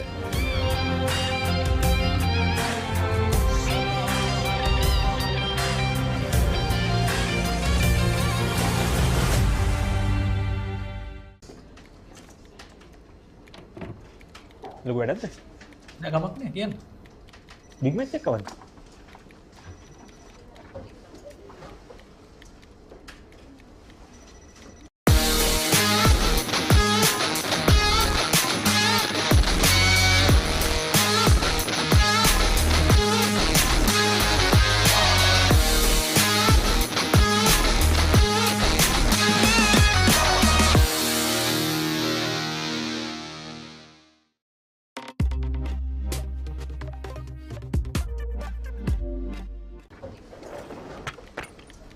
Did you submit the report?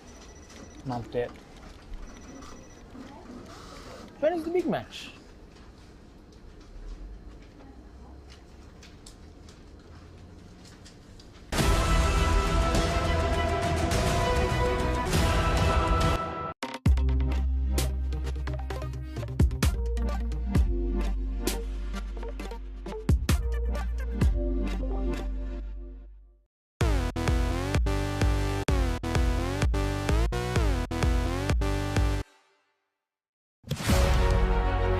Catch the excitement real time.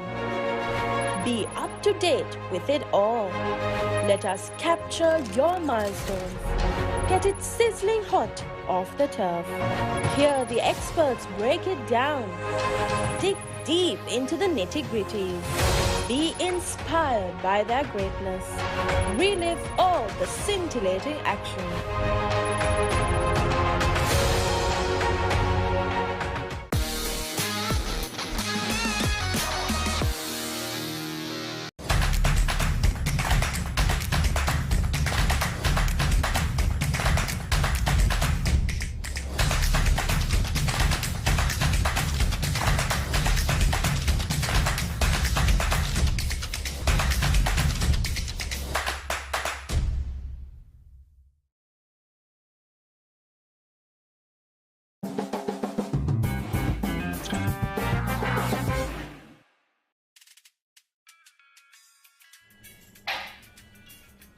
Meeting එක ඉවරද? ඔව් අනේ. බිග් මැච් එක කවද්ද?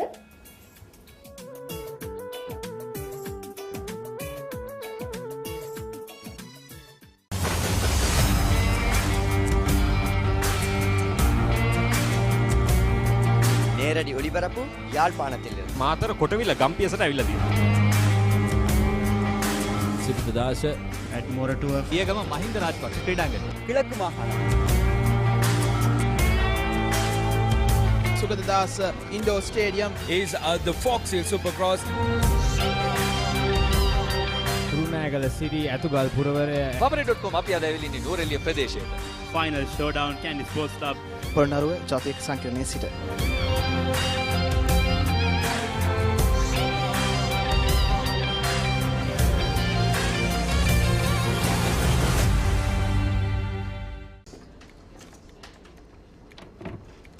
ලොකු වැඩක්ද? නෑ ගමක් නෑ කියන්න. බිග් මැච් එකක් කවද්ද?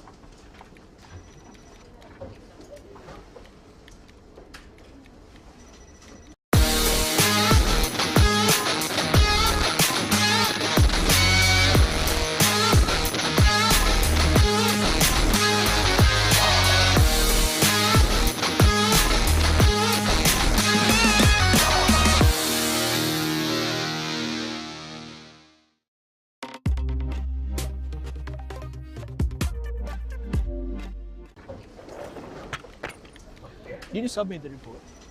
Not yet. When is the big match?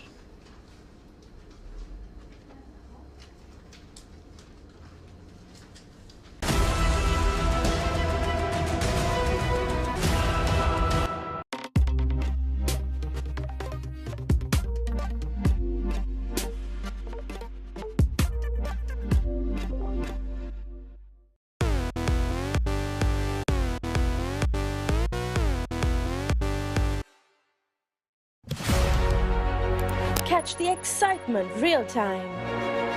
Be up to date with it all. Let us capture your milestones. Get it sizzling hot off the turf. Hear the experts break it down.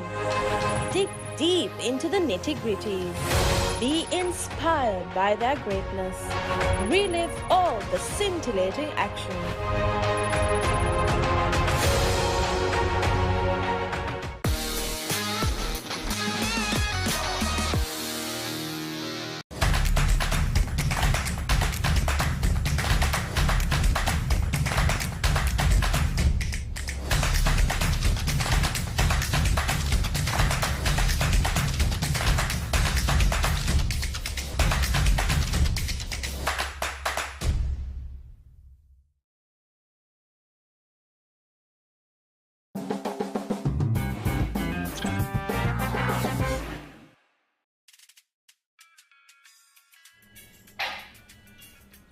Meeting එක ඉවරද? ඔව් අනේ. Big match එක කවද්ද?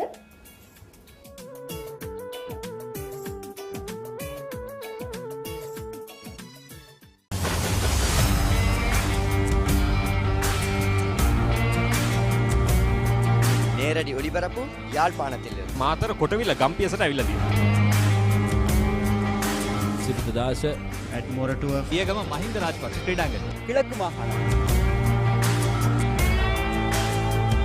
Sugadadasa Indoor Stadium is the Fox Hill Supercross. රුණෑගල සිරි ඇතුගල් පුරවරය Papare.com අපි අද ඇවිල්ලා ඉන්නේ නූරෙලිය ප්‍රදේශයට. Final showdown Candy Sports Club Polnaruwe ජාතික සංකීර්ණයේ සිට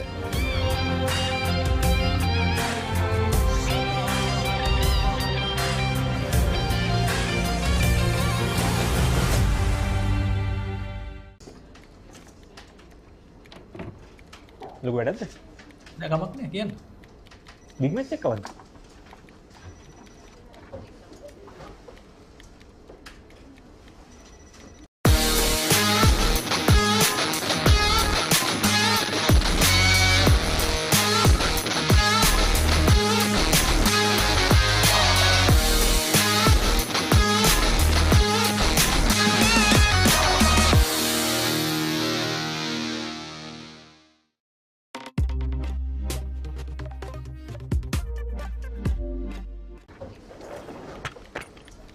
Did you submit the report? Not yet. When is the big match?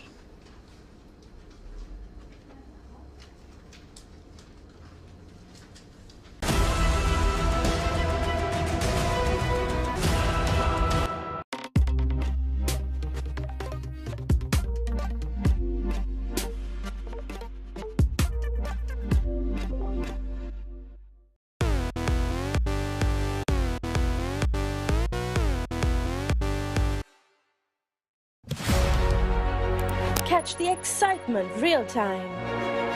Be up to date with it all. Let us capture your milestones. Get it sizzling hot off the turf. Hear the experts break it down. Dig deep into the nitty-gritties. Be inspired by their greatness. Relive all the scintillating action.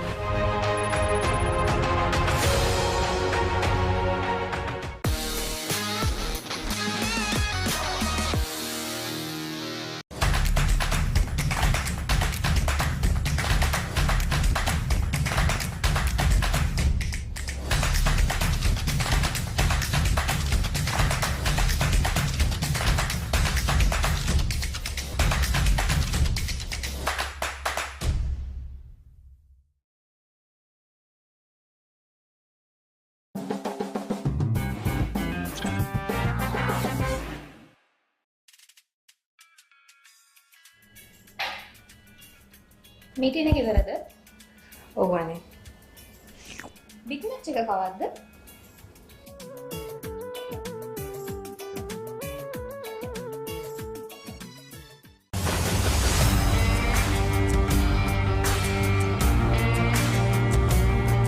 நேரடி ஒளிபரப்பு யாழ்ப்பாணத்தில் මාතර කොටවිල ගම්පියසට ඇවිල්ලා තියෙනවා.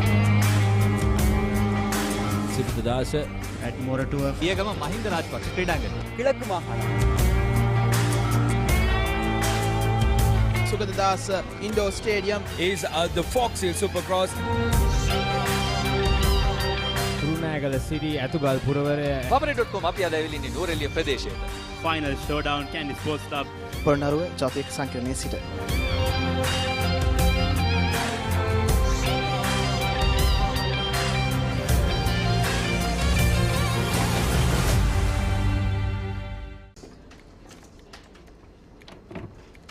ලොකු වැඩක්ද?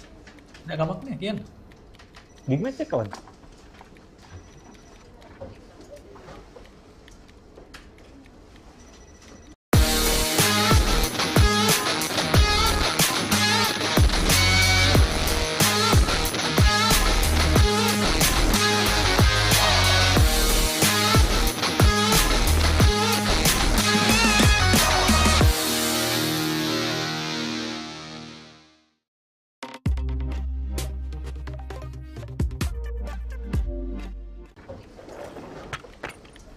Did you submit the report? Not yet. When is the big match?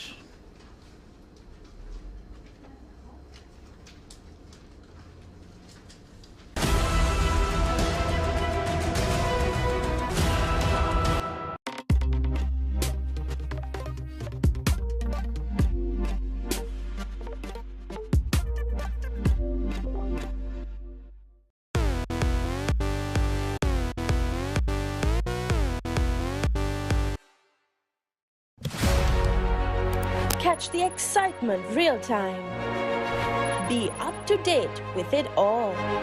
Let us capture your milestones. Get it sizzling hot off the turf. Hear the experts break it down. Dig deep into the nitty-gritties. Be inspired by their greatness. Relive all the scintillating action.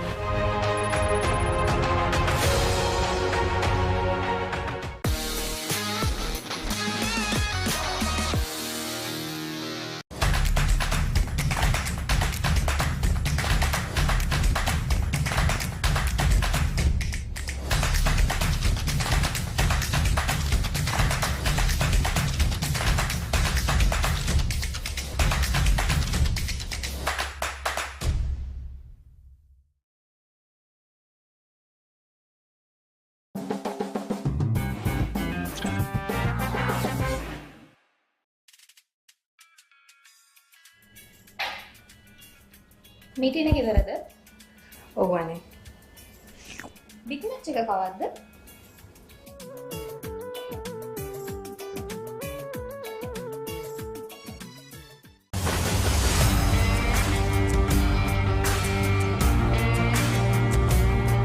நேரடி ஒளிபரப்பு யாழ்ப்பாணத்தில் මාතර කොටවිල ගම්පියසට ඇවිල්ලා තියෙනවා.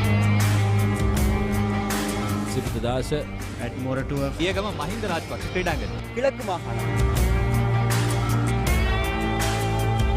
Sugadadasa Indoor Stadium is the Fox Hill Supercross. Kurunegala City ඇතුගල් පුරවරය Papare.com අපි අද ඇවිල්ලා ඉන්නේ නෝරෙලිය ප්‍රදේශයට. Final showdown Candy Sports Club. Polonnaruwa ජාතික සංකීර්ණයේ සිට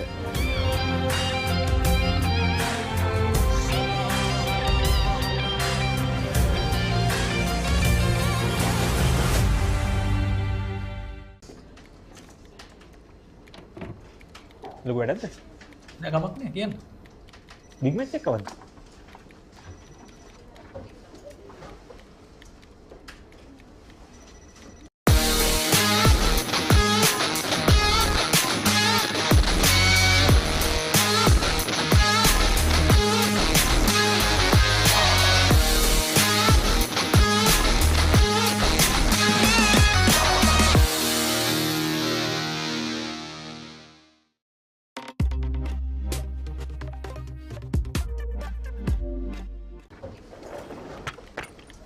Did you submit the report?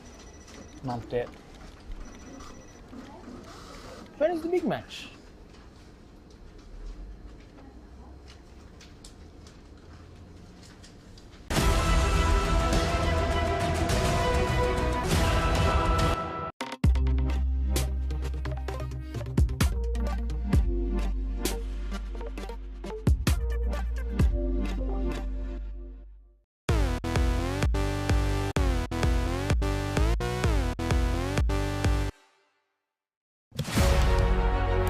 Catch the excitement real time. Be up to date with it all. Let us capture your milestones. Get it sizzling hot off the turf. Hear the experts break it down. Dig deep into the nitty-gritties. Be inspired by their greatness. Relive all the scintillating action.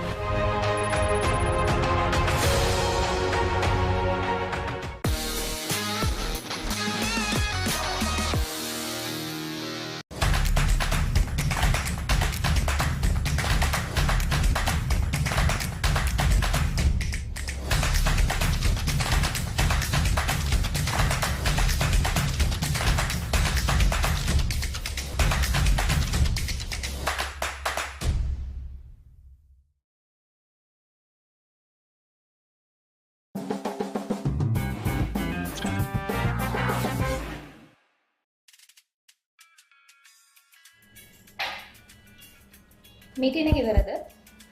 ඔව් අනේ. Big match එක කවද්ද?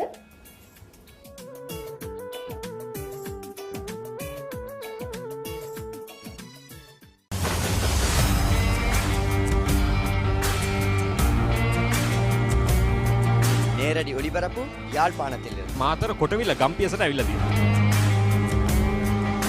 සිරිතදාස at Moratuwa පියගම Mahinda Rajapaksa ක්‍රීඩාංගණය. கிழக்கு மாகாணம் Sugathadasa indoor stadium is the Fox Hill Supercross. රුණෑගල සිටි ඇතුගල් පුරවරය Papare.com අපි අද ඇවිල්ලා ඉන්නේ නූරෙලිය ප්‍රදේශයට. Final showdown Candy Sports Club Polonnaruwa ජාතික සංකීර්ණයේ සිට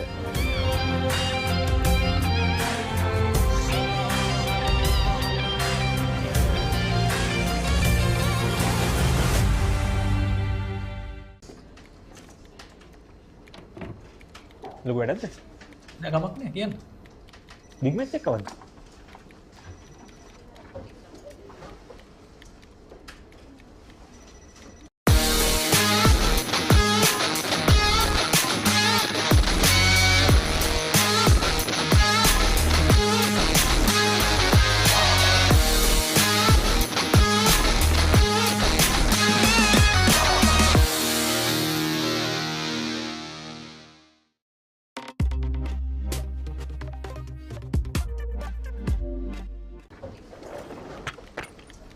Did you submit the report? Not yet. When is the big match?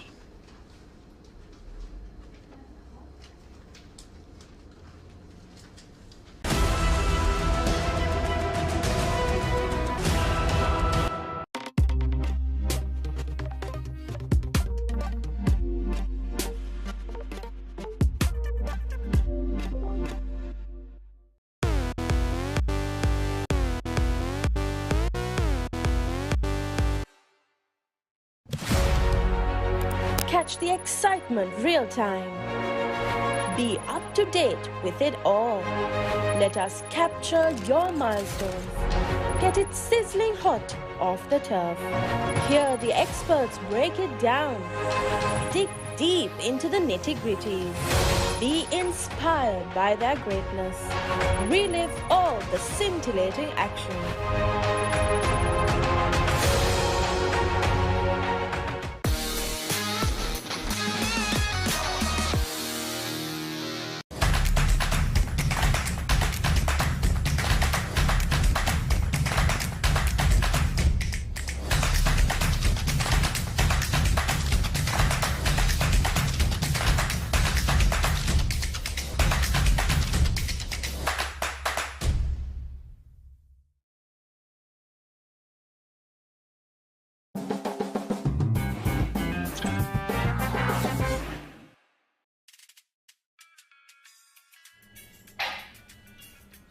Meeting එක ඉවරද? ඔව් අනේ. බිග් මැච් එක කවද්ද?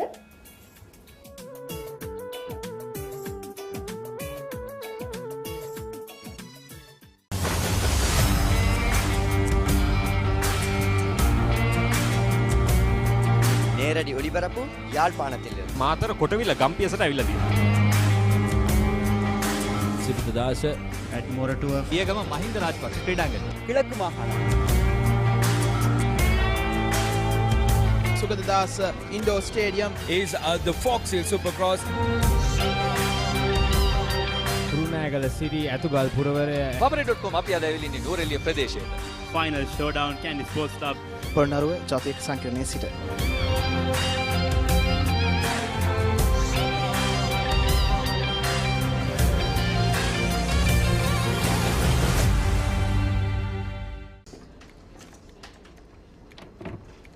ලොකු වැඩක්ද? නෑ කමක් නෑ කියන්න. බිග් මැච් එක කවද්ද?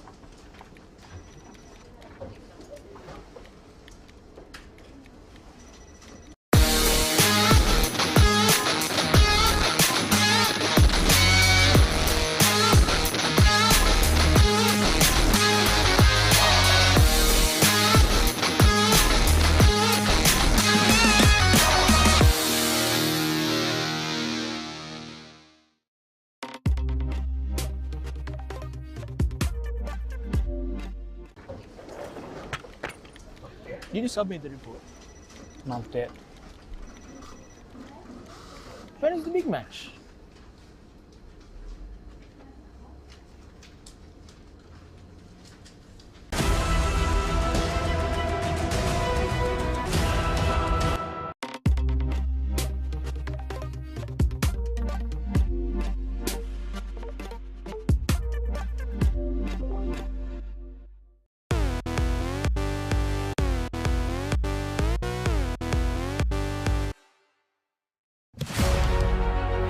Catch the excitement real time. Be up to date with it all. Let us capture your milestones. Get it sizzling hot off the turf. Hear the experts break it down. Dig deep into the nitty-gritties. Be inspired by their greatness. Relive all the scintillating action.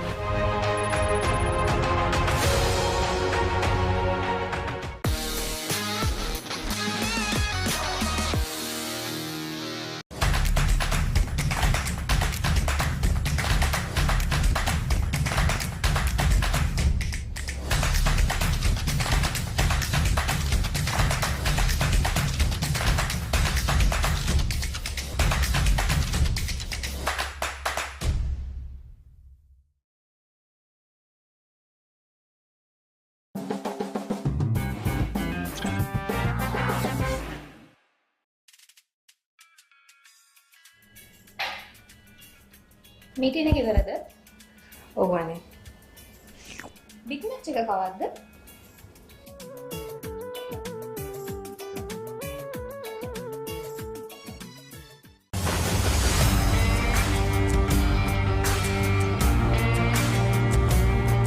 நேரடி ஒளிபரப்பு யாழ்ப்பாணத்தில் මාතර කොටවිල ගම්පියසට ඇවිල්ලා තියෙනවා. සිද්ධදාස at Moratua පියගම Mahinda Rajapaksa ක්‍රීඩාංගණය. கிழக்கு மாகாணம் Sugadadasa Indoor Stadium is the Fox Hill Supercross. රුණෑගල සිරි ඇතුගල් පුරවරය Papare.com අපි අද ඇවිල්ලා ඉන්නේ නූරෙලිය ප්‍රදේශයේ. Final showdown Candy Sports Club. Polonnaruwa ජාතික සංකීර්ණයේ සිට.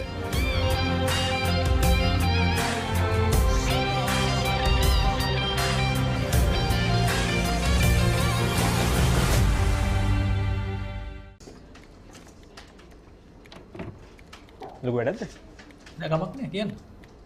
බිග් මැච් එක කවද්ද?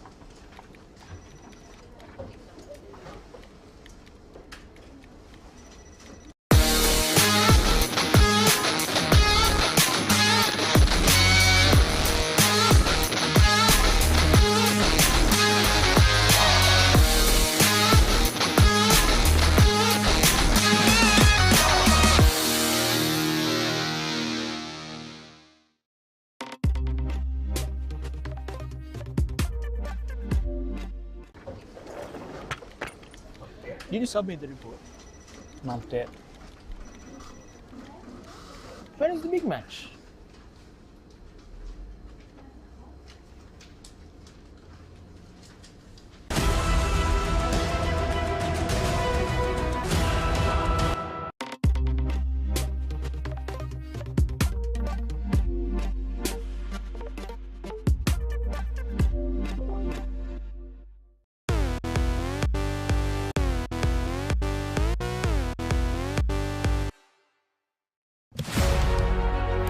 Catch the excitement real time. Be up to date with it all. Let us capture your milestones. Get it sizzling hot off the turf. Hear the experts break it down. Dig deep into the nitty-gritties. Be inspired by their greatness. Relive all the scintillating action.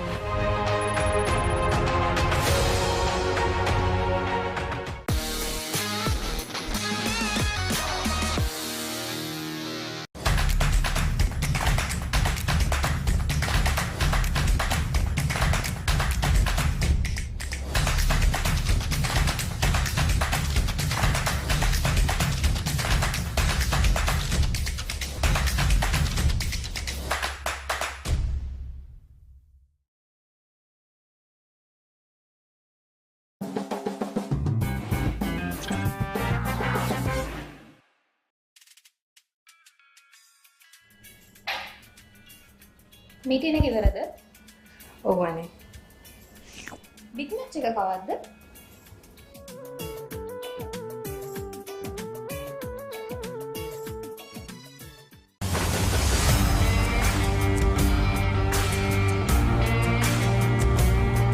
நேரடி ஒளிபரப்பு யாழ்ப்பாணத்தில் මාතර කොටවිල ගම්පියසට ඇවිල්ලා තියෙනවා. සිද්ධාස at Moratuwa පියගම Mahinda Rajapaksa ක්‍රීඩාංගණය. கிழக்கு மாகாணம் Sugadadasa Indoor Stadium is the Fox Hill Supercross. රුණෑගල සිරි ඇතුගල් පුරවරය Papare.com අපි අද ඇවිල්ලා ඉන්නේ නෝරෙලිය ප්‍රදේශයට. Final showdown Candy Sports Club Polonnaruwa ජාතික සංකීර්ණයේ සිට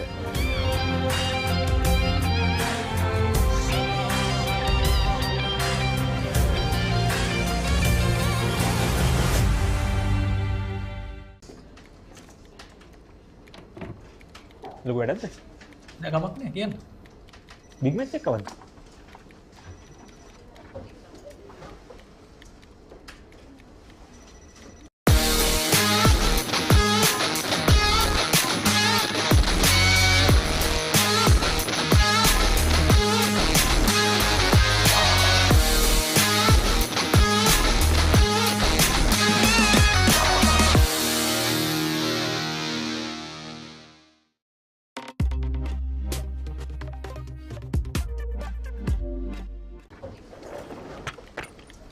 Did you submit the report?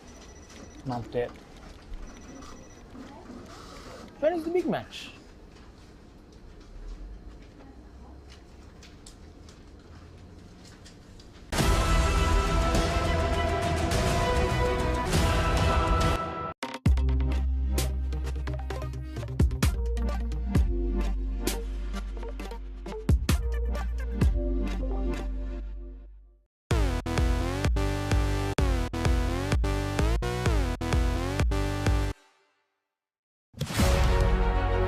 Catch the excitement real time. Be up to date with it all. Let us capture your milestones. Get it sizzling hot off the turf. Hear the experts break it down. Dig deep into the nitty-gritties. Be inspired by their greatness. Relive all the scintillating action.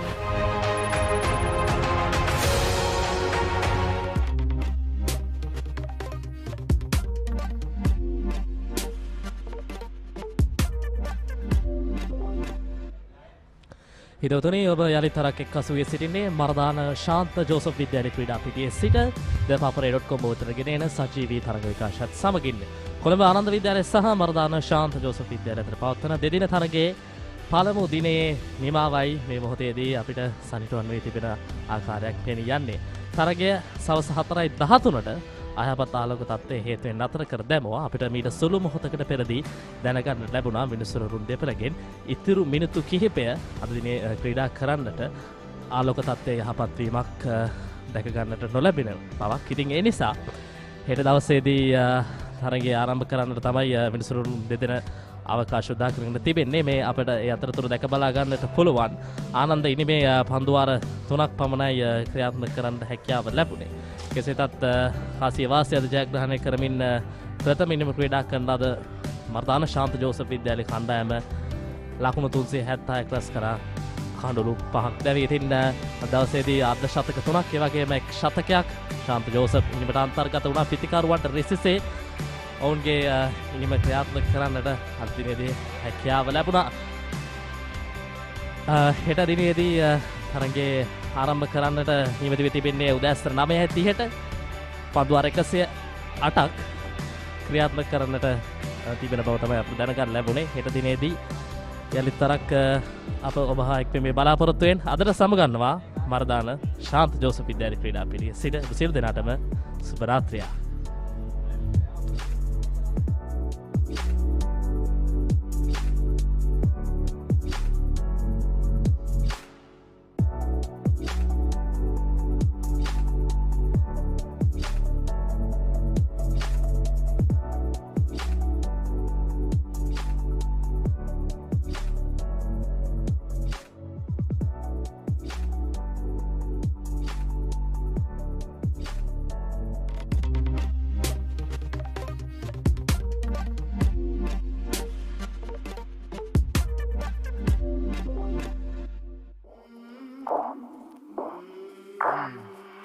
I came from the mud, there's dirt on my hands.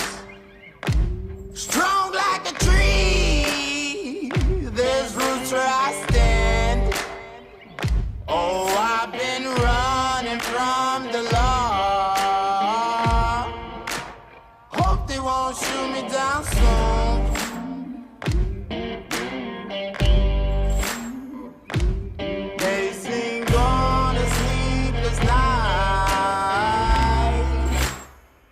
Catch me howling at the moon.